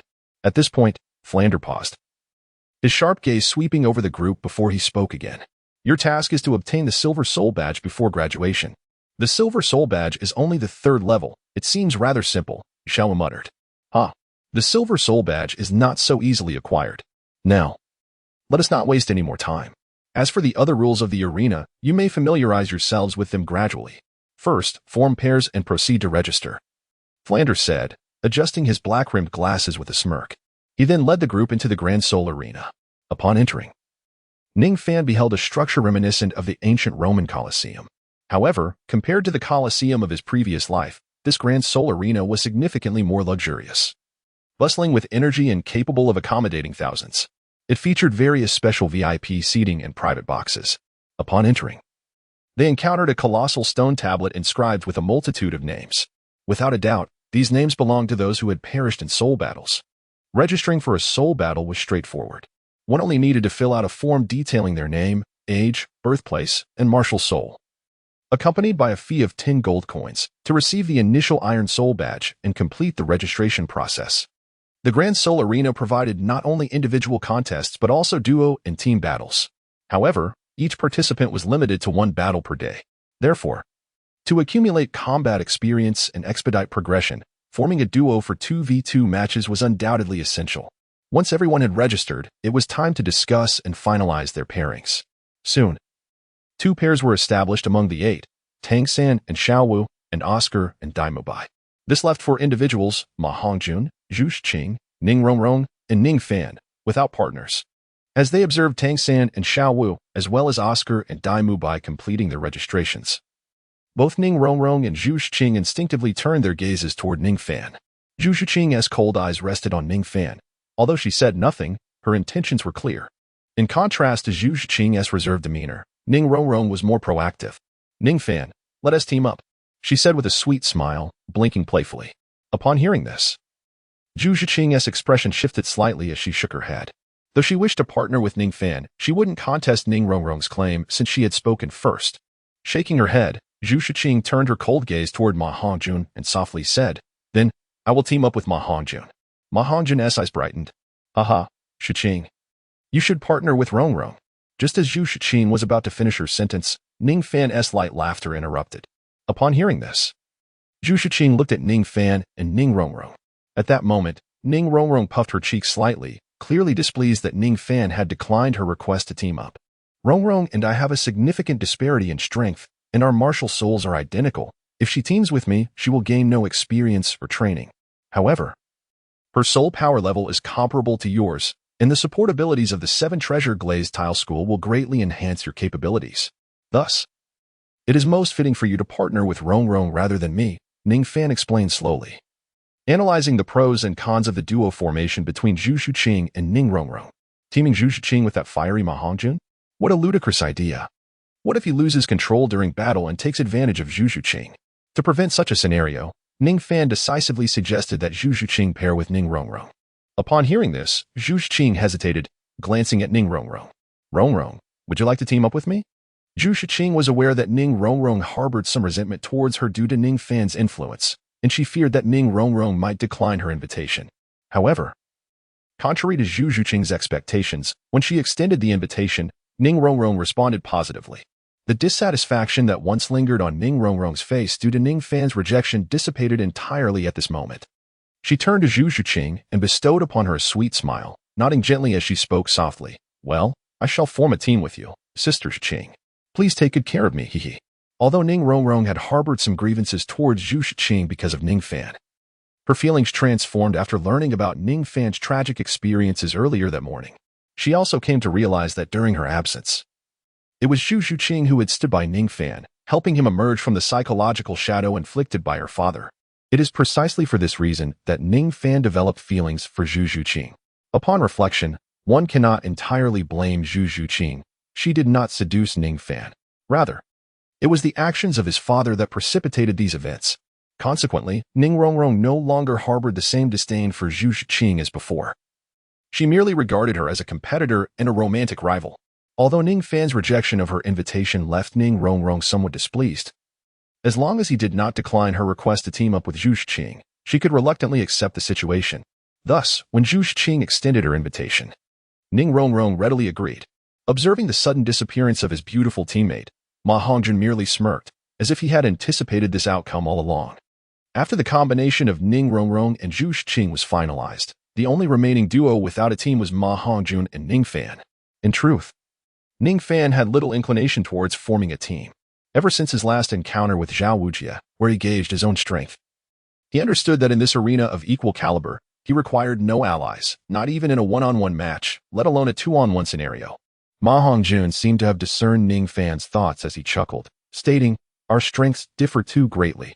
I fear I might hinder you. Let us forego teaming up and instead participate in the individual competition."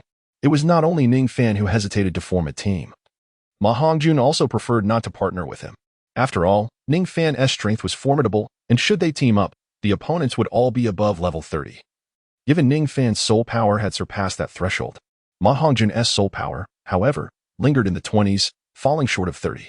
The disparity in their abilities would inevitably weigh Ning Fan down. With Ma Hongjun nearing level 30, he could dominate the arena unless faced with an opponent whose spirit was particularly restraining. Conversely, teaming up with Ning Fan against soul respect level adversaries would be effortless for Ning Fan, but for Ma Hongjun, who had yet to reach level 30, he would be at a distinct disadvantage in such high-stakes battles. Very well, Ning Fan acknowledged after hearing Ma Hongjun's remarks. Following this exchange, Zhu Zhuqing proceeded to the counter to complete the necessary formalities.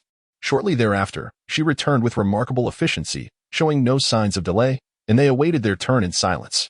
In a VIP room within the Soto Arena, a middle-aged man clad in a specially designed red robe observed the scene below, holding a yellow envelope in his hand, his eyes reflecting a mix of suspicion and intrigue. After a brief interval, the doors swung open, and a young man in white attire, unremarkable in appearance, entered and respectfully announced, "Mr. Mo, at this moment, the Shrek Academy students, including the young lady and Ning Fan, are all present in the arena under Master Flander's guidance, and they have registered for the competition." Upon hearing this, Mr. Mo nodded and inquired, "And what of Ning Fan? Has he also signed up for the soul duel?" The young man, frowning slightly, responded with utmost respect, "Yes. According to information I gathered from the arena staff, Ning Fan has indeed registered for the duel, and notably, it is for the individual competition." Realizing the peculiarity of his statement, the young man paused momentarily. "What? That lad is merely a core disciple who enjoys fooling around with the young lady, leading her to violate sect regulations. Besides, isn't he an auxiliary spirit master? How could he possibly join in an individual duel? Is it true what Master Flanders suggested, that this boy is, in fact, an exceptional prodigy? And does he possess a dual martial soul physique?" Mr. Mo, glancing at the pale yellow envelope in his grasp, spoke with an air of disbelief. From their dialogue, it was evident that Mr. Mo and the young man in white were affiliated with the Seven Treasures Glazed Tile School. Their purpose for being there was straightforward: to escort the young lady of the Seven Treasures Glazed Tile School, ensuring Ning Rongrong's safety as she entered Shrek Academy. Initially, after successfully delivering Ning Rongrong to the academy, they intended to depart. However, just as they prepared to leave, an unexpected figure appeared within Shrek Academy, Ning Fan. Ning Fan is a well-known figure within the Seven Treasure Glazed Tile School, recognized by nearly all its members, his reputation undeniably significant. However, despite his notoriety, it is largely one of infamy. Previously, during his pursuit of Ning Rongrong, he became the subject of ridicule among the sect, with many mocking him as a frog yearning for a swan, seeking to draw attention to himself. How could an ordinary disciple, lacking in exceptional talent, dare to aspire to our sect's beloved princess? Such folly was beyond comprehension, as Ning Fan persistently pursued Ning Rongrong, enduring public humiliation and jesting. His tenacity only solidified the perception of him as an ambitious fool, akin to a shameless sycophant. Consequently, the members of the Seven Treasure Glazed Tile School regarded him with disdain, believing him to be mentally unfit. Thus, during his initial year at the sect, Ning Fan became notorious for his presumptuous attempts to win the affection of the princess, a tale that spread like wildfire. However, one day, the tide began to turn. The frequency of Ning Rongrong's teasing diminished, and the two were often seen together, their bond evidently growing closer. The laughter that once echoed in the halls morphed into palpable jealousy. Yet, not long after, Ning Fan inexplicably vanished from the sect, and the princess was curiously placed under house arrest by the sect's leader. A series of events unfolded, accompanied by whispers of Ning Fan and Ning Rongrong meeting clandestinely in secluded areas, and with Ning Fengji offering no clarifications. The disciples of the Seven Treasure Glazed Tile School began to piece together the truth. They had previously mocked Ning Fan mercilessly, deriding his audacity, branding him a foolish dreamer and a sycophant. Yet, Ning Fan never reacted with anger, maintaining a serene smile in the face of their scorn. In their ignorance, the young disciples failed to grasp the significance of his calm demeanor. Now, they find themselves understanding the meaning behind the smiles he wore during their taunts. They had called him a clown, only to realize, in the end, that the true jesters were themselves. Among the younger generation of disciples, their acquaintance with Ning Rongrong was superficial. They remained oblivious to the mischievous streak hidden beneath her charming exterior. They knew her simply as the leader's daughter, the vivacious little goddess of the Seven Treasure Glazed Tile School, always adorned with a gentle, endearing smile. A mere glance at her radiant expression filled their hearts with hope and excitement, invigorating their training. Yet, this beloved princess, this idol of many, harbored secrets unknown to them. Ning Fan, the individual who had been relentlessly mocked as an arrogant sycophant, astonishingly managed to win the affections of the young princess of the Seven Treasures Glazed Tile School. In that moment, the younger disciples of the sect were overwhelmed with indignation, convinced that Ning Fan must have employed some despicable means to deceive the innocent Ning Rongrong. Had they not been unable to locate Ning Fan, many would have disregarded their own status and sought him out for a duel to the death. However, the one source of solace for them was the speculation that, after scouring the entirety of the Seven Treasures Glazed Tile School without a trace of Ning Fan, they concluded he had likely been secretly expelled by the sect leader for being unworthy of Ning Rongrong. Truly, it was a source of great satisfaction. Yet, unbeknownst to them, Ning Fan, who was thought to be wandering aimlessly across the continent after his expulsion, was currently at Shrek Academy, a place the princess had entered under the directive of the sect leader. Upon this unexpected discovery, they felt compelled to approach the situation with caution, delaying their return to the sect. They were eager to uncover the reason behind Ning Fan's sudden appearance in this location. Simultaneously, they reported the situation to the leader of their expedition, the sole emperor-level steward of the Seven Treasures Glazed Tile School, a middle-aged man named Steward Mo, who was responsible for safeguarding Ning Rongrong during their journey. Upon receiving the news, Steward Mo was visibly astonished and promptly made his way to Shrek Academy to verify Ning Fan's presence. However, en route, he encountered the Academy's president, Flinder. Flinder recognized his identity and handed him a letter to be delivered back to the sect leader, Ning Fengji. He also uttered some cryptic remarks, assuring him that he would take good care of the two prodigies, Ning Fan and Ning Rongrong. Was it necessary to keep Ning Fan's strength and identity a secret? Indeed, given the peculiar nature of his twin martial souls, which left Steward Mo feeling quite bewildered. After Flinder's enigmatic words, he observed the stupefied expression of Steward Mo and smiled knowingly before handing over the letter and departing. Although still perplexed, Steward Mo took considerable time to ponder Flinder's implied messages and meanings. His understanding brought him to a state of incredulity, for Ning Fan's exploits were well known throughout the sect. Though Steward Mo had matured beyond youthful rivalry and jealousy, he had certainly heard tales of Ning Fan. Hence, to discover that the individual believed to be lost to the continent had reappeared at the same academy as the young princess, transformed, and perhaps even a powerful prodigy, was utterly astounding. After learning this news, despite the directive from Ning Fengji to return after delivering the princess to Shrek Academy, Steward Mo decided to extend their stay by a day to observe Ning Fan's actions and report back to the sect leader. How perplexing. How could this young man possibly possess twin martial souls? If that were the case, why had he been expelled from the sect? And what was he doing here? Was this an indication from the sect leader? Yet, that seemed implausible. Steward Mo pondered these questions as he gazed at the pale yellow envelope in his hand, struggling to make sense of the bizarre circumstances.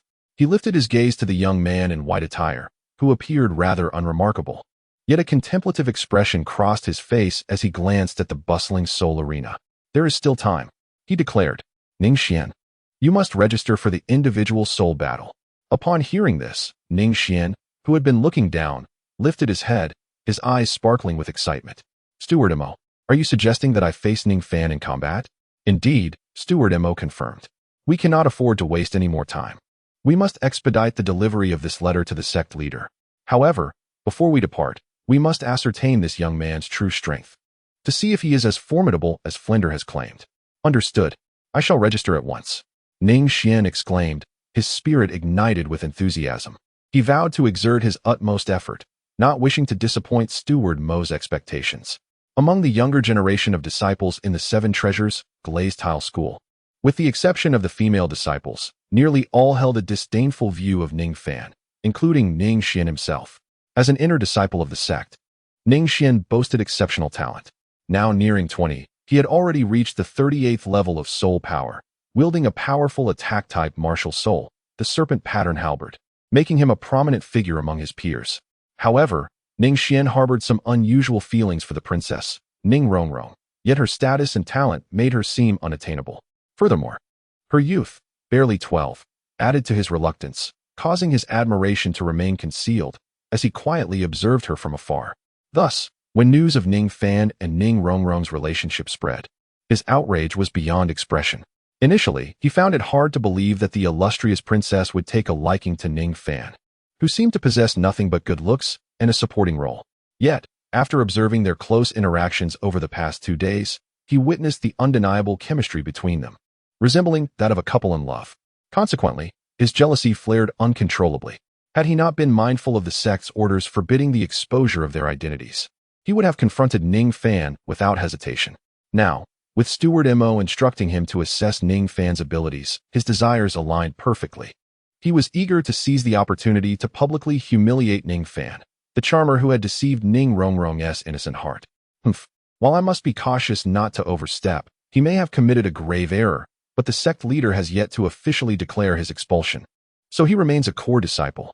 As Elder Mo observed the smile at the corner of Ning Xian's lips, it seemed he had discerned Ning Xian's thoughts. He furrowed his brow and coldly advised him. Although this Elder Mo was unaware of the formidable nature of the so-called prodigy Flanders had mentioned, who possessed dual martial souls, he recognized that Ning Xian, as a distinguished disciple of the Seven Treasures Glazed Tile School's inner sect, was among the elite of the younger generation in terms of talent and combat prowess.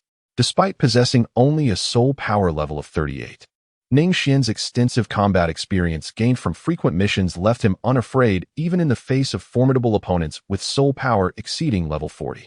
Thus, fully aware of Ning Xian's capabilities, Elder Mo offered a caution, urging him not to go too far in the upcoming battle, as Ning Fan, on the surface, remained a core disciple with a Seven Treasures Glazed Pagoda martial soul. Yes, I understand. I will certainly show mercy and leave him with half a life. Ning Xian replied confidently, a somewhat cruel smile gracing his lips as he patted his chest. Upon witnessing this, Elder Mo shook his head, choosing not to say anything further. The spirit arena was abuzz with excitement after several intense battles. The lively atmosphere reached a new pinnacle. At that moment, on the arena stage, a middle-aged man, wielding a massive microphone, announced, "Next, we present the 5th match of our 8th one-on-one battle at the Soto Spirit Arena. The combatants today are both newcomers making their debut here. However, do not underestimate them. One is a 38-level soul master with a formidable weapon martial soul, the serpent-patterned long halberd, named Wu Xian.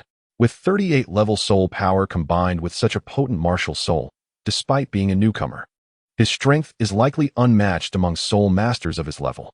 The middle-aged man's expression was exaggerated as he introduced the other contestant stepping onto the stage. And his opponent is Ning Fan. Wow.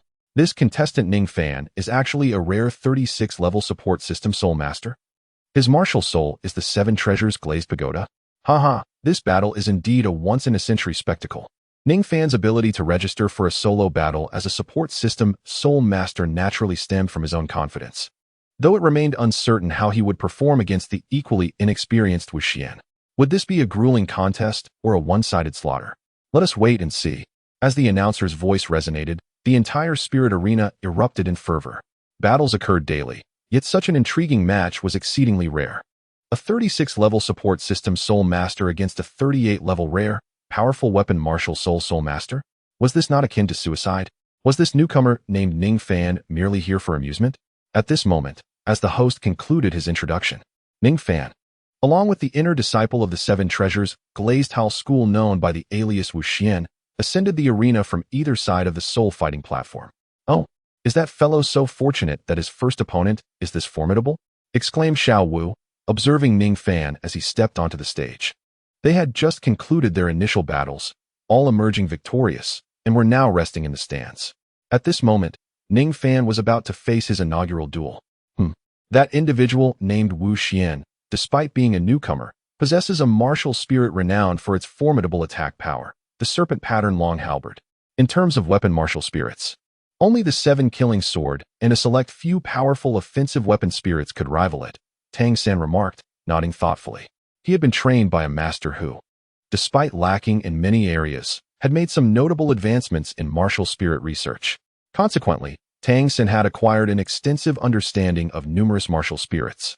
With a powerful martial spirit and a soul power level of 38, it was likely that even a soul sect would struggle against him. As he observed Wu Xian, who donned a white mask obscuring half of his face, ascending the stage, Tang San's expression grew grave. His analysis had led him to recognize that this young man in white attire was an exceedingly terrifying opponent. Is he a soul sect? Then Ning Fan is bound to win, right? It seems there is not much to see here, Xiao Wu commented dismissively, contrasting with Tang San's serious demeanor. Taken aback by her words, Tang San pondered. Indeed, for a prodigy like Ning Fan, such an opponent might appear daunting and challenging to contend with. However, when it came to Ning Fan, even if Wu Xian's soul power level exceeded his by 2 levels, or even 12, it would likely result in a sweeping defeat. After all, during his previous battle against Zhao Wuji, Ning Fan had managed to hold his ground for an entire incense stick's duration, while leaving ample strength in reserve, never having to reveal his second martial spirit, his true trump card. Tang San's expression remained serious as he contemplated Ning Fan.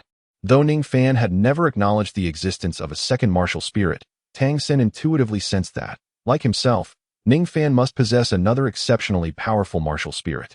He found himself eagerly anticipating the moment he could witness Ning Fan's mysterious second martial spirit, though he quickly shook his head, dispelling his thoughts. Ning Fan's second martial soul is not easily revealed. Even during his previous encounter with the soul saint level Zhao Wujia, he did not disclose it. Tang San does not believe that Wu Xian can compel Ning Fan to utilize his second martial soul. The gaze of the spectators is entirely focused on the soul fighting arena below, where combat is imminent. In the circular spectator stands of the arena, countless viewers are filled with excitement, their fervent cheers rising in a crescendo. In stark contrast to Ning Xian, who conceals his true identity as a disciple of the Seven Treasures Glazed Tile School behind a white mask, Ning Fan appears remarkably casual. Not only does he refrain from adopting a pseudonym, but he also boldly presents his real name, revealing his handsome visage adorned with a gentle smile, unmasked and unadorned. Clad in a flowing azure robe, he stands tall like a resilient pine, complemented by his youthful, striking features and composed demeanor. Although this is a battleground emphasizing strength in combat, many spectators cannot help but admire his appearance, whispering to themselves, "What a charming young man."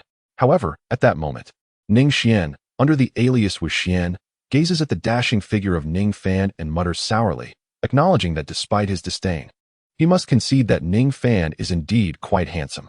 As Ning Xian and Ning Fan simultaneously step onto the soul fighting platform, radiant light cascades from the surrounding fixtures, illuminating the arena as if it were broad daylight. Ning Fan cast a slow glance around, his gaze sweeping over the audience before settling on his opponent ahead, a smile gracing his lips. Fortune favored him. For his inaugural participation in this rather mundane soul duel, he was presented with a rival who, albeit begrudgingly, managed to pique his interest. To Ning Fan, without resorting to the second soul skill, His current level of soul power positioned him at approximately the strength of a soul king. Should his opponent prove too weak, the battle would conclude with mere casual exchanges, leaving Ning Fan devoid of any amusement. Although his purpose in entering this soul duel was merely to secure the Silver Soul badge and indulge in a bit of play, he was puzzled by the palpable hostility emanating from this individual. Despite the mask obscuring his face, Ning Fan could distinctly sense the intense animosity in the eyes of his opponent, Wu Xian. It was as if they shared a vendetta, compelling them toward a life-or-death confrontation. This left Ning Fan bewildered, for he did not recognize this person.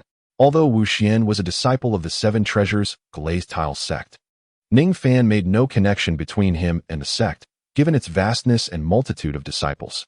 Even if Wu Xian had not concealed his appearance, Ning Fan would still have been unable to recognize him. After a brief moment of contemplation, Ning Fan dismissed the oddity. Under the referee's guidance, they stood at the center of the duel platform, maintaining a distance that was neither too far nor too close, each sizing up the other. As the referee's commanding voice announced the commencement of the duel, neither opponent rushed into action. They stood their ground, exchanging glances. For Ning Fan, the reasoning behind his inaction was simple. Wu Xian's strength did not warrant him seizing the initiative to attack. Simultaneously, Wu Xian's gaze remained fixed on Ning Fan. Despite his overwhelming desire to strike, he too refrained from making the first move. His thoughts mirrored Ning Fan's. How dare a mere support-type soul master compel him to act first? Though it had been stated by Elder Amo that Ning Fan was somewhat peculiar, possibly possessing twin martial souls, Wu Xian, brimming with confidence in his own abilities, regarded Ning Fan with disdain. The standoff persisted, both men locked in a silent contest of wills, a state that endured for quite some time. Meanwhile, the audience, initially eager for a thrilling duel, grew impatient with the inaction and erupted in vociferous complaints. What is going on? Are they going to fight or not? A battle between a battle soul master and a support soul master, and they're just standing there like fools. Are they afraid to engage? Are these two just stooges hired by the officials? What a waste of time. Refund. In response to the peculiar behavior of Ning Fan and Wu Xian, the spectators' agitation prompted the duel officials to intervene, warning the referee to inform the fighters that if neither made a move, they would both be declared losers. Hearing the audience's ire directed at him, Wu Xian's expression soured. As a prominent member of the younger generation from the Seven Treasures Glazed Tile sect, he had never before faced such public derision. However, with no means of retaliation against the throngs of spectators, he resolved to hold Ning Fan accountable, vowing to teach him a lesson. After the referee's warning, Ning Fan remained unperturbed, indifferent to the outcome. In contrast, Wu Xian, unable to contain himself any longer, sprang into action, for while Ning Fan could afford to disregard victory, he was bound by duty. His eyes gleamed with determination as he unleashed a fierce shout, his right hand glowing red. The energy coalesced into a spear, measuring 8 feet in length, its tip adorned with crescent-shaped silver blades glinting ominously. Golden serpentine patterns wound around the shaft, shimmering softly. This was Wu Xian's martial soul, the serpent pattern halberd. With its emergence, 2 yellow and 1 purple soul rings danced energetically around it, a testament to his formidable prowess. Wu Xian swung the halberd with vigor, slicing through the air with a resounding swish, before slamming the weapon's end into the ground, producing a thunderous boom. Though Wu Xian's appearance was unremarkable, his commanding presence, wielding the halberd with icy resolve, exuded an undeniable aura of power. Ning Xian made a tentative move, and the formidable aura he exuded instantly quelled the restless emotions of the audience present. The entire arena fell into a profound silence. Humph, you may strike first. Do not claim that I am taking advantage of you. I shall grant you 3 opportunities to attack. Ning Xian tightly gripped the war spear in his hand, its sharp tip aimed directly at Ning Fan, as he coldly admonished his opponent. Upon hearing this, Ning Fan narrowed his eyes slightly, raising an eyebrow as he regarded his adversary. He gently shook his head, feeling once more that he was underestimated. Alas, it seems I must reveal a fraction of my prowess. Ning Fan mused to himself, just as a sigh escaped his lips. Ning Fan slowly lifted his right foot and then forcefully stamped it down upon the ground. In an almost instantaneous moment, the soul fighting arena fell into an eerie silence. Boom! With Ning Fan's foot striking the earth, a resounding thunder echoed, as the ground beneath him, unable to withstand the immense power contained in his stomp, shattered like a spider's web, instantly revealing countless fissures. Simultaneously, a gust of force surged forth, raising clouds of dust and debris. The previously boisterous arena was abruptly hushed into silence. Rumbling. In the next instant, Ning Xian's expression drastically altered, having endured numerous battles.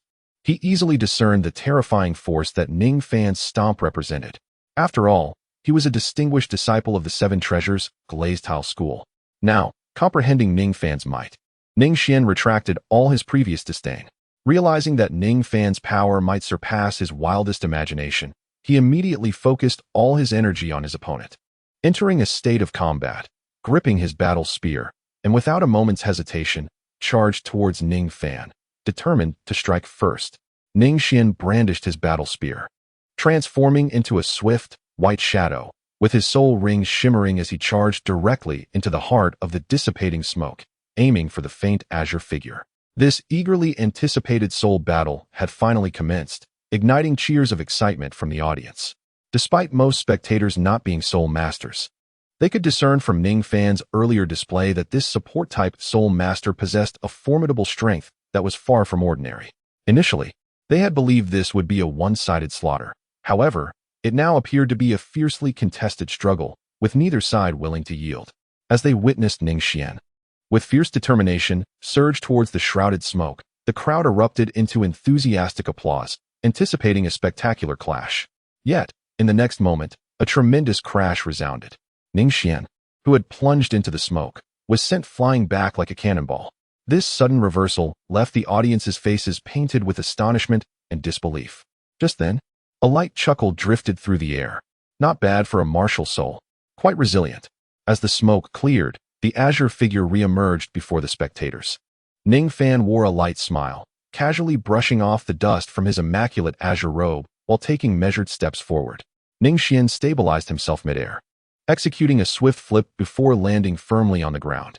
His right hand, gripping the battle spear, trembled slightly as he gazed at the nonchalant figure opposite him, his eyes reflecting shock and disbelief. Moments earlier, as he charged into the smoke stirred by Ning Fan's formidable kick, Ning Fan had silently appeared before him, leaving him no chance to evade. When Ning Fan unleashed a punch, Ning Xian, drawing upon his extensive combat experience, instinctively raised his spear to defend himself. Though he successfully blocked the unexpected blow with the spear's shaft, the immense power contained within that punch, while not directly impacting him, reverberated through the spear, overwhelming him and sending him hurtling backward. Now, as Ning Xian looked at the composed Ning Fan, he swallowed hard, disbelief etched across his face. Isn't he a support-type soul master? How can he be this strong? This question echoed in the minds of all present. After all, Ning Xian, whose alias was Wu Xian, was clearly a powerful assault-type soul master based on his soul power level, soul rings, and martial soul. Yet here he was, on the defensive against a support-type soul master. It was utterly inconceivable. Wow, this kid is truly a monster. It seems Flandra's words were not unfounded, murmured the red-robed elder Mo, who observed the unfolding events from the spectator seats near the battle arena, his eyes wide with astonishment. He had not taken his place in the VIP area, primarily because Ning Xian's earlier glint of coldness had made him apprehensive that Ning Xian might resort to heavy-handed tactics against Ning Fan. Ning Fan, after all, is a core disciple of the Seven Treasures Glazed Tile sect, with the Seven Treasures Glazed Tower as his martial soul. Until the sect master publicly announces his expulsion, he will be under the protection of the sect. Hence, he contemplated intervening to save Ning Fan should he encounter life-threatening danger. However, from the brief moment of contact just now, it seemed that Ning Fan's prowess was entirely sufficient to negate the need for his assistance. As a disciple of the Qibao Yuli sect, Ning Xian frequently embarks on missions, gaining considerable combat experience and a mindset far beyond that of an average individual. Although Ning Fan's earlier punch, infused with a power that far exceeded his own, left him shocked and even a touch fearful, Ning Xian understood that sheer strength alone could not determine the outcome of a battle. It is the amalgamation of combat experience, speed, and the adept use of soul techniques that ultimately dictates victory or defeat. Thus, after adjusting his mindset and gaining a preliminary understanding of Ning Fan's capabilities, Ning Xian became considerably more cautious. With a well-formed defensive strategy, he bent his knees slightly, gripping his war spear tightly as he charged towards Ning Fan once more. Having witnessed Ning Fan's prowess, his earlier intention to teach him a lesson faded, and his sole objective became securing victory in this soul duel. Amusing indeed. Observing Ning Xian advancing with his war spear, Ning Fan stood his ground, unflinching, a soft smile gracing his lips. The shadows of the spear danced incessantly, accompanied by the dull thuds of fists striking metal. An ancient adage states, "A length of 1 inch is a strength of 1 inch." To Ning Fan, this wisdom rang profoundly true.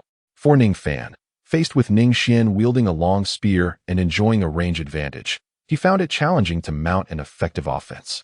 While Ning Fan's physical strength far surpassed Ning Xian's, should Ning Xian have engaged in close combat, defeat would have been inevitable. However, with his extensive combat experience, Ning Xian wisely refrained from confronting Ning Fan directly. Leveraging the spear's sharpness, he kept Ning Fan at bay. Despite Ning Fan's formidable power and resilience, he was not impervious. The spear could inflict some damage. Of course, the primary reason Ning Xian could hold his ground for so long was that Ning Fan was merely toying with him. Sensing that his first opponent in this soul duel was quite formidable, possibly among the elite, he wished to savor the encounter. After all, should he employ his spatial powers, even the sharp spear would present little challenge, and he could easily create an opening to deliver a decisive blow. As the long spear descended towards him, Ning Fan remained calm, nimbly evading the strike with a light step, allowing the spear to crash into the ground, sending shards of earth flying. Although Ning Xian's strength was insufficient compared to Ning Fan, as a powerful attacker, he was not devoid of strength. Seeing Ning Fan effortlessly evade his attack, Ning Xian's face flushed, sweat beading on his forehead, his breath uneven, clearly fatigued. Despite the advantage of his spear, Ning Fan's overwhelming power had not inflicted significant harm. Yet Ning Xian's attacks consistently missed their mark due to Ning Fan's agile movements and speed. However, not all of his strikes were in vain. Glancing at his war spear, Ning Xian's expression darkened. Although he had aimed to strike Ning Fan, many of his blows had been met with Ning Fan's iron fists, which had left visible dents on the once unyielding weapon. What sorcery is this? What manner of creature is he? Ning Xian gazed incredulously at the composed Ning Fan, struggling to reconcile the reality before him. With a fierce roar, he rekindled his fighting spirit, raising his spear once more. His second soul ring shimmering as he charged at Ning Fan again. The second soul technique, perhaps? Ning Fan murmured softly, observing Ning Xian rushing towards him once more. Ning Fan did not rush to resolve the battle, partly due to a playful disposition, and partly because he wished to observe the soul abilities of his opponent. During their brief skirmish moments ago, Ning Xian had already deployed the first soul ring ability.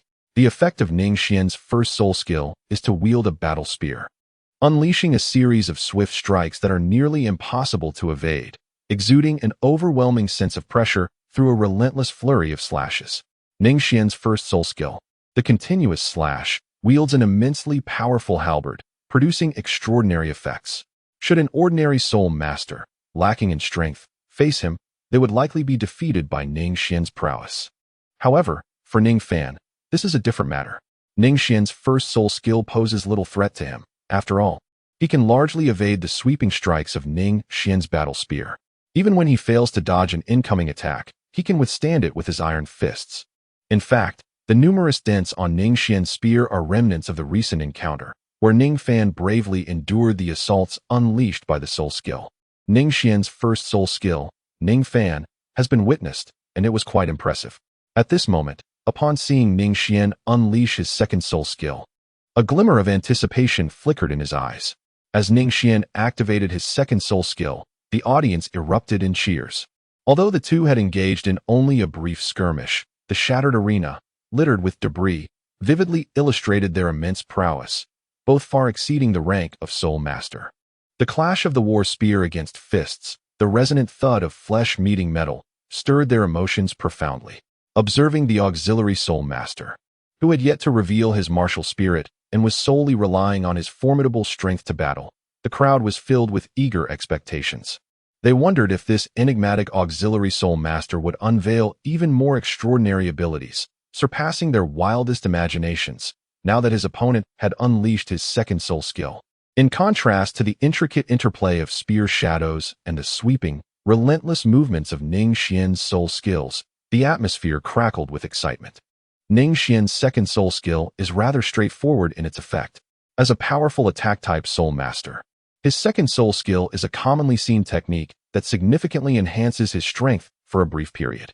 Though such enhancements are prevalent and seemingly mundane, the results are anything but ordinary.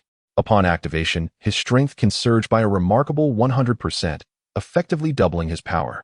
With the formidable might of his battle spear, Ning Xian, after unleashing his second soul skill, would intimidate even the most formidable foes at the soul master level.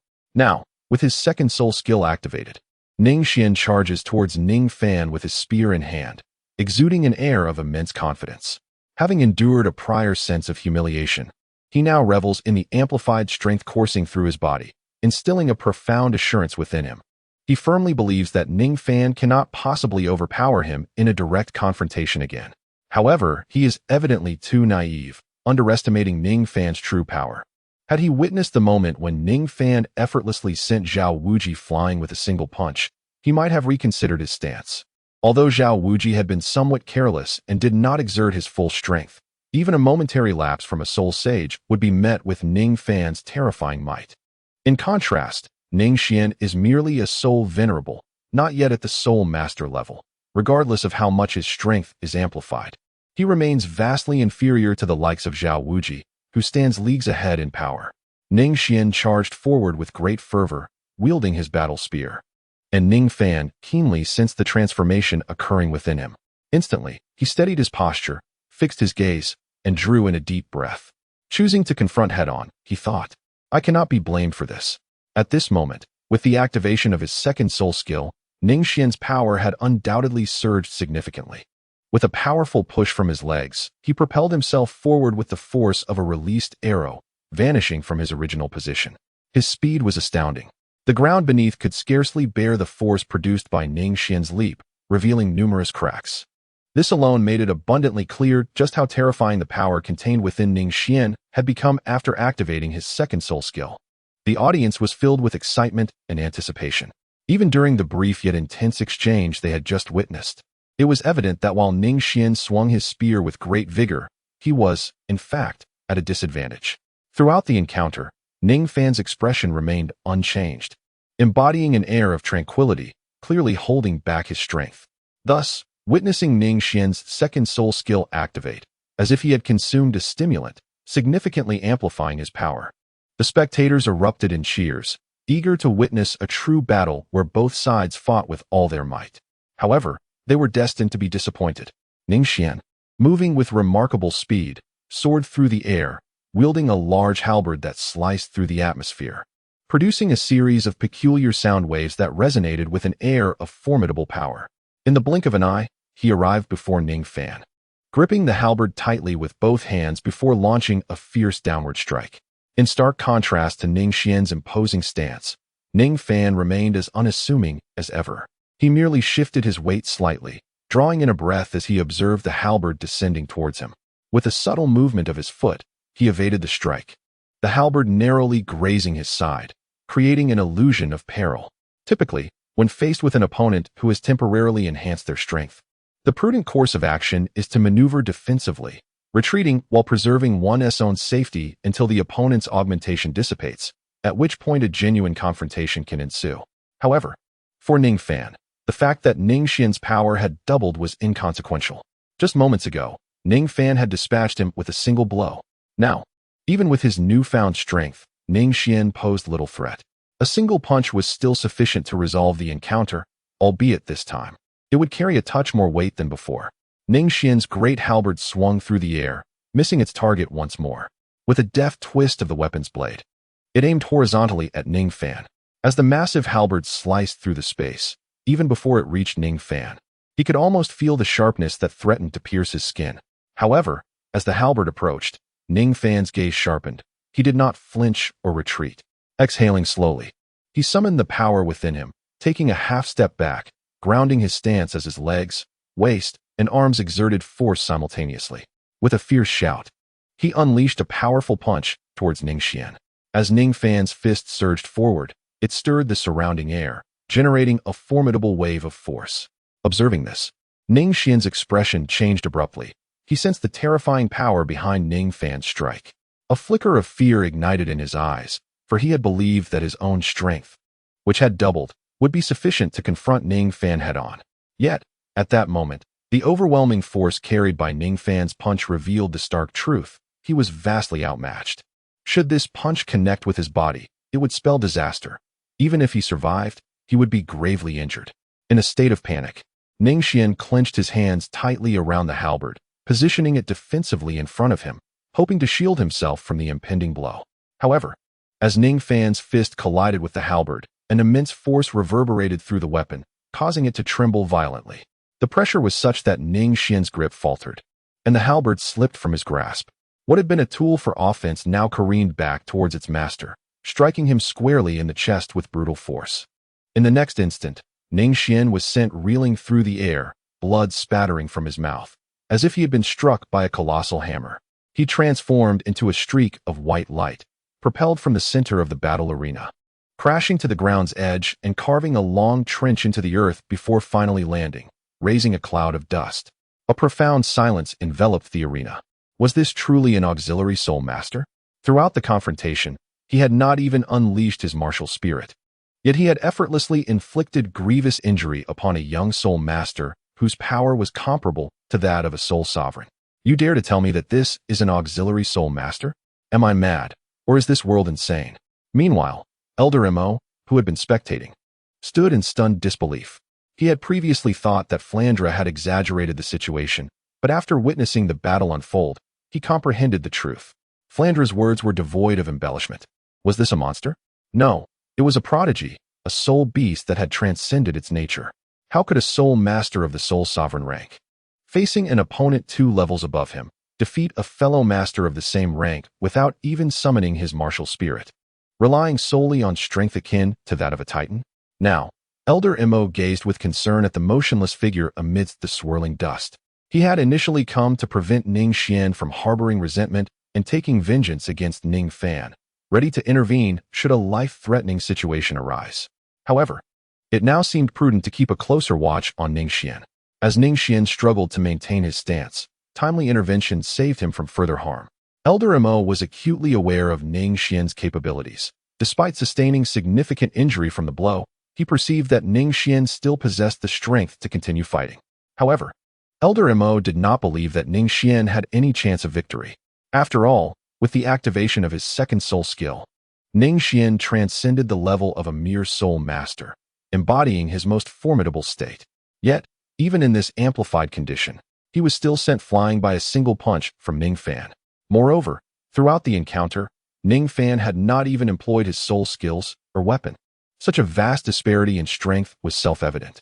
As the dust settled, Ning Fan observed Ning Xian, who was shakily rising from the ground, propped up by his long spear. A peculiar expression flickered in his eyes. Was the caliber of newcomers in the Soto Soul arena truly this high? In Ning Fan's perspective, despite Ning Xian enduring a nearly full-force blow without the use of his martial soul, the damage inflicted, albeit not directly, was still immensely formidable. This power was such that a soul master of the soul sovereign level would likely lose their combat capability when subjected to such an assault. Yet, here stood his opponent, also a soul sovereign, only slightly inferior in soul power, still gripping his spear and managing to rise, seemingly retaining some combat effectiveness. It was truly astonishing. Unaware of Ning Xian's background, Ning Fan could only marvel at the exceptional quality of newcomers he encountered in this Soto Soul arena.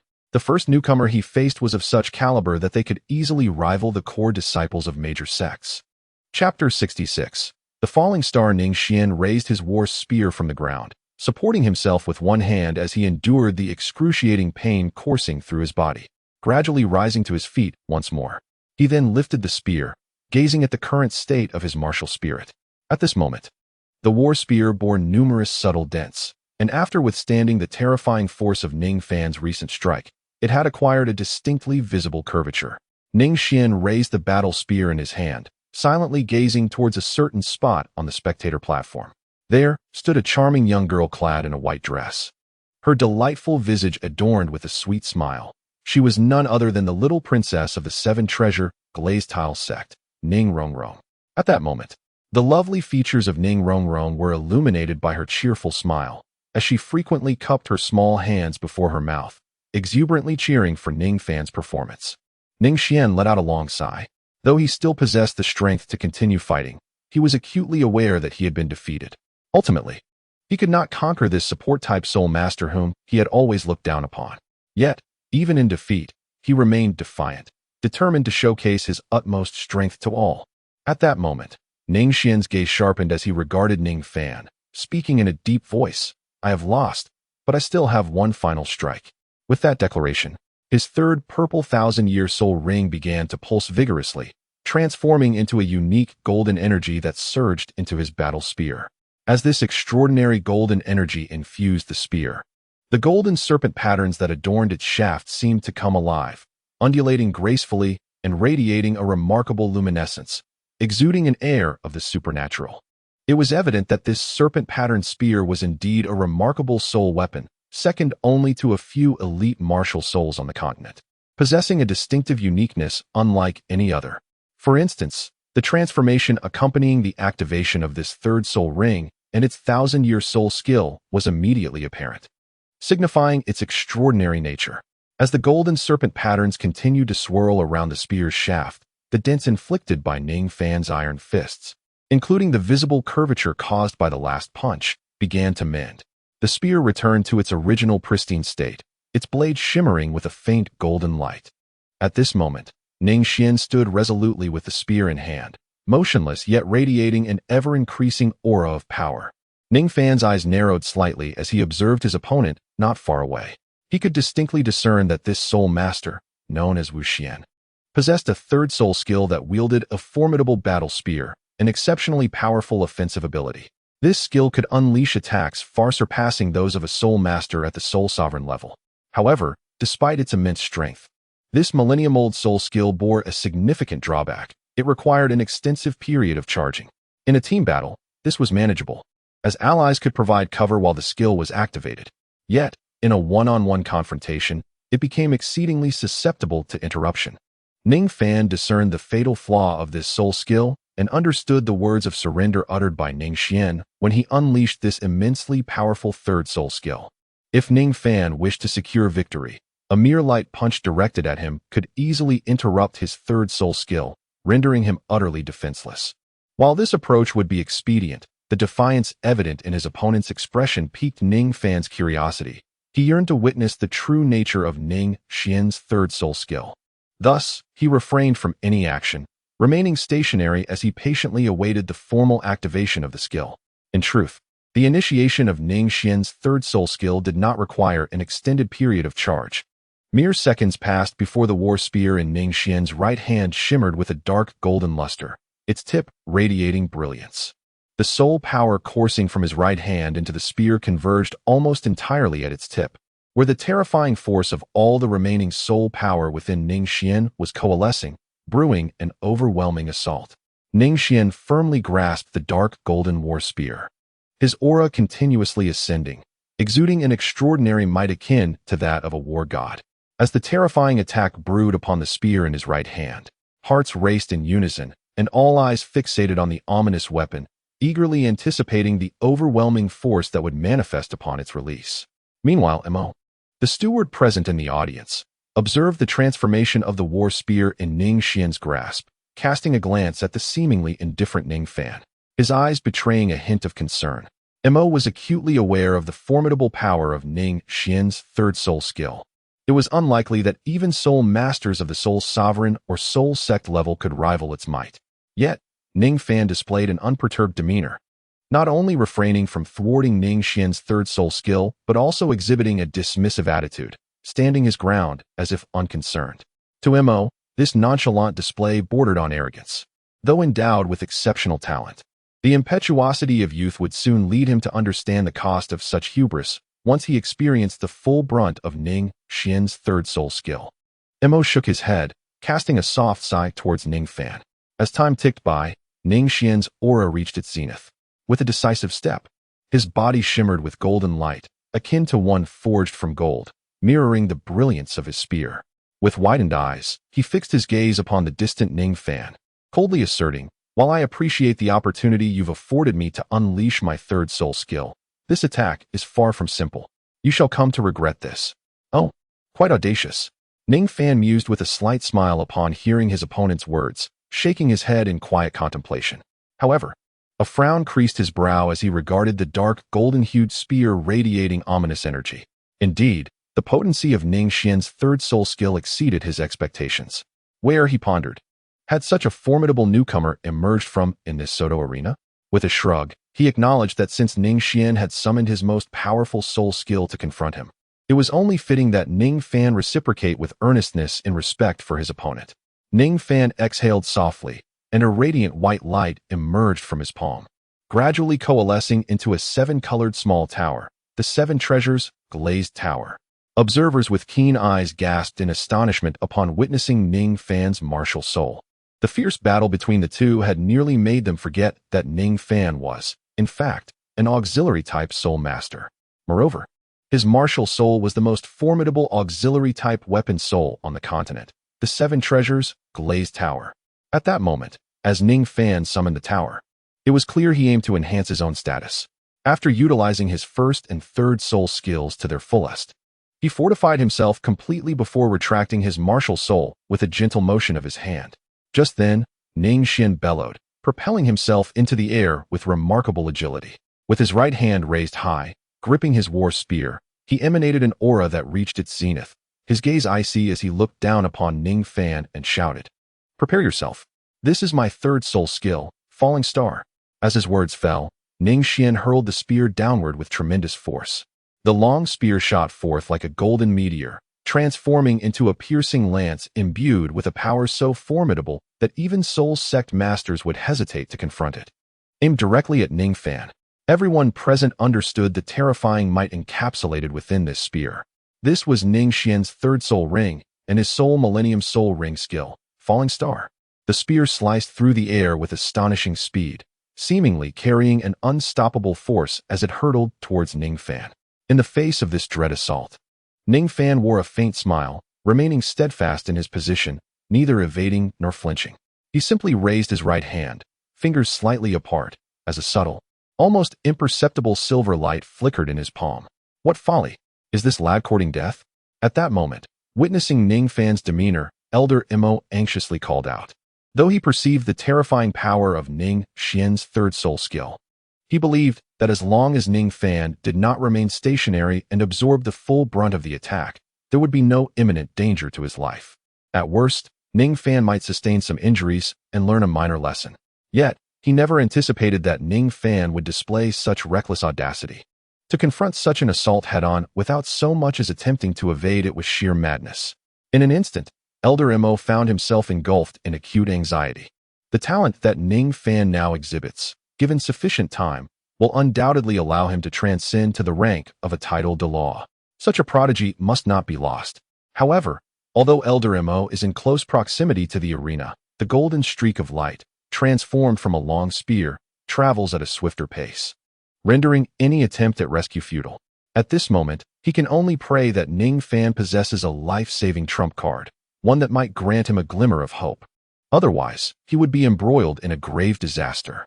After all, it was he who urged Ning Xian to test Ning Fan. Should this future title Douluo of the Seven Treasures Glazed Tile School perish due to this trial, his sin would be monumental. Currently, it is not only Elder Imo who is anxious for Ning Fan's safety. In the spectators' area, Ning Rongrong, observing Ning Fan's fierce battle, felt her heart race as she witnessed the terrifying energy of the incoming attack, brimming with formidable power, aimed directly at Ning Fan. Her small hands, gripping the railing, tightened involuntarily. Ning Fan's unflinching demeanor heightened her concern for his well-being. He cannot be harmed. As if sensing Ning Rongrong's unease, Zhu Zhuqing softly reassured her. Simultaneously, her cold gaze remained fixed on the composed azure figure. Zhu Zhuqing knew that if Ning Fan lacked confidence, he would never exhibit such audacity. The golden streak in her vision gradually became clearer, expanding into a vague shape resembling a battle spear, hurtling directly towards her. The formidable energy enveloping the spear's sharp blade was palpable. Even before its true proximity, Ning Fan could distinctly sense the impending wave of destructive fury. An impressive soul skill. Ning Fan exhaled slowly, the light smile on his face fading, as the calmness in his dark, profound eyes vanished. Ning Xian's third soul skill is indeed remarkable, exceeding his expectations. However, to think that such a soul skill could lead him, Ning Fan, to regret his choices. That is still rather naive. A subtle smile graced Ning Fan's lips as his right hand extended forth. A fleeting gleam of silver light flickered from his palm, and an invisible force began to emanate outward. Instantly, the surrounding space underwent a slight transformation. The rapidly approaching golden light, which was poised to strike Ning Fan, suddenly decelerated in that brief moment. Given Ning Fan's current level of soul power and his mastery over spatial forces, it was utterly implausible for him to solidify such an assault with spatial control. At this moment, he could merely manage to slightly diminish the speed of the war spear hurtling towards him. Yet, that fleeting instant, merely a heartbeat, was sufficient for Ning Fan. In the next moment, his pupils constricted sharply as he reached out towards an empty void, then clenched his fist with great force. Instantly, a tremendous power surged through his right hand, prompting a muffled grunt to escape his lips. The inertia of the object he grasped propelled him backward, and even with Ning Fan's formidable physical strength, he was compelled to retreat several steps. His legs carved two long lines into the ground, stirring up a cloud of dust as his form continued to recede. Just as he was about to reach the edge of the arena, Ning Fan forcefully planted his right foot down, letting out a powerful low shout. At last, his rapidly retreating body came to a halt. Subsequently, Ning Fan raised his right hand, gazing at the weighty object resting in his palm, a smile finally breaking across his face. The audience, at this moment, focused their attention on Ning Fan, more precisely, on his right hand. A profound silence enveloped the crowd. What had just transpired? Countless spectators felt as though their vision had blurred, a streak of golden light flashing past them. Then, inexplicably, Ning Fan had extended his hand, and in the ensuing chaos, he had retreated, kicking up clouds of dust. When they finally beheld him once more, a dark golden war spear had materialized in his grasp. Many rubbed their eyes, utterly unable to comprehend the extraordinary events that had just unfolded before them. Ning Fan, astonishingly, managed to catch the attack with his bare hands. Moreover, this was not a mere act of interception. He directly seized the formidable war spear, imbued with terrifying energy, unleashed by Ning Xian's third soul skill. How on earth did he accomplish such a feat? This question lingered in the minds of all present. The fleeting golden flash, so swift that it eluded the naked eye, was effortlessly grasped by Ning Fan, without incurring the slightest injury. Such an ordinary yet remarkably extraordinary maneuver led them to question whether Ning Fan might actually be a soul king or even a soul emperor.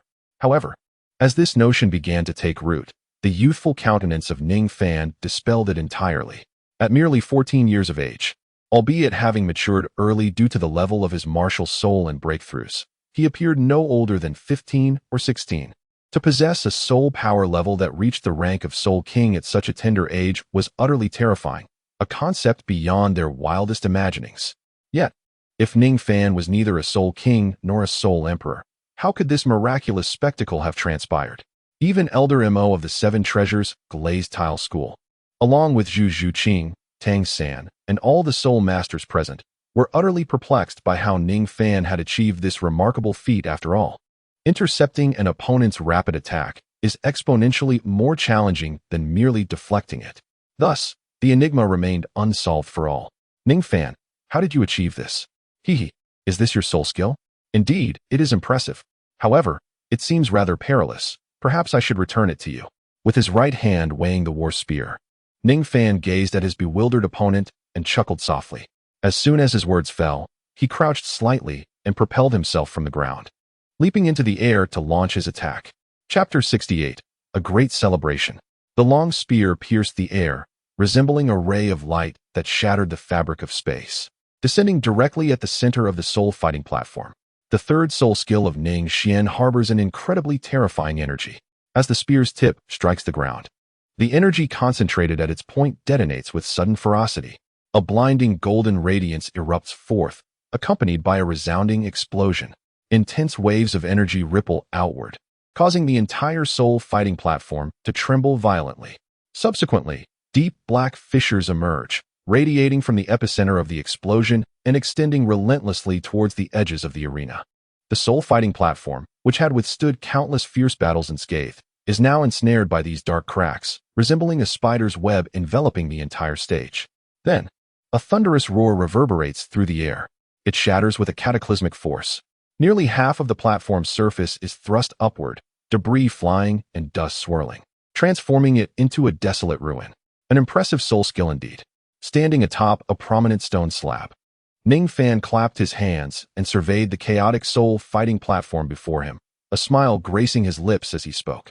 The tremendous energy coalesced from Ning Xian's third soul skill, combined with the strength akin to that of a colossal beast, was unleashed in a direct assault. The resultant effect and destructive power far exceeded the might typically exhibited by Ning Xian when employing his third soul skill. Such devastating force was not just beyond the realm of soul respect and soul sect level soul masters. Even among those of the Soul King rank, few could unleash such a formidable attack. At that moment, the audience was enveloped in disbelief, their expressions frozen in astonishment. They had witnessed numerous battles, yet none had ever presented such an exaggerated display of soul combat, with the soul fighting platform, often impervious to soul sect and Soul King level masters, now shattered beyond recognition. A feat accomplished by a mere soul respect level master. Moreover, this soul respect level master was typically a support type soul master, seemingly lacking any formidable prowess. How could this be possible? Meanwhile, in the audience, Elder Mo's eyes widened in shock, struggling to comprehend the unfolding events. He remained silent for a considerable time, until the swirling dust settled, revealing the damaged arena and two figures within. While Ning Fan's previous strike was ostensibly meant to allow Ning Xian to gauge the potency of his soul skills, in truth, he had not aimed the war spear at Ning Xian, but rather at the center of the platform itself. After all, Ning Fan was aware that had he truly aimed it at Ning Xian, the latter would have had no chance of evading it, and would have perished under the unleashed might of Ning Fan's enhanced third soul skill. He had merely come to this arena for amusement. There was no need to escalate matters to the point of causing death. Nevertheless, although Ning Fan had shown restraint, the sheer force he had exerted in casting the war spear was nearly at full throttle. The martial spirit battle axe of Ning Xian was utterly incapable of withstanding the terrifying might of Ning Fan. Upon striking the ground, it erupted with a thunderous roar, shattering into pieces. Simultaneously, Ning Xian's martial spirit was obliterated, and he suffered a backlash, resulting in a mouthful of blood being coughed up. He stared blankly at the composed and unruffled Ning Fan, disbelief evident in his eyes, before collapsing to the ground, unconscious. Elder Mo, after ascertaining that Ning Xian was merely in a state of unconsciousness due to the backlash and posed no threat to his life, felt a wave of relief wash over him. Immediately, his gaze turned fervently towards the young man standing at the apex of the shattered stone platform, his posture both graceful and striking. With this young lad in our Seven Treasures glazed tile school, surpassing the Haotian school and becoming the foremost sect on the continent may well be within our grasp, he thought, his heart ablaze with excitement. His demeanor transformed from stoic to exuberant as he began to gesture animatedly, disregarding his usual composure. Fortunately, the majority of the audience remained captivated by Ning Xian, oblivious to Elder Mo's peculiar behavior. He's so handsome. Ning Rongrong gazed at Ning Fan, who stood amidst the debris of the battle arena, exuding an air of calm confidence, her eyes sparkling with admiration as she murmured. Beside her, Zhu Zhuqing, upon hearing Ning Rongrong's words, also directed her cool, beautiful gaze towards Ning Fan, instinctively nodding in agreement. Ning Fan stood with his hands clasped behind his back, exuding an aura of strength and confidence that was undeniably captivating. One might ponder whether the soul fighting platform requires reconstruction. However, I trust one shall not be held accountable for the damages. Alas, this situation seems rather troublesome. Perhaps it is best to discreetly withdraw for the time being. Ning Fan murmured softly before shrugging his shoulders. As he glanced around, he noticed the judges slowly approaching him. With a swift flick of his toes, he elegantly soared into the air, moving with astonishing speed. Before these Soul Master level judges could even react, Ning Fan vanished without a trace. Oh, what do you think? I performed quite well just now, didn't I? Just as the audience realized Ning Fan had disappeared entirely from the arena, he inexplicably appeared in the viewing area, gazing at the Shrek members with a light smile. Upon his arrival, Ning Rongrong's beautiful eyes sparkled with brilliance as she dashed into Ning Fan's embrace, nuzzling her small head against his right arm like a playful kitten. Blinking her eyes, she looked up and sweetly exclaimed, "You've become so powerful. I can hardly believe my eyes." For Ning Rongrong. Although she had witnessed Ning Fan's battle with Zhao Wujia before, most of their encounters had primarily involved Ning Fan evading attacks.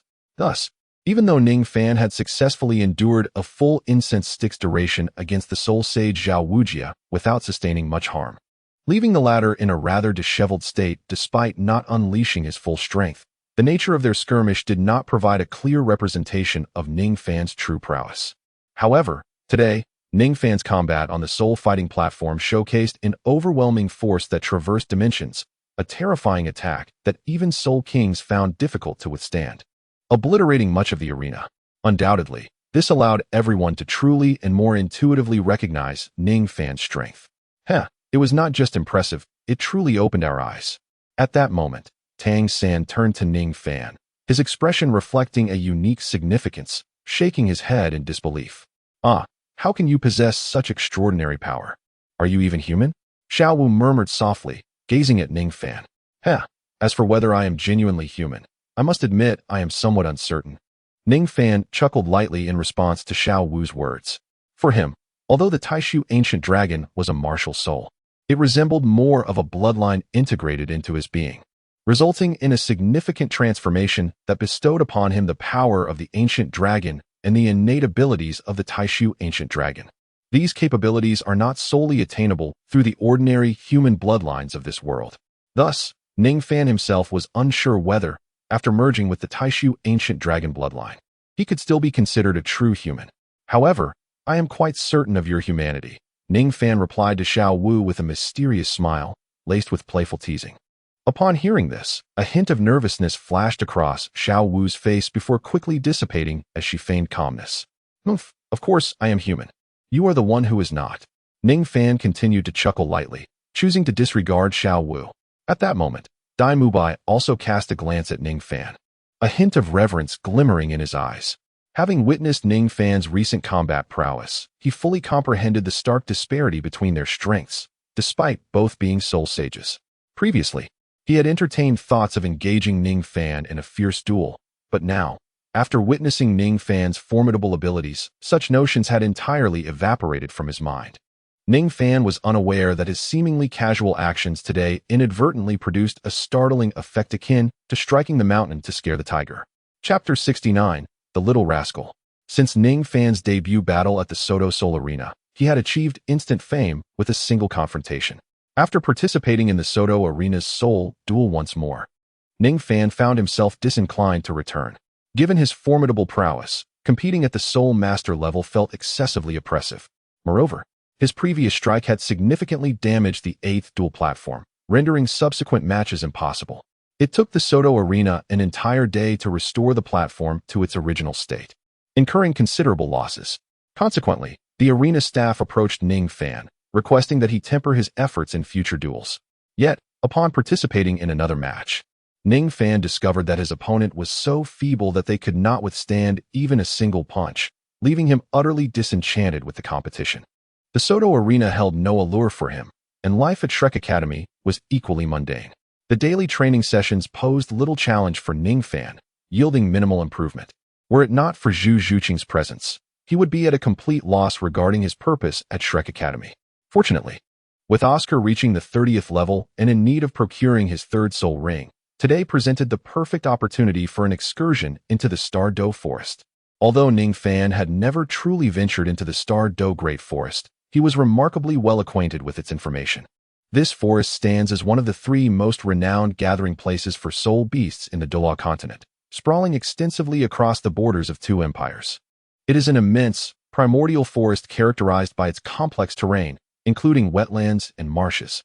Within this vast and intricate wilderness, a plethora of 10,000-year soul beasts resides, and deeper within its confines, one can even find the presence of 100,000-year soul beasts. The danger here is palpable. However, as one of the continent's primary soul beast habitats, the Star Do Great Forest, while perilous, is often accompanied by opportunities. Any soul master, provided they possess sufficient strength and a stroke of good fortune, can discover the most suitable soul rings within its depths.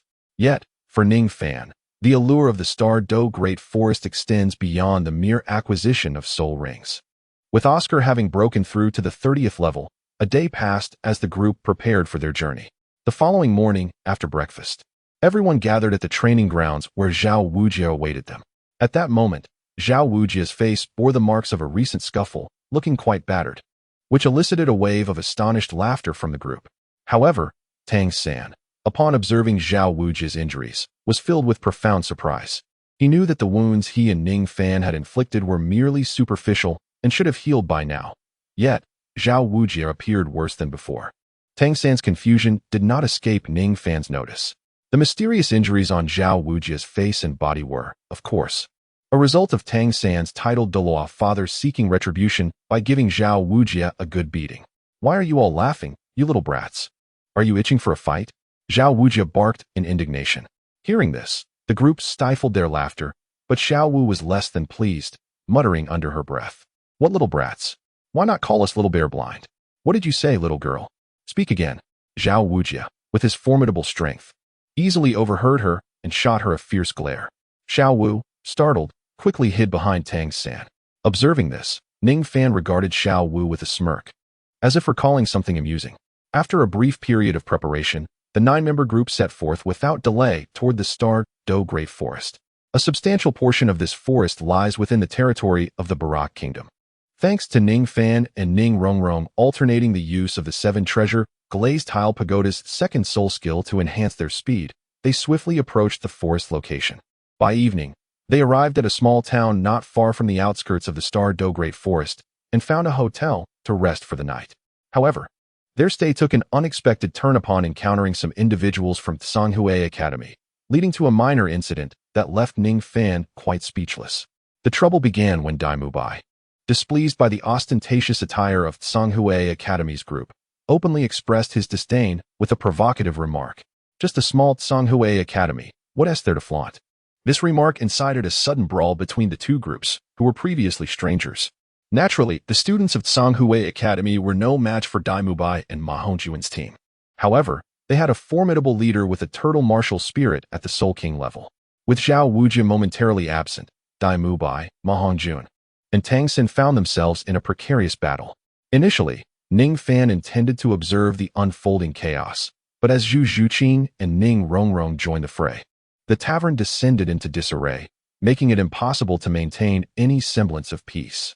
Ultimately, Ning Fan decided to intervene, delivering a single punch that reverted the Soul King turtle back to its original form, prompting Tsanghui Academy to retreat in disgrace.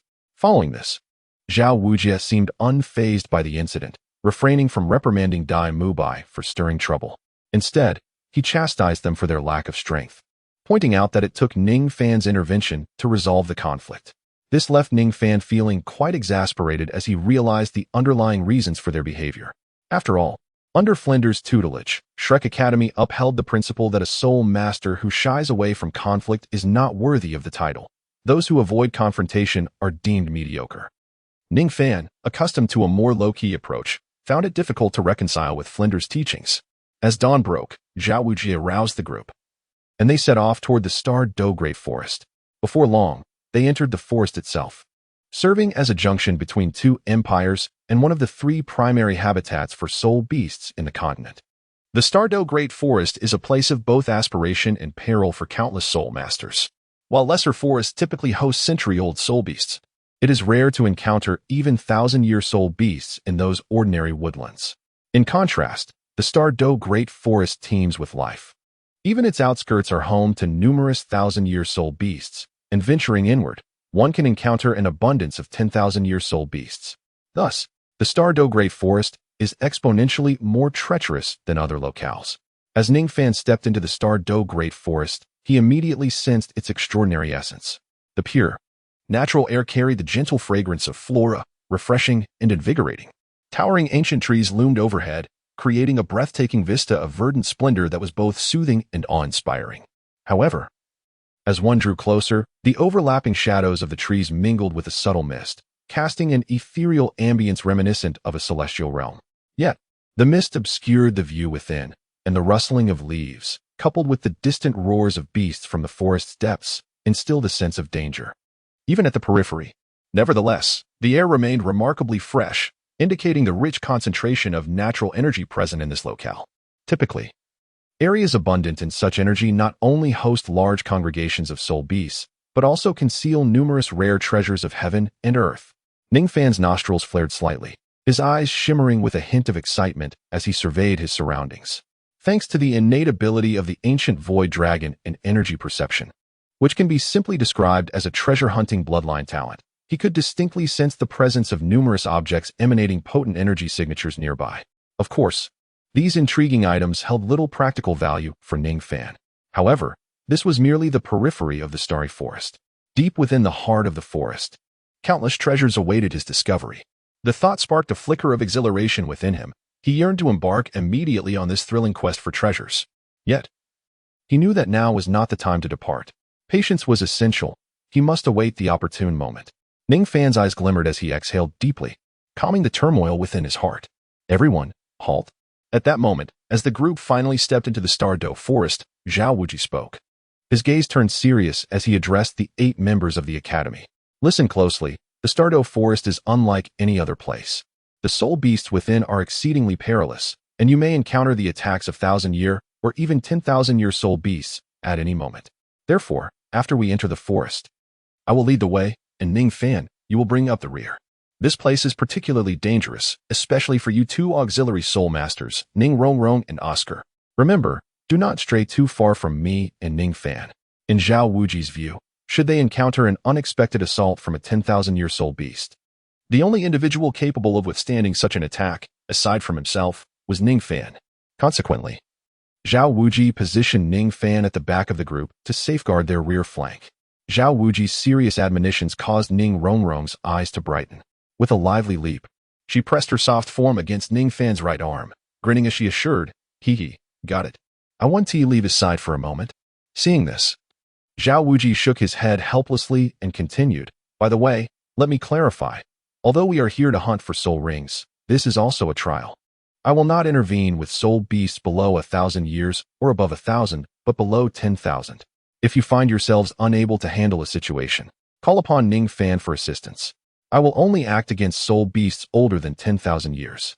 So remember, unless you have a specific purpose, do not provoke the soul beasts." Zhao Wuji continued to instruct the group, his words suggesting that he did not regard Ning Fan merely as a student, but rather as an accompanying mentor. He entrusted most responsibilities to Ning Fan, confident that as long as no 10,000-year soul beasts appeared, he could afford to be hands-off. After all, Zhao Wuji had tested Ning Fan's strength, which was comparable to that of a soul king. With such a formidable student by his side, his role as a teacher was undoubtedly far less burdensome. Ning Fan understood Zhao Wuji's intentions and couldn't help but smirk. However, he raised no objections and tacitly accepted the arrangement. After succinctly conveying the essential precautions for entering the Douluo forest, the group stepped into the depths of the forest. "Let us embark," they declared, filled with curiosity about this uncharted territory. Ning Fan closed his eyes, inhaling deeply. The scent of soul beasts wafted to him from afar, indicating this was a veritable paradise for such creatures. The group advanced steadily, encountering no significant mishaps along the way. Although they encountered several soul beasts, most chose to avoid them. Naturally, there were a few that attacked, yet these were predominantly of 1,000 years or younger, and Zhao Wujia and Ning Fan refrained from engaging, allowing for a swift resolution. In truth, as long as the soul beasts were not over 2,000 years old, the prowess of Tang San and his companions would enable them to dispatch such foes with ease. They encountered numerous soul beasts and defeated several, yet none yielded a soul ring suitable for Oscar's breakthrough. As the group ventured deeper into the forest, silence enveloped them save for the occasional echo of distant roars. Suddenly, Ning Fan's gaze snapped toward a particular direction. Almost instantaneously, Zhao Wujue and Tang San followed suit. Sensing the presence of a soul beast concealed within a dense thicket not far ahead. In no time, Zhu Zhuqing, being a soul beast, detected the anomaly. With a deft leap onto a branch, she surveyed the area before descending, her voice cutting through the stillness. Ahead lies a flying serpent with pale red wings, approximately 7 meters in length, soaring at a height of about 3 meters. It boasts a prominent red fleshy crest atop its head and a tail resembling that of a rooster. With those succinct words, she elucidated the distinct characteristics of the creature before them, the phoenix tail coxcomb snake. Upon hearing Zhu Zhuqing's description, Tang San and Zhao Wujie exclaimed in unison. Zhao Wujie cast a glance at Tang San, his eyes illuminating with excitement. Such serpents were rare, and their soul rings possessed gentle energy, making them exceptionally suitable for auxiliary soul beasts to absorb. Oscar was indeed fortunate, considering its length of 7 meters. Its age likely falls between 1,300 to 1,700 years, making it an ideal match for Oscar, Tang San mused thoughtfully. This species of snake is exceedingly rare, with a singular method of attack, entwining its foes.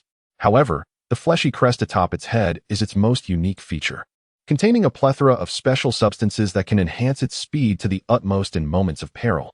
If I surmise correctly, upon Oscar absorbing the phoenix tail coxcomb snake, he should acquire a soul ring and soul skill that is exceptionally suited for him, particularly in terms of speed.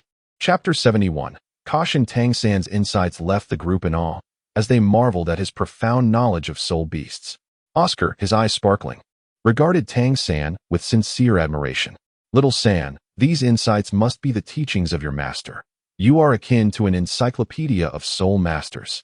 Zhao Wujie observed Tang San, and though he said nothing, the approval in his eyes was unmistakable. Ning Fan nodded slightly, expressing a modicum of acknowledgement towards Tang San's capabilities in this regard. He then gazed ahead, seemingly lost in thought, and remarked casually, "By the way, Zhu Qing, when you were observing that phoenix-tailed coxcomb snake earlier, did you notice any wounds on its body or anything peculiar about it?" Zhu Zhuqing was momentarily taken aback, shaking her head as she replied uncertainly, "I didn't see it clearly. There shouldn't be any, right? Well, your observation was rather cursory. Remember, the next time you examine a soul beast, ensure to scrutinize whether it bears any injuries. If it doesn't, that is undoubtedly the best scenario. However, if it does, one must exercise utmost caution, for it may be fleeing from another powerful soul beast or soul master that is hunting it," Ning Fan stated, crossing his arms and speaking with a calm demeanor. Zhu Zhuqing looked at Ning Fan, a glimmer of understanding flashing in her beautiful eyes as she nodded affirmatively. The others were momentarily stunned, not having anticipated that hunting soul beasts necessitated such meticulous attention to detail. That's quite the intricate consideration. Zhao Wujie could not help but interject. "You, lad, are not only a peculiar genius with extraordinary strength, but also a remarkably cautious one." Rare indeed. Zhao Wujie marveled at Ning Fan. Typically, individuals of Ning Fan's caliber, achieving such power at a young age, are often brash and reckless. Yet, in Zhao Wujie's eyes, Ning Fan exhibited an extraordinary calmness, bordering on excessive prudence. He had not even revealed his second martial soul. Furthermore, his attention to detail in the context of hunting soul beasts was truly remarkable. Ning Fan paid little heed to Zhao Wujie's praise. In truth, he was not particularly detail-oriented. The insight he had gained regarding the phoenix-tailed coxcomb snake stemmed from the knowledge that it had indeed sustained injuries. "So, Ning Fan, what method do you believe is best for capturing such a soul beast?" Zhao Wujie asked, eager to test Ning Fan's knowledge. In the case of the phoenix-tailed coxcomb snake, a unique millennium soul beast, while its offensive capabilities were relatively weak, its speed was astonishingly swift, making it exceedingly difficult to capture. Zhao Wujie wished to see how Ning Fan would approach the task of apprehending this elusive creature. How to capture it? The method is rather simple. If you are faster and stronger than it, it cannot escape. Ning Fan replied with a confident smile. Hearing this, everyone turned their curious gazes towards Ning Fan, eager to discover the unique strategy he would propose for capturing the phoenix-tailed coxcomb snake. The method is straightforward. If one possesses speed surpassing its own and strength that overwhelms it, there is no chance of escape. Ning Fan chuckled. Such strategies are typically employed when one lacks the strength to dominate the situation. For Ning Fan, capturing such a millennium soul beast required no elaborate scheming. In fact, there was no need for a method at all. Zhao Wujie looked at Ning Fan, somewhat speechless. He had anticipated that this astonishing prodigy would devise a unique plan, yet it turned out to be so uncomplicated. Nevertheless, this approach aligned perfectly with Zhao Wujie's temperament. For him, if a problem could be resolved with sheer force, there was no need to expend mental energy devising convoluted strategies. At that moment, Zhu Zhuqing, having leapt back onto a branch, suddenly called out in a hushed tone. As her voice fell, she descended from the tree, intent on restraining the peculiar giant snake. The phoenix-tailed coxcomb snake was truly bizarre in appearance. Measuring approximately 7 meters in length, and was far from aesthetically pleasing. The red, fleshy crown atop its head, while resembling a coxcomb, appeared more like a grotesque tumor. Zhu Zhuqing dove from midair, her soul rings shimmering as she activated her soul skill.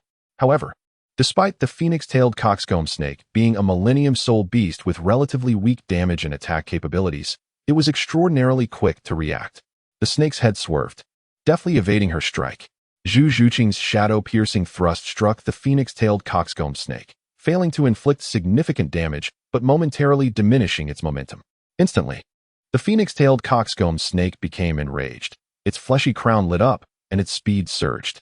Simultaneously, it swung its tail, attempting to ensnare Zhu Zhuqing while releasing a vibrant, colorful mist. Although the phoenix-tailed coxcomb snake was not poisonous, the mist induced a sense of lethargy upon inhalation, though mild.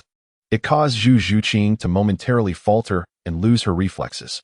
In that fleeting moment, Zhu Zhuqing found herself in peril, eliciting gasps from everyone present. Just as Zhao Wujie gathered his soul power to rescue her, a flash of white light appeared. Without a moment's hesitation, Ning Fan sprang into action, unleashing his full speed. His velocity was such that he appeared as a mere white phantom to onlookers. In an instant, he was before the phoenix-tailed coxcomb snake, leaping lightly and delivering a powerful punch directly into the gaping maw of the creature. With a resounding crash, Ning Fan's fist obliterated the snake's mouth and half its head. The once aerial serpent, entangled around Zhu Zhuqing, now fell helplessly to the ground. Zhu Zhuqing extricated herself, casting a wary glance at the now incapacitated phoenix-tailed coxcomb snake before landing safely in front of Ning Fan. That was a bit too forceful. Thankfully, it's still alive. Hurry and finish it off. Observing the snake's decimated head, barely clinging to life, Ning Fan promptly beckoned Oscar over. Chapter 72. The contest. Although everyone was already cognizant of Ning Fan's strength, witnessing him annihilate this millennium soul beast with a single punch was a breathtaking spectacle, leaving them momentarily stunned. Upon hearing Ning Fan's call, they quickly regained their composure and rushed over. An exquisitely executed punch, perfectly timed, Tang Sen remarked as he gazed at the fallen coxcomb snake, turning to Ning Fan with admiration. Not only was the timing impeccable, but the force was also well calibrated. While you obliterated half its head, it still retains a breath of life for Oscar to absorb its soul ring. How tragic. At this moment, Ma Hongjun gazed at the pitiful state of the soul beast lying on the ground, unable to restrain a shake of his head. Not bad. It still has a breath of life left, and its flesh crown appears intact, without any flaws. Oscar, why are you still dawdling? This creature is on the verge of death. What are you waiting for? Come and finish it off. Zhao Wujie scrutinized the phoenix-tailed chicken-crowned snake on the ground, and then urged Oscar with a commanding tone. Upon hearing this, Oscar's face reflected a mix of excitement and gratitude as he glanced at Ning Fan, followed by a grin as he rubbed his hands together. A short sword materialized in his grasp, and he approached the phoenix-tailed chicken-crowned snake, aiming directly for its vital spot. Just as he was about to strike fiercely, Zhu Zhuqing, who stood beside the snake, suddenly interjected. Ning Fan was right. There is a fresh wound on its abdomen, suggesting it was inflicted by human hands. The revelation left everyone momentarily stunned, indicating that this snake had been a target of someone else. Soul beasts residing in the Stardow Forest are not owned by anyone. And although this one was previously hunted by others, now that we have encountered it, there is no reason to let it go. After all, treasures of heaven and earth belong to those who are capable. Leaning against a tree with arms crossed, Ning Fan spoke calmly. Indeed, treasures of heaven and earth belong to the capable. This little creature is increasingly to my liking, Zhao Wujie remarked approvingly at Ning Fan. With a mischievous grin, he shouted at Oscar, yes, what is there to fear? With me here, even if someone comes seeking trouble, we can simply deal with them. Hurry up and slay it to absorb its soul ring. Who is Zhao Wujie? Even if this soul beast was someone else's target, it would be better to absorb it swiftly. After hearing Ning Fan and Zhao Wujie's words, Oscar nodded, grasped the short sword, and was about to strike down when a hoarse, aged voice suddenly called out, stop. In an instant, two figures emerged from the direction from which the phoenix-tailed chicken crown snake had come, appearing before the group. One was an elderly woman, around 60 or 70 years old, with white hair, yet vibrant in spirit, her murky eyes sparkling with life. She held a 3-meter-long snake-headed staff, with 6 soul rings pulsating around her. Accompanying her was a beautiful young girl, with short hair appearing to be around 16 or 17 years old, clad in a fitted outfit that accentuated her well-developed figure. Her deep brown eyes were fixed intently on the listless phoenix-tailed chicken-crowned snake, and she too held a snake-headed staff, albeit shorter, measuring less than 2 meters. Clearly, they were a grandmother-granddaughter duo, the snake matriarch and her granddaughter, Ning Fan. Their appearance caused the already wary group to tighten momentarily, then quickly relax. Not to mention their numbers. They exuded an undeniable presence. The reason for their relief was that the strongest among them, the elderly woman, had only 6 soul rings, while teacher Zhao possessed 7, marking him as a true soul sage. You must be the previous hunters of this phoenix-tailed chicken-crowned snake. The snake matriarch and Ning Fan stared in surprise before quickly responding. Indeed, I had my sights set on this soul beast, but it managed to escape unintentionally. My granddaughter is currently at level 30, and this soul beast's ring would be perfect for her breakthrough. May I kindly ask you, esteemed soul sage, to facilitate this? Zhao Wujie chuckled, ready to refuse without hesitation, yet the snake matriarch continued, I forgot to introduce myself. I am called Chao Tianxiang, honored with the title of snake matriarch by my peers in the soul master community. My husband is Ming Shu, known as the Dragon Prince. Upon hearing this, Zhao Wujie's expression changed dramatically, swallowing back his prepared words, his demeanor becoming notably more courteous. So it is the renowned dragon and snake duo? I have heard much about your husband. What a fortunate encounter. I am Zhao Wujie. This snake was captured with great difficulty by my student, who also requires a soul beast for his breakthrough. Forgive me, but we cannot yield. The snake matriarch and Ning Fan responded, momentarily taken aback, then coldly retorted. I suspected a young soul sage had emerged in the soul master community, and I see it is indeed the infamous unmovable king, Zhao Wujie. However, even if you are more powerful than I, there is no need for such dismissive treatment. How absurd, Ning Fan exclaimed, glaring at the phoenix-tailed chicken-crowned snake, which was left with only half its head. The grievous injuries it bears are clearly the result of a soul sage's attack. How could a mere youth like him possibly have achieved this? Does the esteemed snake matriarch not believe my words? But I assure you, I did not intervene.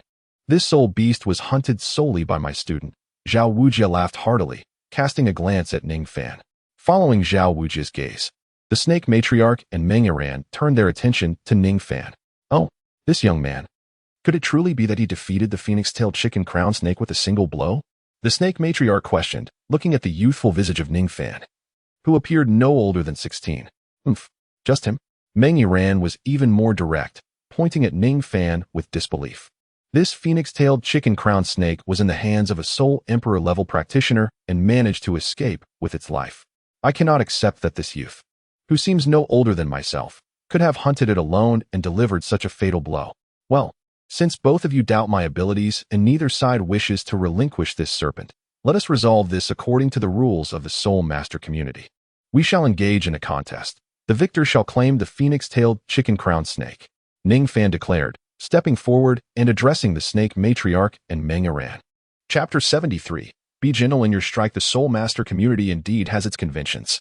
If two parties set their sights on the same soul beast in the wild, and both have exerted effort, they resolve matters through combat, with the victor determining the ownership of the soul ring.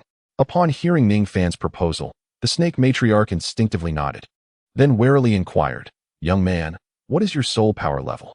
Before Ning Fan could respond, Zhao Wujie interjected with a grin. This lad possesses a soul power level of 36. 36. Both the snake matriarch and Ning Fan exclaimed in astonishment, their faces reflecting disbelief. However, though he is at level 36, he is an auxiliary-type soul master, Zhao Wujie added with a chuckle, gesturing towards Ning Fan. An auxiliary-type soul master? The snake matriarch regarded Ning Fan with skepticism. At that moment, Ning Fan's right hand shimmered with light, slowly coalescing into a 7-tiered pagoda, adorned with 3 soul rings, 2 yellow and 1 purple, pulsating rhythmically. The 7-treasure glazed tile pagoda. With her keen insight, the serpent elder instantly recognized the martial spirit in Ning Fan's possession. Not only was he an auxiliary soul master, but he also wielded the most formidable auxiliary martial spirit on the continent, the 7-treasure glazed tile. Could it truly be that he was an auxiliary soul master? The serpent elder glanced at Zhao Wujie and then back at Ning Fan, her expression filled with bewilderment. She simply could not fathom why Zhao Wujie would send an auxiliary soul master to compete with them. Consequently, She tentatively inquired of Zhao Wujia whether his words held any truth. If they were to emerge victorious, would the phoenix-tailed coxcomb snake indeed belong to them?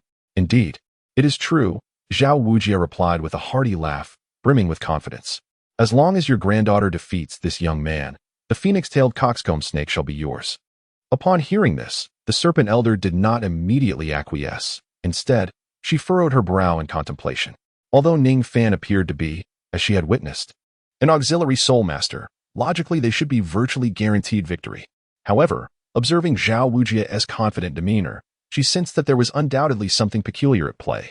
Thus, as she regarded Ning Fan, she hesitated, refraining from readily agreeing to what seemed to be a contest in which they were destined to triumph. Haha.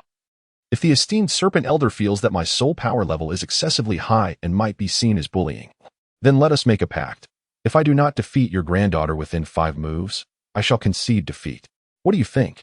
Ning Fan observed the hesitant demeanor of the serpent matriarch, shrugged his shoulders, and spoke with a light-hearted smile. The serpent matriarch furrowed her brow deeply, clearly aware that this was Ning Fan's tactic to provoke her, and thus remained silent. However, her granddaughter, Mengyiran, who had been a prodigious talent in the academy since her youth, could hardly endure such affront. After all, she was merely facing a support-type soul master devoid of combat prowess, yet he boldly claimed he would defeat her within 5 moves. How audacious! Mengyiran felt utterly insulted. She glared at Ning Fan and, with a voice filled with indignation, declared, "Very well. I accept your challenge. If you can defeat me, this phoenix-tailed coxcomb snake will be yours." Following her proclamation, she regarded Ning Fan with an air of pride. As Mengyiran accepted the challenge, a visible smirk appeared on Zhao Wujia's face, while the others regarded her with peculiar expressions, shaking their heads in disbelief. The serpent matriarch, sensing the atmosphere, felt a weight in her heart. Indeed, the young members of the 7 Treasures Glazed Tile School were peculiar. "Go on, Ning Fan, but be gentle," Zhao Wujia whispered to Ning Fan. Ning Fan shrugged nonchalantly and stepped forward to position himself between the 2 parties. At that moment, Mengyiran gazed at the man across from her. Although she had felt insulted by Ning Fan earlier, his strikingly handsome visage and his calm, ethereal demeanor softened her ire. "Humph, you are a support-type soul master. I do not wish to take undue advantage of you. I shall be gentle in my approach." Thank you. I, too, will strive to exercise restraint and ensure you remain unharmed," Ning Fan replied with a faint smile directed at Mengyiran. "You, refusing a toast and opting for punishment instead. It seems I must give you a proper lesson." Mengyiran's expression shifted, and she shouted at Ning Fan with indignation. Ning Fan shook his head and cast a glance at Mengyiran, remaining silent. At this moment, the 2 parties had assumed their stances. "I am Mengyiran." Wielding the serpent staff, a 30-level second-ring battle soul master, the girl stated with composure. "I am Ning Fan, bearer of the 7 Treasures Glazed Tower." A 36th-level third-ring support spirit elder, Ning Fan replied slowly. "Come at me. I shall remain still and grant you 5 strikes." With the introductions concluded, Mengyiran thrust her serpent staff into the ground, boldly declaring this to Ning Fan. It was evident that she sought retribution for Ning Fan's earlier dismissive words. Observing this, the members of Shrek looked at Mengyiran with increasingly peculiar expressions, while the snake matriarch couldn't help but shake her head with a wry smile, recognizing her granddaughter's naivety and lack of experience. "Oh, in that case, I shall not hold back," Ning Fan remarked, a wry smile gracing his face as he addressed Mengyiran. "Humph, bring it on," Mengyiran retorted disdainfully. Clearly, she did not believe that a mere support soul master like Ning Fan could inflict any harm upon her. As soon as Mengyiran finished speaking, Ning Fan ceased his pretense of courtesy. He vanished from his original position, only to reappear before Mengyiran in the blink of an eye. In the next moment, to her astonishment, he launched a punch. However, despite it being a punch, Ning Fan did not unleash his full strength. Yet, even with this restraint, Mengyiran found herself utterly incapable of withstanding the force as she clumsily attempted to block with her serpent staff. The sudden, tremendous recoil caused her to lose her grip, and the staff slipped from her hands. In that instant, she sought to reclaim her serpent staff, but at that very moment, Ning Fan grasped the serpent staff firmly and, with a swift motion, hurled it behind him. Before the onlookers could fully comprehend the situation, they witnessed several large trees quivering violently as if struck by some unseen force. In the very center of those trees, a fist-sized hollow appeared, piercing through the entire trunk. Upon realizing her serpent staff had been snatched away, Meng Yiran found herself momentarily unable to unleash her soul techniques, yet her spirit remained unyielding. Gritting her silver teeth, she flicked her long sleeves, conjuring a multitude of small throwing knives, each measuring merely a few inches in length. In an instant, these knives transformed into streaks of silver light, hurtling directly towards Ning Fan's face. With a series of sharp whooshing sounds, the diminutive projectiles surged forth. However, Ning Fan remained unfazed, his expression one of serene indifference. The next moment, just as the knives were about to reach him, they executed an astonishing 360-degree turn, redirecting their lethal trajectory straight back towards their mistress, Meng Yiran. This unforeseen twist left the young and inexperienced Meng Yiran utterly unprepared to react. As the knives sped towards her, she let out a terrified scream, her countenance paling, and instinctively closed her eyes. With her serpent staff taken from her, she shielded her head with trembling hands, adopting a posture of abject fear. Yiran, Meng Pa cried out in alarm upon witnessing the perilous situation her granddaughter faced. Meng Yiran, clutching her head, quaked in trepidation. Yet, as moments ticked by, the anticipated impact of the knives failed to materialize upon her. Had they missed? Meng Yiran pondered. Still shielding her head, her eyes squeezed shut. Gradually, she dared to open her eyes. However, the instant she did, she was met with the glinting edge of a knife perilously close to her face, causing her pupils to constrict in shock. In a panic, she stumbled back, losing her balance and crashing to the ground. You have lost. Ning Fan stood with his hands clasped behind his back, observing Meng Yiran, who had just fallen to the ground. Yiran, are you all right? He stated calmly. At that moment, the snake matriarch approached her granddaughter, offering assistance while calling out to her. Meng Yiran appeared momentarily dazed until she caught sight of the snake matriarch, as if awakening from a stupor. Her gaze shifted to the flying dagger suspended in midair, motionless, before turning to Ning Fan with a soft inquiry, "What on earth is happening? How did you accomplish this?"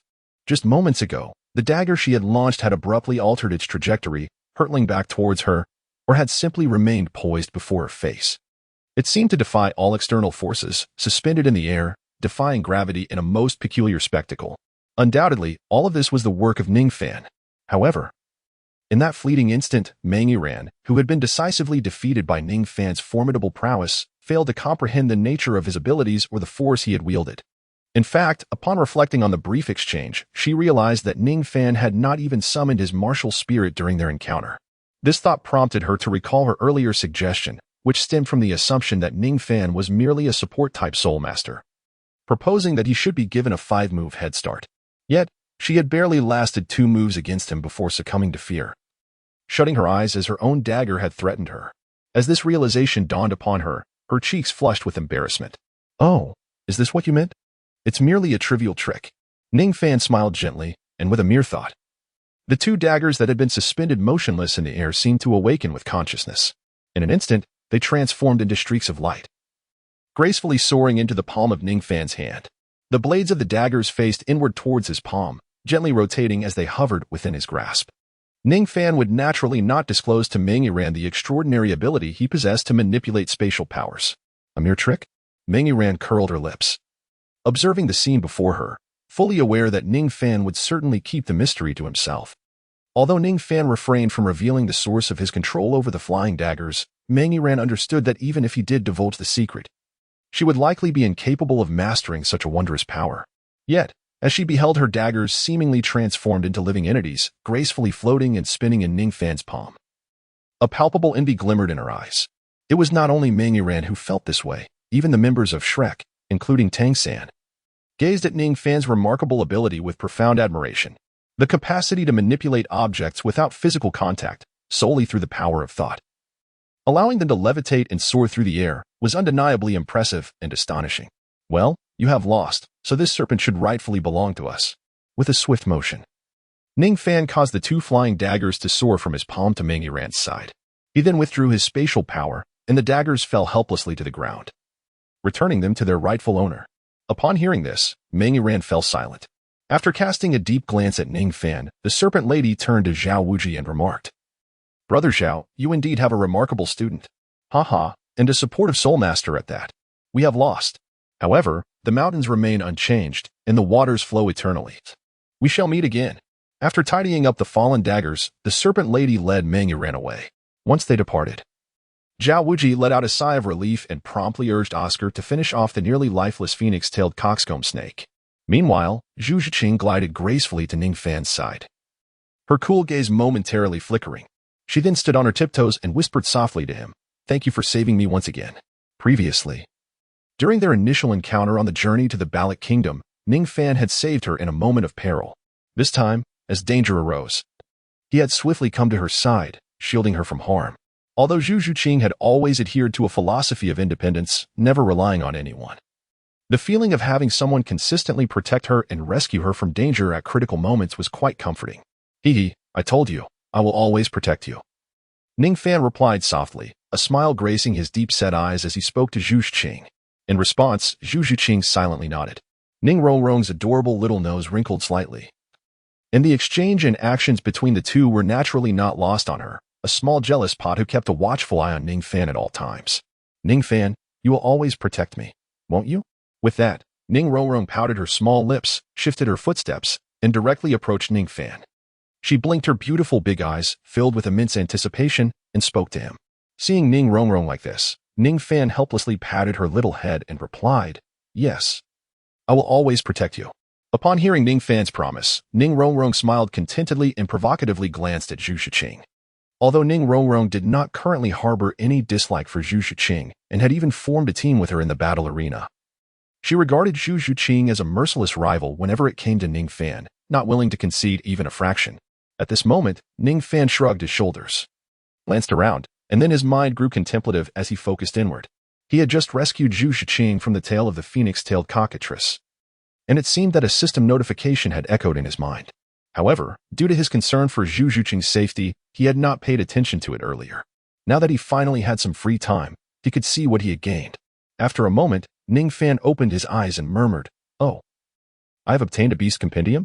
Chapter 75. A fortuitous opportunity. As the spirit ring of the phoenix-tailed cockatrice gradually appeared, Oscar began to absorb it, and everyone gathered around him to provide protection.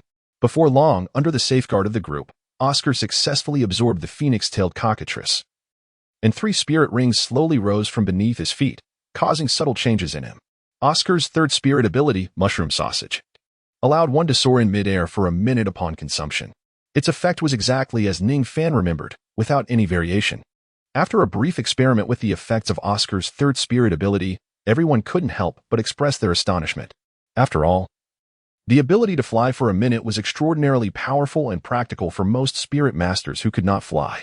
Whether in combat or escape, it held immense utility.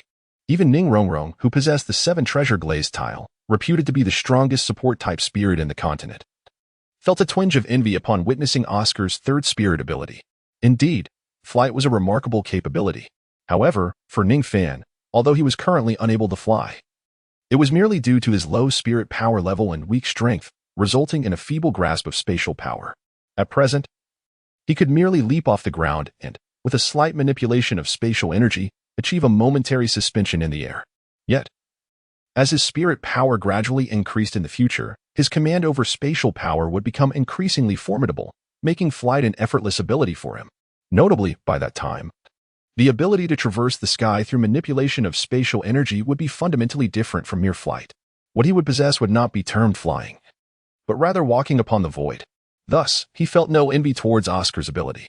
After resolving the matter of Oscar's spirit ring and experimenting with its capabilities, Zhao Wujie, seeing that their objective had been achieved, spoke with satisfaction, "All right, everyone prepare yourselves. We shall begin our journey back to the academy." Upon hearing Zhao Wujie's words, Ning Fan turned his gaze to Tang San, who was meditating quietly on the other side, and said nonchalantly, "There's no rush. Someone has made a breakthrough, so we may need to stay in the Stardow Forest for another day." "Someone has made a breakthrough?" Zhao Wujie was taken aback, then turned his gaze towards Tang San. Just as Ning Fan's words fell, Tang San suddenly opened his eyes, looked at Ning Fan with a hint of surprise, and then directed his attention to Zhao Wujie, enunciating clearly, "Yes, Teacher Zhao. I unexpectedly broke through to level 30 during my cultivation, advancing to Soul Master. Now, we need to stay here a while longer to hunt for my third spirit ring." With Tang San's breakthrough, the group tidied up and did not return as initially planned, but instead continued to delve deeper into the outer forest in search of suitable spirit beasts. From morning until dusk, they found no spirit beast appropriate for Tang San. Thus, a day passed. As night fell, after a day of tense forest training, it was time to rest. Under Zhao Wujia's guidance, the male students were tasked with setting up tents while the female students prepared food. Meanwhile, Ning Fan and Zhao Wujia patrolled the surroundings, vigilant for any powerful spirit beasts nearby, though they were on the outskirts of the Douluo forest, where encounters with century and millennium spirit beasts were common. The likelihood of encountering 10,000-year spirit beasts was almost non-existent. However, in the wilderness, unexpected events could occur, necessitating caution. After all, among their group, aside from Ning Fan and Zhao Wujia, any of the others encountering a millennium spirit beast would pose a significant problem. Thus, Ning Fan and Zhao Wujia took on the responsibility of protecting the entire team. In fact, as Ning Fan patrolled the area surrounding the camp, he felt somewhat helpless gazing at the tranquil forest. He had the impression that he had not come to Shrek Academy to be a student, but rather to apply for a position as a teacher or guardian. Having this free labor alongside Zhao Wujia certainly alleviated some of his burdens, he thought with a shrug. Continuing his search, Ning Fan's gaze fell upon a towering tree nearly 100 meters high. He leapt into the air, briefly tapping his toes in the void before gracefully ascending along the trunk. Indeed, there were many spirit beasts in the outer Douluo forest, but their strength was still too weak. He had not seen any traces of 10,000-year spirit beasts, rendering vigilance less necessary. Standing atop the branch of the towering tree, Ning Fan surveyed the surroundings and quietly declared, "I have confirmed that within a 5-mile radius, there are no spirit beasts that could pose a threat to our group. Well then, time to head back." Ning Fan clapped his hands and leapt down from the several dozen meter high branch. Just as his toes touched the ground, he suddenly recalled something, realizing, "Oh, I almost forgot. I can take this opportunity to catch a few rabbits to prepare a sumptuous dinner for everyone." Ning Fan halted his steps, a warm smile gracing his features as his gaze swept across the surrounding thickets, searching for any signs of rabbit activity. Little bunny, where are you?" he murmured softly. At that moment, Zhao Wuji had completed his search and returned to the campsite. Shortly thereafter, Ning Fan also made his way back, proudly carrying several unconscious rabbits in his hands. "Hey, what on earth are you bringing back?" Zhao Wuji inquired, pointing at the creatures Ning Fan held. Of course. I brought them back to feast upon. It's a rare opportunity to venture out for training. How could we not indulge in some outdoor barbecuing?" Ning Fan replied cheerfully. "Barbecue? Absolutely not. It is advisable to avoid lighting a fire in the Douluo forest. What if it attracts soul beasts?" Zhao Wuji frowned, firmly rejecting the idea. While most soul beasts were indeed fearful of flames, a select few were drawn to them. Igniting a fire could easily lure them in. "Let them come. We have been searching all day without finding a suitable soul beast, haven't we? Perhaps igniting a flame might just attract the perfect 1,000-year soul beast.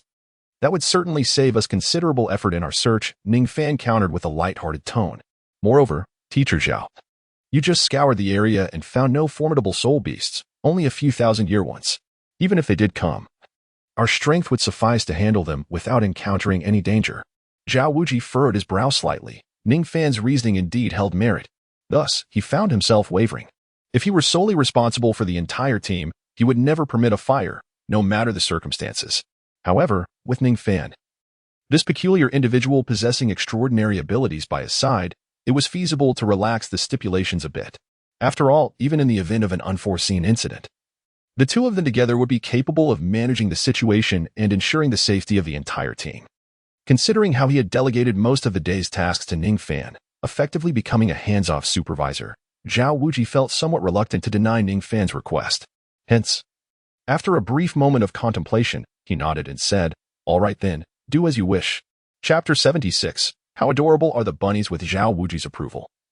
Ning Fan promptly gathered some dry wood and stacked it in the center of the campsite before igniting it. Instantly, flames erupted, casting a warm glow that transformed the atmosphere of the campsite entirely. As if sensing the change, the others, who had been busy setting up tents and foraging for food, gathered around, their eyes drawn to Ning Fan as he crouched beside the fire, continually adding more dry wood to the blaze. Ning Fan clapped his hands, rising to his feet after ensuring the campfire was suitably arranged. He then lifted several unconscious rabbits in his grasp, gesturing towards the crowd. "Tonight, you are in for a treat. You shall savor my culinary skills." "Your culinary skills?" Ning Rongrong blinked in surprise, glancing at the rabbits in Ning Fan's hands. "Indeed. My barbecuing skills," Ning Fan replied with a grin. "Rongrong, you have yet to experience it, but outdoor barbecuing is truly my forte. He waved the dinner in his hand, smiling at everyone. "Oh, Ning Fan, you possess such talent?" Oscar observed Ning Fan with a curious expression. It was astonishing to him that such a young individual, a genius disciple of the prestigious Seven Treasure Glazed Tile School, could also excel in outdoor barbecuing and appeared to have immense confidence in his abilities. Had it not been for Ning Fan's own proclamation, Oscar would never have associated barbecuing with someone of Ning Fan's caliber. "Of course, if you doubt me, you can ask Zhu Shiqing. She has tasted my barbecue before." Upon hearing Ning Fan's words, everyone turned their gazes towards Zhu Shiqing. At that moment, she recalled the unforgettable flavor of the rabbit Ning Fan had roasted. Unconsciously, Zhu Shiqing extended her delicate tongue to gently lick her red lips. This spontaneous action, so unlike her usual composed demeanor, appeared particularly alluring, capturing the attention of the onlookers.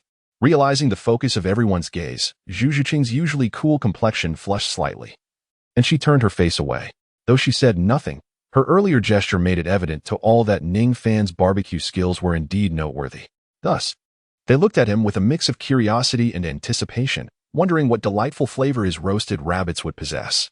However, one individual stood apart from the rest. Emerging from the tent after tidying up, Xiao's eyes widened in shock at the sight of the 6 or 7 rabbits in Ning Fan's hands and the flames rising before him. Trembling, she pointed at Ning Fan. "You, what are you doing?" "Oh, I am merely preparing a hearty meal for everyone," Ning Fan replied with a cheerful smile, waving the rabbits in his hand. You can't eat such adorable rabbits," Xiao exclaimed, her cheeks reddening with indignation. "Ah, but aren't rabbits meant to be eaten?" Ning Fan looked at Xiao, scratching his head in confusion. Could it be that since your martial spirit is a rabbit, you think of yourself as one and cannot bear to harm your kin? "Exactly. No matter how cute they are meant for consumption," Ma Hongjun chimed in, wiping his mouth with anticipation. But my martial spirit is a rabbit. You can't eat them," Xiao Wu protested, hands on her hips, glaring at everyone. "Why can't we eat them just because your martial spirit is a rabbit? If I hadn't been unable to find a phoenix, I would have been curious to try roasted phoenix," Ma Hongjun muttered under his breath. "Indeed, Xiao Wu, I consume my martial spirit daily without issue. Plus, Teacher Zhao and Dagu often indulge in bear paws and tiger penises at the tavern to replenish their energy," Oscar added nonchalantly. Hearing this, Dai Mubai's expression darkened. Ning Fan and Tang San exchanged astonished glances, pondering if the twins were truly that formidable or if Dai Mubai was struggling and needed such things to regain vitality at such a young age. "Now that the tent is set up, let us not waste time. Quickly roast the meat, and afterward, we shall rest," Zhao Wujia finally interjected. Seeing everyone's reactions, Xiao Wu wore an expression of frustration, glancing at Tang San, hoping he would understand her plight. However, she was disappointed. Tang San evidently could not comprehend why Xiao Wu held such strong opposition to eating rabbits. "Xiao Wu, stop making a fuss and finish your dinner swiftly so we can rest," Tang San urged. With no support from anyone, Xiao Wu sat down sulkily, simmering with anger and choosing to remain silent. Ning Fan, observing her, smiled slightly and found a spot to set to work. His right hand shimmered with a silver glow as 7 rabbits levitated in midair.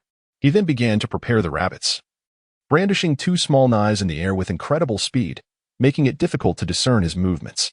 In mere moments, the rabbits were skinned and prepared, skewered on the barbecue forks he had ready. Ning Fan then manipulated spatial power, causing the rabbits to rotate automatically over the flames.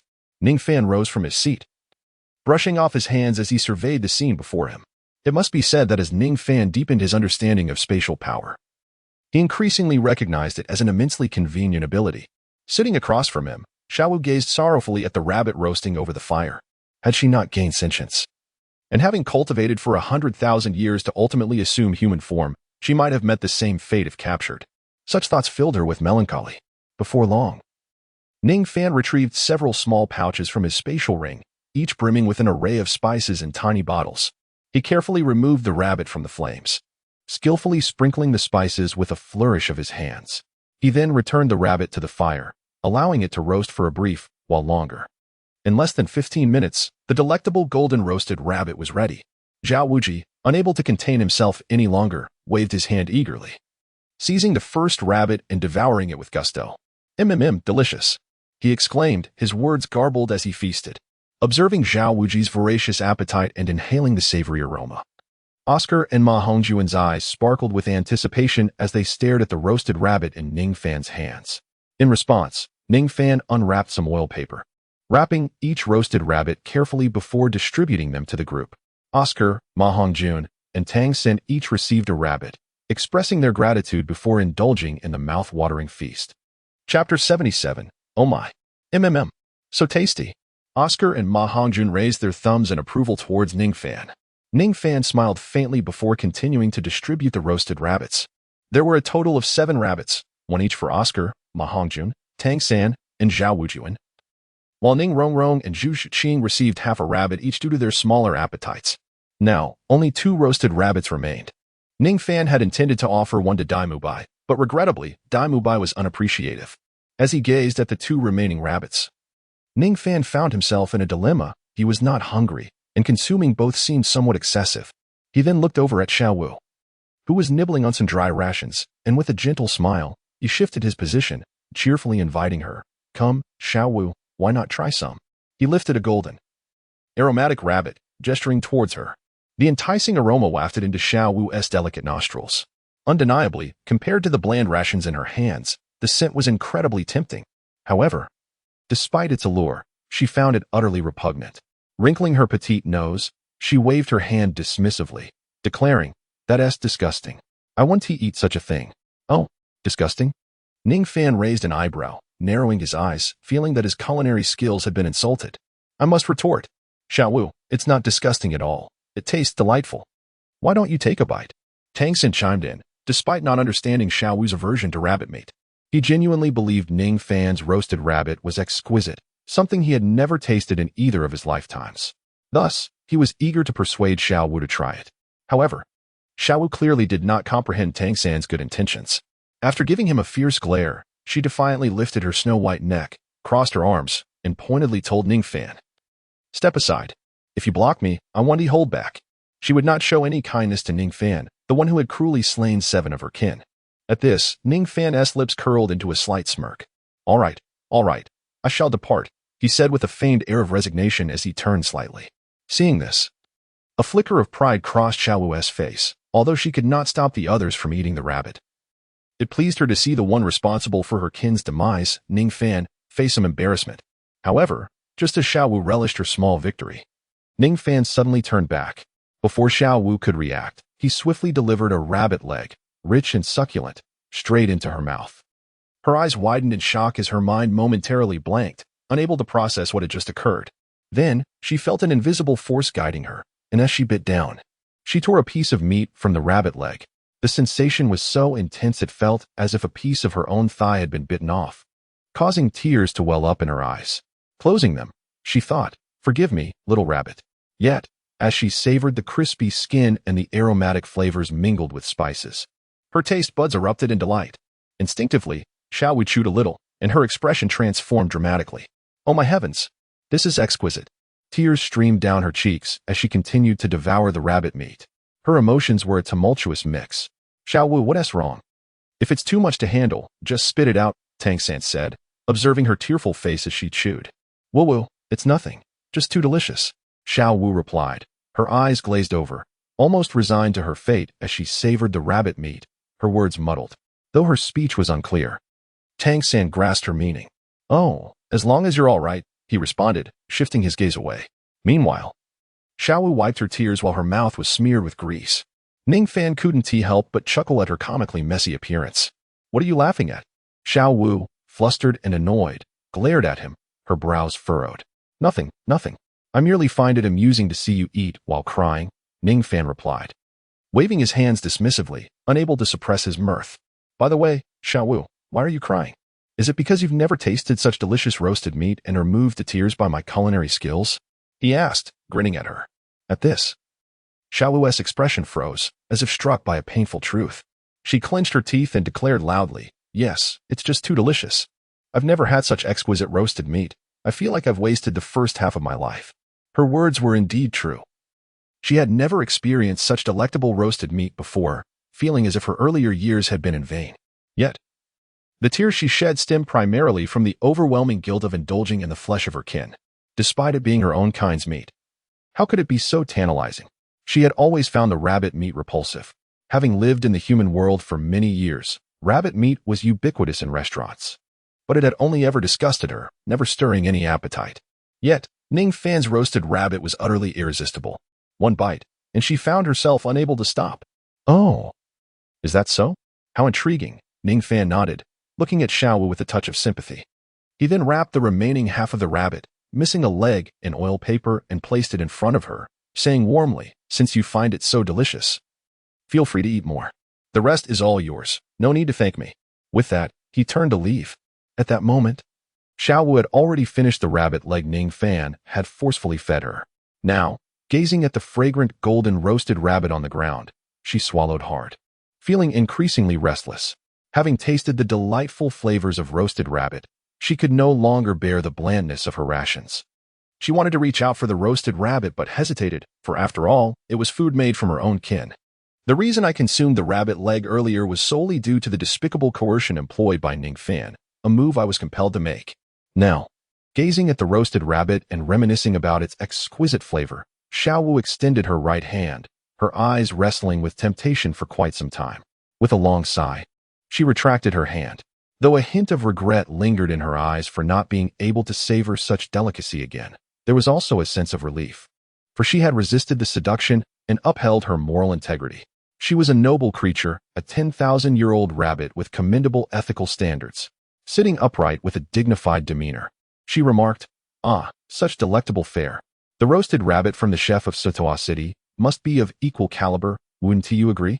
At that moment, Ma Hongjun patted his belly, having already devoured an entire roasted rabbit. Yet, the lingering taste left him with an expression of unfulfilled desire. His gaze drifting around before settling on the roasted rabbit beside Xiao Wu, a sly grin spreading across his face. "Hey, Xiao Wu, since you won't indulge in this delight, allow me to take care of it." With that, he reached out towards the rabbit beside her. Observing Ma Hongjun's greedy hand approaching her roasted rabbit, Xiao Wu swiftly gathered it into her embrace, inhaling its enticing aroma, and exclaimed with closed eyes, "Who said I wouldn't eat it?" Chapter 78. Freely given though she claimed to refuse, her body betrayed her. Witnessing the rabbit he had nearly claimed vanish before him, Ma Hongjun looked at Xiao Wu, murmuring with a hint of grievance. Xiao Wu could only shoot him a fierce glare, pouring her pent-up frustration into the roasted rabbit in her hands. "Oh, it's so fragrant," she whimpered, her mouth stuffed with meat, wearing a look of utter satisfaction, yet her soft sobs echoed, as if to alleviate her guilt for succumbing to such deliciousness. The sight of her adorable antics elicited smiles from everyone present. Before long, apart from Xiao Wu, the others had finished their dinner completely. At this moment, Ning Fan sat on the ground, gazing at the bright moon and the myriad stars filling the sky. His mood notably buoyant. Though his arrival in this world was abrupt and initially disorienting, after many years, Ning Fan found himself quite fond of this realm compared to his former blue star. While it lacked the splendor of his previous life, here he could at least enjoy the sight of a pristine night sky and twinkling stars each day. Ning Fan gazed up at the night sky, feeling a subtle sense of reflection. Suddenly, his expression shifted, and he rose abruptly, peering into the distance, murmuring softly to himself, "Oh, it seems they are coming." He could sense peculiar sounds approaching from afar, accompanied by an extraordinary aura. At that moment, Zhao Wuji bellowed, his powerful voice resonating throughout the entire camp. "Everyone, leave your tents, quickly." As he shouted, 7 radiant spirit rings materialized around Zhao Wuji, signifying the manifestation of his formidable bear martial spirit, exuding an intensely chilling presence. Instantly, everyone gathered behind Zhao Wuji, exchanging bewildered glances, utterly confused. There is no time for explanations. "Ning Fan, if anything occurs, do not concern yourself with me. Flee immediately. Your task is to ensure their safe exit from the Stardow Forest. Do you understand?"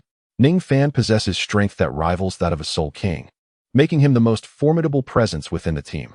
Naturally, Zhao Wuji entrusted the task of safeguarding the group to Ning Fan. Ning Fan remained silent, his gaze fixed intently ahead. Suddenly, 2 towering trees fell to the sides, revealing a colossal and imposing figure that emerged. It was a being as formidable as a mountain, its dark fur shimmering faintly under the dim starlight. Though it was on all fours, its shoulders undoubtedly exceeded 7 meters in height. If it were to stand upright, its stature would surpass 15 meters. To the eye, it appeared to be a gigantic gorilla, with eyes the size of lanterns gleaming with a yellowish hue. Its entire body was shrouded in darkness, immensely strong, and covered in muscles more fearsome than granite, each bulge reminiscent of small hills. "Is this the Titan Great Ape?" Ning Fan murmured, captivated by the awe-inspiring creature before him. The king of the forest. The Titan Great Ape. Tang Sen trembled with fear, his voice quaking. It was evident that he, too, recognized this terrifying soul beast. The Titan Great Ape was a natural ruler among soul beasts. A century-old Titan Great Ape could rival even a 10,000-year-old ordinary soul beast. Due to its immense power, most who encountered it met their demise, leading to scant knowledge about it. However, the overwhelming presence and size of the Titan Great Ape before them undoubtedly indicated it was a soul beast over 50,000 years old, a truly legendary entity. Tang San succinctly introduced this fearsome soul beast to the group. After hearing his words, everyone, except Ning Fan and the fanning frightened Xiaowu, felt a deep shudder resonate within them. They were utterly perplexed and could not comprehend why the Titan Great Ape, a creature that should reside in the heart of the Douluo forest, had suddenly appeared here, coincidentally crossing paths with them. What terrible luck! Unbeknownst to the others, Ning Fan understood the reason for the Titan Great Ape's presence. At that moment, the Titan Great Ape, with its mountain-like form, loomed less than 10 meters away. Although it appeared calm, the invisible yet potent aura it exuded left the group paralyzed with fear, afraid that any movement might provoke this terrifying soul beast. "Respected king of the forest, we bear no offense," Zhao Wujie said, cold sweat beading on his forehead as he gazed at the Titan Great Ape. "If this is your territory, we shall leave at once." Such an ancient Titan Great Ape was likely endowed with intelligence comparable to that of humans, capable of understanding their speech. Nevertheless, the Titan Great Ape paid no heed to Zhao Wujie's words, merely taking a single step forward, which sent their hearts racing. As Zhao Wujie observed the Titan Great Ape advance, closing the distance between them, the tension that had gripped his mind finally snapped. Gritting his teeth, he declared, "I will hold it off. You all must flee immediately. I cannot last long. Act swiftly." After uttering these words, Zhao Wujie took a deep breath, activating his 7 spirit rings, and charged toward the Titan Great Ape. Moments later, contrary to Zhao Wujie's command, Dai Mubai surged forward as well, rallying Tang San, Ma Hongjun, Xiao Wu, and Zhu Zhuqing along with him. Ning Fan gazed at the crowd, shrugging his shoulders. He wished to counsel them to retreat and refrain from wasting their energy on attacking the ancient Titan ape that had existed for 100,000 years. For Ning Fan understood that the Titan ape's sole focus was on Xiao Wu. It would not harm them unless provoked by unforeseen circumstances. Should they rashly engage in combat, they might very well incur injury themselves. Yet, in this fervent moment, everyone charged forth, with Zhu Zhuqing joining the fray, leaving him with little choice but to act, lest he be branded a coward. "Ning Fan, let us depart. Unless Grandfather Jian arrives, we stand no chance against this formidable creature." Ning Rongrong gently tugged at Ning Fan's sleeve, her soft voice resonating delicately in the air. Ning Rongrong is often accompanied by 2 titled Douluo, allowing her to keenly perceive the menacing aura of the Titan Great Ape, which is unlike that of ordinary soul beasts. Presently, devoid of strong sentiments towards Shrek Academy, Ning Rongrong merely wishes to flee with Ning Fan, hoping to avoid a futile demise. In response, Ning Fan gently patted Ning Rongrong's head and offered her a faint smile. Indeed, were it not for Xiaowu's presence, encountering the Titan Great Ape would not inspire Ning Fan to act with such fervor. Instead, he would instinctively pull Ning Rongrong and Zhu Zhuqing away in a desperate flight. However, he is now aware that the Titan Great Ape would spare them due to Xiao Wu's influence. So how could he abandon his comrades and flee? Chapter 79. Everything is under control. Moreover, should he choose to escape now, his standing in Zhu Zhuqing's eyes would plummet. Therefore, Ning Fan resolved to feign enthusiasm alongside them for the time being. With that, he softly instructed Ning Rongrong before leaping forward towards the Titan Great Ape. If Ning Fan did not escape, naturally, Ning Rongrong would not leave either. Ning Rongrong clenched her silver teeth, her heart filled with dread at the sight of the Titan giant ape, yearning to flee at once. Yet, gazing at Ning Fan's figure amidst the fray, she mustered her courage, summoned the 7 treasure glazed tower, and unleashed her soul skills, joining the battle as a support-type soul master. In truth, at the very moment Ning Fan hesitated, poised to strike, the Titan giant ape seemed incensed by the attacks of Zhao Wudre and Dai Mubai. Suddenly, a wave of dark energy erupted from its body, sending Dai Mubai and Ma Hongjun, who were in close proximity, hurtling backward and sustaining injuries. Fortunately, although they were harmed. It was evident that their injuries were not severe, as the Titan giant ape had shown restraint. After all, given the strength of a 100,000-year-old beast, even a casual strike would be beyond the endurance of Dai Mubai and Ma Hongjun. As Ning Fan had anticipated, with Xiaowu present, the Titan giant ape would not take their lives. Nevertheless, even if their lives were spared, being struck and spitting blood still left them in a rather disheveled state. One must exercise caution. Ning Fan beheld the dismal appearance of Dai Mubai and Ma Hongjun, and a thought flickered in his mind.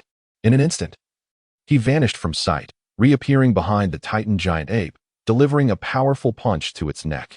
The ferocious force of his blow stirred a tempestuous wave of energy around his fist. Although the punch appeared to possess tremendous might, it was, in truth, merely a display of thunderous sound without substantial impact. Ning Fan was now reluctant to inflict pain upon the Titan giant ape. If he were to unleash a full-force punch and anger the creature, he understood that while the Titan giant ape would not threaten his life, it could still inflict injuries of varying severity. However, Ning Fan preferred to maintain a semblance of dignity in this utterly senseless confrontation, aspiring to emerge unscathed. Thus, when he threw a punch that appeared remarkably valiant, he ultimately retracted much of his power, just as it neared the Titan giant ape's tough hide. Consequently, the punch delivered merely a fraction of its original force, landing on the robust form of the Titan giant ape like a gentle pat on the back. Meanwhile, Zhao Wuji and Tang San fought desperately in their own struggles. Ning Fan chose to engage in combat with his fists, simultaneously navigating the waters while providing a back rub to the Titan giant ape. However, this interlude did not last long. The moment Zhao Wuji's formidable diamond palm struck the Titan giant ape, it was instantly repelled, despite Zhao Wuji's full-powered strike. Capable of causing the demise of even a soul sage, the Titan giant ape emerged unscathed. The sole effect of this tremendous blow was to inflict a sensation of pain upon the Titan giant ape, inciting its furious wrath, which erupted in a thunderous roar. Instantly, the air churned, and a terrifying wave of energy surged forth, reminiscent of a hurricane, severing countless trees in half, a truly breathtaking sight. At that moment, the Titan giant ape's legs sank slightly, and its colossal form executed a violent maneuver. With a speed nearly imperceptible to the naked eye, it leaped into the air. Subsequently, its massive body plummeted earthward, akin to a heavy mountain, bearing down upon the crowd. Yet, Ning Fan, already prepared, remained unaffected by the Titan giant ape's furious roar. He deftly employed the snow-without-traces technique, lightly tapping the void beneath him to propel his form, which floated gracefully through the air like willow catkins. In that instant, he also grasped the dislodged Zhu Xuqing and the momentarily dazed Ning Rongrong, pulling them into his embrace. Boom! The Titan giant ape crashed to the ground. The earth trembled violently, unleashing a surging wave of energy, with swirling leaves and dust enveloping the surroundings. Ning Fan gently descended to the ground, cradling Zhu Xuqing and Ning Rongrong. As his toes touched the earth, he had yet to stabilize his stance when a piercing and feeble cry pierced the air. No. Xiaowu. At that moment, Xiaowu appeared pale, her eyes tightly shut, ensnared in the grasp of the Titan giant ape. Quite the performance, Ning Fan mused silently, observing her condition with a slight nod of approval. He then exhaled in relief, recognizing that having the Titan giant ape carry Xiaowu was fortuitous, as none of the others had sustained significant injuries. However, a thought struck him. Aside from himself, it seemed that everyone else was in quite a dire state. In stark contrast to the fallen comrades, who lay incapacitated and ashen-faced, his own countenance remained vibrant, clad in pristine azure attire untouched by dust. It appeared that his nonchalance was too conspicuous. Witnessing his companions fight valiantly, Ning Fan felt a twinge of embarrassment for his own lack of effort. He shifted his gaze towards the unconscious Xiaowu, trapped in the Titan giant ape's palm, and a surge of resolve ignited within him. His expression morphed into one of righteous indignation, and with a powerful push from his legs, he transformed into an arrow, hurtling towards the Titan giant ape. "You beast! Do not flee. Return Xiaowu to us," he bellowed, unflinching in the face of danger. "No, Ning Fan. Come back." Zhao Wuji's voice thundered in protest. His eyes filled with desperation as he witnessed the unfolding scene. Yet, despite hearing Zhao Wuji's urgent pleas, Ning Fan remained undeterred, charging towards the Titan giant ape with unwavering determination, a spectacle of noble valor. Of course, all of this was merely a fade crafted by Ning Fan. He had no intention of risking his life for Xiaowu, whom he considered merely a hapless creature. Moreover, Xiao was merely reuniting with her little brother, posing no real threat. His actions were primarily motivated by the camaraderie and fierce loyalty exhibited by his friends, who fought relentlessly for one another. To avoid appearing overly indifferent, Ning Fan resolved to feign urgency and deliver a performance in the final moments. After all, the Titan giant ape posed no lethal threat to him. At worst, it might dismiss him as an insignificant obstacle and sweat him away effortlessly. As long as Ning Fan prepared himself adequately, he would emerge unscathed from the encounter. A faint smile curled at the corners of Ning Fan's lips, revealing a hint of amusement. His gaze sharpened momentarily, and in the blink of an eye, he found himself before the towering Titan giant ape. Just as Ning Fan had envisioned, the colossal hand of the Titan giant ape swung towards him with alarming speed. Indeed, exactly as I had anticipated. A knowing expression crossed Ning Fan's face.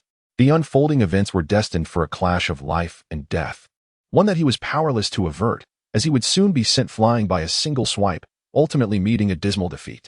As the saying goes, life is but a play reliant on one's performance. Everything was within his grasp. However, at that instant, Ning Fan's expression shifted abruptly. As the massive hand approached, it deviated from his initial expectations.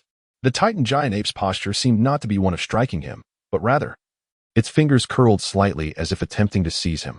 Yet, by the time Ning Fan realized this, it was far too late. What? Ning Fan was taken aback. The Titan giant ape's hand swiftly grasped him, capturing him effortlessly. At that moment, it held Xiao in its left hand and a bewildered Ning Fan in its right. With a thunderous roar directed at Zhao Wuji and the others, it turned and fled, vanishing without a trace in a matter of leaps. Instantly, two piercing screams resonated through the air. No, Xiao Wu. No, Ning Fan. Chapter 8. The reason at this moment, Ning Fan was utterly bewildered. Wasn't the Titan giant ape here to seek out Xiao Wu? Why not simply capture Xiao Wu instead of him? At this point, the Titan giant ape had seized both Ning Fan and Xiao Wu and was racing forward with wild abandon. Ning Fan found himself ensconced within the palm of the Titan giant ape, pondering the perplexing circumstances that led to his abduction. Could it be that the recent barbecue had incited resentment in Xiao Wu, prompting her to covertly communicate with the Titan giant ape? Perhaps she had orchestrated this capture, intending to take him to a secluded location for a thorough reprisal. A sudden thought struck Ning Fan.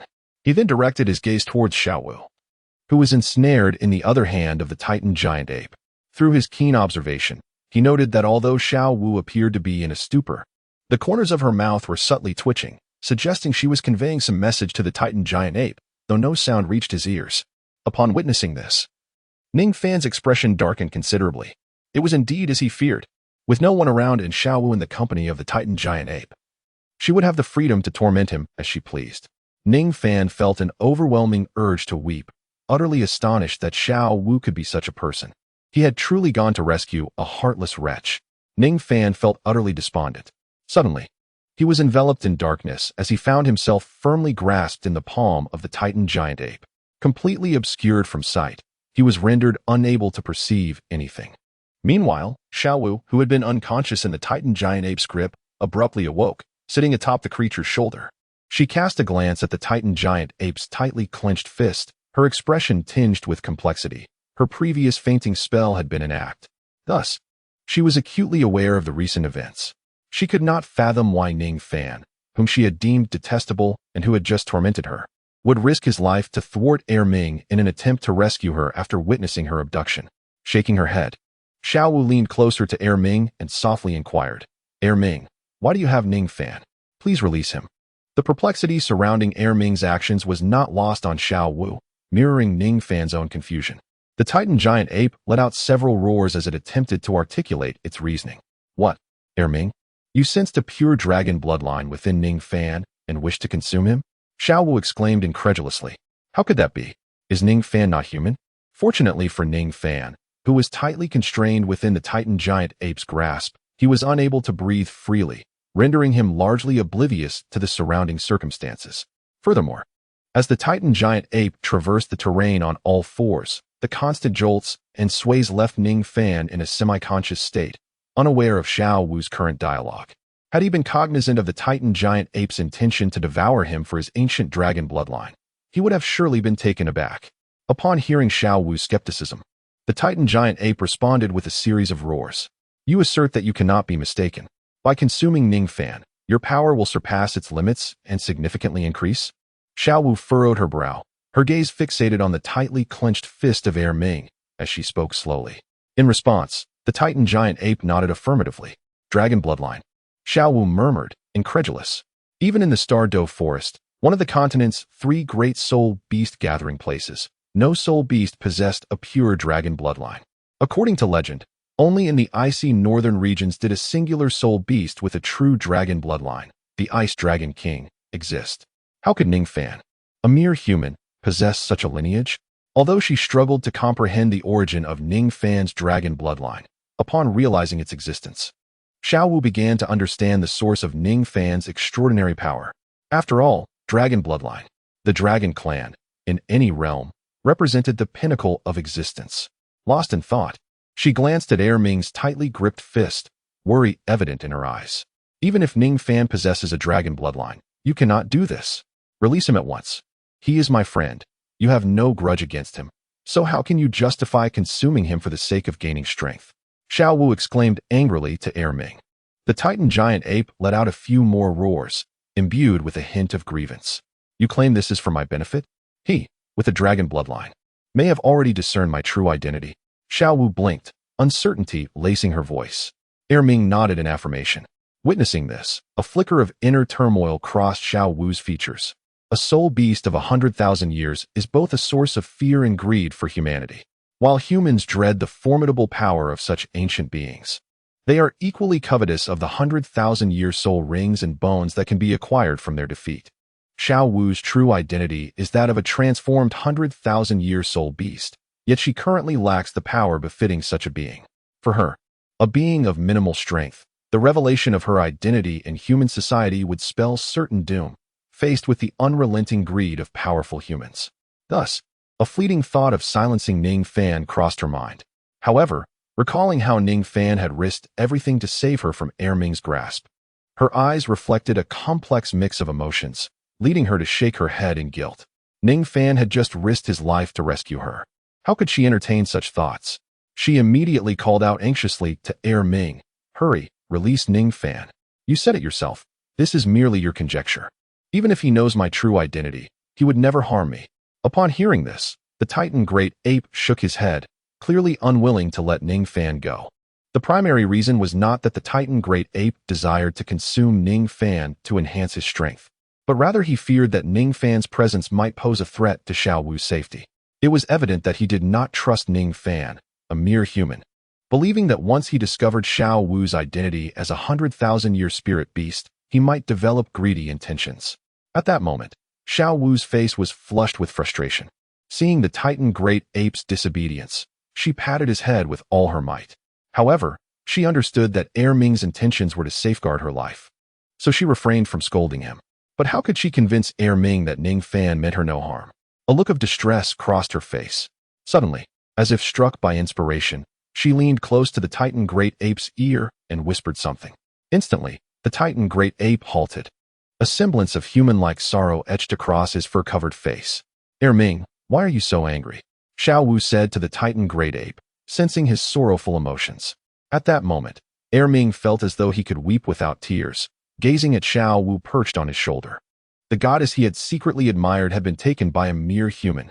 How could he not feel heartbroken and enraged? An impulse surged within him to tear the human apart. Yet, he restrained himself. If he acted on such impulses, Xiao Wu would never forgive him. With a roar, the Titan great ape swung his arm, flinging the semi-conscious Ning Fan away. Ning Fan's body crashed through several tree trunks before finally coming to rest. Hanging from a branch of a great tree. Ming, what are you doing? Be gentle. Xiao Wu scolded, smacking the Titan great ape's head. In response, the Titan great ape roared a few times, conveying that this human bore dragon blood and was physically robust, thus would not be harmed. Upon hearing this, Xiao Wu felt a weight lift from her heart, but her brow furrowed again. Ming, we are deep in the forest. If he loses consciousness, could he be in danger? Hearing her words, Ming regarded Xiao Wu with a glint of resentment in his large, lantern-like eyes. What did it matter to him whether a human faced life-threatening dangers? He had already restrained his murderous instincts by not tearing Ning Fan to shreds. He had shown the utmost tolerance by sparing the human's life. What peril Ning Fan encountered thereafter was of no concern to him. The notion of returning to ensure Ning Fan's safety was utterly out of the question. After roaring a couple more times, the Titan Great Ape disregarded Xiao Wu's exclamations and continued to run deeper into the forest. This hurts. What is happening now? At this moment, Ning Fan, hanging from a robust branch of a towering tree, had not fallen into a deep unconscious state after being flung by the Titan Great Ape. He regained consciousness shortly after the Titan Great Ape departed. As he surveyed his surroundings, he shook his head, slowly clearing his mind. He propped himself against the tree trunk and stood up. Ning Fan felt intense pain coursing through his body. Lifting his shirt revealed extensive bruising. He gazed at the massive trees that had been splintered and recalled the sensation of his body as he fell into a semi-conscious state. Ning Fan had roughly come to understand his recent experiences. It seemed that Xiao Wu was not an ungrateful person, nor did she harbor intentions of reprimanding him. The Titan Great Ape that had seized him earlier was likely an unfortunate coincidence. Ning Fan nodded slightly, then grimaced as he inhaled sharply. Moments ago, he had been seized by the Titan Giant Ape, utterly oblivious to the gravity of the situation, and after a long chase, he was unceremoniously flung away, crashing into several large trees before becoming ensnared in their branches. His current state was most disheveled. Although his formidable physique had spared him from any severe injuries, he bore numerous superficial wounds. However, the extensive bruising rendered every movement a source of considerable pain. Hiss. That foul orangutan. I shall remember this grudge. When I grow stronger, I will ensure you are at my mercy. No, wait. I should invite you for a barbecue. A splendid feast of braised orangutan, Ning Fan remarked, surveying his bruises with a scowl. After uttering his fierce declaration, he closed his eyes, flaring his nostrils as he took a deep breath. Inhaling the fresher air and feeling the denser energy compared to the outskirts of the Douluo forest, a subtle smile graced his lips. Although Ning Fan's plans had been slightly disrupted by the Titan Giant Ape's unexpected abduction of him, the ultimate outcome remained unchanged. His intentions had always been to leverage his unique treasure-seeking talent, bestowed by the ancient Void Dragon, to explore this renowned locale and uncover delightful surprises. Thus, he had anticipated the appearance of the Titan Giant Ape and the subsequent capture of Xiao Wu. He had secretly devised a plan. Once Xiao Wu was taken, he would stealthily slip away, under the guise of concern for his comrade, risking life and limb to trace her whereabouts. This would then provide him the perfect opportunity to venture deeper into the Douluo forest and embark on his treasure-hunting adventure. Now, despite the unexpected detour caused by the Titan Giant Ape, he found himself inadvertently within the inner region of the Douluo forest. Indeed, the inner expanse of the Douluo forest was abundant with treasures. Ning Fan's nostrils flared slightly, and he immediately detected a unique aura in the air, his eyes sparkling with excitement. In contrast to the periphery of the Douluo Great Forest, the energy of the inner region was far more concentrated, which meant that the soul beasts here were generally more formidable, and the treasures of heaven and earth were both more abundant and precious. Approximately a kilometer away, there appeared to be a promising herb, likely guarded by a millennium-old soul beast. This herb emits a gentle fragrance. Perhaps it can aid in healing the bruises upon my body. Ning Fan's eyes glimmered with a faint light. The bruises on his body would fade completely within a day, requiring no medicinal herbs for healing. However, amidst the treasure-laden expanse of the starry forest, herbs, unless exceedingly rare, held little significance for him. With a resolute determination in his heart, he leapt gracefully, transforming into a fleeting shadow that darted between the trees, quickly vanishing from sight. Thus began his quest for treasure. The inner regions of the starry forest were markedly more perilous than the outskirts. Though Millennium Soul Beasts were not as ubiquitous as leaves on a tree, they were still a common sight. For Ning Fan, these ancient creatures posed little threat. He could easily fend them off with sheer brute strength and wild punches. The true menace lay in the soul beasts that had existed for over 10,000 years. During Ning Fan's day-long treasure hunt, he would soon discover the challenges that awaited him. Ning Fan, with his keen perception of treasures, discerned the locations of numerous heavenly materials and earthly treasures. However, each of these treasures was fiercely guarded by soul beasts that had lived for millennia, or even for 10,000 years. While the millennia-old soul beasts posed a manageable challenge, the 10,000-year soul beasts were formidable opponents that could not be overcome by brute force alone. Although Ning Fan considers himself to possess the strength to contend with a 10,000-year soul beast, engaging in a true battle against such a formidable creature would undoubtedly result in significant injuries to himself, even if victorious. The Douluo forest is fraught with peril, necessitating the preservation of one's strength. Thus, During the treasure-seeking journey, it is common to encounter rare treasures guarded by ancient soul beasts. Ning Fan generally seeks opportunities to employ the most efficient methods, often taking advantage of the unguarded moments of a millennium spirit beast to stealthily harvest the medicinal herbs it protects. However, if the spirit beast remains excessively vigilant, leaving no chance for him to act, Ning Fan would simply abandon the endeavor. Thus, throughout his day of treasure hunting, although he experienced some gains, his modest strength rendered these gains rather insignificant. Nevertheless, should this particular undertaking succeed, his efforts would not be in vain. At this moment, Ning Fan stood at the entrance of a cavern, from which a continuous stream of water flowed outward, absorbing the almost liquefied essence of energy emanating from within. His eyes suddenly sparkled with brilliance.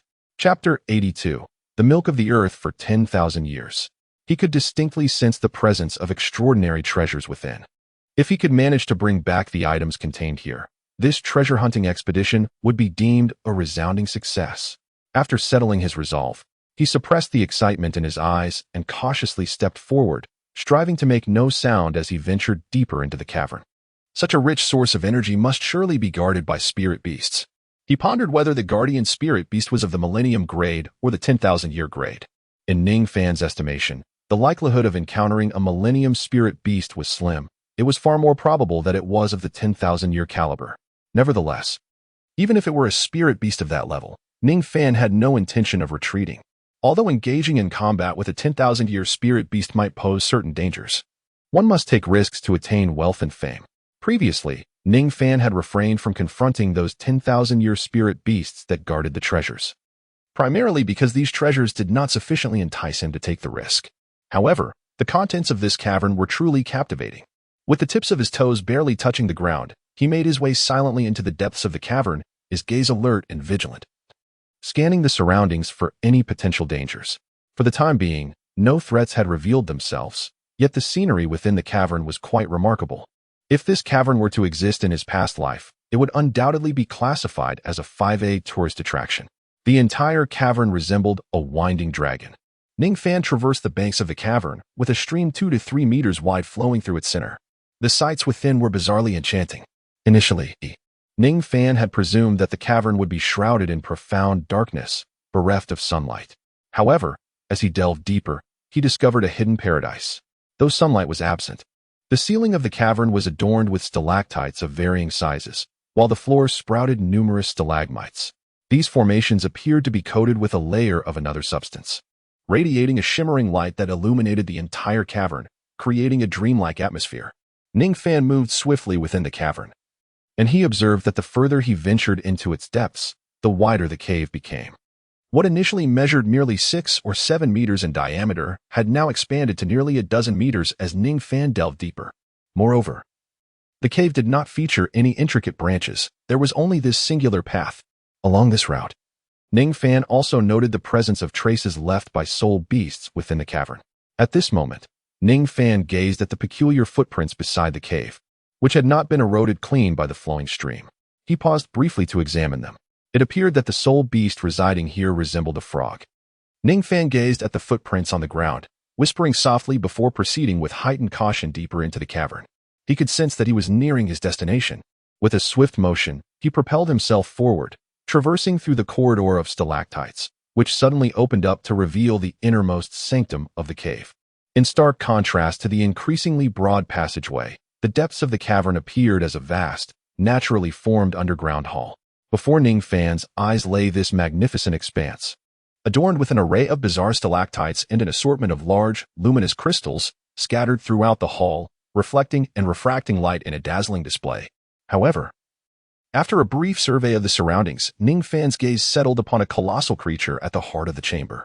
Unsurprisingly, it was a millennia-old soul beast, a three-eyed golden toad, unmistakably vibrant in its blue-green hue, adorned with golden stripes, and exhibiting numerous protrusions on its back.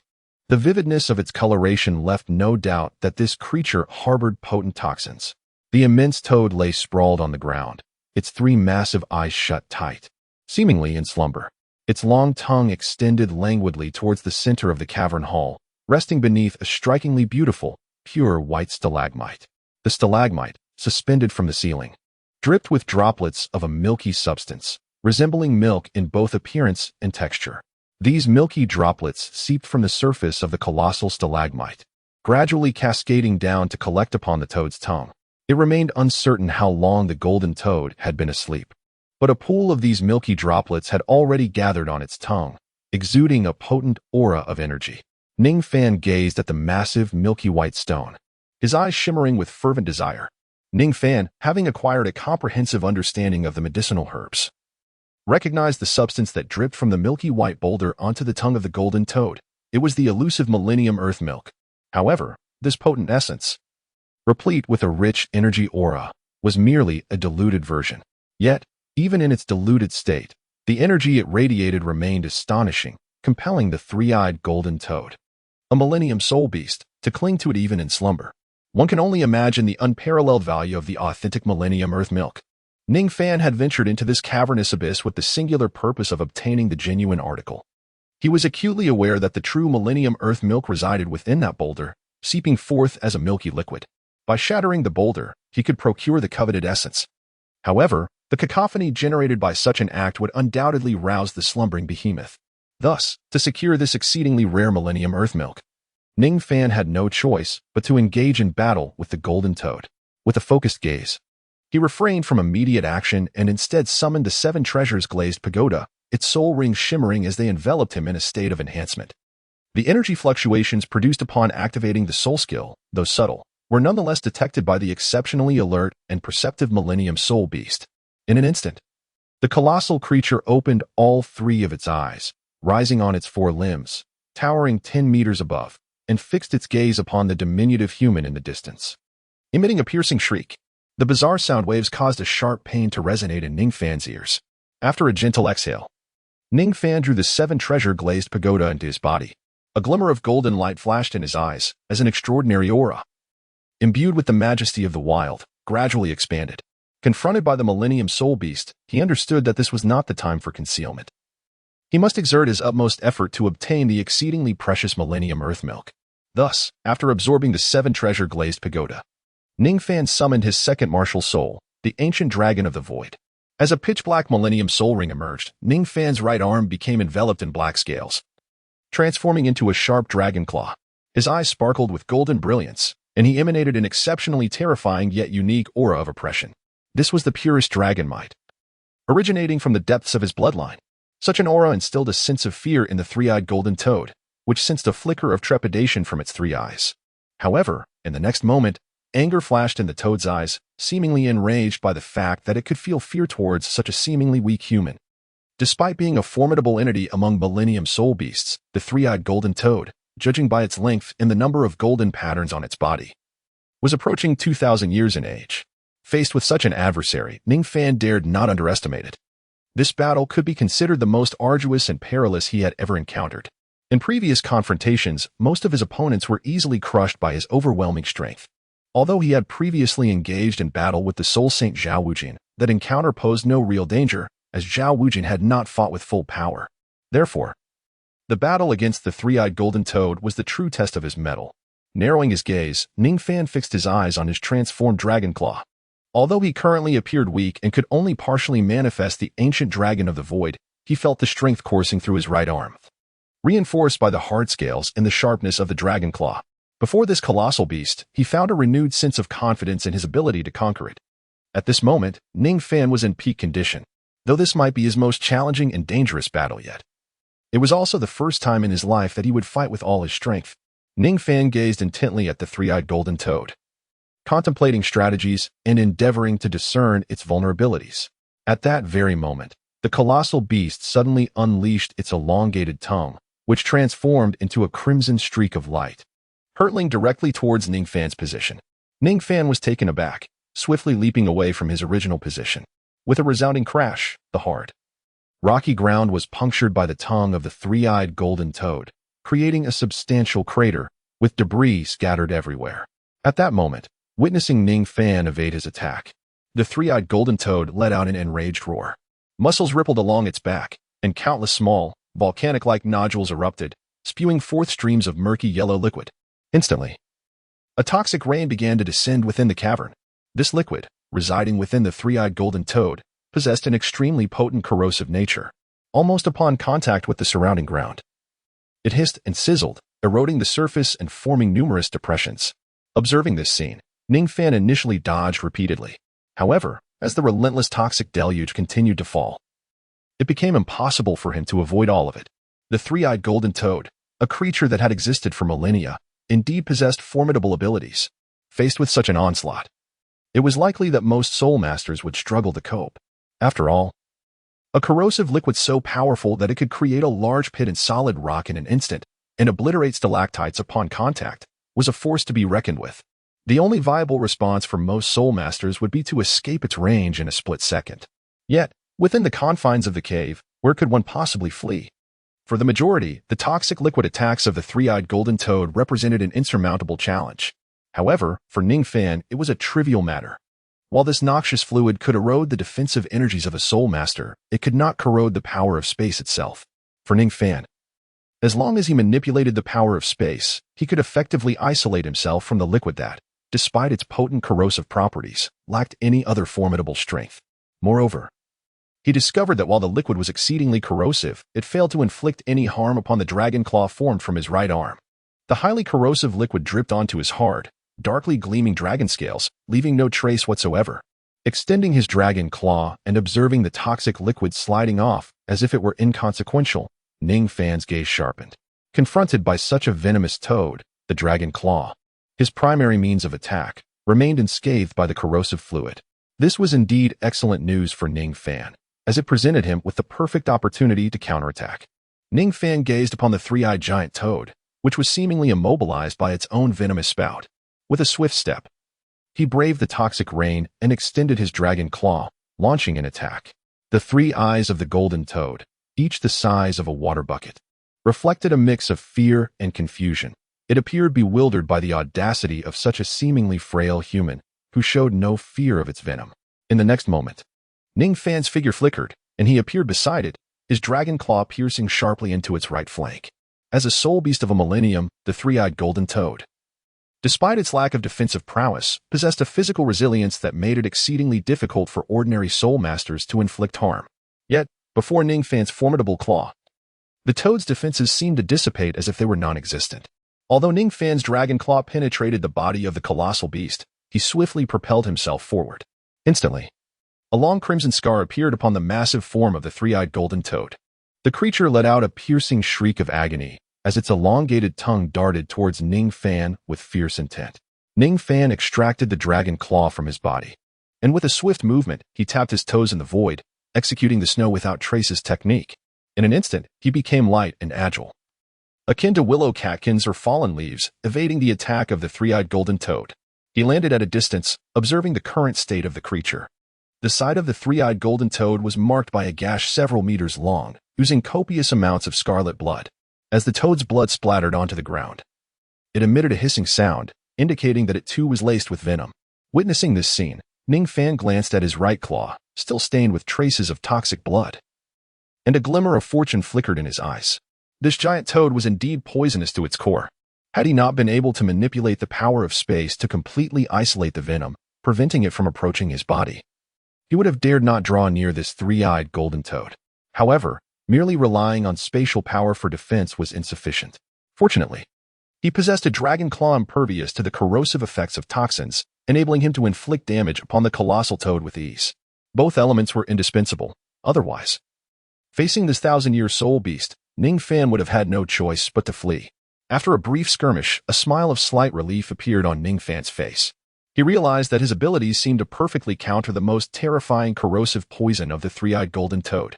This undoubtedly diminished the threat posed by this ancient soul beast significantly. Chapter 84.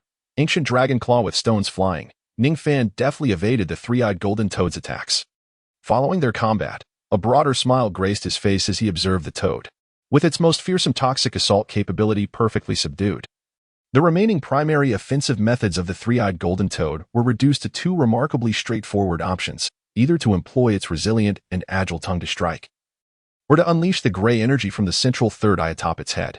However, for Ning Fan, fully committed to his efforts, dodging these two attack forms was exceedingly simple. After the battle, aside from his somewhat disheveled clothing and minor surface injuries, he appeared to have sustained no serious harm. In stark contrast, the immense body of the three-eyed golden toad was riddled with various wounds. Notably, a horrifying injury marred its right leg, with fetid, toxic blood gushing from the wound. This injury was inflicted when Ning Fan seized an opportunity during combat, recklessly enduring a strike from the toad's long tongue to deliver such grievous damage. Once agile and perpetually leaping, the three-eyed golden toad's speed was now severely hindered due to the inflicted wound. Its mobility was greatly restricted. At that moment, a glint of cold light flashed in Ning Fan's narrowed eyes. He had initially aimed for the toad's more vulnerable abdomen, but, instead, targeted its rear right leg. Braving the risk, he absorbed the damage with the dragon claw formed from his right arm, inflicting a terrifying injury upon the toad's limb. Feeling the remaining soul power within him, Ning Fan exhaled softly. Although he had gained the upper hand in the recent skirmish, he recognized that despite the toad's pitiful condition, he had not emerged unscathed. His physical and soul energy had diminished significantly. The vitality and stamina of a 1,000-year soul beast were formidable if this prolonged engagement continued. As Ning Fan's strength and energy waned, the situation could swiftly turn against him. Understanding this, Ning Fan had no intention of prolonging the encounter with the three-eyed golden toad. Instead, he resolved to conclude the battle swiftly. Although the toad's terrifying toxins were meticulously countered by Ning Fan's abilities, its vigorous life force and immense bulk should not be underestimated. Relying solely on the damage inflicted by his dragon claw, conjured through the manifestation of his ancient void dragon martial soul, would not suffice to swiftly eliminate such a massive creature. Yet, fortunately, Ning Fan possessed a trump card. A powerful soul technique from his ancient void dragon martial soul, which he had seldom employed until now. His first millennium soul skill. Since Ning Fan acquired the ancient soul skill of 10,000 years, he had only conducted a brief trial of its power at the outset, after which he refrained from unleashing it in earnest. Now, faced with a colossal beast that, despite its numerous wounds, still radiated tenacity, he found himself with no recourse but to employ the ancient soul skill to swiftly conclude the battle. After a deep, deliberate exhalation, the singular, profound black soul ring adorning Ning Fan's body erupted into a dazzling brilliance. The ancient soul skill, Dragon Claw, was activated. As the black soul ring transformed into a peculiar energy that seeped into Ning Fan's being, his right arm underwent a remarkable metamorphosis. The arm elongated and thickened, the muscles swelling like granite, forming strange angles that shimmered with an otherworldly luster. In that fleeting moment, Ning Fan's dragon claw nearly expanded to the size of his entire body. Not only did the claw grow in volume, but its appearance also became increasingly fearsome. Observing the Kirin-like arm on his right side, Ning Fan's eyes reflected a hint of astonishment. Despite the arm swelling to nearly match his entire frame, he was still able to maneuver it with the same agility as before, as if its size had no bearing on his dexterity. Furthermore, although the dragon claw had swelled considerably and undergone significant alteration, he sensed that this form truly embodied the essence of the ancient void dragon's claw. With the energy of the 10,000-year soul ring, Ning Fan had effectively evolved his arm into the genuine claw of the ancient void dragon, albeit temporarily. With a slight upward curl of his lips, Ning Fan deftly manipulated the 5 fingers of his dragon claw, exerting a gentle grip. Instantly, a formidable surge of malevolent energy, akin to the vastness of the ocean, enveloped him. Countless streams of vital force spiraled around his arms, coalescing into a shape reminiscent of a tornado. The terrifying power emanated from Ning Fan's colossal dragon claw, solidifying into a tangible form that radiated outward. A visible pillar of energy erupted from his being, exuding an overwhelming aura of dominance. This was the true might bestowed by the ancient dragon claw. Sensing the tumultuous shift in Ning Fan's energy, the three-eyed golden toad displayed signs of impatience. With a thunderous roar, its agile tongue transformed into a whip, relentlessly striking towards Ning Fan. Simultaneously, its third eye opened and closed, unleashing beams of gray light imbued with destructive energy that incessantly shot towards him. At this moment, as multiple attacks hurtled in his direction, Ning Fan's expression remained devoid of any trace of panic. He gently closed his eyes, channeling his soul power towards his right arm, where the dragon claw lay poised. In an instant, a colossal silver dragon claw, formed from pure energy, began to materialize around Ning Fan's own claw, steadily becoming more substantial. Ning Fan's body remained still as the gray light emitted by the three-eyed golden toad was effortlessly dispelled by the phantom of his dragon claw, which he wielded with a single, decisive motion. Then, Ning Fan opened his eyes. A thunderous roar erupted as an overwhelming, primal aura radiated from him. As he observed the long tongue lunging towards him, there was no alteration in the golden glow of his eyes. He appeared remarkably composed. In that fleeting moment, just as the long tongue of the three-eyed golden toad was about to strike Ning Fan. Ning Fan's figure flickered as he lightly tapped the elongated tongue of the three-eyed golden toad with the tip of his toes. With the force of his strike, he instantaneously propelled himself into the air, soaring 20 meters high. Suspended in midair, he gazed down at the colossal beast, a faint smile curling at the corners of his mouth. Swiftly, he directed the heart of his dragon claw towards the three-eyed golden toad, launching a fierce grasp through the void. Simultaneously, a colossal silver dragon claw, forged from energy, lunged toward the three-eyed golden toad. As Ning Fan continued his descent, it resembled a gigantic claw descending from the heavens, delivering divine retribution upon the three-eyed golden toad. At that moment, the creature looked up at the bloodline-infused dragon claw above, and an instinctual terror flickered in the three gleaming eyes. Its immediate instinct was to flee. Yet, the immense wound on its hind leg evidently hindered its escape at this critical juncture. Boom! The enormous silver dragon claw materialized from energy, aimed for the three-eyed golden toad's head. After a brief standoff, it erupted with a cataclysmic force. A wave of dreadful energy radiated outward, causing stones to plummet and shaking the entire cavern to its core. At this moment, Ning Fan's garments began to shred inch by inch, revealing his robust physique, with countless blood vessels pulsating vividly, as though they might burst at any moment. His muscles mirrored this turmoil, each fiber of his being thumping with the fervor of a heartbeat, as if on the brink of explosion. To an observer from afar, it appeared as though countless streams of blood coursed through his body, an utterly terrifying sight. Is this the might of the ancient dragon claw? Though this final strike has utterly drained me, the power it wielded is undeniably worth the cost.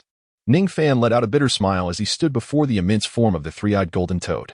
At this moment, his right arm, which had transformed into a dragon's claw, reverted to its original state due to the depletion of his soul power.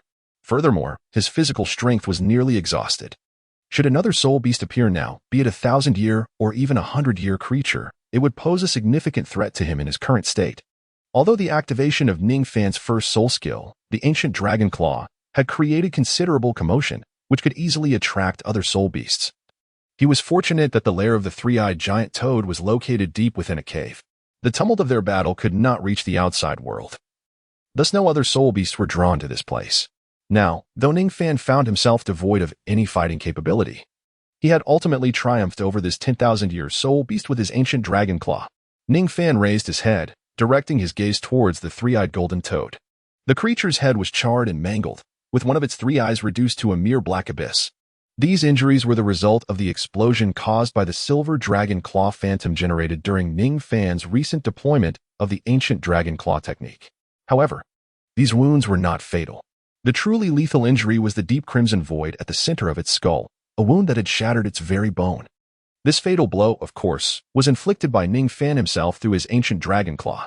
At this moment, the three-eyed golden toad lowered its remaining two eyes to gaze at Ning Fan, seemingly in disbelief that this diminutive human had managed to defeat it in a single strike. Yet, regardless of its incredulity, the growing sense of weakness coursing through its body and the encroaching darkness in its vision caused its massive form to collapse onto the ground with a resounding thud. As Ning Fan beheld the three-eyed golden toad, its vitality waning, he shook his head, choosing to disregard it. Instead, his attention shifted to the stalactite hanging from the stone wall at the center of the cavernous hall, emanating a misty energy. His eyes sparkled with fervor. The ancient earth milk, aged for millennia, was undoubtedly now within his grasp after defeating the three-eyed golden toad. Ning Fan's palm shimmered with silvery light as he retrieved a spirit herb he had just discovered in the starry forest. After swallowing it and taking a moment to breathe, he soon felt a restoration of some of his soul power within. With a swift point of his toes, he vanished from his previous location and appeared beside the stalactite. He greedily inhaled the surrounding air, savoring the rich and abundant essence of energy that enveloped him. Ning Fan relentlessly struck the base of the stalactite with powerful punches. With each blow, cracks began to form at the root of the stalactite, and its surface gradually shattered, sending fragments cascading downward. The once towering stalactite, measuring 3 meters in height and 2 feet in diameter, rapidly diminished in size, shrinking to less than 1.5 meters, with a diameter of less than 1 foot. However, as the debris fell and the outer layer of the stalactite continued to peel away, the energy emanating from its surroundings grew increasingly potent. It was evident that the exterior rock was merely ordinary, devoid of value. The true treasure lay within. The coveted 10,000-year-old earth cream. As Ning Fan sensed the intensifying energy aura, the stalactite's volume continued to shrink, revealing its striking pearly silver surface. Soon, under his relentless assault, the outer stone layers crumbled away, leaving a small cone-shaped stalactite approximately 30 centimeters in height. It was scarcely recognizable as the remnant of the original 3-meter-tall stalactite, now reduced to this core through the relentless barrage.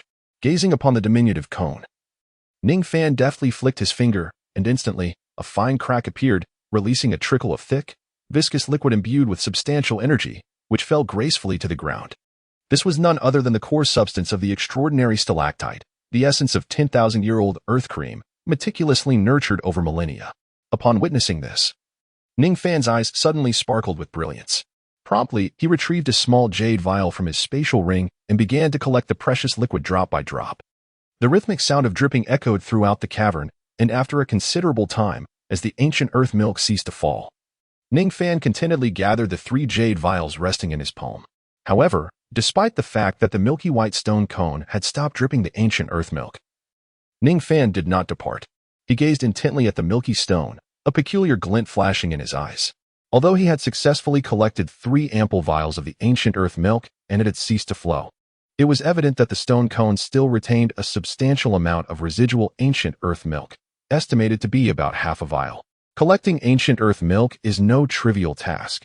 It necessitates the use of the most exquisite and pure jade implements to scrape the surface of the stone cone delicately. Otherwise, employing any other materials risks contaminating the ancient earth milk, resulting in a failed collection. To completely gather the remaining ancient earth milk at this moment, Ning Fan realized there existed but a singular method, directly licking it. Ning Fan's tongue flicked across the corner of his mouth as he gazed at the small stone cone. Although he was a grown man, the thought of licking the lotion off this diminutive 20-centimeter stone felt somewhat embarrassing and inappropriate.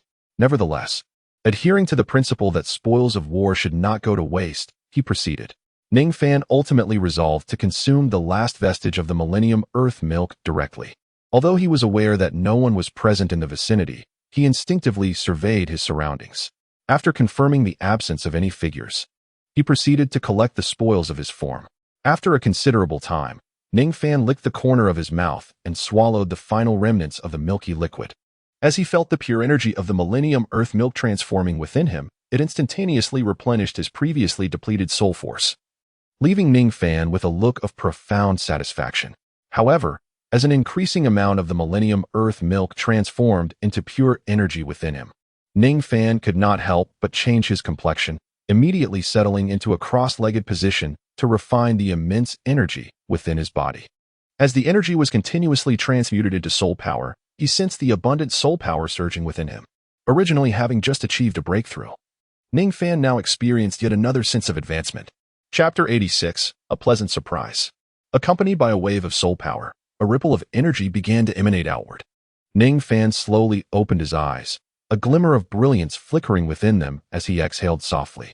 In the brief span of less than 10 minutes, with the immense energy akin to a surging river derived from the ancient earth milk, Ning Fan had ascended directly from the 36th to the 37th level. The energy contained within this ancient earth milk was indeed formidable beyond measure. Ning Fan sighed, intending to rise. However, before he could utter another word, his expression shifted once more, and he closed his eyes again. After his recent breakthrough, he had believed he had completely absorbed the energy generated by the millennial-old earth milk. Yet, as he continued to advance, absorbing the remaining energy within his dantian, he discovered that what he thought was merely a trace of the earth milk began to decompose anew, filling his dantian with pure energy once more. Time passed imperceptibly.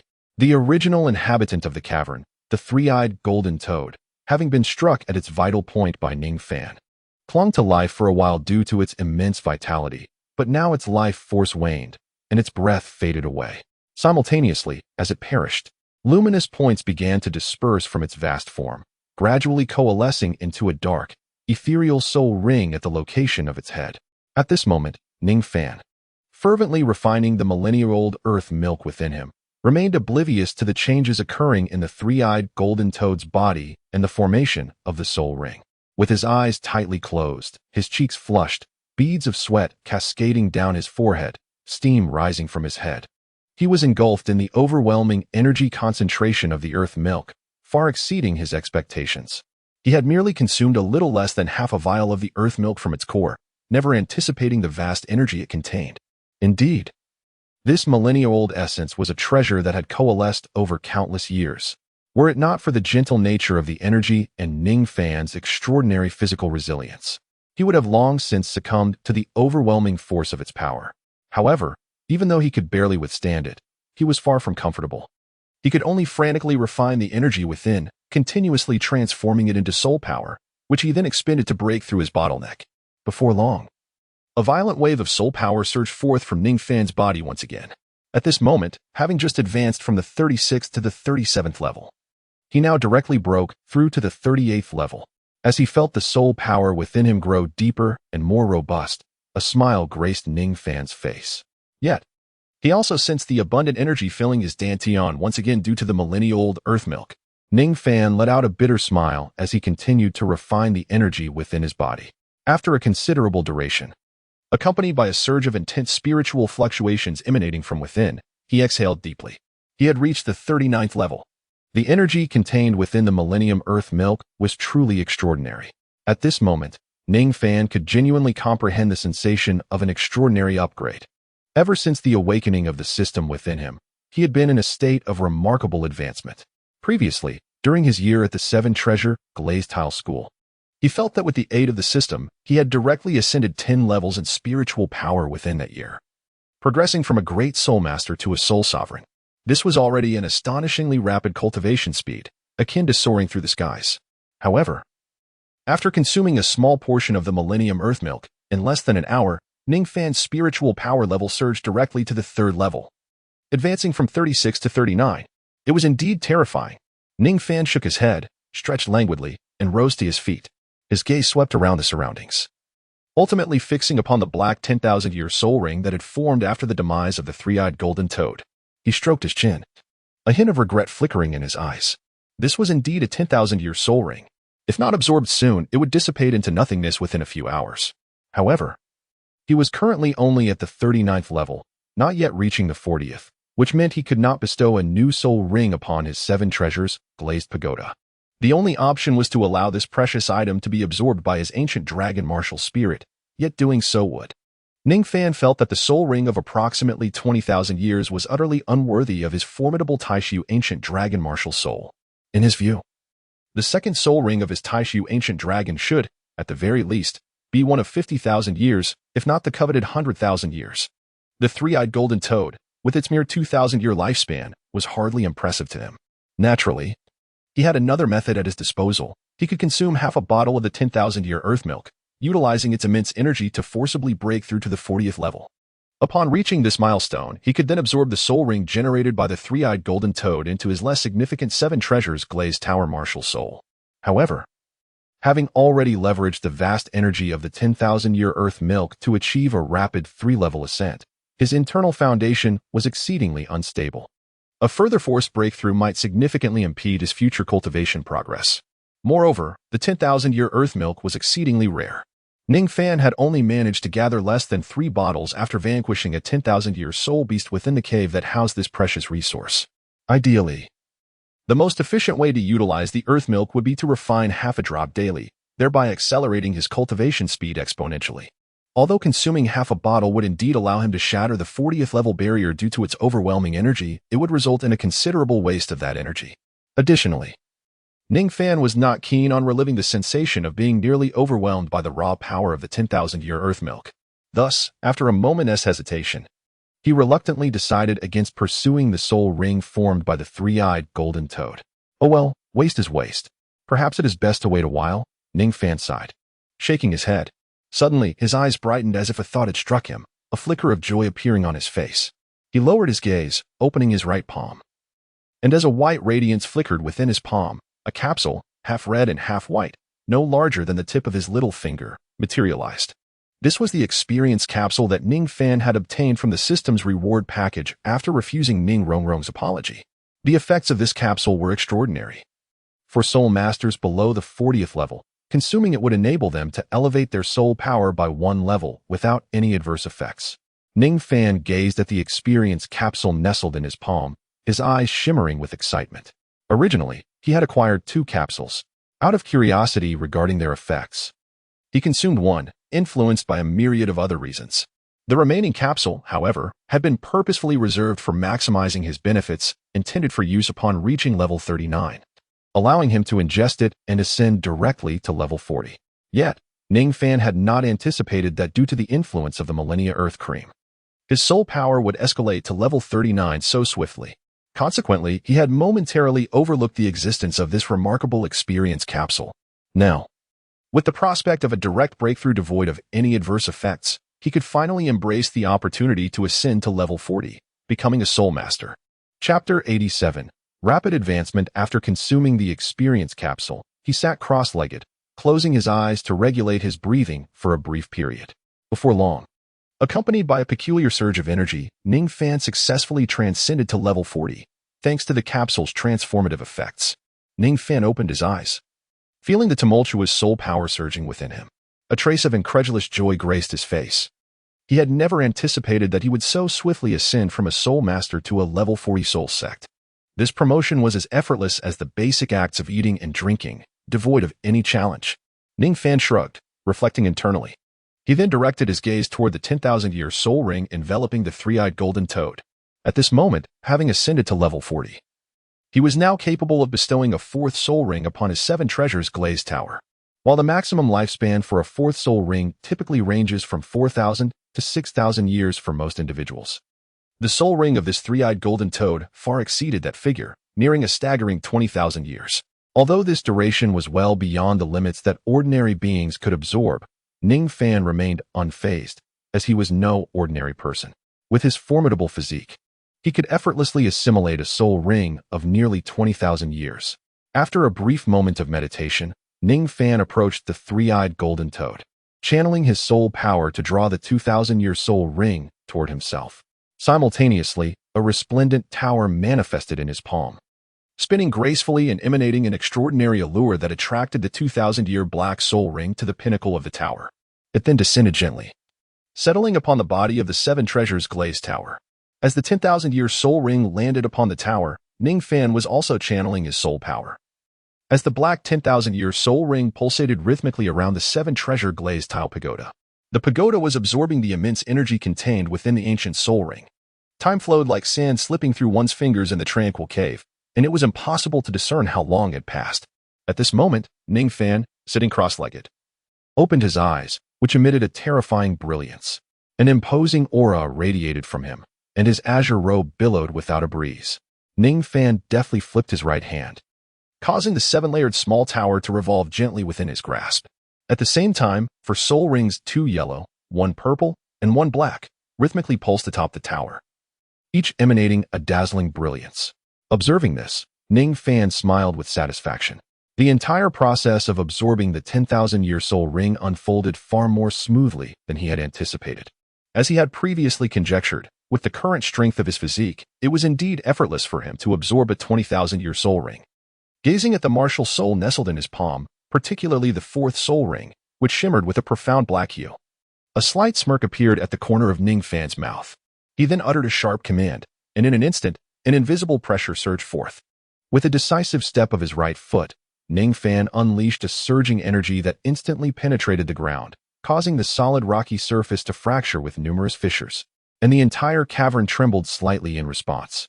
Simultaneously, a silvery gleam flickered in the palm of Ning Fan's hand, as an invisible and extraordinary wave radiated forth, accompanied by the power of space itself. This was indeed Ning Fan's remarkable ability to manipulate space. Ning Fan distinctly sensed that with his ascension to the soul realm, his command over spatial power had significantly enhanced. However, despite the remarkable improvement in his manipulation of spatial energy accompanying his elevation in soul power, he still found himself unable to achieve the coveted ability of void flight. Nevertheless, at this moment, Ning Fan felt that by harnessing the power of space, he could indeed allow his body to hover in the air for a brief period. With a mere thought, his body stirred slightly, and he gradually began to float upward from the ground, ascending to a height of 2 to 3 meters. Yet, feeling a strain, he relinquished his grasp on the spatial force and gently descended back to the earth. As he gazed at the faint silver glow flickering in the palm of his hand, an unmistakable spark of exhilaration shone in his eyes. He was drawing ever closer to the realization of his dream of void flight. although he could currently only achieve a fleeting levitation through this spatial power. He anticipated that as his strength continued to grow and he ascended to the realm of Soul King, both his soul energy and spatial manipulation would further elevate. At that juncture, void flight would no longer be a mere fantasy. Ning Fan's lips curled slightly as he clenched his fists, momentarily suppressing the fervor within. Soon after, he became acutely aware of the surging soul power coursing through his body, accompanied by an omnipresent and terrifying force. After absorbing the soul ring formed by the 2,000-year soul beast, the three-eyed golden toad, Ning Fan harnessed its immense energy. After Ning Fan transcended the threshold of level 40 and ascended to level 41, he once again broke through to reach level 42. Now, in less than half a day's time, he soared from a 36th level soul master to a 42nd level soul sovereign. The most significant change within Ning Fan at this moment, aside from the even more immense and robust soul power coursing through his entire being, was the sensation that his already formidable strength had become even more terrifying. Ning Fan clenched his fist tightly and struck the rock wall before him with a powerful blow. With a resounding crash, fragments of stone erupted, and the wall was instantly marred by a crater over a meter in diameter created by his small fist.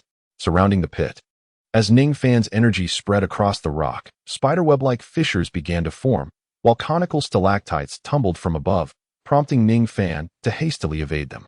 Observing the chaos wrought by his single punch within the cavern, he glanced at his fist with a sense of satisfaction. Following his breakthrough to the Soul Sect, his strength had undergone a remarkable transformation. In terms of raw power, he was now nearly on par with Zhao Wujia, who had yet to unleash his martial spirit in its true form.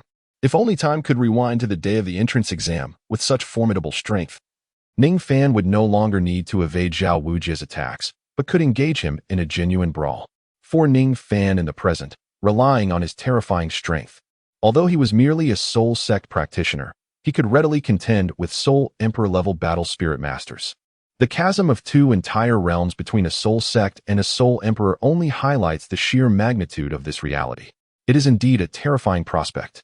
Perhaps it won't be long before Ning Fan can serve that accursed Titan great ape a taste of roasted gorilla. A subtle smile graced Ning Fan's lips, and a flicker of malevolence danced within his eyes.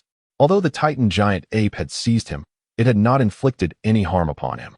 However, the sensation of being cast aside like refuse from its grasp lingered vividly in Ning Fan's memory. He was not one to easily forget a slight. At this moment, he remained unaware that the Titan giant ape's intention in capturing him was to consume him whole. Had he been privy to this fact, his demeanor towards the Titan giant ape would certainly not have been as simplistic as inviting it for a barbecue, akin to a friendly gorilla. Chapter 88. An Unexpected Gain. Ning Fan surveyed the surroundings of the cavern, then reveled in the profound ease that enveloped his body at this moment. He reflected on his journey into the starry forest. Although fraught with challenges, it ultimately yielded bountiful rewards. Not only did his soul power ascend from the 36th to the 42nd level, but he also acquired the rare and wondrous 10,000-year earth milk, a miraculous substance seldom witnessed. For Ning Fan, the 3 vials of this ancient elixir, when utilized gradually, would bestow an immense reservoir of energy, enabling him to maintain a cultivation speed that is double or even triple that of his previous pace until his ascension to Soul Emperor. He pondered how much time had elapsed since their departure. It must be nearing 2 days. It was time to return. Ning Fan murmured softly to himself. It had been a day and a half since he was seized by the Titan giant ape. Although he had sustained no injuries from such an unforeseen event, he was certain that Ning Rongrong and Zhu Zhuqing, unaware of his situation, were deeply concerned for his safety. Therefore, with everything concluded, it was time for Ning Fan to return. With this thought in mind, he cast a fleeting glance around the cavern before stepping forward, preparing to depart from the cave and return to the vicinity of the camp. However, at that moment, Ning Fan's nostrils flared slightly as he gazed upon the colossal corpse of the three-eyed golden toad, a hint of barely perceptible confusion flickering in his eyes. Following his ascension to level 40, his sensitivity to treasures had notably increased. Just as he was about to leave, he suddenly sensed that within the body of the three-eyed golden toad, there appeared to be a hidden treasure. But what could it be? Aside from the soul ring, what other valuable item could this toxic creature possess? Could it possibly be a soul bone? With this thought, Ning Fan's eyes sparkled with excitement. He recalled the last time he had dealt with a 1,000-year-old flower-bellied giant python, which had unexpectedly yielded a 1,000-year soul bone. Certainly, for an average soul master, a 1,000-year soul bone was a commendable treasure. However, for Ning Fan, it was merely considered a somewhat useful piece of trash, which he casually discarded into his spatial ring and had not revisited since. Now, the three-eyed golden toad was a soul beast nearing 20,000 years of age, and the soul bone it might produce would undoubtedly be quite precious. For Ning Fan, it was an item that could be regarded with some interest. Yet, to have two soul beasts yield soul bones consecutively seemed rather fortuitous, did it not? Ning Fan found it somewhat difficult to believe, however.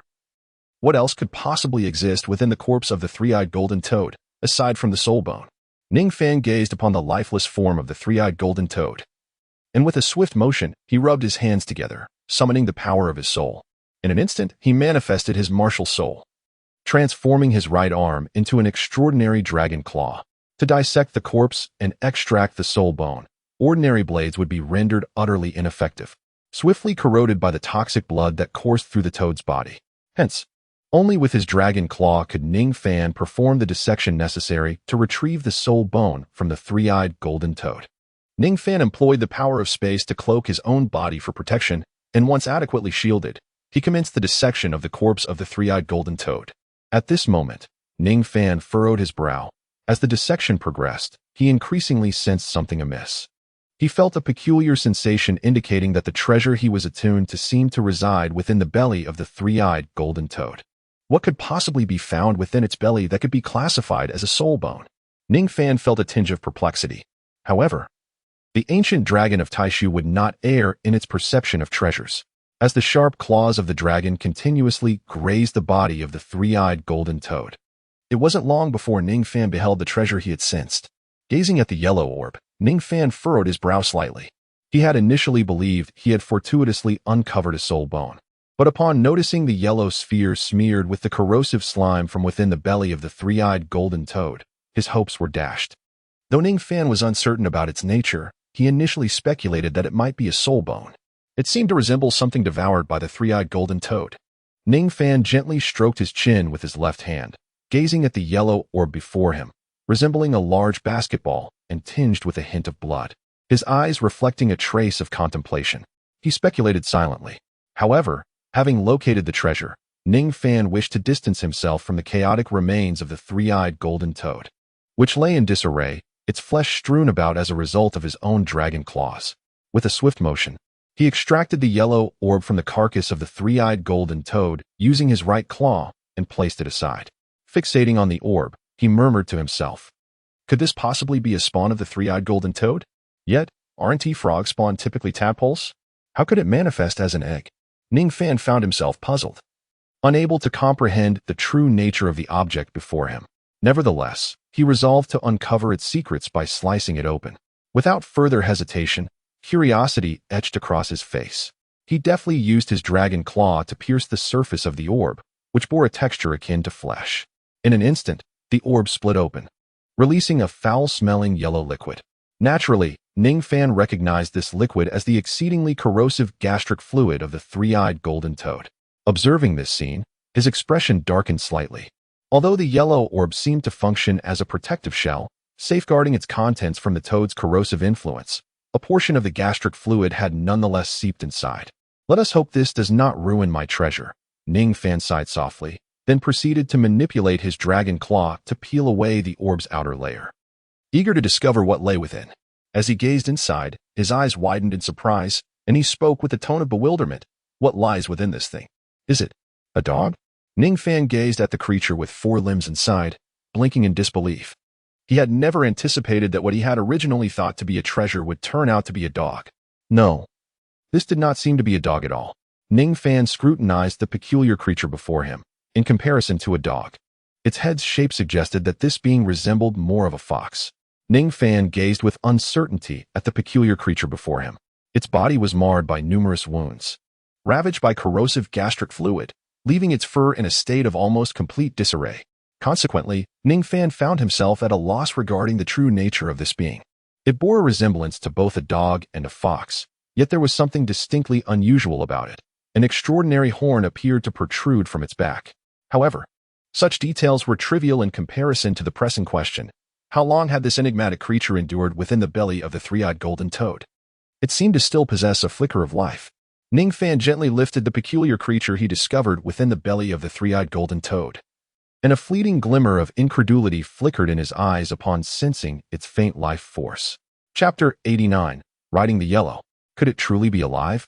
Yet, despite its vitality, the creature's essence was exceedingly weak, to the extent that it could not even open its eyes. Although Ning Fan had rescued it from the depths of the three-eyed golden toad, without immediate treatment, it was likely that this fragile being would soon succumb to death. Ning Fan blinked his eyes, and, upon sensing the faint breath emanating from the diminutive creature in his palm, displayed a moment of contemplation in his gaze.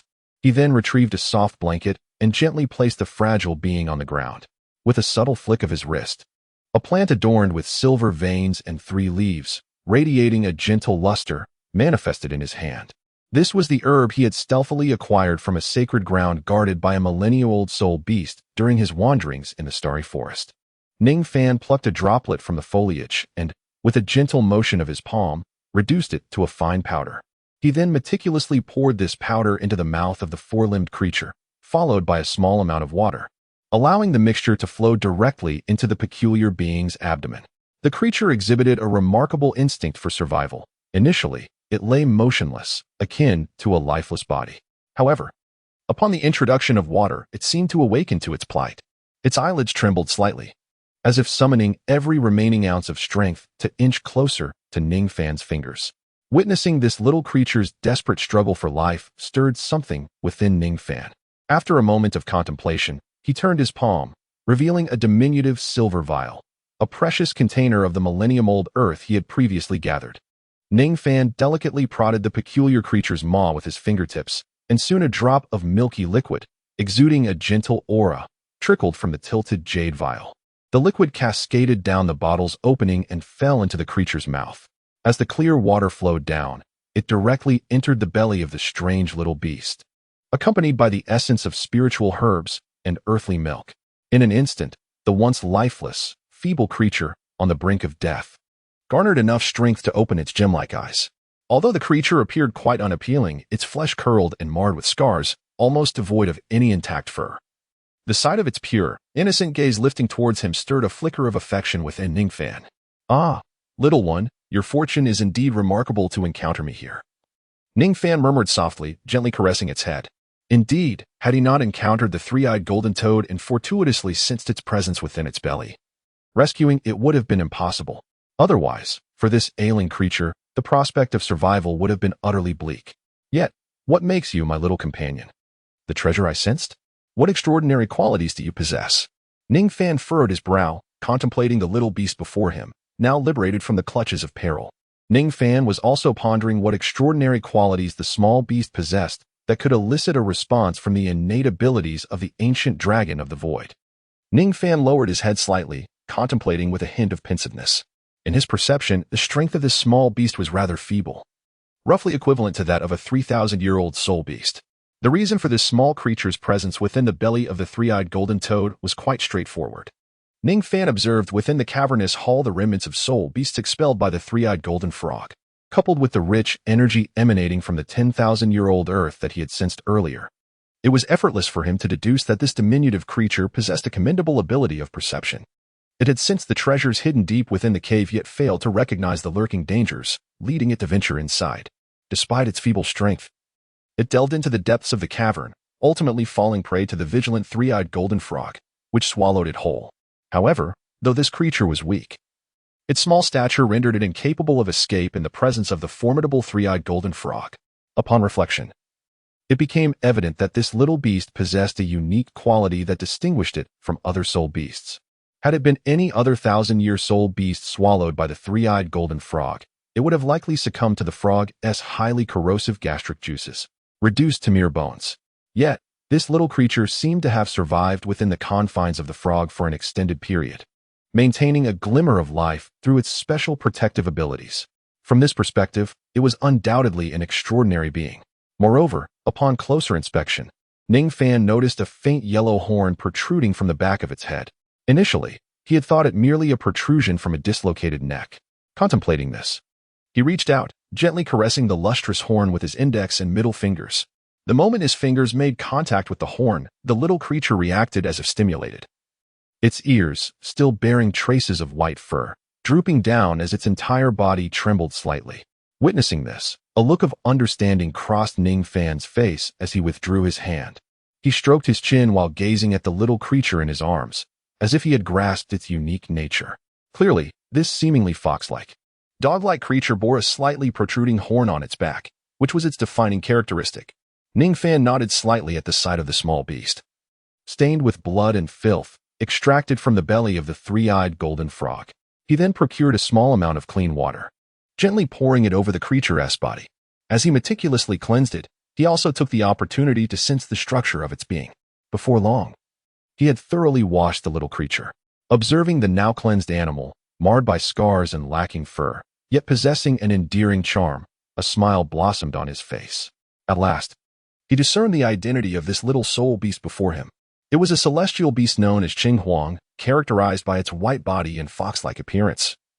Adorned with a horn upon its back, and blessed with a lifespan of 2,000 years, Ning Fan gazed at the small creature, peacefully asleep with its eyes closed. As it breathed, its physical condition improved rapidly, visibly enhanced by the dual effects of the millennium earth milk and spiritual herbs.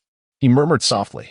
Based on the information from the bestiary in his mind and his repeated confirmations, he finally discerned the identity of this unexpectedly encountered creature. Observing the remnants of its white fur and the small, silver-glossed horn emanating from its back, a glimmer of disbelief crossed Ning Fan's eyes. Was his luck truly extraordinary? He had not merely acquired a soul bone, but had directly encountered a celestial beast. Chapter 90. The Ugly One. No, wait. Ning Fan gently shook his head. In truth, the small fox cradled in his arms, adorned with horns, cannot be considered a true celestial beast, the Qing Huang. At best, it can be classified as a soul beast possessing a trace of Qing Huang's bloodline, although its appearance closely resembles that of the genuine celestial beast. The reality is that it is worlds apart from the authentic Qing Huang. For instance, in the record of extraordinary beasts, it is noted that a true celestial beast Qing Huang can directly extend the lifespan of anyone who rides upon its horned back by 2,000 years. However, this horned little fox, which was effortlessly devoured by the three-eyed golden toad, lacks such miraculous abilities. Yet, for this small fox, bearing a hint of the anomalous Qing Huang bloodline, the horns on its back serve a unique purpose in prolonging life. In fact, it is precisely due to these remarkable horns on the fox's back, acting as a rare treasure, that Ning Fan was able to sense its existence. The horns, embodying a fragment of the celestial beast bloodline, may not grant the ability to extend life simply through riding upon it. But if severed and utilized as a special medicinal ingredient, the elixirs crafted from it could indeed extend one's lifespan by several decades.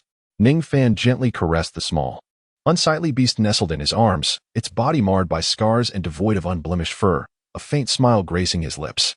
Initially, he believed that his greatest acquisition from this journey would be the 3 vials of ancient earth milk.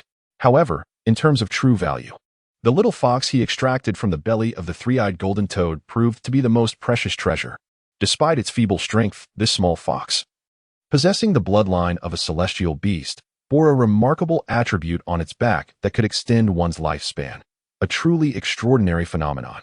In this realm, devoid of transcending mortal form and without the divine grace of deities, even the most formidable title Douluo, standing at the pinnacle of humanity at level 99, could scarcely hope to live beyond 2 centuries. Thus, it is evident how invaluable a treasure capable of augmenting one's lifespan by several decades truly is. Should this revelation spread, it would undoubtedly drive the vast majority of titled Douluo, whose lifespans were nearing their end, into a frenzy.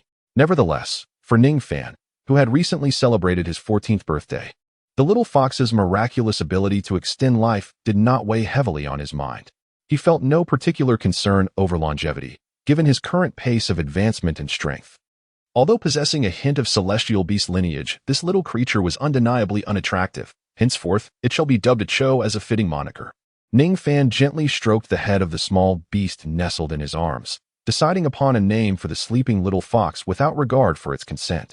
He had resolved to raise this fox, despite its lack of combat prowess and the near uselessness of its singular bloodline talent to him. Nevertheless, It was a soul beast bearing a trace of celestial lineage, and with proper nurturing, it might one day evolve into a true steed of grandeur. A genuine powerhouse often requires an impressive mount to enhance their presence. Imagining himself riding a celestial beast in the future, Ning Fan could not help but smile with excitement. Little one, since I have rescued you, you shall accompany me, laboring in gratitude for my intervention. If you have any objections, do voice them. Though Ning Fan had mentally designated this little creature as his mount, he still felt compelled by a spirit of humanitarianism to seek its opinion. At that moment, the small fox, having just escaped from the belly of a three-eyed golden toad, was blissfully unaware, soundly asleep and recuperating from its injuries. It naturally did not hear Ning Fan's feigned inquiry and remained unresponsive. Observing this, Ning Fan smiled with satisfaction. He was no tyrant. After all, he had indeed afforded the little fox a choice. Its silence in protest was a tacit acceptance of its role as his steed.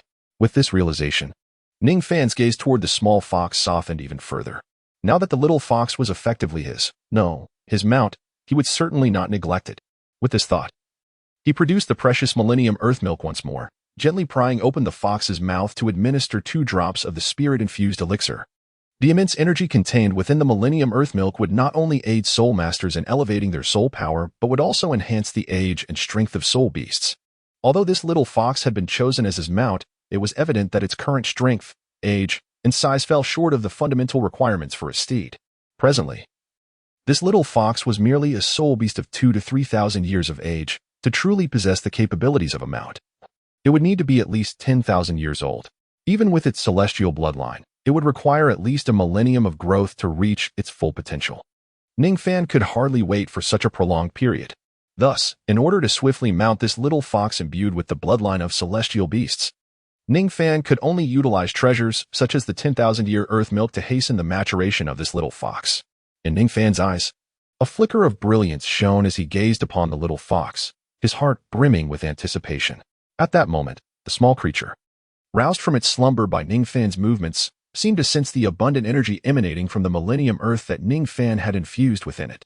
During the brief respite, the little fox had regained considerable vitality. With eyes sparkling like precious gems, it lifted its gaze to regard the human cradling it. Then, mustering all its strength, it affectionately nuzzled its head against Ning Fan's chest before closing its eyes once more, peacefully surrendering to sleep in his embrace. Drawing upon the energy of the Millennium Earth to mend its internal wounds and restore its state. Observing this, Ning Fan chose not to disturb the little fox any further. With a gentle motion, he stowed away the jade vial containing the Millennium Earth back into his spatial ring. Now, securely cradling the small fox, he refrained from lingering any longer. With a swift step, he departed from the cavern.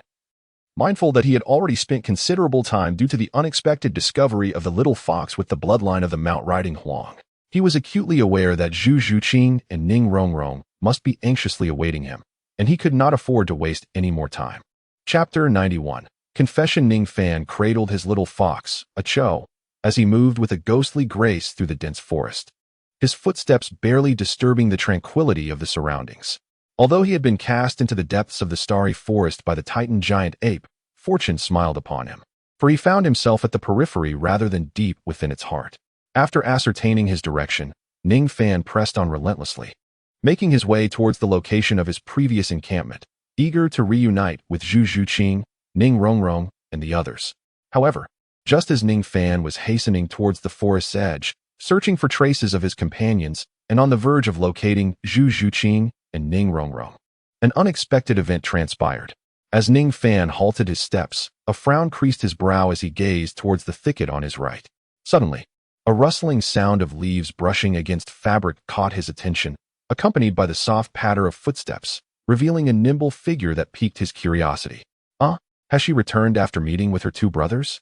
Observing Xiao Wu's slender form, a glimmer of intrigue danced in Ning Fan's eyes as he murmured to himself. At that moment, Xiao Wu appeared somewhat disheveled. Her attire bore numerous tears, and her once neat scorpion braid had become tousled. However, despite her ragged appearance, she bore no visible injuries. Her complexion radiated a vibrant flush, and her aura seemed more stable and robust than before, suggesting a newfound maturity. It was evident that following her abduction by the Titan giant ape, not only had she emerged unscathed, but she had also experienced a significant surge in power, ascending from the 29th to the 31st level, stepping into the realm of soul respect. As Ning Fan scrutinized Xiao Wu, she too directed her gaze towards him. Their eyes met briefly in the air, and Ning Fan swiftly donned an expression of incredulous delight. Xiao Wu, you actually survived? At this, Xiao Wu, who had been anxiously observing Ning Fan, her mind racing with thoughts of whether he had discovered her true identity, placed her hands on her hips and retorted with feigned annoyance, What? Were you hoping for my demise? Haha, how could I? I am simply overwhelmed with joy. When I regained consciousness after being flung by the Titan giant ape, I didn't see you and feared you had been devoured. Ning Fan chuckled heartily, scratching his head. You think it would be that easy for me to be swallowed? If it weren't for me, you would have been consumed long ago. Xiao Wu silently mused. Had she not intervened, Ning Fan, with his pure dragon lineage, might have already succumbed to the Titan giant ape, perhaps even digested by now. Xiao Wu pursed her lips, casting a glance at Ning Fan, a slight furrow forming on her brow as her worries resurfaced. Does Ning Fan truly comprehend her true identity? This lingering doubt looms over Xiao Wu's heart like an indelible cloud, casting a persistent shadow upon her thoughts. Ultimately, the answer to this uncertainty holds the key to her ability to exist peacefully within human society. Xiao Wu gazes at Ning Fan, her eyes shimmering, imbued with a profound significance. Ning Fan, oblivious to Xiao Wu's peculiar demeanor, approached her and softly uttered, Let us be on our way. As long as we both survive the Titan giant ape, all will be well.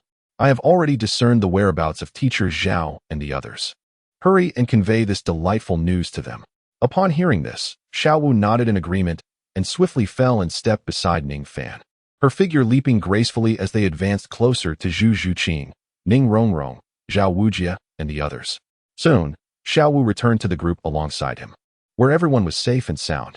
This journey through the Star Doe forest, rich in rewards, was likely drawing to a close. Ning Fan glanced back at the depths of the starry forest, pondering silently. At this moment, feeling exceptionally cheerful, he was entirely oblivious to the growing concern etched on the features of the petite figure beside him, Xiao Wu. As Ning Fan traversed the path, he keenly observed the traces left behind in his surroundings, relying on the exceptional perceptive abilities of the ancient void dragon to sense everything. Soon, gazing into the distance, a gentle smile graced his face as he spoke to the petite figure beside him. They are just ahead. Let us hasten our pace. Just as Ning Fan prepared to propel himself forward with a powerful leap, Xiao Wu grasped his right arm, halting him in his tracks. Xiao Wu, what are you doing? Ning Fan furrowed his brow, perplexed by her sudden restraint. After stopping him, Xiao Wu lifted her gaze, her eyes glowing with a faint crimson light, transforming her usual carefree demeanor into one of utmost seriousness as she regarded Ning Fan. After a brief pause, she spoke earnestly, Before we meet them, I would like to ask you a question. What question? Ning Fan raised an eyebrow, gently caressing the diminutive fox nestled in his embrace, casually inquiring. He sensed that Xiao Wu was exhibiting some peculiar behavior, but chose not to dwell on it. Upon hearing his response, Xiao Wu took a deep breath, closed her eyes momentarily, and then opened them to fixate intently on Ning Fan. In a subdued tone, she asked, Do you know my true identity? At her words, Ning Fan's heart skipped a beat, and his hand, previously caressing the little fox, faltered in its motion. He was indeed aware of Xiao Wu's true identity. However, how did she know that he was aware? Although Ning Fan felt a twinge of astonishment, his expression swiftly returned to normal. He feigned ignorance, a blend of nonchalance and curiosity, asking, Oh, true identity? What true identity? Could it be that you, Xiao Wu, possess another identity? Upon hearing Ning Fan's response, Xiao Wu remained silent, her gaze fixed intently upon him. In her heart, she had already arrived at an answer. Despite Ning Fan's efforts to maintain a calm demeanor moments earlier, she noticed a fleeting change in his expression as soon as her words fell. Indeed, as Ming had remarked, Ning Fan, with his pure dragon lineage, had long since uncovered her true identity. Realizing this, Xiao Wu instinctively took a few steps back, creating distance between herself and Ning Fan, her vigilance heightened.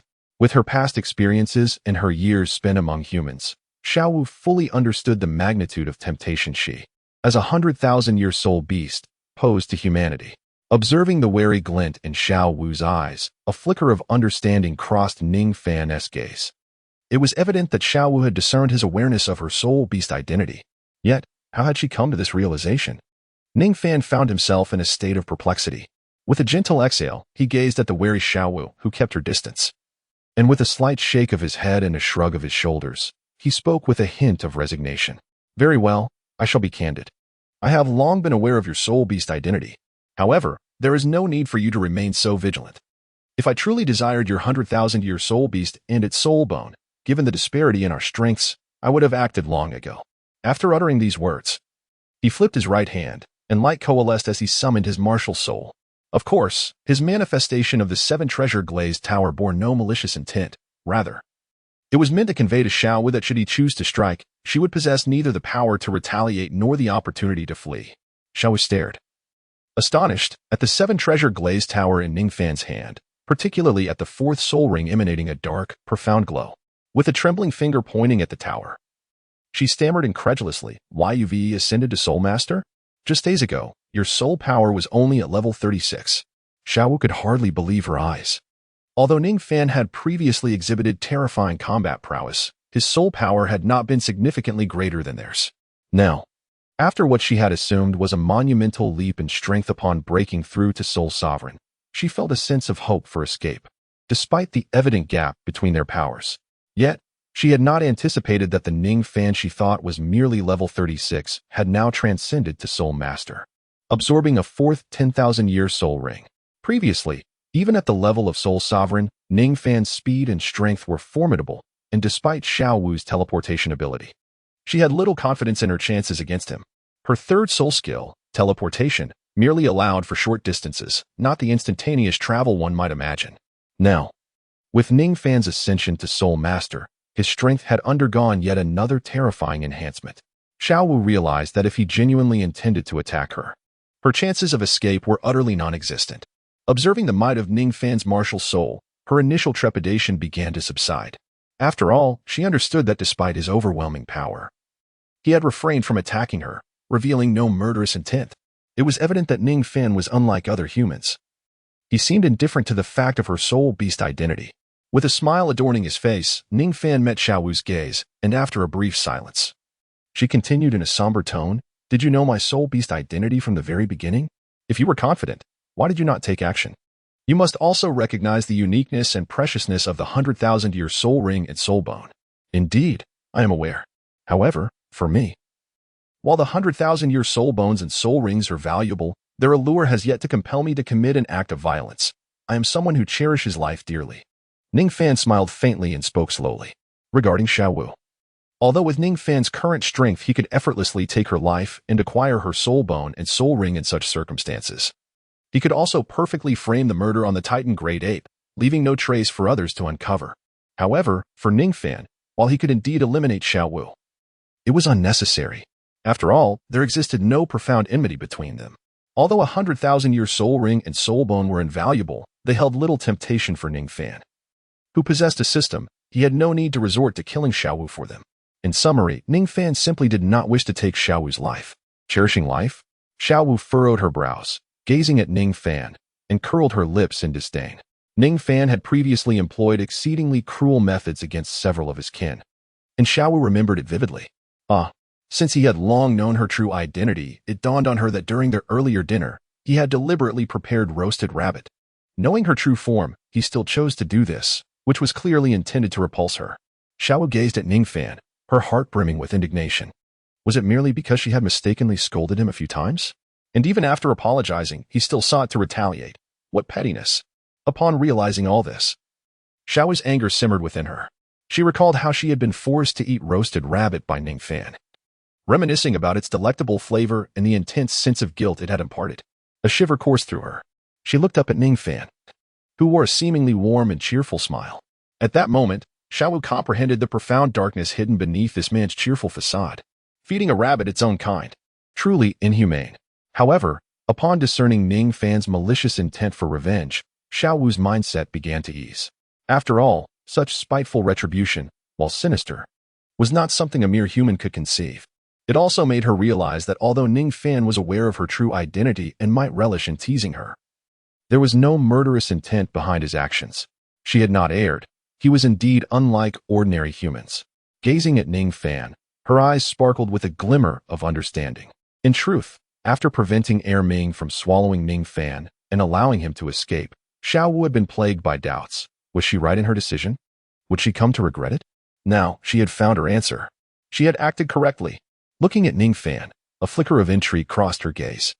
He was the first in the human realm to recognize her identity and accept her as one of them. Ding. You have discovered an S-level target. Xiaowu. Ding. You have gained 20% experience. Ding. You have acquired the basics of alchemy. Ding. Your artistic talent has increased by 2 points. Ding. You have obtained 103 gold coins. Upon hearing the voices echo in his mind, Ning Fan's expression momentarily froze as he observed Xiaowu's oddly peculiar demeanor. He instinctively took a step back, creating distance between them. Why had Xiaowu suddenly taken an interest in him? Had he done anything at all?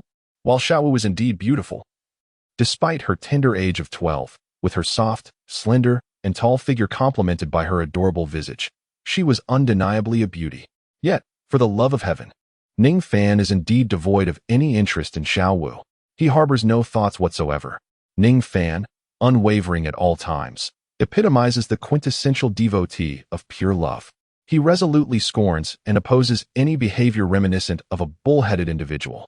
Pure love reigns supreme. However, to his astonishment, Xiaowu has emerged as an S-rank target. With a blink, Ning Fan gazed at Xiaowu, taken aback. Yet, upon reflection, it makes sense, for she is the original heroine, and it is only natural for her to attain such a distinguished status. Furthermore, the rewards associated with S-rank targets are indeed significantly more abundant compared to those of A-rank targets. Ning Fan gazed at Xiaowu, murmuring softly within his heart. Level 93, a minor injury. Ning Fan could distinctly perceive that the rewards associated with S-class objectives had significantly augmented in comparison to those of A-class objectives. Firstly, the cap on experience rewards received with each accomplishment had been elevated. Previously, when Ning Fan was with Ning Rongrong, their experience rewards consistently fell below 20%. However, during this inaugural experience alongside Xiaowu, he attained an impressive 20% experience reward. Furthermore, in terms of enhancing his innate skills, the progression was no longer a gradual increment, but rather an immediate leap of 2 points. Undoubtedly, the most palpable change was in the quantity of gold coins awarded. Whereas he had previously received merely a handful or a dozen, he was now bestowed with over 100 coins.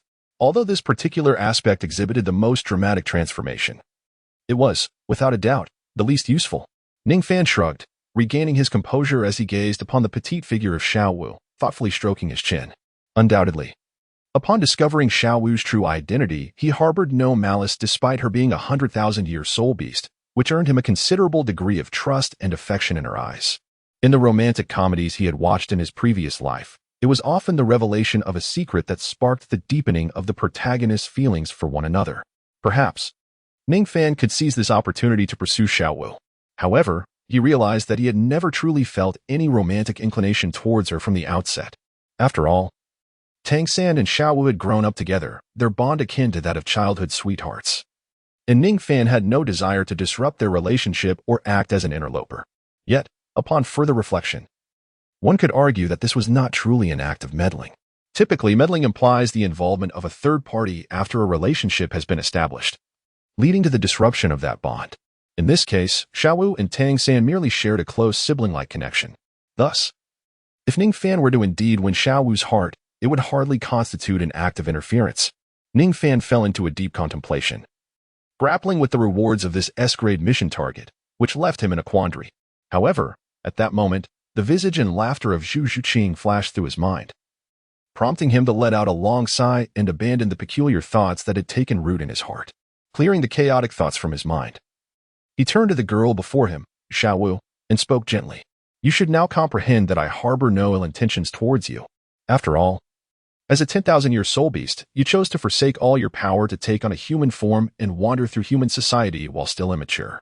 Such a fearlessness requires immense courage, and I must admit, I hold a certain admiration for you in this regard. Indeed, Ning Fan felt a measure of respect for Xiaowu, who, despite being a 10,000-year soul beast, dared to navigate the human realm. He respected her audacity, especially since she had yet to mature to the soul sage level, making her essence easily detectable by the powerful soul masters among humans who could hunt her down. Upon hearing this, Xiaowu bashfully swayed her body, appearing somewhat flustered. Well, to be honest, I don't possess much courage. I'm simply very curious about human society.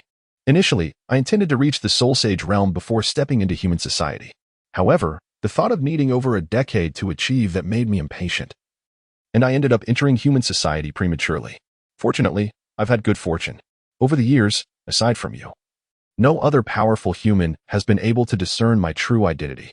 After a brief moment of composing her thoughts, Xiaowu spoke to Ning Fan with a leisurely tone, even displaying a hint of pride.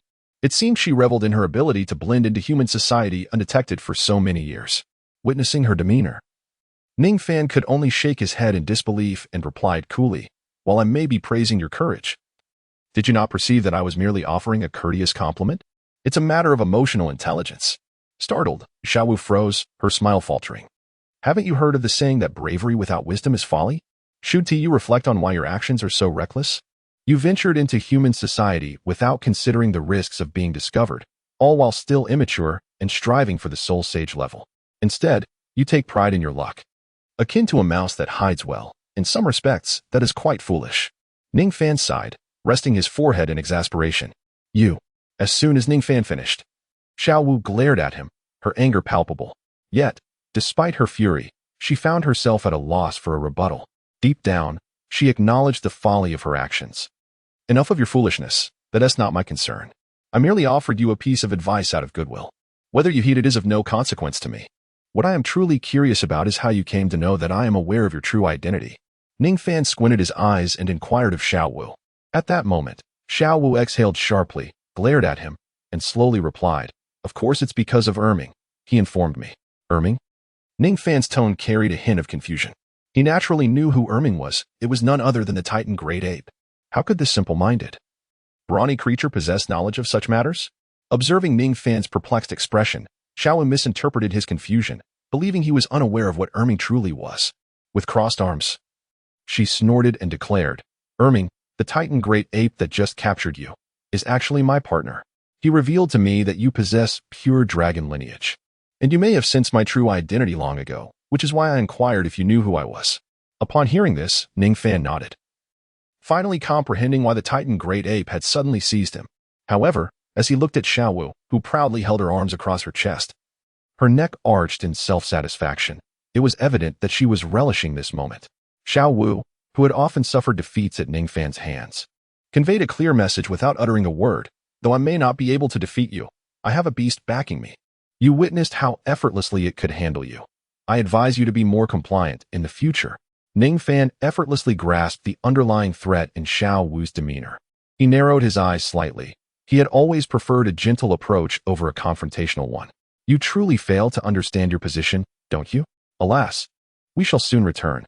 If you ponder upon your capture by the Titan Great Ape, you must have sustained some injuries. Returning unscathed would arouse suspicion. For your own sake, I believe you ought to have at least a few minor wounds." He chuckled. "What do you think, Xiaowu?" Ning Fan crossed his arms. The sound of his knuckles cracking echoed, his face adorned with a gentle smile. Yet, in Xiaowu's eyes, this benign expression resembled that of a demon's grin. Chapter 94. The strength of the beast trap. Xiaowu gazed at Ning Fan as he drew closer, his fist imbued with terrifying power. Fear flickered in her eyes as she took several steps back. Are you going to hit me? How can you do this? I'm a girl." Xiaowu's face was painted with dread as she waved her small hands in a flurry. "Oh, is it forbidden to strike a girl? Besides, I'm not going to hit you. I'm merely extending a kind gesture by inflicting upon you some inconspicuous, painless injuries that won't raise any suspicion." Ning Fan said slowly, a smile gracing his lips. Ning Fan twisted his neck and flexed his wrist joints, observing the gentle smile that once adorned Xiaowu's face, which gradually morphed into something sinister as they drew closer. This little rabbit dared to threaten him, oblivious to the peril she was in. Today, he would let her experience the full force of his formidable fist, cough cough, his ironclad punch. As Ning Fan approached, poised to strike, Xiaowu, filled with trepidation, stumbled backward, her steps betraying her fear. Ning Fan's fist was something Xiaowu had witnessed before. It was utterly unimaginable that if this fist were to collide with her delicate rabbit-like body, it would surely take half her life. Xiaowu was filled with dread. "You can't do this, oh no." At that moment, she watched as Ning Fan continued speaking, retreating step by step. Suddenly, she lost her footing and stumbled, tripping over a small stone on the ground, landing squarely on her backside, rubbing her sore rear. She looked up just in time to see a shadow of a fist descending upon her head, filled with terror. In an instant, she fearfully shut her eyes, wrapped her arms around her head, and shouted, "You can't do this. I am your lifesaver." "Oh, a lifesaver?" Ning Fan's fist halted just before her smooth forehead, the fierce wind from his punch causing a few strands of her dark hair to flutter. Feeling this gust, Xiaowu's entire body trembled involuntarily, and with her eyes still closed, she froze in place, resembling a frightened little rabbit. In truth, he had never intended to truly strike this little rabbit. His aim was merely to intimidate her, to deflate her arrogance. However, amidst this process of intimidation, he seemed to have caught wind of something unexpected. Yes, I am your lifesaver. You can't do this." Xiaowu opened her eyes, looking at Ning Fan, and hurriedly nodded, stating, "Why?" Ning Fan raised an eyebrow and softly replied, "Because I saved you. You possess the pure bloodline of the dragon race, which is precisely why Erming intended to capture you, planning to consume you. However, due to my intervention, Erming ultimately let you go." Seeing Ning Fan cease his approach, Xiaowu quickly spoke to him, her eyes filled with pleading, hoping he would be merciful in light of her life-saving efforts. "Oh, so it was meant to consume me, I see." Ning Fan lightly uttered a sound, raising his head to gaze into the depths of the starry forest, his eyes narrowing slightly, and a dangerous smile playing at the corners of his lips. Upon seeing that smile, Xiaowu trembled, as it bore an uncanny resemblance to the expression he had worn moments before when he was about to strike her. In that instant, she suddenly realized that, perhaps inadvertently, she had put Erming in a precarious situation. After all, Ning Fan's growth and strength was accelerating rapidly, and given his petty nature, if he were to surpass Erming in power in the future, then Erming would undoubtedly be doomed due to her words today. "Erming, I'm sorry," Xiaowu silently apologized in her heart. She then lifted her head, looking earnestly at Ning Fan, and assured him, "So, considering that I saved you, could you possibly let me off this once? I promise never to oppose you again." You saved me once. But did I not also attempt to save you?" "Though I was unsuccessful, our debts are settled," Ning Fan replied, retracting his fist and speaking in a calm, indifferent tone. Although Xiaowu had indeed rescued him, he had also risked his life in a futile attempt to save her from the Titan giant ape. Coughing lightly, it was true that his actions were not entirely reckless, yet he had still placed himself in danger. While his initial motivation for saving Xiaowu had been driven by his own ulterior motives, he recognized that he had indeed risked his life for her. Hence, Ning Fan felt that the life debts between them could be considered mutually cancelled. Xiaowu nodded obediently, though inwardly she felt disdain. For the Titan giant ape would not have harmed her, and there was no real danger to her life. She had no need for Ning Fan's rescue. Had she not intervened with Erming, perhaps Ning Fan would have already been digested and expelled. However, despite her thoughts, knowing Ning Fan's petty and scheming nature, she chose to remain composed and simply nodded in agreement. Yet, deep within her heart, she harbored a different sentiment. Even she had to admit that it was not she who had saved Ning Fan, but rather he had saved himself. For it was Ning Fan who had first stepped forward to confront the Titan giant ape when she was captured, striving to protect her. This profound act had moved her so deeply that she disregarded her own safety and continued to persuade Erming to spare Ning Fan. Nonetheless, Ning Fan was oblivious to the deeper thoughts swirling in Xiaowu's mind. Had he been aware, he might have felt a twinge of embarrassment, and a slight blush would have crept across his face. "All right, let us return. They should be not far ahead of us. We have been gone too long, and they must be worried about us. We shouldn't waste any more time," Ning Fan said gently, clearing his throat. Xiaowu nodded again, standing up and brushing off her clothes, refraining from speaking further. Just as they were about to depart, Xiaowu suddenly noticed an object in Ning Fan's arms and expressed her curiosity. In the tense atmosphere moments ago, she had subconsciously overlooked the small fox cradled in his embrace, but now, upon seeing it, she inquired, "Are you holding an injured Millennium Soul Beast?" "Yes. This Millennium Soul Beast seems to possess a somewhat unique bloodline, but it looks rather unattractive at the moment," Ning Fan replied softly, gazing at the creature. "This little one. I extracted it from the belly of a 20,000-year soul beast. I intend to raise it and name it a Cho," Ning Fan continued. "A Cho? What a dreadful name. Besides, it's a girl, I assent it. If she wakes up and hears you calling her that, she might get upset. But I must say, I'm surprised you would choose to adopt such a soul beast," Xiaowu remarked, scrunching her nose as she scrutinized Ning Fan, seemingly seeing him in a new light. Ning Fan shrugged, expressing his indifference. "All right, let's not waste any more time. Let's go." After saying this, he cradled the little fox in his arms and leaped away. Chapter 95. Reunion. After traversing a dense forest, Ning Fan soon caught sight of the Shrek group, who whom he had not seen for nearly 2 days. Who goes there? Zhao Wujie, standing guard nearby, fixed his icy gaze on a certain direction. His soul power surged, having already lost 2 students due to his insufficient strength. He could not permit any further mishaps. Hiki, Teacher Zhao. It's us. A soft chuckle resonated from within the forest. Moments later, 2 familiar figures darted out from the thicket. It was Ning Fan and Xiao Wu. Ning Fan, Xiao Wu. The group widened their eyes in surprise and hurried towards them. Ning Rongrong was the first to reach Ning Fan, her delicate arms tightening around him. Her beautiful, slightly swollen eyes glistened with tears as her small face buried into his embrace, crying, Ning Fan, I thought you were done for. What do you mean done for? Do you wish for my demise, little girl? You ought to say you believed I would return safely. Hearing Ning Rongrong's somewhat ominous words, Ning Fan spoke gently, his eyes twinkling as he teased her. No. That Titan giant ape is formidable. After it captured you, I was genuinely worried. Ning Rongrong quickly realized that her emotional outburst had been inappropriate and lifted her head to explain. However, the surprise of Ning Fan's sudden appearance left her mind blank, rendering her somewhat incoherent. All right, I understand that you were concerned for me. I was merely joking, Ning Fan said softly, gently patting her head. His gaze then shifted to Zhu Zhuqing, who stood before him. At that moment, Zhu Zhuqing's eyes brimmed with unusual emotions as she fixed her gaze on Ning Fan, seemingly wanting to say or do something.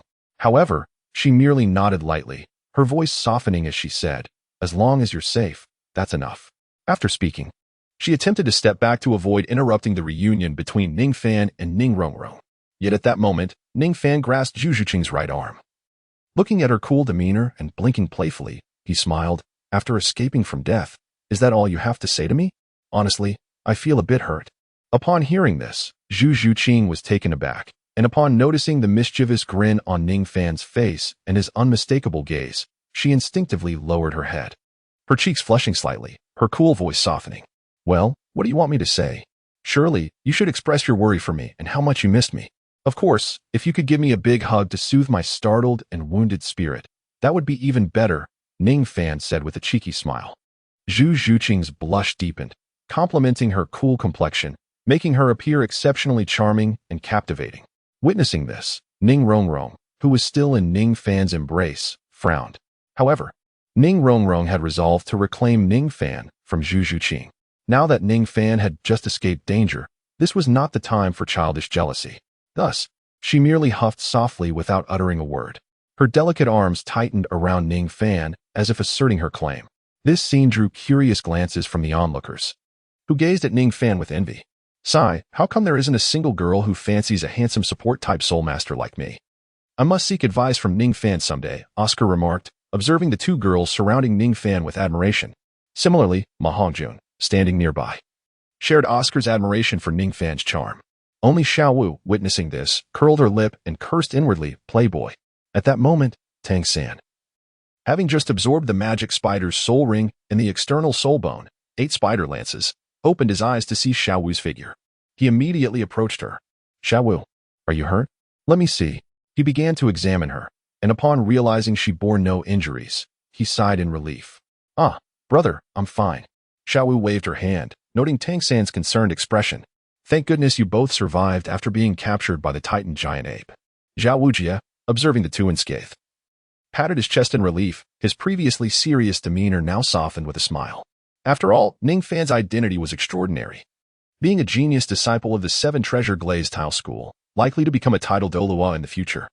The thought of such a young prodigy being captured by a soul beast without any news of his fate was alarming. The 7 Treasure Glazed Tile School would never let such a matter go. If they failed to rescue Ning Fan, Zhao Wujie had contemplated resigning from his position at Shrek Academy and fleeing. Fortunately, Ning Fan had survived against all odds after being taken by the terrifying Titan giant ape. Apologies for worrying everyone. Ning Fan smiled at the group. By the way, Ning Fan and Xiao Wu, how did you escape from the clutches of the Titan giant ape? Could you share what transpired? Zhao Wujie exhaled, curiosity gleaming in his eyes. Before Ning Fan could respond, Xiao Wu, having prepared her words, stood beside him, adopting a look of survival and explained, we don't really know what happened. The Titan giant ape grabbed us and ran into the forest. Not long after, we heard a roar from another direction, something like a bull. The Titan giant ape seemed startled, glanced at us, and then tossed us aside. We both fainted. And when we woke up, it was gone. We then made our way back together from the depths of the forest to find you. Oh, a bull's roar? What kind of bull could make the Titan giant ape so anxious? Never mind. Whatever soul beasts lurk deep in the Stardow forest is irrelevant to us as long as you both return safely. Zhao Wujia furrowed his brow and slowly replied.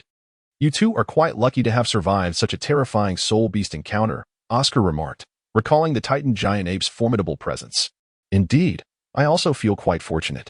After being thrown away, I spun around and fainted. When I awoke, I suddenly found myself at level 30. Then with Ning Fan's help, I managed to find and slay a 1,000-year soul beast, absorbing its essence, and now I've broken through to level 31. Xiaowu, with her face unblushing and heart steady, spun a web of lies before the gathered crowd. At that moment, Ning Fan shrugged. Xiaowu's eager explanations had indeed saved him considerable effort. Yes, precisely, Ning Fan nodded, affirming Xiaowu's account. Chapter 96. The Incompatibility of Desires. You are already level 31? Ma Hongjun swallowed hard, gazing at Xiaowu's youthful visage in astonishment. Tang San, having broken through to Soul Master at 32, had already set a record for the fastest ascendance to that rank in Shrek Academy. To his surprise, Xiaowu, who was only slightly younger than Tang San, had also achieved the same milestone at this moment. Upon hearing this, Zhao Wujia was equally taken aback. What? You have also reached Soul Master? How much younger are you than Tang San? Xiaowu replied, perhaps just a few months younger. Zhao Wujia felt a surge of speechlessness. Tang San's newly established record had been surpassed so swiftly by Xiaowu. However, both Tang San and Xiaowu had attained the rank of Soul Master at the tender age of 12, suggesting that their innate talent for soul power cultivation was likely on par with that arrogant boy. Suddenly, Zhao Wujia recalled Ning Fan and turned his gaze towards him. As per Zhao Wujia's knowledge, Ning Fan was around 14 years old and had reached level 36 as a Soul Master. Based on his cultivation progress, it was reasonable to assume that he too had broken through to Soul Master around the age of 12. Contemplating this, Zhao Wujia felt compelled to give Ning Fan a gentle nudge, hoping to instill a sense of urgency in the arrogant boy who had never taken his command seriously. Young man, do you feel a sense of urgency? Although these two may not match you in combat strength, they are on the verge of catching up in terms of soul power levels. Zhao Wujia pointed at Tang San and Xiaowu, addressing Ning Fan. He wished to use their breakthroughs to spur Ning Fan on, to make this prideful youth understand the concept of there are always greater beings beyond oneself. Though you are indeed extraordinary, others are equally formidable. Oh, is that so? Ning Fan smirked, displaying a complete lack of concern. Seeing this, Zhao Wujia furrowed his brows, seemingly wishing to say more. However, Xiaowu, glancing at Ning Fan, interjected softly, Teacher Zhao, actually, Ning Fan has already broken through to Soul Zone. Soul Zone? I am fully aware he is at level 36, Zhao Wujia replied dismissively. But then he suddenly grasped the implication, looking at Xiaowu in shock. Soul Zone? What are you saying, Xiaowu? This boy has already reached Soul Zone? How is that possible? I was merely fortunate. On our way back, Xiaowu and I inadvertently stumbled into a unique valley, which was guarded by a 10,000-year soul beast protecting a rare treasure. After defeating that soul beast and consuming the treasure, I absorbed the 10,000-year soul ring, and thus, I directly broke through to level 40. Ning Fan explained succinctly to the group. As he spoke, a kaleidoscope of colors shimmered in his palm, revealing 4 soul rings, 2 yellow, 1 purple, and 1 black, encircling the 7 treasures glazed tile pagoda. Upon witnessing this, an eerie silence enveloped the crowd. A 14-year-old soul zone? What manner of monster was this? Moreover, the 4th soul ring surpassed the limits of a 10,000-year soul ring. The most astonishing aspect was that Ning Fan had actually hunted a 10,000-year soul beast. Being a soul master already marked him as an extraordinary being, but now that he had ascended to Soul Zone, one could only speculate how terrifying his strength had become. Zhao Wujia stared at the soul rings in Ning Fan's palm, dumbfounded. At this moment, he pondered whether he should be more magnanimous, letting bygones be bygones, and forge a good relationship with Ning Fan. After all, even as a soul master, Ning Fan had already exhibited combat prowess comparable to a Soul King. Now that he had advanced to Soul Zone, it was possible that his combat strength rivaled that of a Soul Emperor. Though the gap between Soul Emperor and Soul Saint was vast, this 14-year-old lad should still be unable to defeat him. However, given Ning Fan's rapid ascent, it would not be long before this arrogant youth surpassed him, and he seemed to possess a rather keen sense of resentment. Realizing this, Zhao Wujia softened his gaze towards Ning Fan, patting him on the shoulder with warmth. I initially intended to use their progress to motivate your cultivation. Little did I know you had already broken through to Soul Zone. It appears I need not worry about your training at all. Haha, very well. Just luck. Merely luck, Ning Fan shrugged, offering a modest smile. Ah, why was it not me who was captured by the Titan giant ape? My luck is truly abysmal. Ma Hongjun lamented, glancing at Xiao Wu and Ning Fan with a pained expression. At this point, aside from Ning Rongrong and Zhu Shiqing, nearly all the other male students had reached level 30, while he had yet to even touch the threshold. Watching Ning Fan and Xiao Wu return unharmed after being captured by the Titan giant ape, and even benefiting from the ordeal, stirred envy within him. Had he been the one taken, perhaps he too would have reached level 30 by now. Fatty, save you? If the Titan giant ape had captured you, with your bulk and strength, a random soul beast deep in the Douluo forest would likely devour you. Don't even think about us finding you. By the time we did, you'd probably have been dragged out by a soul beast, Oscar scoffed, looking disdainfully at the whimsical Ma Hongjun. Moreover, when Xiao Wu was taken, only Ning Fan dared to step forward and confront the Titan giant ape, Oscar continued, casting an admiring glance at Ning Fan before resuming his merciless ribbing of Ma Hongjun. Ma Hongjun was left speechless. Indeed, he had held back a little when faced with the overwhelming Titan giant ape. Although he had not pursued it, even Zhao Wujia, a soul saint, had not dared to chase after it. Only Ning Fan had boldly pursued the Titan giant ape. Upon hearing Oscar's words, nearly everyone regarded Ning Fan with respect.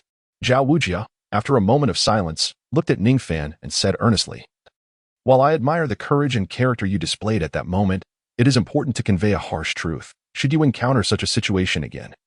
I hope you can wisely choose to retreat rather than face needless peril." In Zhao Wujia's eyes, confronting an existence like the Titan giant ape with their current strength would yield no change, only minimizing casualties was prudent. Understood. However, sometimes, just as one cannot have both fish and bear's paws, reason and emotion cannot coexist, Ning Fan nodded, sighing softly.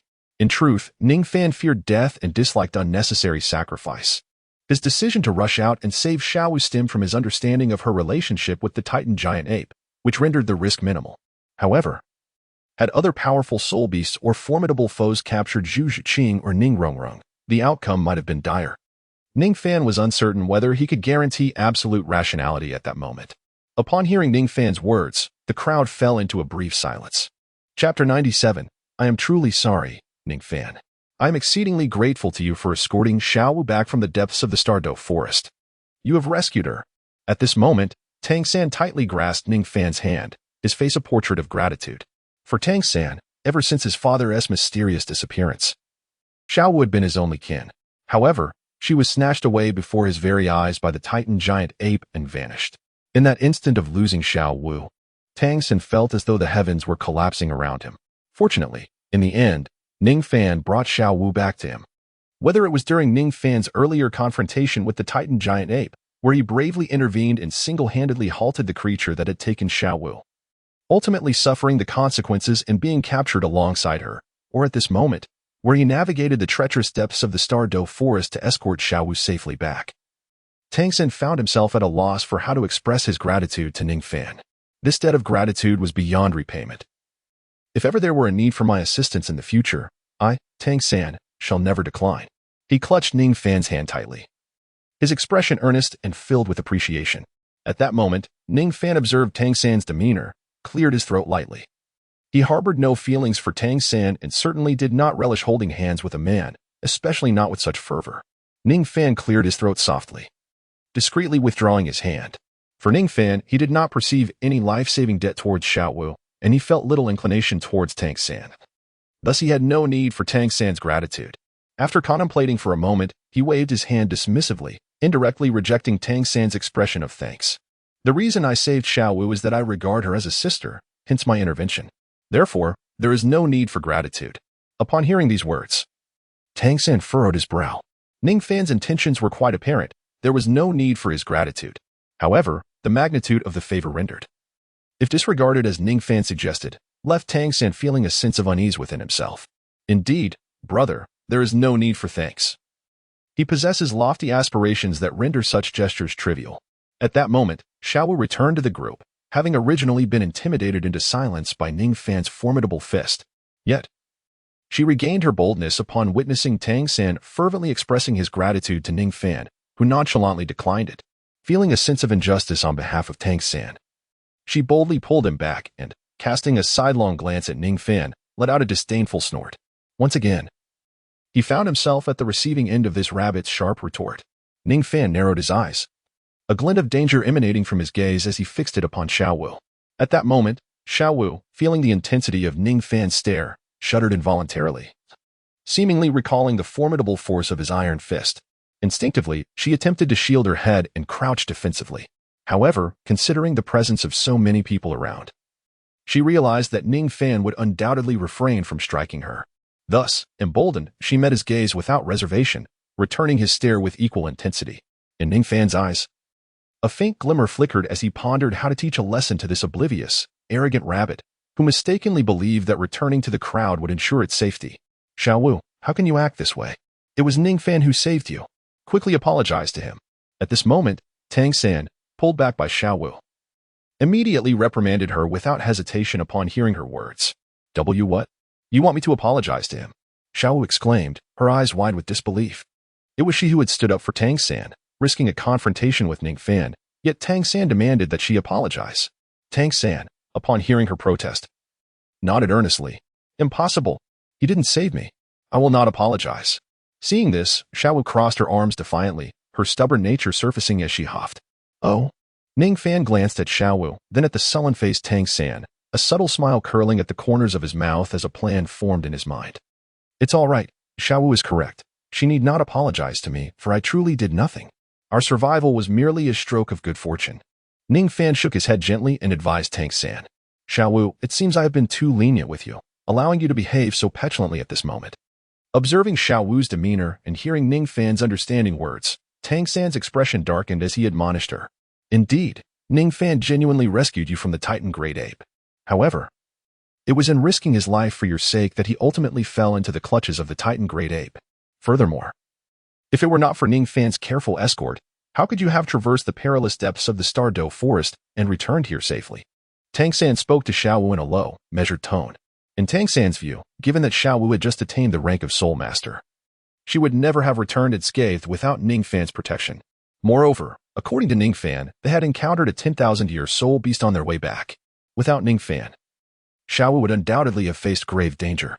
Thus, even though Ning Fan had not directly saved Xiaowu from the Titan Great Ape, his companionship and protection along the way were akin to a life-saving grace. At that moment, Xiaowu, still caught up in past misunderstandings, continued to display her petulance. Not only did she fail to appreciate Ning Fan's life-saving kindness, but she also obstinately refused to offer even a simple apology. This left Tang San feeling deeply disappointed. Reflecting on his perceived failures in educating Xiaowu throughout their childhood, Xiaowu, apologize. Tang San commanded once more. I did nothing wrong. Xiaowu stood tall, defiantly asserting her stance. Despite her boldness, her heart was heavy with grievance. She felt she had done nothing amiss. Ning Fan had never saved her, rather, it was she who had rescued him. Had she not persuaded Ming, Ning Fan might have been devoured whole.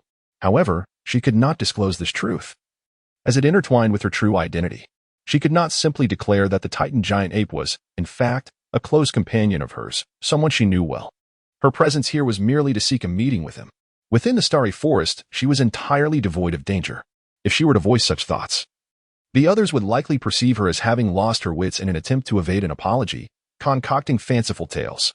Thus, despite feeling wronged, Xiaowu resolutely clung to her stance, firmly refusing to apologize to the villainous Ning Fan. Absolutely not. Tang San spoke again in a low tone. As his words echoed, Xiaowu, initially poised to continue her rational defiance, suddenly heard a sigh from Zhao Wujie.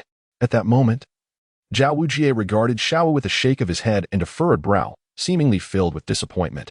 This sentiment was not unique to Zhao Wujie. The rest of Shrek Academy shared similar expressions of disillusionment. In their eyes, Xiaowu resembled a child who had erred yet stubbornly refused to acknowledge her mistake. Feeling the weight of their gazes, Xiaowu turned to Ning Fan and caught a glimpse of a subtly concealed smile at the corner of his mouth. Her sense of injustice intensified, and tears welled in her eyes as she beheld her brother's unfamiliar, stern visage and the disappointed expressions of the others. She realized she had trapped herself in a deadlock. Her only options were to either submit to Ning Fan or reveal her identity to prove her innocence. The latter was a prospect she dared not entertain. Thus, her sole recourse was to apologize to Ning Fan. Reflecting on the perilous glint in his eyes moments ago, Xiaowu felt a pang of regret, compounded by her sense of grievance. She had never anticipated such an outcome. Ning Fan's retribution arrived with astonishing swiftness. However, a wise rabbit does not succumb to immediate losses. I Xiaowu shall endure. With a sorrowful expression, Xiaowu fell silent, directly approaching Ning Fan. She raised her head, gritting her teeth, and slowly articulated her apology. I am sorry, it was my fault. Chapter 98. The foster sister. Upon hearing Xiaowu's begrudging yet earnest apology, Ning Fan's lips curled into a gentle smile. He patted Xiaowu on the shoulder and softly reassured her, "It is all right. You have done nothing wrong, and there is no need for you to apologize to me." Ning Fan affectionately patted Xiaowu, his magnanimous demeanor, devoid of past grievances, eliciting admiration from those around him. Tang San, witnessing Ning Fan's effortless forgiveness of Xiaowu, found himself growing fond of Ning Fan as well. Xiaowu noticed this shift. Yet she could only simmer in silent frustration, unable to reveal her true feelings, for she felt utterly defenseless against the cunning smile of Ning Fan, whom she regarded as a veritable villain. After all, none were privy to the underlying truths. Everyone stood in solidarity with Ning Fan. What troubled Xiaowu most was the betrayal of Tang San, whom she had believed would unconditionally support and understand her. Instead, he sided with Ning Fan, speaking in his favor and even pressuring her to apologize. In that moment, Xiaowu's gaze at Tang San was filled with resentment. Ning Fan, thank you for saving Xiaowu. I reiterate, should you ever find yourself in peril or in need of assistance, I shall readily offer my aid to repay today's kindness. Upon hearing Xiaowu's apology, Tang San clasped his fists and reiterated his intent to repay Ning Fan's favor. At this, Ning Fan raised an eyebrow. He could lend a hand in any matter, yet to acquiesce to such a request would effectively mean taking Tang San under his wing. However, Ning Fan had no desire to claim Tang San as a subordinate. Moreover, he felt no genuine obligation to Xiaowu. The so-called life-saving act was merely a fade, a pretense compounded by Xiaowu's inability to expose the truth due to her circumstances, forcing her to fabricate a lie. Consequently, based on Xiaowu's narrative and Ning Fan's actions, everyone attributed her safe return from the depths of the Star Do Forest to Ning Fan's protection. Ning Fan was indifferent to such accolades. However, upon witnessing Xiaowu's return to the crowd, unperturbed by the leverage he held over her, her defiant demeanor inspired him to verbally capitalize on this supposed life-saving favor. Nevertheless, he intended to exploit this so-called debt only lightly. He had no intention of wielding a non-existent life-saving grace to command Tang San as a subordinate. Though Ning Fan prided himself on his audacity, he was not so devoid of principles. After all, Xiaowu was aware of the truth, while she currently refrained from disclosing it. Should her identity be revealed in the future, and this matter come to light, he would be branded a despicable character. Such a scenario was far from desirable. Ning Fan cleared his throat, assuring himself that he would not stoop to such a lowly act. Thus, he maintained a serene smile, resolutely declining Tang San's offer. I have already expressed that Xiaowu is both my companion and akin to a sister. This is simply what I ought to do. There is no need for thanks. He gently rejected the proposal, while simultaneously observing Xiaowu's fierce glare directed at him. A smirk played at the corners of his mouth as he reached out to lightly pat her head. This seemingly affectionate gesture appeared entirely natural, as if Ning Fan genuinely regarded Xiaowu as a little sister deserving of care. Only Ning Fan and Xiaowu were aware of the truth behind their interactions. Ning Fan gently patted Xiaowu's head, projecting a facade of warmth and camaraderie. However, inwardly, he was issuing a stern warning to her. Behave yourself. You little rascal cannot possibly contend with me. Xiaowu was acutely aware of this truth, yet everyone stood by Ning Fan's side, including Tang San. This compelled Xiaowu to temporarily lower her proud head, yielding momentarily to Ning Fan's overwhelming presence in order to avoid witnessing his smug satisfaction any longer. Indeed, she must remain composed. With her head bowed, she continuously reassured herself in her heart. Thus, the scene unfolded before the eyes of all present. Ning Fan gently patted Xiaowu's head, while she obediently lowered it, exuding an air of tranquility and harmony. The two appeared as if they were truly siblings. Siblings, you say? At this moment, after Ning Fan had once again declined Tang San's gratitude, Tang San found himself pondering how to repay Ning Fan when he suddenly caught sight of this scene. A flicker of contemplation danced in his eyes, as if he were making a significant decision. He then glanced at Ning Fan and Xiaowu, exhaled softly, and a smile graced his lips, as if he had come to a realization. I understand now. Xiaowu, Ning Fan, since you regard Xiaowu as a sister, why not make her our sworn sister as well? Tang San said earnestly, his gaze fixed on Ning Fan. What? Upon hearing this, Ning Fan's eyes twitched slightly as he observed Tang San's serious demeanor, which seemed devoid of jest. For a moment, he found himself at a loss for words. However, he quickly grasped the implication of Tang San's words, noting the look of astonishment on his face. To recognize Xiaowu as a sworn sister? Did this mean that he was, in essence, indirectly accepting Tang San as a subordinate? Haha, splendid. This notion struck him as quite ingenious. Amidst Ning Fan's astonishment, Zhao Wuji clapped his hands in hearty laughter, approving the idea. Indeed, it was a rather clever solution. At this moment, Oscar and Ma Hongjun exchanged glances, nodding in agreement and voicing their concurrence. Since Ning Fan regarded Xiaowu as a sister and had saved her without seeking any recompense, it rendered Tang San's gratitude unnecessary. Thus, designating Xiaowu as Ning Fan's sworn sister would resolve the matter seamlessly. A sworn sister? Ning Rongrong cast a glance at Xiaowu, her lips curling in indifference.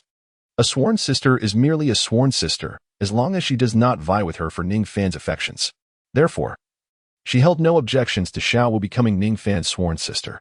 Ning Rongrong expressed no objections, and on the other side, the aloof Zhu Shiqing naturally refrained from voicing any opinions.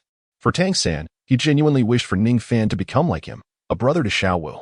After all, Ning Fan had demonstrated his willingness to risk his life in a crisis, which clearly illustrated his affection for Xiaowu. Moreover, Ning Fan possessed formidable strength, ensuring that he could offer better protection for her. Thus, Tang San resolved to have Xiaowu acknowledge Ning Fan as her sworn brother. In a fleeting moment, aside from the two directly involved, nearly everyone concurred with Tang San's proposal. Am I to be the elder brother of this troublesome little rabbit? What shall I do when the spirit hall pursues us? Wouldn't I merely become a shield? Ning Fan silently scoffed, feeling utterly disinterested in taking on the role of Xiaowu and Tang San's elder brother. Consequently, he was prepared to decline once more. However, just as he was about to speak, Xiaowu's indignant voice rang out. No, absolutely not. I refuse to acknowledge someone like him as my brother. She lifted her head and shouted, her tone laden with unmistakable rejection and disdain. Upon witnessing this, Ning Fan raised an eyebrow, and his thoughts swiftly shifted. For Ning Fan, only he held the right to disdain this little rabbit. When did it become her prerogative to scorn him? He had nearly acquiesced to her wishes and declined Tang San's suggestion, but since this little rabbit was so oblivious, he felt compelled to reluctantly agree to Tang San's request and become Xiaowu's elder brother. As for the potential troubles that Xiaowu might bring, Ning Fan couldn't care less. After all, everything else was secondary for him. His primary intention was to torment this ungrateful little rabbit first. Xiaowu's loud refusal caused the playful grins on everyone's faces to freeze instantly. Meanwhile, Ning Fan wore an awkward expression, glancing at Tang San and saying sheepishly, Heth. Brother Tang San, there's no need to continue. It seems Xiaowu really dislikes me. Since she is unwilling, let us abandon this matter. Ning Fan's face bore an air of awkwardness, tinged with a hint of embarrassment and a faint trace of regret. Of course, this was merely a fade he had donned. However, despite the pretense of his discomfort, the expression on Tang San's face was genuine, a stark embodiment of embarrassment. After all, it was he who had proposed that Xiaowu should become Ning Fan's sworn sister. To his astonishment, before Ning Fan could utter a word, Xiaowu had unceremoniously rejected the idea. Witnessing Ning Fan's awkward demeanor only deepened Tang San's sense of guilt. With an immediate shift in mood, he darkened his expression and raised his voice towards Xiaowu, exclaiming, Enough. Xiaowu, you have truly disappointed me today. You show no regard for others' feelings, acting selfishly. Xiaowu's eyes widened in surprise as she attempted to respond, but the words caught in her throat, swallowed back down. The unfamiliar side of Tang San's anger filled her with a strange mixture of fear and confusion. Thus it is decided, from this day forth, Ning Fan shall be your elder brother. Tang San, witnessing Xiaowu's repeated unreasonable behavior without any explanation, made a decisive choice on her behalf, as her sworn brother. Yet Xiaowu persistently refused, her voice now significantly diminished. Seeing this, Tang San sighed deeply, lowering his hands in disappointment and weakness. If you continue this way, you may as well not call me brother anymore. At his words, Xiaowu's eyes widened with disbelief, a mixture of sadness and anger brewing within her. It seemed unfathomable that after 6 years of friendship, Tang San would consider severing their sibling bond over such a matter. If you still wish to recognize me as your brother, then you must call Ning Fan brother. Tang San spoke softly, his tone heavy, then fell silent, awaiting Xiaowu's choice. Tears welled in Xiaowu's eyes. She understood Tang San's nature. He was not jesting. If she continued to stubbornly resist, he would indeed sever their relationship. Although she despised the notion of yielding, Tang San represented her first friendship in the human world, and she did not wish for it to end over this incident. A struggle flickered in her eyes, her gaze darting, her expression shifting. Ultimately, Xiaowu relented. Lowering her head, she emitted a muffled sob as she approached Ning Fan, her lips trembling for what felt like an eternity before she finally managed to utter the two words with great difficulty. Big brother. Oh, Xiaowu. Ning Fan responded without missing a beat, seemingly concerned about neglecting her, and patted her head, embracing the role as he affectionately replied, Xiaowu, my little sister. Upon hearing those warm words, Xiaowu, who had been suppressing her emotions, finally erupted in tears, her grievances spilling forth. She fled, her face concealed by her hands, crying as she departed. Xiaowu. As Ning Fan watched her retreating figure and the faint sounds of her sobs, he stroked his chin, reflecting, oh dear. Was I perhaps too harsh on a mere girl? But is it truly so difficult to accept me as a sworn brother? To be honest, little rabbit, you have truly struck a remarkable deal. With a shrug, he mused inwardly. After Ning Fan and Xiaowu returned safely from the Douluo forest and unexpectedly formed a brother-sister bond, there was no longer a reason for the group to linger in the forest. They hastened their journey back to the academy.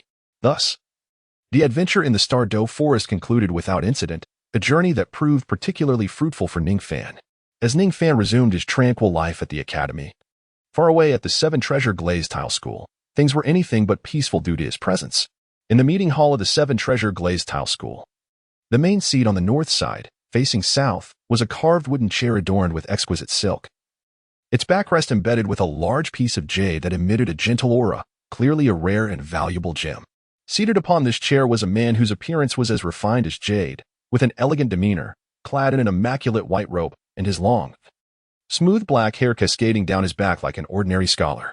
If Ning Fan were present, he would instantly recognize this man as Ning Fingji, the sect master who had previously expelled him from the Seven Treasure Glazed Tile School. Despite his high status, Ning Fingji exhibited no semblance of the authority or pretense one might expect. He sat casually, observing a middle-aged man clad in a splendid red servant's robe, who excitedly reported the details of their recent mission. Master, I never anticipated that Ning Fan had been concealing his talents during his time at the Seven Treasure Glazed Tile School. It was only upon his departure that his true capabilities were revealed. If I may speak candidly, his aptitude and strength are undoubtedly among the very finest of our era. Should he be properly nurtured, I firmly believe that in a few decades, the Seven Treasure Glazed Tile School could once again produce a soul master who will astonish the continent. Listening to the middle-aged servant's animated description, Ning Fingji rubbed his temples, feeling an inexplicable ache in his head. Ning Fan? He had thought that for a considerable period, he would not hear that once troublesome name except in the company of himself and his daughter. However, he was unexpectedly confronted with that very youth again, amidst the entourage he had dispatched to ensure the safe passage of the girl to Shrek Academy. To his astonishment, this young man had suddenly risen to prominence and exhibited remarkable prowess, effortlessly overpowering the elite spirit masters of the Seven Treasures Glazed Tile School. Although Elder Immobilo was striving valiantly, gesticulating animatedly while elaborating on Ning Fan's extraordinary talent and formidable strength, in an attempt to make Ning Fingji comprehend Ning Fan's terrifying potential and the significance he held for the Seven Treasures Glazed Tile School, Ning Fingji could only support his forehead with his hand, gazing at the hall with a complex expression. He found it exceedingly difficult to comprehend that the very lad who had deceived his daughter's affections and departed from the Seven Treasures Glazed Tile School possessed such remarkable abilities. Chapter 100. Ning Fingji's contemplation. Ning Fingji is utterly perplexed, completely at a loss.